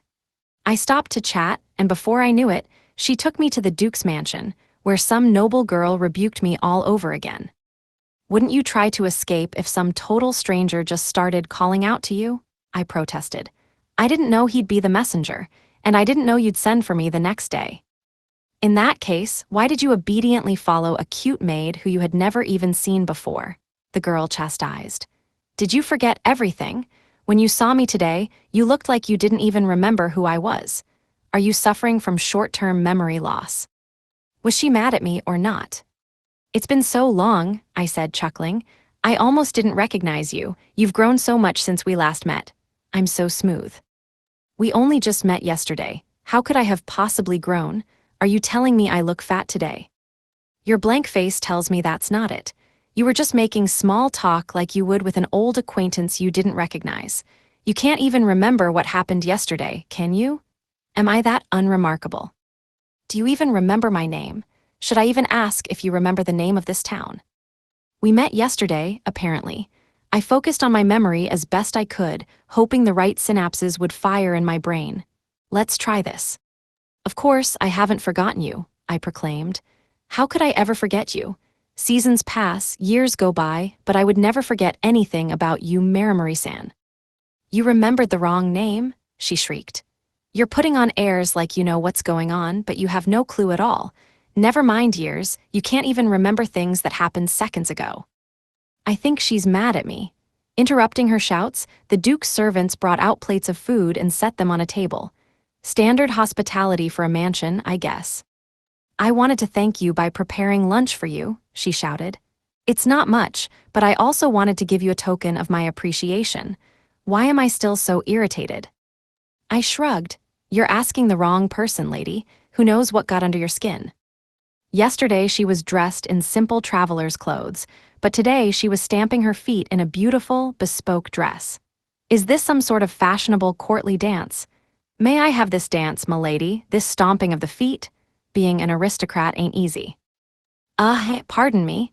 It's the least I could do, but please accept this reward for your services. Yesterday you mentioned that you lacked identification papers, so I prepared these for your use.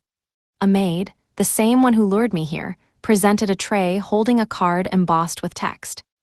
The noble girl continued, It's a pass that exempts you from the entry fee. The name of the town, Amui, is engraved on the card, so please remember. Amui, that is the name of the town as well as my surname. I also have a given name. My full name, Muriel Sim Amui, is also written on this card. Please erase Marimari from your memory altogether. The food was so delicious that I stopped focusing on the conversation. What was she talking about? I nodded when she paused. My father, the Duke, wanted to express his gratitude as well, but he is out on a diplomatic visit to a neighboring town with my mother. He wanted to apologize for being unable to thank you in person. After hearing of my rescue, he gave an order to increase the size of the sign in front of our town that reads Amui. He ordered that the text be legible from leagues away. We also plan to hang banners throughout the town that say, Welcome to Amui. In addition, we are preparing 100 road signs that point the way to Amui. The officials in the Department of Tourism are also discussing the possibility of commissioning an anthem for Amui to be played at a loud volume throughout the town. I guess government officials like to waste money in all worlds, I thought. There's no end to the ridiculousness. Back in the real world, I wanted to work at the public library. I wanted to waste money in self-serving ways too. I just wanted to buy books I liked with public money and read them all. If these people thought that making a theme song for a town was a good idea, why couldn't I treat a public library as a personal bookshelf? Government officials and bureaucrats never listen to reason. The noble girl was still talking. Hello, why do you never listen to me when I'm speaking? Are you ignoring me on purpose? Do you have ears? Do they function? Why won't you listen? Why won't you remember my name? I couldn't figure out what she was talking about. I was totally listening when it sounded important. I made sure to present myself in the best possible fashion, and you still treated me like a nobody. The butler gave me a dirty look. I wish the cute maid would look at me like that. Day 22. Afternoon. If there's no information on home delivery, then I couldn't care less. The highway. I got my travel pass, which doubled as an ID. It even said Haruka on it. Marimari's full name was written down as the guarantor. I could come and go as I pleased, free of charge. Just for the heck of it, I left and re-entered about 8 times before the gatekeeper started yelling at me. I don't feel like going back to town, so let's go nerd hunting, I thought.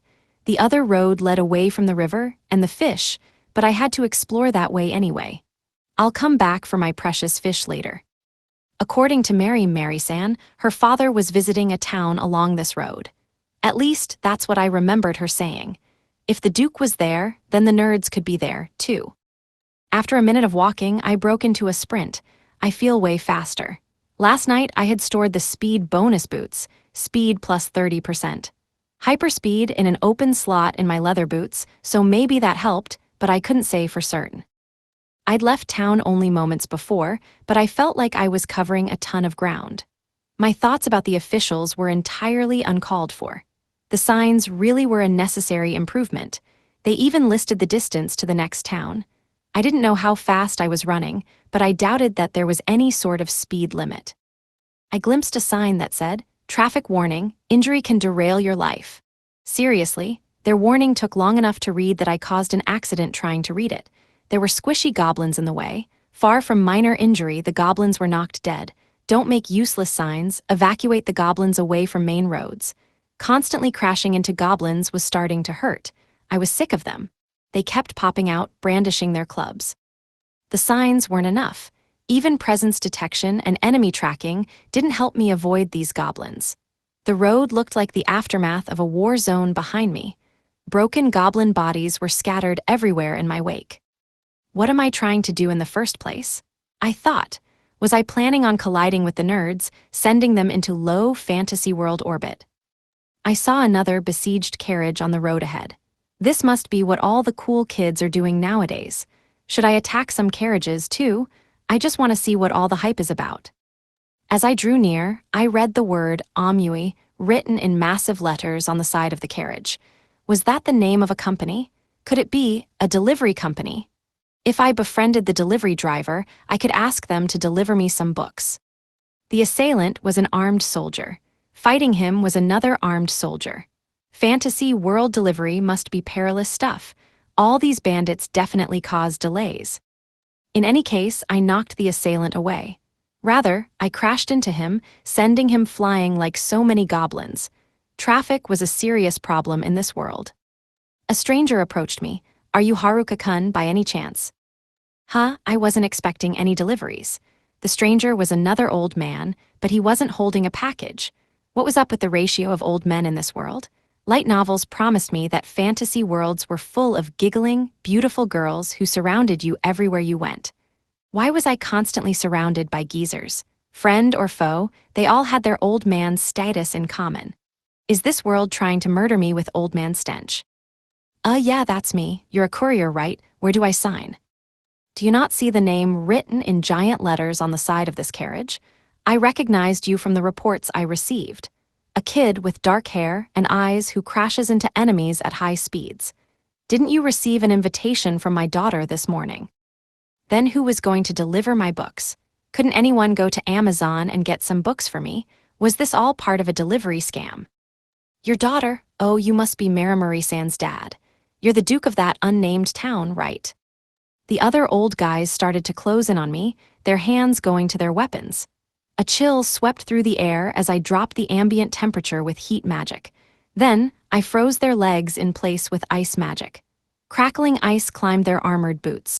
I've always wanted to try out flame whirl. For all I knew, these guys were wanted criminals or creeps who preyed on kids. Better use it now just in case. With a flick of my wrist, their weapons, hands, and hair all burst into flame. Go bald, old men. They were charged with the crime of attempting to suffocate me with their old man stench. As the flames dissipated before me, I saw a bunch of scalded, bald old men barely holding on to dear life, legs frozen in place. I assumed that flame whirl would be, I don't know, cool looking. This was just a bunch of sad old men with scorched scalps. I didn't ask for this. I meant to summon a raging maelstrom of fire. Why did I wish baldness upon them? I've created a hair whirl. The old man who talked to me before had been shouting something this entire time. Pardon me, could you please listen to me? Reports warn me that you tend to ignore people, but could you please stop attacking my soldiers and listen? I'm tired of talking to myself. The soldiers you burned look rather upset. You ought to have at least challenged them to a proper duel before attacking. And my town has a name, this name. The Duke emphatically pointed at the side of the carriage. Furthermore, my proper title is not Mary-San's dad. Allow me to have the honor of introducing myself. No more spells. If you don't stop, I will tell my daughter that you called her Marimari-san again. She'll become distraught, and it will be all your fault. I finished subduing all of the newly bald men. They could barely stand, so I gave them some mushroom potions. It healed their injuries, but not their baldness. I'm never using hair whorl again. That skill is terror beyond my worst nightmares. Why was it that every time I went hunting for nerds, I ran into goblins and geezers instead? Could presence detection not differentiate between nerds, goblins, and old men? An older woman wearing a beautiful gown said, "Haruka-kun, I must thank you. You have now saved the lives of both my husband and my daughter." She was accompanied by an elderly maid. At least the ratio improved a little bit. I couldn't say I was any more interested, though. The average age around here is still way too high. What's the point of hanging out with a bunch of 40-somethings? I am Murimer, mother of Muriel. Personally, I was far more concerned about giving you my thanks today than about our treaty with the neighboring municipality. I cannot quite bring myself to show you my gratitude given the circumstances, but I am still thankful that you saved our daughter. I suppose you did also save us from that bandit, so I thank you for that as well. The old man shook his head. My dear, the treaty with the neighboring city is of the utmost importance. Regardless, Haruka-kun, as Duke Maripapa Sim Amui, I give you my thanks. Then they blathered on for what felt like hours, giving me a pointless info dump containing the names of other nobles, the country, and the king. I didn't bother paying attention. I couldn't remember names anyway, so telling me was a waste of time in the first place. Definitely nothing important. Ignoring it was the best decision of my life. Apparently there was some unrest among the aristocrats, and the bandits who attacked Marimari-san yesterday were actually an elite squad of soldiers handpicked by the neighboring lord. They were sent on a covert mission to kidnap Marimari-san for political leverage. When their soldiers didn't return, they sent a different squad to ambush Meridad-san instead. I didn't learn anything new about the nerds or my options for home delivery. Why should I listen? It's none of my concern. I joined them in the carriage and returned to town. On our journey back, they kept thanking me and reminding me of the name of the town, whatever it was. The good news was that the gatekeeper didn't give me any grief this time. For some reason, class rep still did. I suppose she did ask me not to go anywhere today. I only meant to go get some soy sauce. What was the big deal? Day 22. Evening. Family troubles at the Fishes. The Ladyfinger Boudoir. Literally 20 people lectured me for a full hour.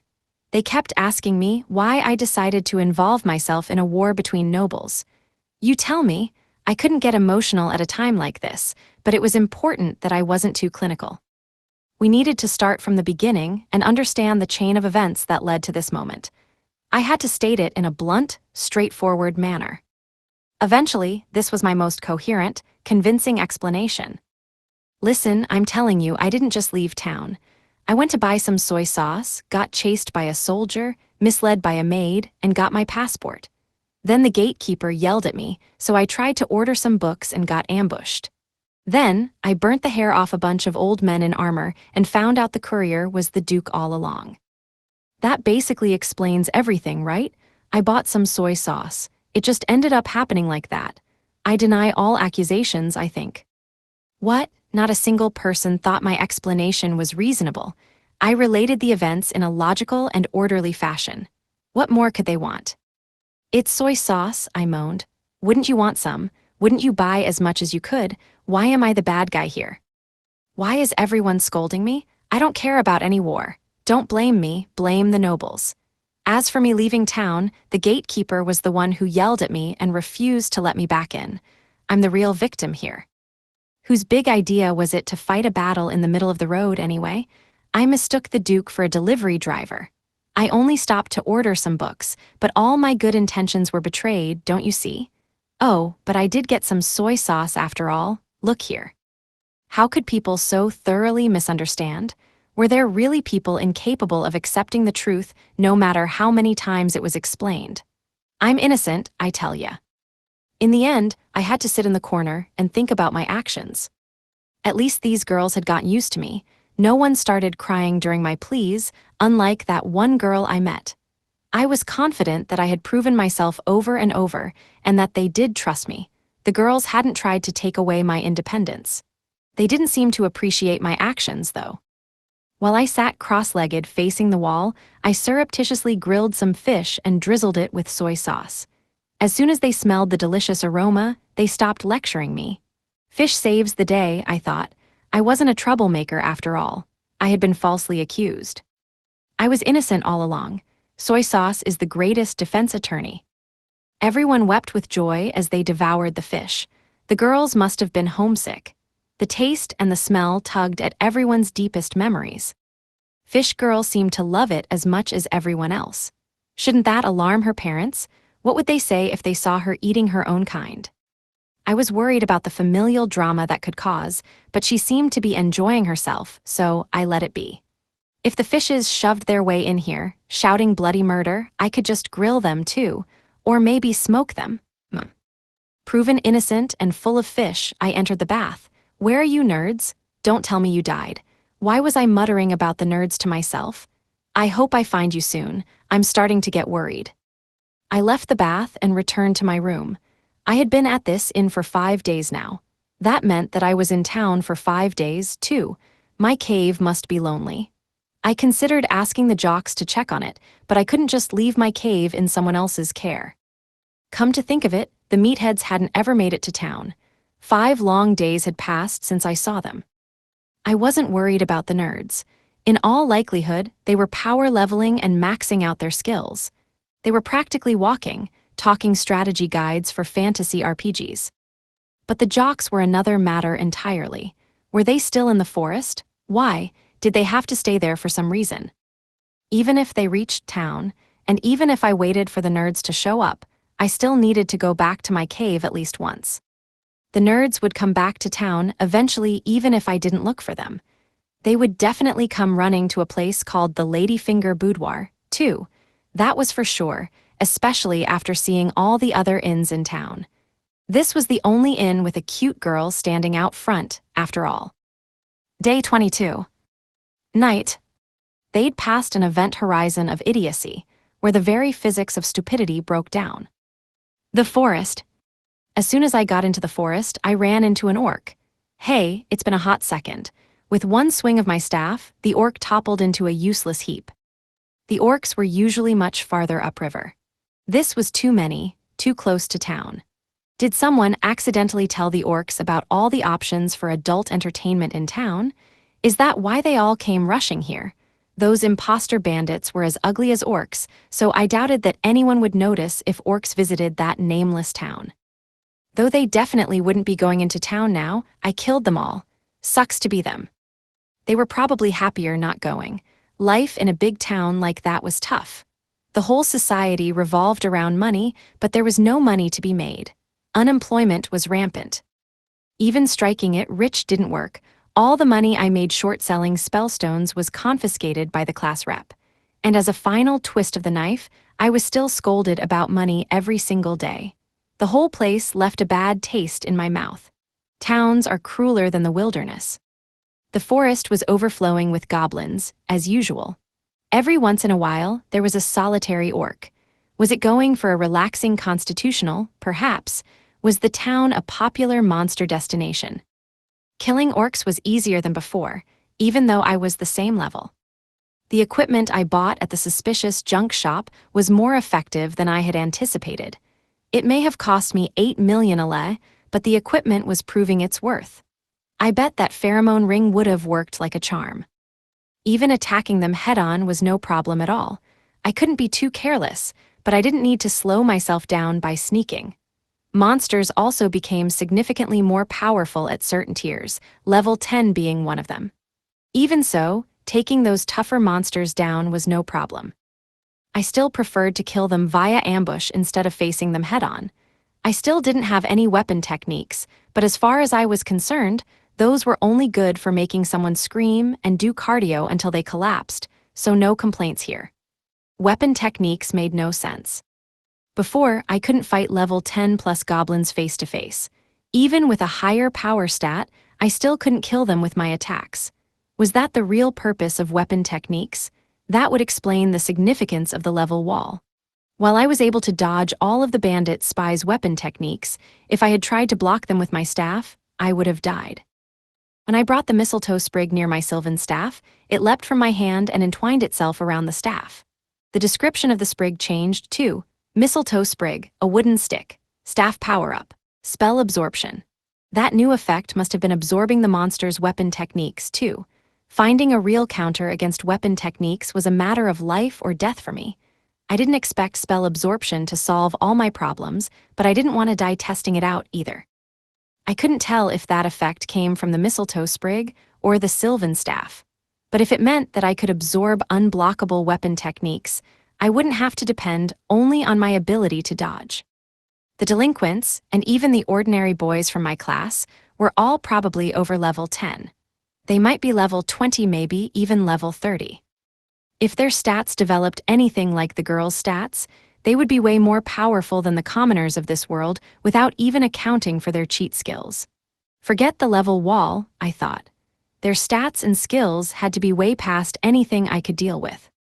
Of course, I was still assuming I'd die in the forest at some point. If that happened, I wouldn't have to worry about anybody's stats or skills. Anyway, the delinquents couldn't be allowed to leave the forest. Not just for sake of the girls and the nerds, but for all the ordinary people in this world. If they got to town, I was at risk, too.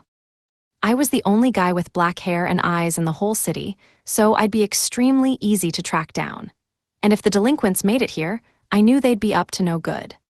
I'd be able to breathe a little easier, if the jocks and nerds were around, to give the girls their support.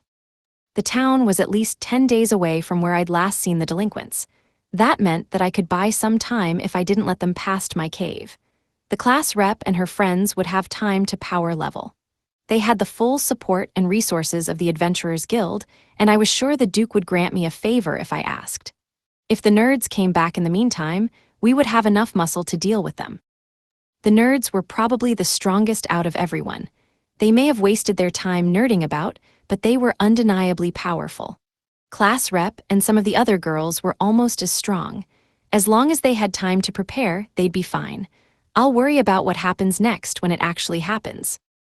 The delinquents' strength lay in the fact that they were unscrupulous, nasty, and brutish.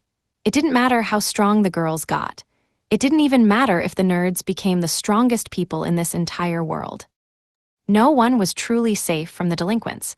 They would exploit the naive goodness of their classmates. I was the only person who could see through their skullduggery.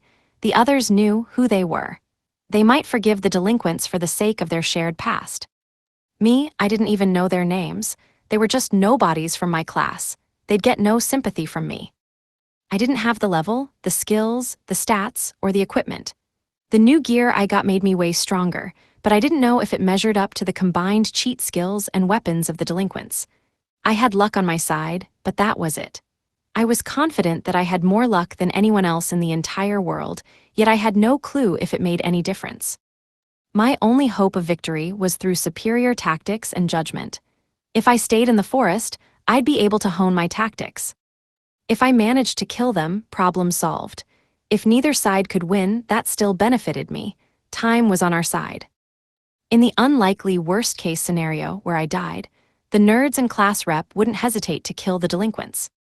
With my death, the nerds and the class rep would win. Not that I wanted things to turn out that way. I wanted to live, I just had to find a way to do it. The delinquents might have decided to stay in the forest, or they might have gone elsewhere, away from town. That was the best-case scenario, but I couldn't just hope for that. If I stayed in town waiting for something to happen, that still left the jocks in danger. Neither the jocks nor the delinquents had left the forest yet. That must have meant that the meathead jocks were holding the delinquents off. After abandoning the nerds and the girls, the meatheads had said they wanted to repay their debt, so they stayed behind to stall the delinquents. That's a stupid reason. Leave it to meatheads to come up with something that idiotic. The meatheads were too committed to sportsmanship. On the other hand, I probably had fewer scruples and more dirty tricks than the delinquents. The jocks were strong, even without fantasy skills and stats. They just couldn't let go of pesky concepts like honor. It'd get them killed one day. I just needed to power up by killing as many monsters as I could. If I was lucky, maybe I could even get to level 10. My staff had turned into a weapon with powers beyond my comprehension, but I could still use it as a regular staff. No matter how far I was from an opponent, my swings always connected. As long as I was faster, I couldn't be outnumbered. I could force back 10 monsters with 100 attacks or incinerate 100 monsters with 1,000 spells. I could outlast my opponents in a melee battle like I did with the bandit spies. I can do it. I had to move quicker than my enemies, attack faster, dodge faster. So long as I was the fastest, I could survive. I got back to the cave late at night. I eradicated all the monsters in the forest, picked up plenty of mushrooms, and I still hadn't leveled up. No fair. At least all my ideas, tactics, and strategies had been tested and verified. That was enough for me. And then, there they were, a bunch of half-dead idiots propped up against the mouth of the cave. "What's up? You all look like you've seen better days. I thought you dummies were supposed to be strong. Are you guys even alive?" Tentatively, I prodded one of the jocks with my boot. Something squelched, and he fell on his side, leaving a bloody smear on the cave wall. Many of them were missing limbs, and some had even lost an eye. Their clothes were caked with their own blood. Holding my nose against that fungal aroma, I doused them with my best potions. The general store lady told me that these were potent enough to grow back missing limbs. These were beyond simple healing potions. They were top-of-the-line regeneration potions. Whatever this potion touched healed immediately. Wounds knit closed, limbs grew back, and eyes popped into once hollow sockets.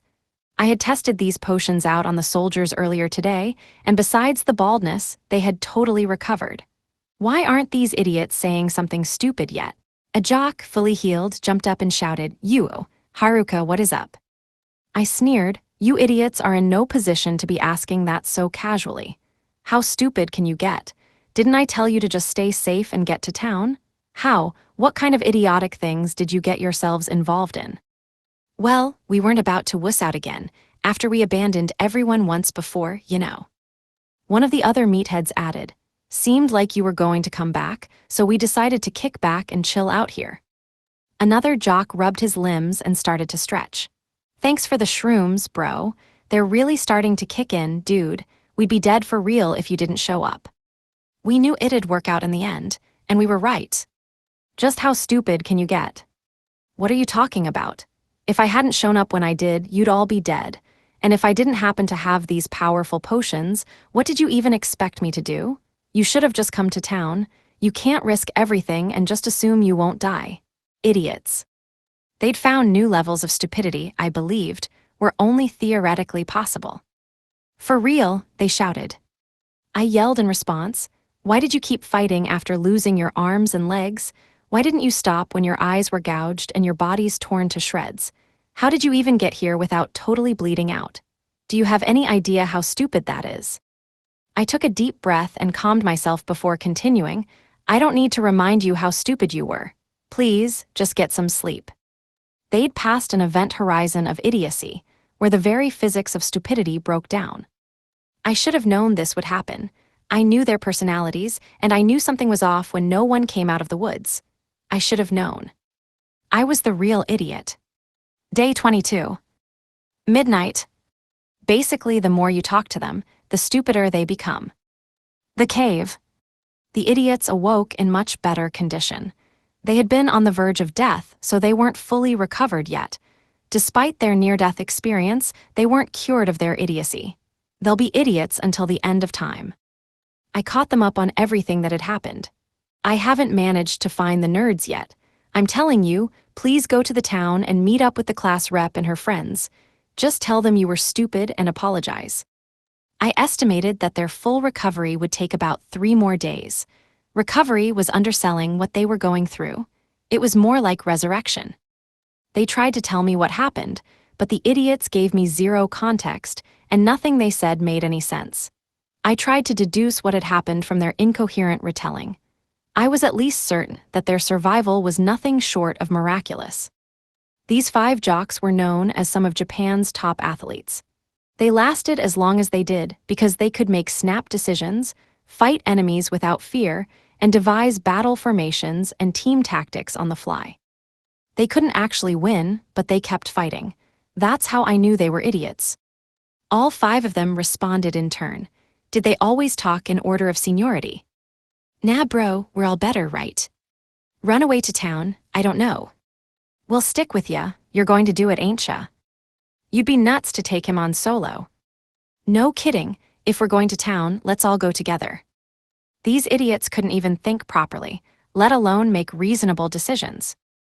I understood in that moment what made them brilliant athletes. They could make the right snap judgments and accomplish the impossible by instinct, but they were totally screwed if they had to use their brains. Basically, the more they talked, the dumber they got. Underneath their stupid surface, they only had greater depths of stupidity.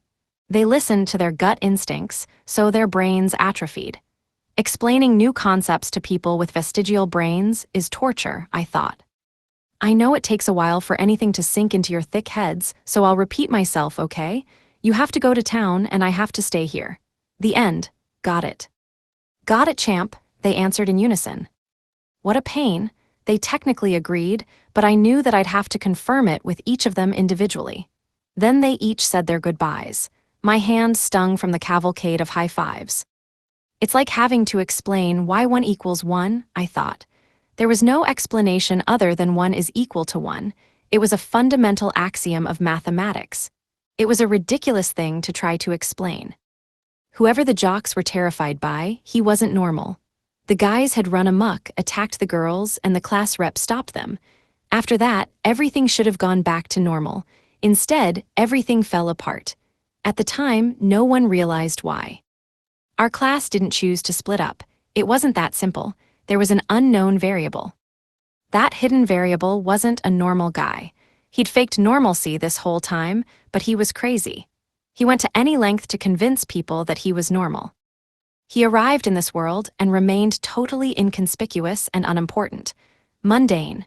Everyone else reacted in their own ways, but he didn't. He wasn't notable in any way when we were all summoned to a fantasy world, nor when monsters appeared, not even when my classmates quarreled. A person like that isn't normal. He's deranged. Completely average, with no unusual or distinguishing qualities. Nothing could be more perfectly abnormal. That perfectly abnormal guy was the real reason why the class rep couldn't keep the class together. He split them up. Normally, the meatheads would have taken charge by instinct when things fell apart. It wasn't normal that no one helped the nerds or that the class rep gave up on uniting the class.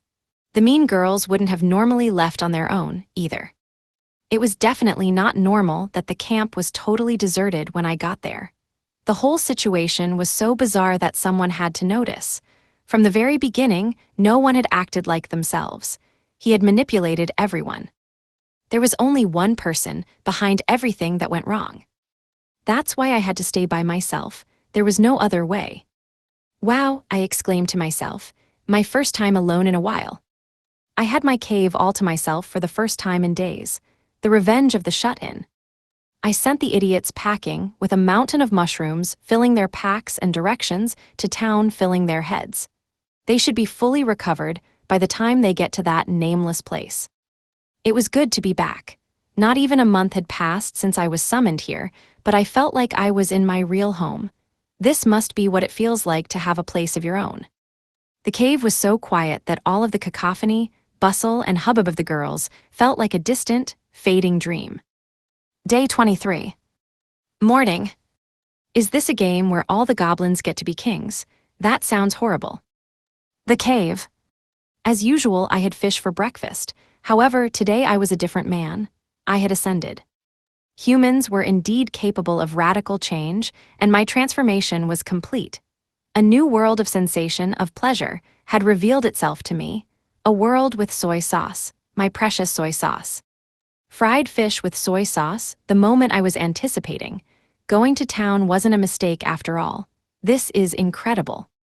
Adhering to cave hermit tradition, I embarked on a relaxing outing to harvest mushrooms and dispose of goblins. The goblins must have been eating those mushrooms. Their population was out of control and ruining my mushroom harvest. Like mold growing in the bath, they needed a thorough and ruthless scrubbing. Mold was technically more like mushrooms than goblins, though. Try not to think about it. I don't. I didn't even bother casting spells. Running and leaping through the forest, I smashed any goblins I saw. As I went deeper, I encountered drastically higher level goblins. My level, as always, didn't get any higher. Since I hadn't killed the soldiers the other day, I didn't get any experience from them. But despite the mounds of monster corpses in my wake, I was still stuck at level 9. I don't think I've ever gone this far out, I said to myself. Maybe I could use some gobocide spray on their nest and exterminate the pests for good. Do they carry that at the general store? I took down a level 19 goblin. It was impressive for a goblin, with stats higher than some orcs. Thanks to weapon techniques and the level wall, I'd assumed that level 10 plus goblins would be tough, but they were hardly stronger than level 5 ones. They became more challenging at level 15, so I had to start killing them with magic. As long as I dodged, countered with spells, and followed through with a finishing strike, I could survive. I just had to keep my balance, keep my wits about me, run, and fight. I had a feeling all the spellstones I was collecting would make me rich. They were probably all E-class. If I tried to sell these stones at the guild, they'd go bankrupt again and kick up a huge fuss about being unable to pay back their debts. I spotted a huge goblin. Oh, what do we have here? This one's on another level. I used appraisal. Goblin King A. Race, Goblin. LV, 23. HP, 110. MP, 31. Vit, 155. POW, 156. Spe, 49. Dex, 22. Raise, 11. Int, 4. Luck, 25. Combat skills. Hammer Mastery level 7, Great Strike level 6, Body Slam level 4, Iron Wall LV1, Herculean Strength level 7, Adamantine level 2. Skills, Intimidate level 3, Super Horny level 8, Harden level 4, Daunt level 3, Terror level 2. Equipment, Club. A king was the next level up from a boss. Does that mean the queen bee could evolve into some sort of mean girl empress? That's terrifying. The king swung its club at me. This was the first goblin who didn't just brandish it while running my way. Maybe even the meatheads could evolve to this level of intelligence. They seem dumber with every level, though. Do they have a special meathead skill? I knew that I'd die if I tried to block that swing, but I was fortunately quick enough to dodge. The Goblin King was a whole new level of danger. Flourishing my sylvan staff and infusing it with magic, I crept closer. A razor-sharp arc of light crackled along the edge of my staff. In a moment that felt like an eternity, I slashed. That attack took all of my concentration, and I still wasn't sure it was enough. That singular instant determined who lived and who died. Before my staff connected, I infused all of my spells into the staff. In the span of a single step, I had swung the sylvan staff with all my combined magical and physical might. I couldn't tell exactly what happened, but the Goblin King tumbled to the ground, dead. I couldn't advance if I couldn't defeat the king, but my attack worked. It was a good sign. Farther in the depths of the forest, I spotted a potential mushroom growing on a log. It was a long time since I'd seen one of those. I never forgot that flavor. I quickly roasted the mushroom as I plunged deeper into the ancient forest. Potential mushroom and soy sauce is the ultimate combination, I wept. The flavor, it's so good. From then on, I periodically ran into goblin kings. Was this a normal quantity of kings? Did kings like wandering around the deepest parts of the forest? Was it okay to kill this many kings? I hoped that I wasn't causing any diplomatic incidents. My HP was totally full, and I had barely used any MP either. Most importantly, I could defeat the kings. My life hung in the balance every time I used that instantaneous attack, but I still managed to take them out one after another. I assumed that I was nearing the center of the forest, but the woods seemed to extend for miles ahead. I had been fighting level 25 plus kings for a while. Weren't these supposed to be boss fights? What was a king, anyway? With this many kings, how small were their domains? Was there a king of kings that ruled over them? Did those goblins think of themselves as kings? Were they playing some sort of goblin variant of King of the Hill? That sounded horrible. This was too many kings, damn it. Goblin kings seemed to get a massive strength boost after level 25. If there were kobold kings, I'd be screwed, I thought. They'd bite my head off. I imagined huge jaws snapping shut on my head and shuddered. I could kill goblin kings, but they were so strong that I didn't feel like I was training anything. I couldn't block their attacks or land multiple blows, and I had to fight just one at a time. All I could do was overclock myself, close in, and throw all of my power into a single kill-or-be-killed slash. One mistake and I was dead. Goblin kings hate him. He discovered one weird trick to instantaneously slay monsters: the overclocked hiding in plain sight killing slash. I felt more like a one-trick pony than someone with one weird trick. I probably shouldn't go any farther today. Maybe start hunting kobolds after lunch. I desperately wanted to avoid meeting any kobold kings. They would definitely bite my head off. I mulled it over as I walked and spotted 3 level 29 goblin kings soon after. Yeah, I'd definitely be dead if they surrounded me. I quickly killed one, but the other two were getting too close. If I didn't do something, they'd flank and kill me. This is hardly a good way to practice fighting. I took a step forward and caved in the second goblin king's face. Then, barely dodging with a half-step backwards, I stabbed the last one through the neck before it recovered from its swing. Holy crap, that was close. I'll definitely die if I try anything like that again. I can't, that was too close. I had felt the reverberation of the club crashing into the dirt where I stood a moment before. My one weird trick really was a life-or-death gambit. I was a half-step from doom. Goosebumps covered my entire body. I felt a cold sweat break out on my back and forehead. This is way too much. I'd be pulp if my aim, my distance, or my timing was even a fraction off. I had slaughtered all the monsters on my way here, so it was much faster getting back to the cave. I should get back by noon. Should be almost there.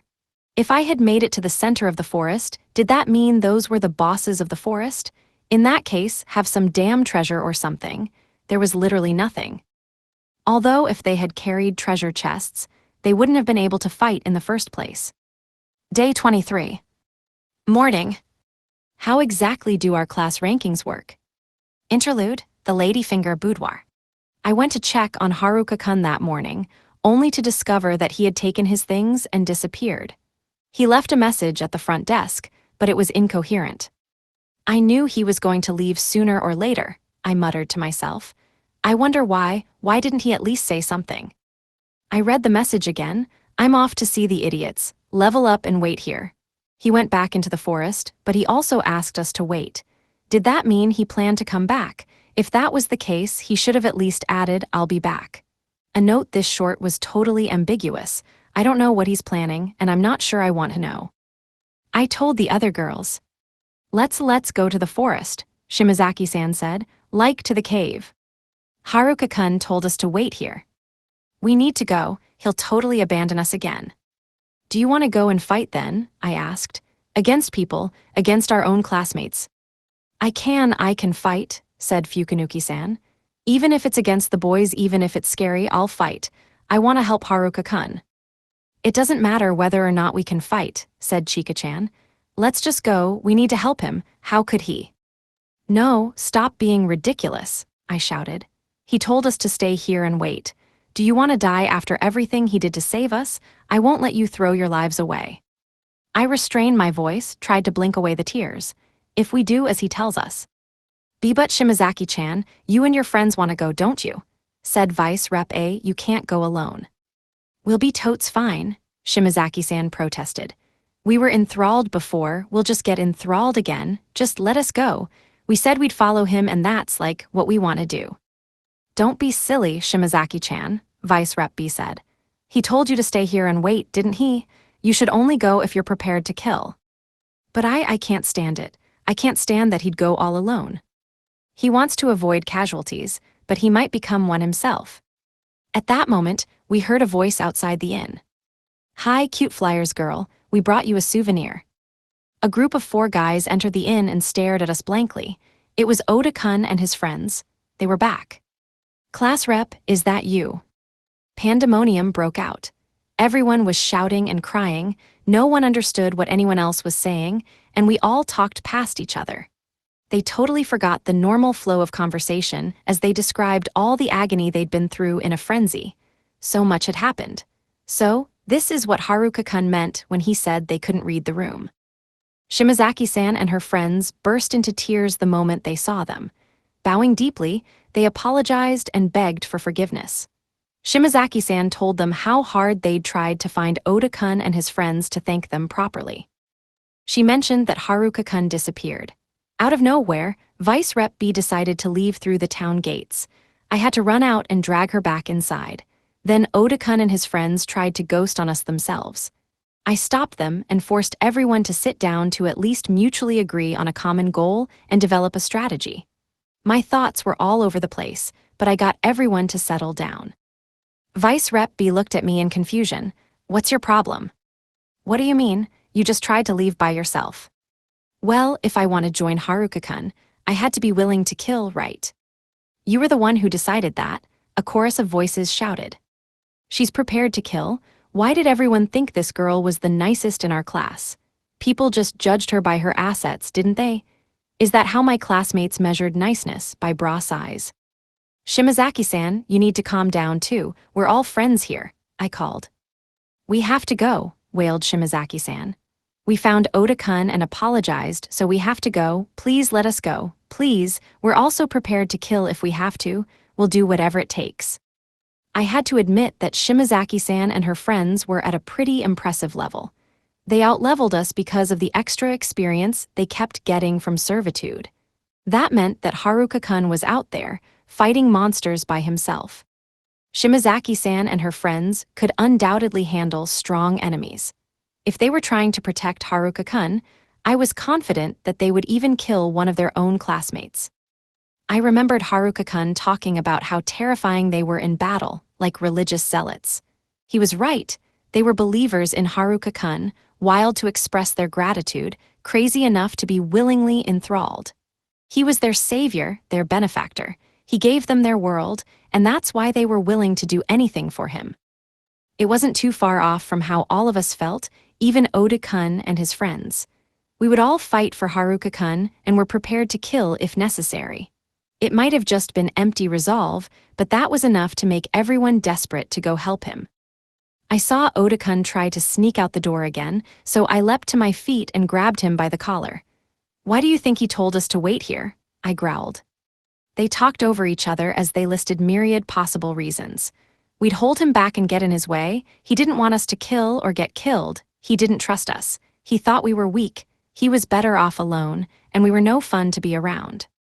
"He's worried," I explained, "that one of you will get taken as a hostage."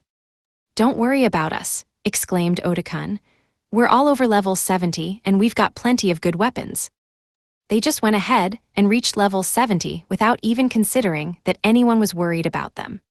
The guildmaster had told us that the strongest people in the world were over level 100, and they were known as monsters. With the boosts that they got by coming from another world, Oda-kun and his friends were probably on par with S-rank adventurers. Their cheat skills probably made them the strongest people in this world. But he also told us that even those ridiculously powerful adventurers might barely manage victory against a single dire green wolf. Haruka-kun crashed into it and the rest of its pack. He literally described it as a traffic accident. By leaving us behind, Haruka-kun was really saying that. We should stay here and protect ourselves, Oda-kun realized. I think so too, since we don't even know what the enemy is after, one of the girls agreed. I concurred. Haruka-kun had collected so many spellstones that it bankrupted the guild. He had accidentally put the Duke in his debt twice over by saving his daughter and later rescuing him. He wasn't even supposed to leave Amui, yet he saved them by accident. He got favors from the leaders of this city by accident. If anyone in the town spotted him, the only other black-haired, black-eyed person besides us, we'd know immediately. The adventurers, soldiers, and entire town were on the lookout for him. That made this city the safest possible place to be. Everyone turned on me and shouted, "If you're so intent on stopping us, why are you the only one fully armed and ready to leave?" Everyone is scolding me now. What is happening? Day 23. Morning. Getting more sex appeal would have been the wrong move. The forest. My new training regime was beyond hard. At first, I regretted getting so carried away with the new one-hit move. Every time I did it, I had to build up speed over a long distance just to have the power to pull it off. But after a while, I started to master it. It didn't use up any MP, which I guess was pretty responsible on my part, and after a while, I could do it in a single clean slash. In principle, the attack worked because I transferred all my instantaneous acceleration into my attack. Through trial and error, I worked out how much of that explosive burst of speed to retain as momentum and how to move my body to minimize any loss of speed. I weaved the possible variations together and polished the technique to perfection. Finally, after finishing off countless monsters, I reached level 10. On my list of combat techniques, life or death level 1 appeared. All that practice finally paid off. Not much, but a little. Did this mean that I could invent my own skills in this world? It was literally called life or death, which was how I'd started thinking of it while I made it up. Maybe there were rules and requirements for what could become a skill. I'd come up with plenty of my own techniques before. After all, human cannonball, human missile, human traffic accident. Okay, I'm glad I didn't get those skills. But nothing like this had ever happened before. I had to be careful not to come up with any new special attacks unless I was absolutely sure. They might turn into skills. I remembered Flame Whirl, which had been a total disaster. Although maybe it wouldn't be so bad if I made sure to only come up with cool names. Mach 1 Body Slam? I should workshop that. It still sounded like a traffic accident. What would be a cool name? Collective Wolf Crash wasn't much better. I shouldn't waste my time thinking about this. At long last, I was level 10. I must have killed 1,000 monsters to get there. If everyone had to kill 1,000 monsters just to get to level 10, it would have caused a mass monster extinction. It probably wasn't just the quantity of monsters, but the quality. Did I level up because I started fighting goblin kings? I fought plenty of regular goblins too, and it still took ages. But this is no time to check my stats. I noticed that my level had gone up, and while I was celebrating, forgot that I was still in the depths of the forest. Before me stood not just any goblin, not even a goblin king, but a full-blown goblin emperor. I was wrong. They weren't playing a giant game of King of the Hill, it was Emperor of the Hill all along. But here I was, overjoyed at reaching level 10, finding myself face to face with a level 50 monster. It didn't just rain on my parade, it dumped a whole hurricane on it.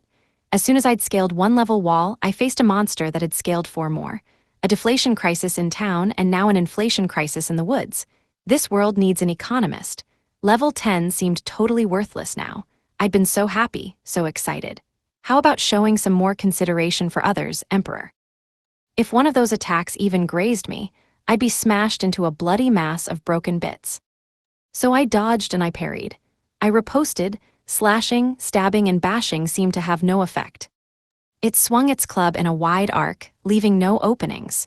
The club flew in every direction, totally unpredictable. The Emperor hemmed me in, giving me nowhere to retreat to. I had to evade everything. I did get a few attacks in when I wasn't dodging and weaving, but they did nothing, even if I built up momentum beforehand.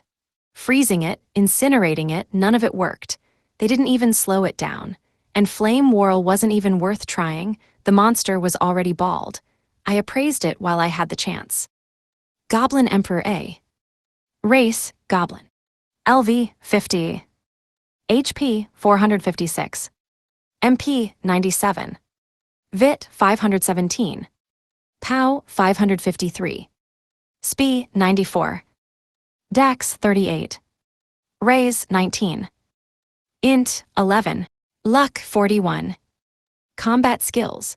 Hammer Mastery Max, Great Strike Max, Body Slam Level 9, Iron Wall LV 8, Herculean Strength Level 9, Adamantine Level 7, Pulverize Level 7, Barrage Level 7. Skills, Super Horny Max, Daunt Max, Terror Level 7, Regeneration Level 5, Magic Resistance Level 5. Equipment, Club. Even though it was a goblin, its speed nearly matched my own. That's not fair, and no wonder my attacks weren't doing any damage, it had regeneration. I felt a pang of despair as I started to run out of MP. Even if I exhausted all my magical might, it would just regenerate. Spells did nothing more than drain my MP. I should have been able to freeze its legs in place with ice magic or paralyze it with lightning magic. But it resisted everything I threw at it. I would have died if it wasn't for the evasion cloak. Spee plus 20% evasion bonus, small I bought. In hindsight, I was lucky I hadn't gone for the buffs to my sex appeal like I'd wanted. Is this the cosmos telling me I don't deserve it? I think I might cry. Shit, I narrowly dodged a swing that would have taken off my head. I could smell my hair burning. I can't afford to go bald. That swing left the Emperor wide open for a counterattack if only I could reach it. If I never attacked, I'd never win. All this fighting was making me hungry. I somersaulted past a heavy swing and yanked some dried mushrooms out of my bag. I didn't have enough time to sprinkle soy sauce on them, so I just shoved fistfuls of them in my mouth as I evaded blows. This is the end. The club was coming right at me, and I didn't have time to get out of the way. I couldn't deflect the blow either. With no other options, I stepped forward. The Emperor adjusted his swing, but it was too late.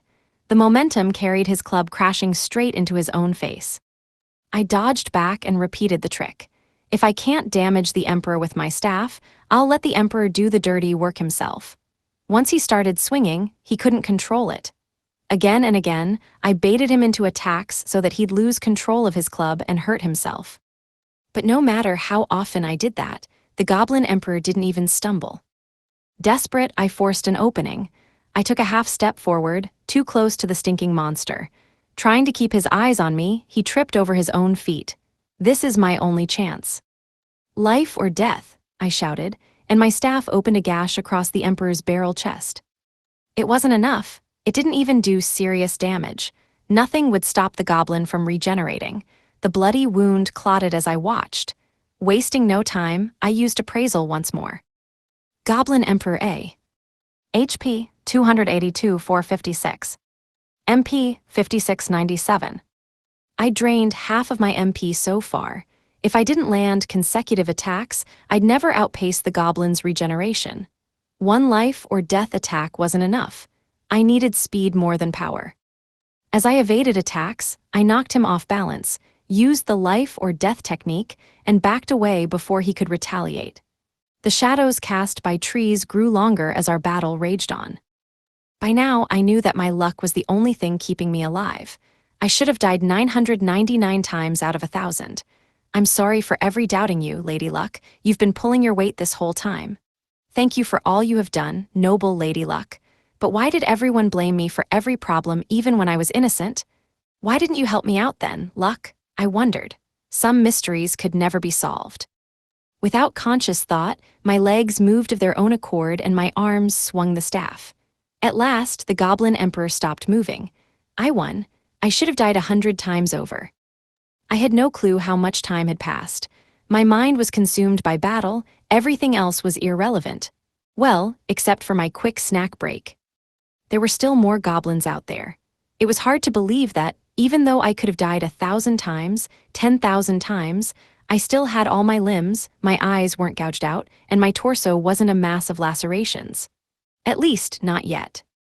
Day 23. Noon. No one had known that a night could feel like an eternity. Interlude, the Ladyfinger Boudoir. In the end, we didn't fully agree on what to do, but as a compromise, we did some reconnaissance in the woods near town. Our goals were to hunt some monsters, level up, and investigate. It was a thinly veiled justification to try to find Haruka-kun. We split into 5 adventuring parties, but all stuck close together as we advanced. There aren't any monsters here, someone cried. How are we supposed to level up? She was right. Even the forest had no living monsters. They were all completely annihilated. There was only one possible culprit. Should we try going a little farther? I asked. Without anyone answering, we all pushed deeper. I kept asking if we should stop, but no one did. We've gone too far to stop now, Shimazaki-san said.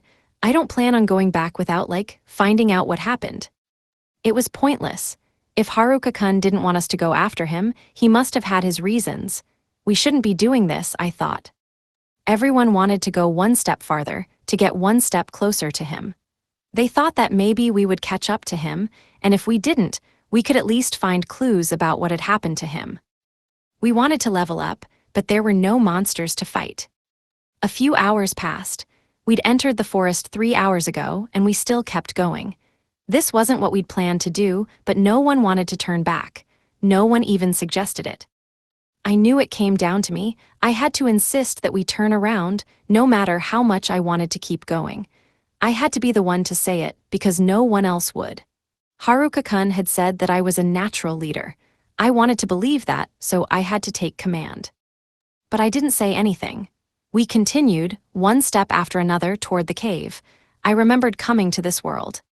Everyone was lost, uncertain, miserable, until we came to that cave. It was the first place we could all relax. Before we knew it, we were all laughing and having fun together. We lectured Haruka-kun over and over, but we still appreciated everything he did. Our tomorrows were brighter because of him, and Haruka-kun was somewhere out there, totally alone. No matter how far we went, we didn't see a single monster. After we finally turned back, everyone was silent.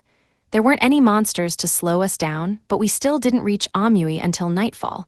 We just couldn't muster the energy. Today was an utter failure. We walked all day, but didn't accomplish anything. When I finally said, "Let's turn around," disappointment surfaced on everyone's faces.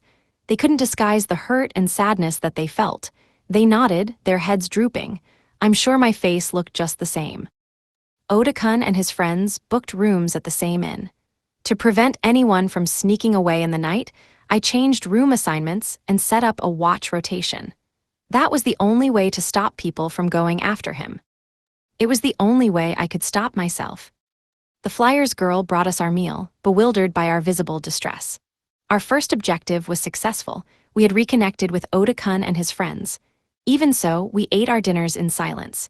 No one wanted to talk, nor did they know what to say when they tried. Somehow, the absence of just Haruka-kun had made everyone, even the nerds, who usually didn't care about anyone else, slip into a pensive, distressed mode. I'd never realized how long a night could be. At some point, that ecstatic, riotous atmosphere quietly slipped away.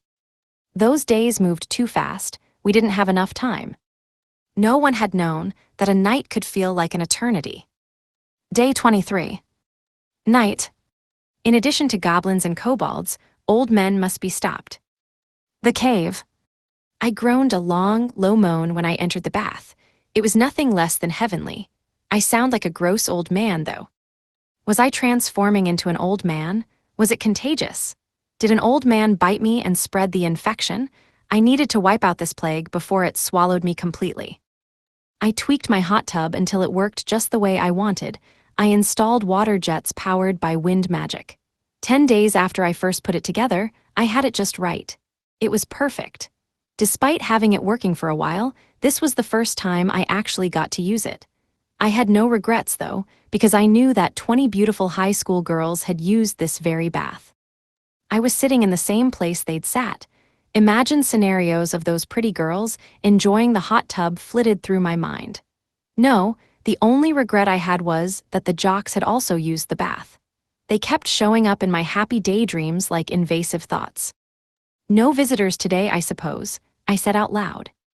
I got out of the bath and drank some juice. I sighed. Something had to be done about those old men. They had to be quarantined as biohazards. I couldn't let them spread their old man habits any longer. I even caught myself keeping my hand on my lower back like an ancient geezer. I'm only 16. Is this the start of a horrid transformation? I needed to find some anti-aging herbs. Life or death worked on kobolds, even with their speed. It was a close-range technique, usable from a half step away, a whole step at most. Through the perfect alignment of my magic, my skills, and my control of momentum, I was able to instantaneously swing my staff, an ultimate death blow. If I couldn't repeat it perfectly every single time, I'd be killed. I couldn't make a single mistake.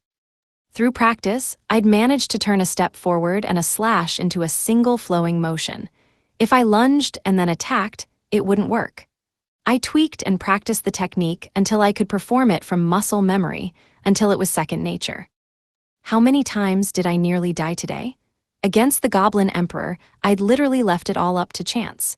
I was sure I would have died if it weren't for my underappreciated luck stat. All this exercise and practice made me feel like I was possessed by the spirit of some hot-blooded moron. The more I thought about it, the more I convinced myself that meathead idiocy was contagious.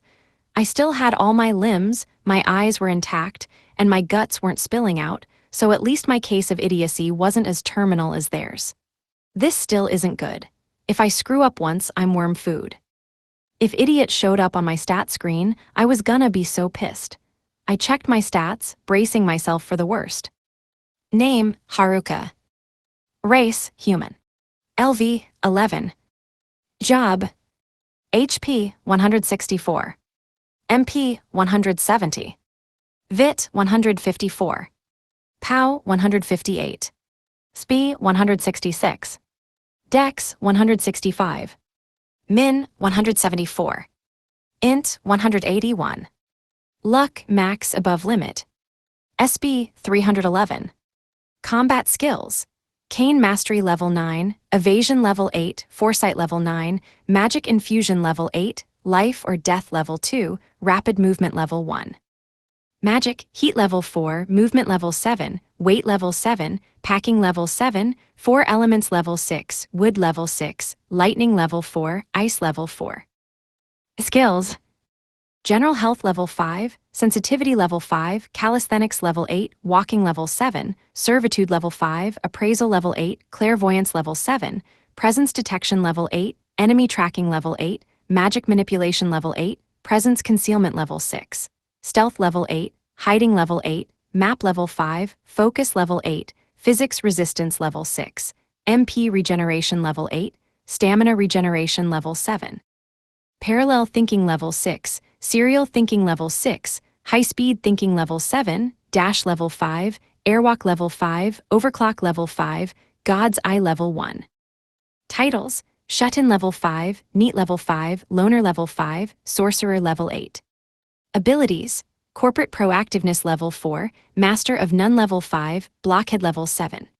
Equipment: Wooden stick, Clothes set, Leather glove, Leather boots, Cloak, Contact lenses, Ring of the Destitute, Bag of Holding, Monster Bracelet Power plus 31% Speed plus 19% Black Hat. Not only had I leveled up, I gained 2 levels. The quality of monsters really must have made a difference. Someone, please just publish a strategy guide for this world already. It makes no sense, I thought. My skills would need an entire separate guide. Each level up was boosting my stats by a substantial amount. I'd had a theory for a while about why that was, and going to town confirmed it. The potential mushrooms were making my stats increase abnormally quickly. The goblin kings and emperors must have been eating the same mushrooms, but I was the only one to eat them with soy sauce, a flavor too luxurious even for an emperor. HP and MP mushrooms were rare and valuable, but they were known. But no one in town even knew that potential mushrooms existed. Even for mushrooms, they were rare. When they did grow, I guessed that goblins gobbled them up and turned into kings and emperors, which kept people away from those places entirely. That was why the ladies at the general store and the guild hadn't heard of them. You had to be ridiculously lucky to even encounter them. And I was the only one who knew how well they went with soy sauce. I was the only one who'd ever tried that divine combination. That worked out just great for me. Each of the more powerful goblins dropped power-boosting monster bracelets, plus 1% bracelets from boss goblins, plus 3% from goblin kings, and plus 6% from goblin emperors. Same for the kobolds. The different monster bracelets fused into one when I stacked them, but stayed the same size and weight as a regular bracelet. Thinking purely about experience gains, focusing on weak monsters was better because there were way more to fight. The monsters near the center of the forest were stronger, but much less common. The bracelets changed my calculations. They were so overpowered that it made it worth it to go after the tough monsters. If I got enough, I could get a 100% boost to my power and speed. Maybe too rare, since they were all dead now. But boss monsters had those bracelets, which meant that my best strategy was to fight them. I could get a 100% power and speed boost. Life or Death had also gone up to level 2.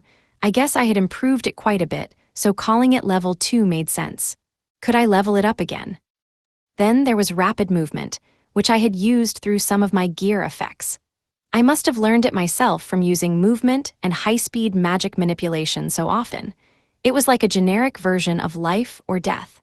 I was also impressed that overclock had gone up 4 levels, though I guessed I had been pretty reckless with it. Calisthenics had jumped up 3 levels. Doing exercises every morning felt like a mistake. It seemed to level faster from just using my body, even in battle. Shouldn't it have a different name? God damn it, why doesn't any of this make sense? It didn't feel like the intense movements I executed for life or death had anything to do with my morning exercises. I had a feeling that even if I reached max level in calisthenics, I wouldn't suddenly turn into that exercise guy on Japanese TV. True, I was forcing my body through some crazy athletic feats. I didn't have much of a choice, either. I'd get killed if I didn't push myself. One thing that I didn't understand at all was God's eye. What did that mean? Could I see God? I didn't want to ever hear another lecture from that useless geezer. Next time I saw him, I'd beat the crap out of him. Well, we all have our limits. I should sleep. Day 24. Morning. Who's worse, the worst of the worst or the master troublemaker? The cave. In the end, the visitor I was expecting never arrived. Not that he was invited anyway. I don't need visitors for the rest of my life. I was just a roadblock to him, a scarecrow. All I needed to do was sit here. I wasn't fond of this plan, but he wouldn't like it either. He was the worst of the worst, but I was apparently the greatest troublemaker. At least, that's what class rep insisted. His existence was fundamentally horrible, but I was only as awful as I needed to be. I was an expert at causing chaos and messing things up. Class rep would put her seal of approval on that statement, too. I'm starting to lose track. Am I the bad guy? Time was on my side, but there were drawbacks to waiting. He must have been observing me, gathering data, and improving his calculations. In that case, I should use what little time I had to get stronger. It could be all for naught, but it was better than doing nothing. Even small gains would go a long way. I ate more fish today before setting out. I wouldn't normally eat fish with bread, but I had no rice. How could foreigners stand this? If the general store lady got her hands on some rice, everyone's minds would be blown. Yet again, I set out to hunt mushrooms and goblins. I didn't have time to make it to level 20 or even level 15. Maybe level 14 was doable. He'd probably show by that point. I barely made it to level 11. How long will that take? If leveling was too slow, I shouldn't focus on that. In the meantime, the class rep and the others should be leveling up a ton. The nerds had probably reached an astronomically high level. What if their nerding abilities level up too? That'd be too much to deal with. If the jocks could reach the class rep in town, everything should turn out fine. The girls could lecture them instead of me. If the enemy waited too long, his plans would never reach fruition. What if the nerds level up until they're almost impervious? I wondered. We don't know how strong the enemy will be, so we need whatever advantages we can get. Knowing them, they probably went out and became the strongest people in the world without paying attention to anyone else. I couldn't let anything get in the way of their plans. I had to interfere with any outside interference. While the two of us are busy interfering with each other, the others can leave us in the dust. In chess, you have to move, even if the only possible move leaves you in a weaker position. If I had to sacrifice myself like a pawn, I'd do it. I couldn't ignore him, even if it meant that I was doomed. There were no good moves for either of us. For the first time, I felt alone. I already made my move, so now I had to wait. If he went past the cave, I'd strike. If he didn't, he'd run out of time. Waiting was agonizing. I took in a deep breath of the fresh forest air. I'd never stopped to just enjoy it before. It was his bad luck that I happened to be waiting in this cave, I thought. Lady Luck let you down. On the other hand, Lady Luck always gave me a warm smile. I found this cave and turned it into both a home and a final bulwark against my ultimate foe. When we meet, we'll find out just how much my luck is worth, I thought. I had the worst odds but the best luck. It's going to play out like it was always supposed to, I thought. Everything was going to plan, the worst possible plan for both of us. I had no hope of survival. He had no hope at all. He had worked so hard to split everyone up with mental manipulation, but thanks to the class rep, everyone came together. I knew he was watching me, wondering why a nobody like me with such a low level was somehow the deciding factor. Killing me should be simple. I was a much lower level than the rest of our class, but clearly there was something strange about me, something he couldn't figure out. He had to be wondering why I was the one waiting here. He must have been sick and tired of me. I was like a pebble in his shoe, irritating and impossible to shake out. I must have been an unbearable nuisance to him. It feels great. Restlessly, I wandered through the forest. I didn't pick a direction, just walked. If I found something, I killed it. Otherwise, I kept walking. The air was cool, dew sparkled on the upper branches, no birds sang. In the afternoon, I'd start running.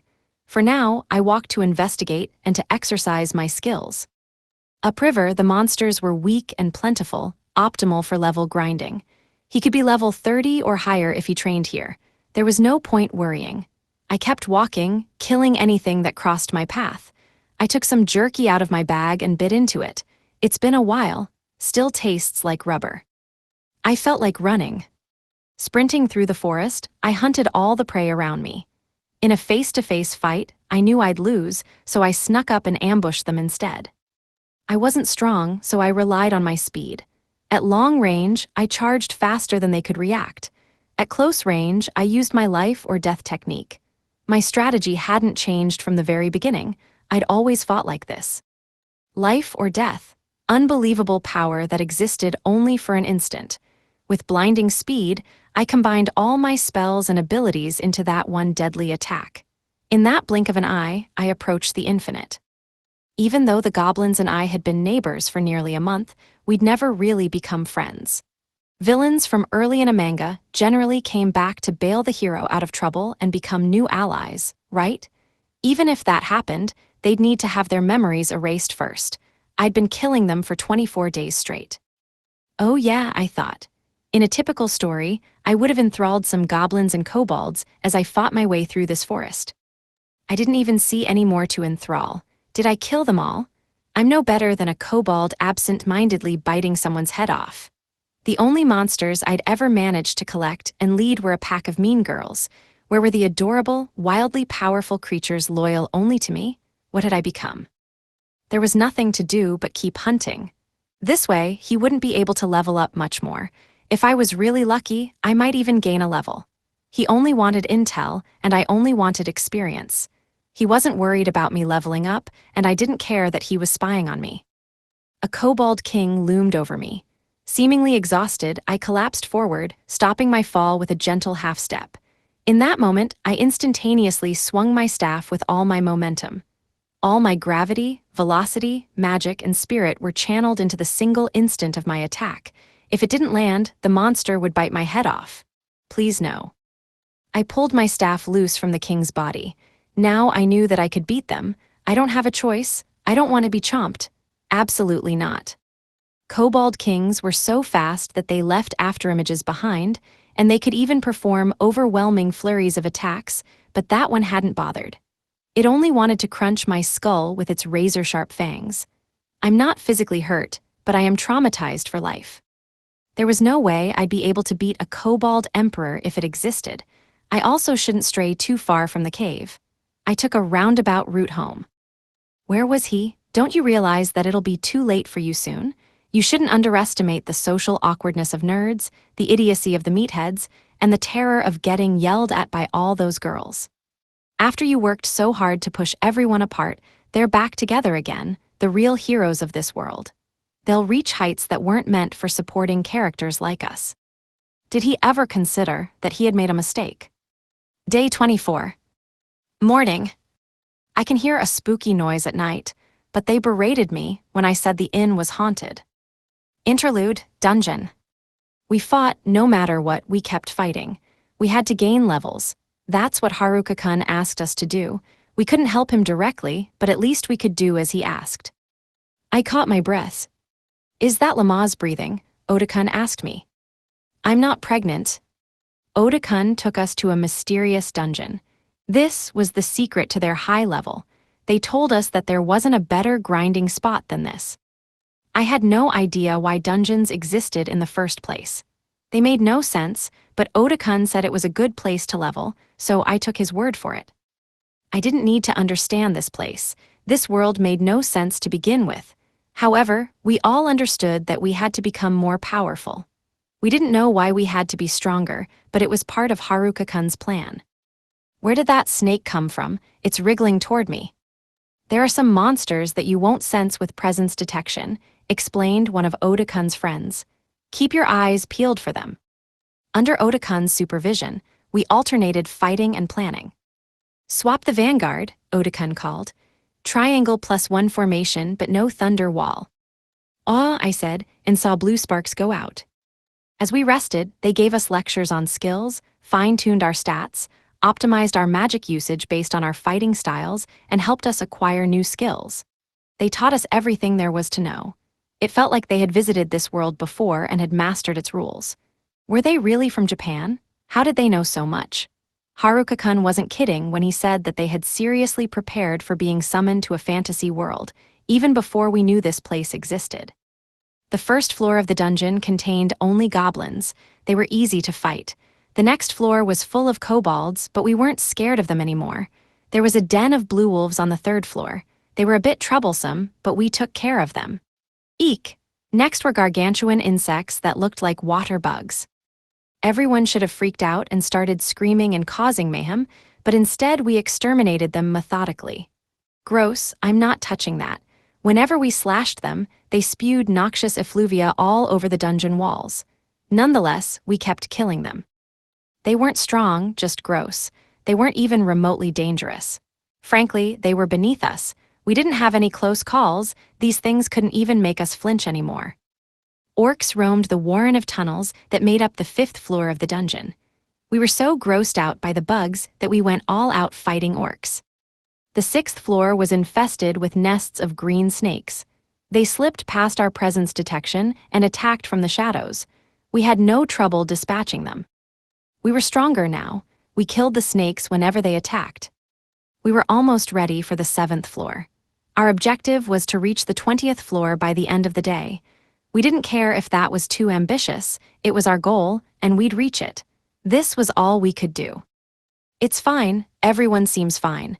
We're definitely not pretending. It was just about time to go back. We didn't go past the 17th floor. According to Oda-kun, the monsters between the 10th and 25th floors were worth a roughly equal amount of experience. That meant we were in a great place for power leveling. It wasn't a challenge. We took all our pent-up emotions out on those poor monsters, and they never stood a chance. Like these praying mantis monsters are no problem, Shimazaki-san said. The 17th floor was swarming with these mantises. They all sprayed bug juice everywhere when they were stabbed, even more juice than the bugs from the 4th floor. They look just like cockroaches. Don't get any closer, stay away from me. We're out of time, so let's get going, said Oda-kun. Swap the vanguard, split into 2 teams, and mop up any other monsters on the way back. After some initial confusion, a chorus of agreement rang out. Everyone kept pretending that everything was okay. Most of us were almost level 50. Shimazaki-san and her friends, who were sharing experience points with Haruka-kun, were over level 60. We'd catch up to Oda-kun and his friends in a matter of days. Everyone was determined to get stronger, single-mindedly focused on getting stronger, even though no one was really sure why. Are we really doing the right thing? Everything will turn out fine. Let's keep pretending that we feel fine. From my bed, I could hear the others sobbing. Day 24. Evening. Diamond suit. The cave. I spent the rest of the day farming goblins, kobolds, mushrooms, and fish. All I could do was walk.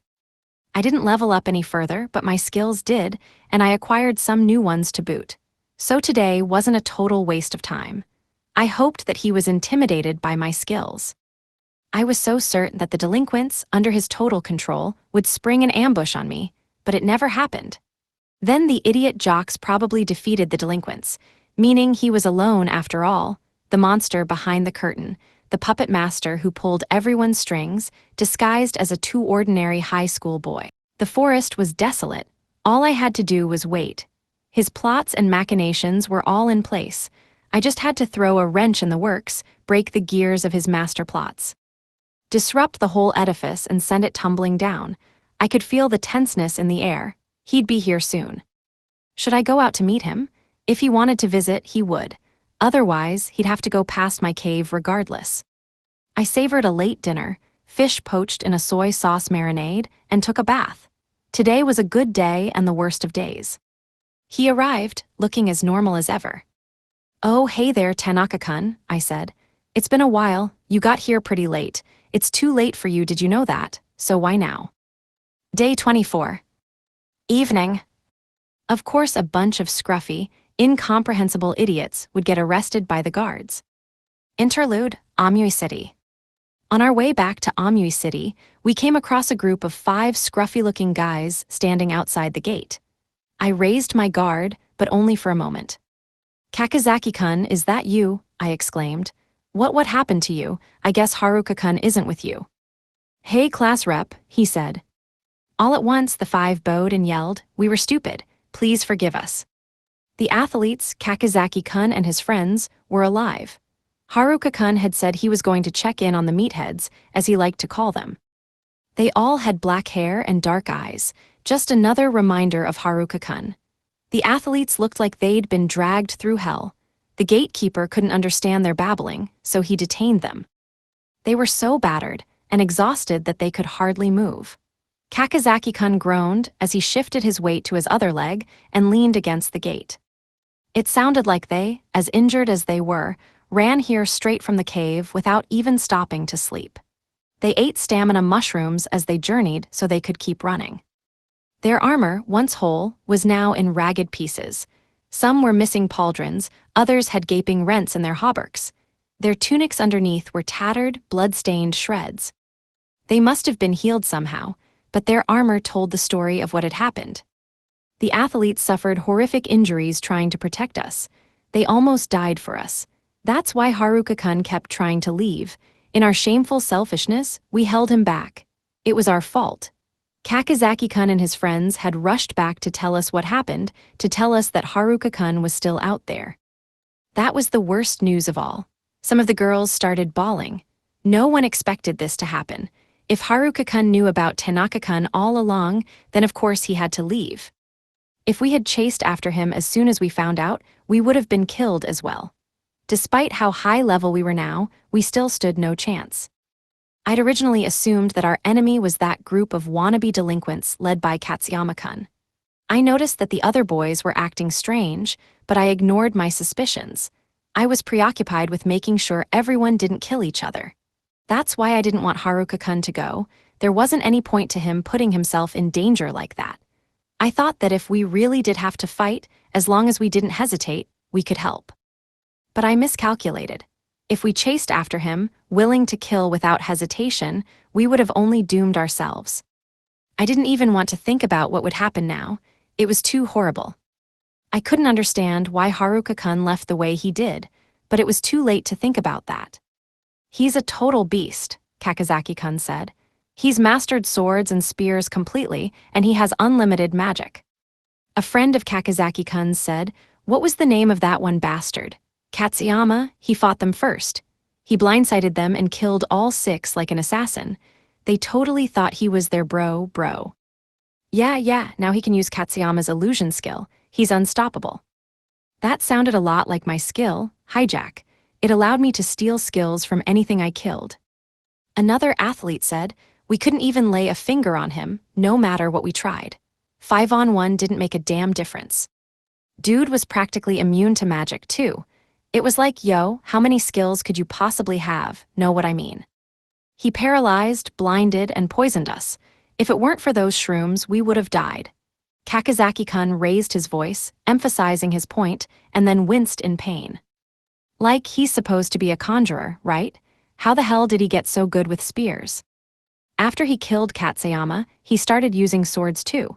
He could use all of Katsuyama's skills, bros. He's got so many skills to choose from, you can never guess what's coming. Damn bastard. We couldn't even dodge, his attacks always hit. It was total BS. Kakizaki-kun and his friends were all level 43. Their instincts were far sharper than average. They had super speed, vorpal slash, continuous sword, all kinds of max-level cheat skills. Still, they hadn't stood a chance. The athletes should have been unbeatable in melee, but they were no match for him. They retreated without landing a single hit. Meanwhile, 12 other boys were murdered despite their incredible cheat skills. They were betrayed. His abilities sounded strange and incomprehensible. He apparently had both hijack and inflict ailment. No one could hit him with melee or magical attacks. On the other hand, his attacks always landed. How did he become so powerful? Haruka-kun, who was supposedly the weakest of us all, was just as inexplicably powerful. Haruka-kun always claimed that he would die if an attack connected, but I'd never once seen anything hit him. At the same time, he insisted that he was weak, but I'd never seen an enemy survive more than one attack from him. They were both contradictions. Fighting them was out of the question. No wonder Haruka-kun left us behind. They were each other's match. Kakazaki-kun told me that Haruka-kun had a message for me. He said, "Sorry for being stupid." His last words. Day 24. Evening. All I needed was that less than 1% chance. The cave. For a good long while, I'd been dodging his endless combinations of sword attacks. He had an inexhaustible supply of techniques. Natural genius was real. It had nothing to do with personality. This kind of genius wasn't born from hard work and lived experience, it was innate. Tanaka-kun was known as a math savant. It was clear that he had disguised his mathematical genius in the real world. He was nondescript in every way. Our battle must have been frustrating him. His calculations weren't working. He recalculated the odds over and over, but they were always off. He just didn't comprehend. My luck went beyond any probabilities or formulas. Even though his attacks missed less than 1% of the time, and he had performed thousands and thousands of them, that tiny probability of failure kept me alive. All I needed was that less than 1% chance. It could never become zero. My maximum luck broke all the laws of probability. It shattered the scales of fate. With his odds, he could never kill me. That didn't discourage him. He kept slinging spells and slashing his sword, indiscriminately using techniques. His skills stopped working one by one. He grew frustrated. Whenever his calculations went awry, it inflamed his anger. "You've got quite the array of skills," I said. "How many people did you have to kill?" Distance wasn't a factor in our battle. We fought at close and mid-range. I didn't bother with spells since they couldn't damage him. I focused on baiting him into using up his skills instead. I just needed to survive long enough. "Haruka-kun," he said, his voice calm like we were still in class. "Why are you alive?" I guess I don't want to die." His eyes narrowed in disappointment. His mood only worsened. Was hunger making him angry? "Have some nice fish, it's good for you." Logically, I should have been killed hundreds of times over. You couldn't predict this, could you? "How the hell are you doing this? Answer me." Every time he missed, it wounded his pride. "What exactly don't you get?" "You're a puny level 11. No matter your skills, there's no way you should stand a chance against me." In terms of probability, that was basically true. I avoided thousands of all but inevitable deaths. What were a few more? My survival was an anomaly infinitely improbable. But so long as my survival was possible, no matter how unlikely, I would live. Whoa there, mathlete, are you running numbers in your head in the middle of a battle? Very impressive. Oops. Sweeping my staff, I was able to absorb his spell, but I nearly lost my grip on it when he feinted and slashed at my hand instead of my neck. He had to go all out if he wanted to kill me. What was holding him back? I was bloodied, battered, and exhausted, so why was he fighting so defensively? You shouldn't be able to move, let alone fight back. You shouldn't even be able to see. It's impossible. He finally let his mask of normalcy slip. This was who he really was. Image summary, manga panel depicting a clash between two characters. A glasses-wearing man casts a glowing energy spell from his palm, while a black-haired man below defends himself with a staff. "Do you want to know why?" I said. "Why copycat and metal aren't working?" "You know about them," he cried. "You shouldn't be able to use appraisal. How? I didn't need to use appraisal. I knew he took those skills as soon as I spotted them back in the White Room. Copycat is a worse version of hijack, I said. It only lets you use a weakened skill a limited number of times, doesn't it? Even an inferior copy of Power Word Kill should have destroyed you. You're only level 11. Tell me how you're doing this. Even Power Word Kill didn't have a 100% chance of working. Because of the level wall, I shouldn't have been able to resist status ailments and special attacks. But I could because I've got the general health skill, got it? That means I'm healthy. Take care of your body and it'll take care of you. The meatheads didn't stand a chance. He inflicted blind, paralyze, and poison on them, tricked them with Katsuyama's illusion skill, and used metal to make their attacks miss and their attempts to dodge fail. He broke their minds and their bodies. Metal interfered with their bodies just enough to alter the trajectories of their attacks without them realizing. That's why they couldn't hit him. He was using metal on me this entire time, of course, but it wasn't a problem at all. In fact, I ignored it completely. There was a reason I acquired and leveled manipulation skills so quickly. Metal was just a knockoff of the skills I'd been training all along. Do you know what my blockhead skill does, Mathelite? It's just another useless skill, obviously. It suits you perfectly. Wrong answer, genius. Being good at math didn't make him any good at reading comprehension. There's a reason it references those wooden puppets, Tanaka-kun, I said. You're using metal to interfere with my movements, but I can just block my own nerve signals with blockhead and keep control of my own body. That was why I could fight back. There was no way I could win, but I could keep fighting. Blockhead allowed me to control my own body like a marionette. I practiced walking using magic manipulation. Having made it routine, I was eventually able to force my body to take an impossible half step and discovered life or death. Blockhead made that technique possible. I manipulated my body, channeled all my abilities into a single moment, and delivered a life or death blow. Thanks to my mistletoe sprig absorbing combat spells, I could avoid succumbing to a battle of attrition. He lurked in the woods, picking off classmates for their skills. Meanwhile, my classmates dragged me to town and kept me from leaving. In a way, that was why we turned out so different. I learned to see the humanity of my classmates. Until he used all his skills in an ultimate attack, there could be no checkmate. I just had to stick it out until then. Crushing my legs with magic didn't stop me, and illusion was useless to begin with. Thanks to God's eye and my contacts, I couldn't be fooled. As long as I was still alive, I could puppet my tattered body and keep fighting. You doing all right, Tanaka-kun? Those stolen skills can't be used infinitely, can they? Do you really want to use them all up like this? The rest of our class is strong too. He spat, then I'll just steal their skills. Bingo, Copycat limited the number of times he could use a stolen skill. Sooner or later, the show had to end. I was his worst foe because I had nothing he could steal. All my skills were either useless or too difficult to control. If I could force him to use all his skills, I would win. It would all be over. He wouldn't be able to defeat the class rep and the others. He'd no longer have any of the cheat skills that helped him so far. I had to make sure that he used them all. From the moment we were summoned to the White Room, he was furiously calculating everything he might have to contend with. He had formulated the exact steps to take to become the strongest person in the world. If he took hijack, the others would have sealed the skill immediately if they didn't just kill him. The class rep would have made sure of that.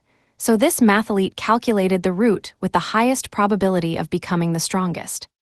As he forced our class apart, his chances of success increased all the more. Doing that eliminated unknowns from his equations. When an opportunity presented itself, he used Copycat on hijack and began hunting his classmates, now spread across the forest. He killed them and took their skills, making a point to get magic proof, inflict ailment, and illusion as fast as possible. He believed that metal made him invulnerable. According to his calculations, no one could threat him any longer. He wanted to be unbeatable in battle. He had become a cheat slayer. At last, his preparations were complete. There was only one step left. He needed to replace the copy with the real hijack. He needed to kill the class rep. He knew that the copied skill could only be used one more time. That's why the class rep was his next target. Then he would have been able to kill the rest of our classmates, steal their legendary skills, and become an invincible, unstoppable, perfect monster. The meathead survived because he couldn't waste that last use of hijack. He crushed them, but he wouldn't kill them yet. Hijacking the meathead's skills this early would have ruined his plan. He likely wanted to kill the nerds first and get his hands on mesmerize and puppetry, so he allowed the delinquents to live for a while. But when the meatheads came close to taking out the delinquents, he decided they'd outlived their usefulness. He worried that he would lose the opportunity to steal their skills, so he betrayed the delinquents, killed them all, and used the skills he stole to defeat the meatheads. He blended in with the normal guys and fooled the wannabe delinquents. When he was afraid that he'd lose his coveted skills, he slayed them without mercy. Now, he was alone. Could you kill me if you still had your friends? All the people with the skills he wanted had run away to town. This was his last chance to get the real hijack, but I was in his way. Normally, he would have bulldozed straight through me, but he couldn't defeat me. He didn't know how to finish me off. None of his moves had a 100% chance of landing. My abilities were weird unknowns to him. They upset all his careful calculations. I was a complete mystery, so he kept me isolated and under observation. He even killed off his last two companions to get power word kill. With our level gap, he thought he couldn't lose. But he couldn't kill me. His three greatest skills, metal, illusion, and inflict ailment, had no effect on me. Even though he had an overwhelming level advantage, he had only won in the past by tricking and surprising his targets. That's why he panicked when he couldn't beat me. He really did screw up, didn't he? I thought. It's almost disappointing. I'm going to slip through this genius's probabilities, wait for him to use up his abilities, and put an end to him. His plan to kill me had failed. He probably could have pulled off a 100% foolproof attack if he combined all his skills into one massive finishing move, but if he did that, his plan would fall apart and the others would take him out easily. Even if I died, he still lost. But that one hypothetical hybrid attack was still possible, even considering everything he'd already used up. I couldn't let up, couldn't slip for a moment. That was my biggest fear, but he disappointed me. He misunderstood probability in such a devastating way. He thought that 5 or 6 attacks with a 99% chance to kill was better than a single attack with a 100% chance. He mistook something that was almost impossible for something that was impossible. Of course it wasn't. This strategy hasn't worked so far, so why do you think it will kill me? It must have felt unfair. Hey you, Yamanaka-kun, we can stop fighting, I'm bored. It's Tanaka, you literally just called me Tanaka 2 minutes ago. Huh, his name wasn't Yamanaka. He was boring, so I stopped paying attention. You've gotten too greedy. You're just a background character, Yamamoto-kun, I said. You shouldn't have stepped out of line. You don't belong in the limelight. Not even I belong there. No matter how much you tried to change that fact, we're not protagonists. You went too far, and now you'll die an unimportant background character. Farewell. He should have anticipated that I was trying to make him waste his skills. So why did he fall for such an obvious strategy? Mistaken-kun here wasted all of the incredible skills that he copied. What a shame. His calculations promised that instant death and inflict ailment were enough to deal with me. He ignored his limits to the very end. Even skills like Sword Mastery Max, Sublime Spell Mastery, and Perfect Evasion went to waste. How did he make such a stupid mistake? He really thought he was the main character here. What an idiot. To try to kill me with probability, I literally have unlimited luck. He couldn't have made a worse bet. I didn't have cheat skills, but my stats changed everything. Infinite luck wasn't on the list of skills, so it was beyond his imagination. He probably wouldn't have screwed up if I weren't so lucky. Goodbye, Yamamura-kun. I took a half step into that moment between life and death, and killed him. I have no idea who he was, oh well. Oh shit, I just remembered that my last words to the class rep were sorry for being stupid. Why would I admit that? Day 24. Late night. Diamond suit. Interlude, Amui City. Everyone was exhausted, on the verge of collapsing into restless sleep. We sobbed and cried helplessly. None of us could bear to think of tomorrow. I can't stand this. I decided that I would go alone. It didn't matter that I was the class rep, I couldn't lead anyone else to certain doom. I just wanted to be with him, even if it meant that we would die together. Tanaka was after my skill, hijack. I'd sooner die than let him have it. I'll kill myself with my own hands, if it'll stop him from killing anyone else, I thought. Then Haruka-kun wouldn't need to die. That was the real reason why Haruka-kun didn't tell me what he was up to. That's why he left without a word. I didn't know if I could reach him in time, but I needed to run to the cave as fast as possible. Haruka-kun, he was the only thing that mattered. I snuck out of my room and passed through the dining hall. Everyone had laughed together here. We smiled even as we scolded Haruka-kun for whatever ridiculous thing he'd said last. I slipped outside. The first time I saw this inn, Haruka-kun had tried to burn it to the ground. Everyone used to be so lively. I hurried through the town gates. Haruka-kun was always up to his usual antics here. He caused so much trouble that I just had to laugh, even when I was furious a moment before. I was still mad at him, even now. Why the hell was he trying to get past the gates at this hour? Why at? I couldn't believe it. There he was. Hey, I'm back, kind of, you know. I didn't know what to say. He looked awful. I couldn't begin to imagine what had happened. But Haruka-kun was standing there. He came back. He made everyone worry so much. For now, I'll give him a good lecture on his behavior. His return filled everyone with hope. We all reprimanded Haruka-kun together. Even as we yelled at him, we couldn't stop giggling. Haruka-kun, welcome home. Day 25. Morning. If I burn the nerds, will I finally be able to escape from the circle of questioning? The Ladyfinger Boudoir. I got one hell of a lecture last night. It started late at night and continued all the way through sunrise and into morning. In fact, this mighty lecture was still ongoing. They surrounded me completely. Maybe I could escape if I torched a few of them. What if I just torched the nerds? They could do with a good grilling. I never wanted to save them in the first place. I'll just burn them a little. I think that's fair. They wouldn't lay off. I tried to tell them, but they refused to listen. It was the best solution to an awful situation. I really was the only one who could handle him. They blamed me for everything that had gone wrong. But why? That Kawashita-kun or whoever was the real villain. Then they confiscated the rest of my funds. That was going too far. I tried my best to save everyone, and this is how you repay me. Class rep had called one of her meetings to session. The nerds told me that they weren't planning on rescuing me. Sheesh, can't you think before you talk for once? I'd hunt them later. Maybe give their scalps a little scorching. The meatheads were predictably stupid, and that was fine. I didn't expect anything else. So what happened? The class rep asked me. Why couldn't they touch him? Oh, he meddled with their nervous system, or something. Meddle, illusion, and inflict ailment. No one could have defeated that combination normally.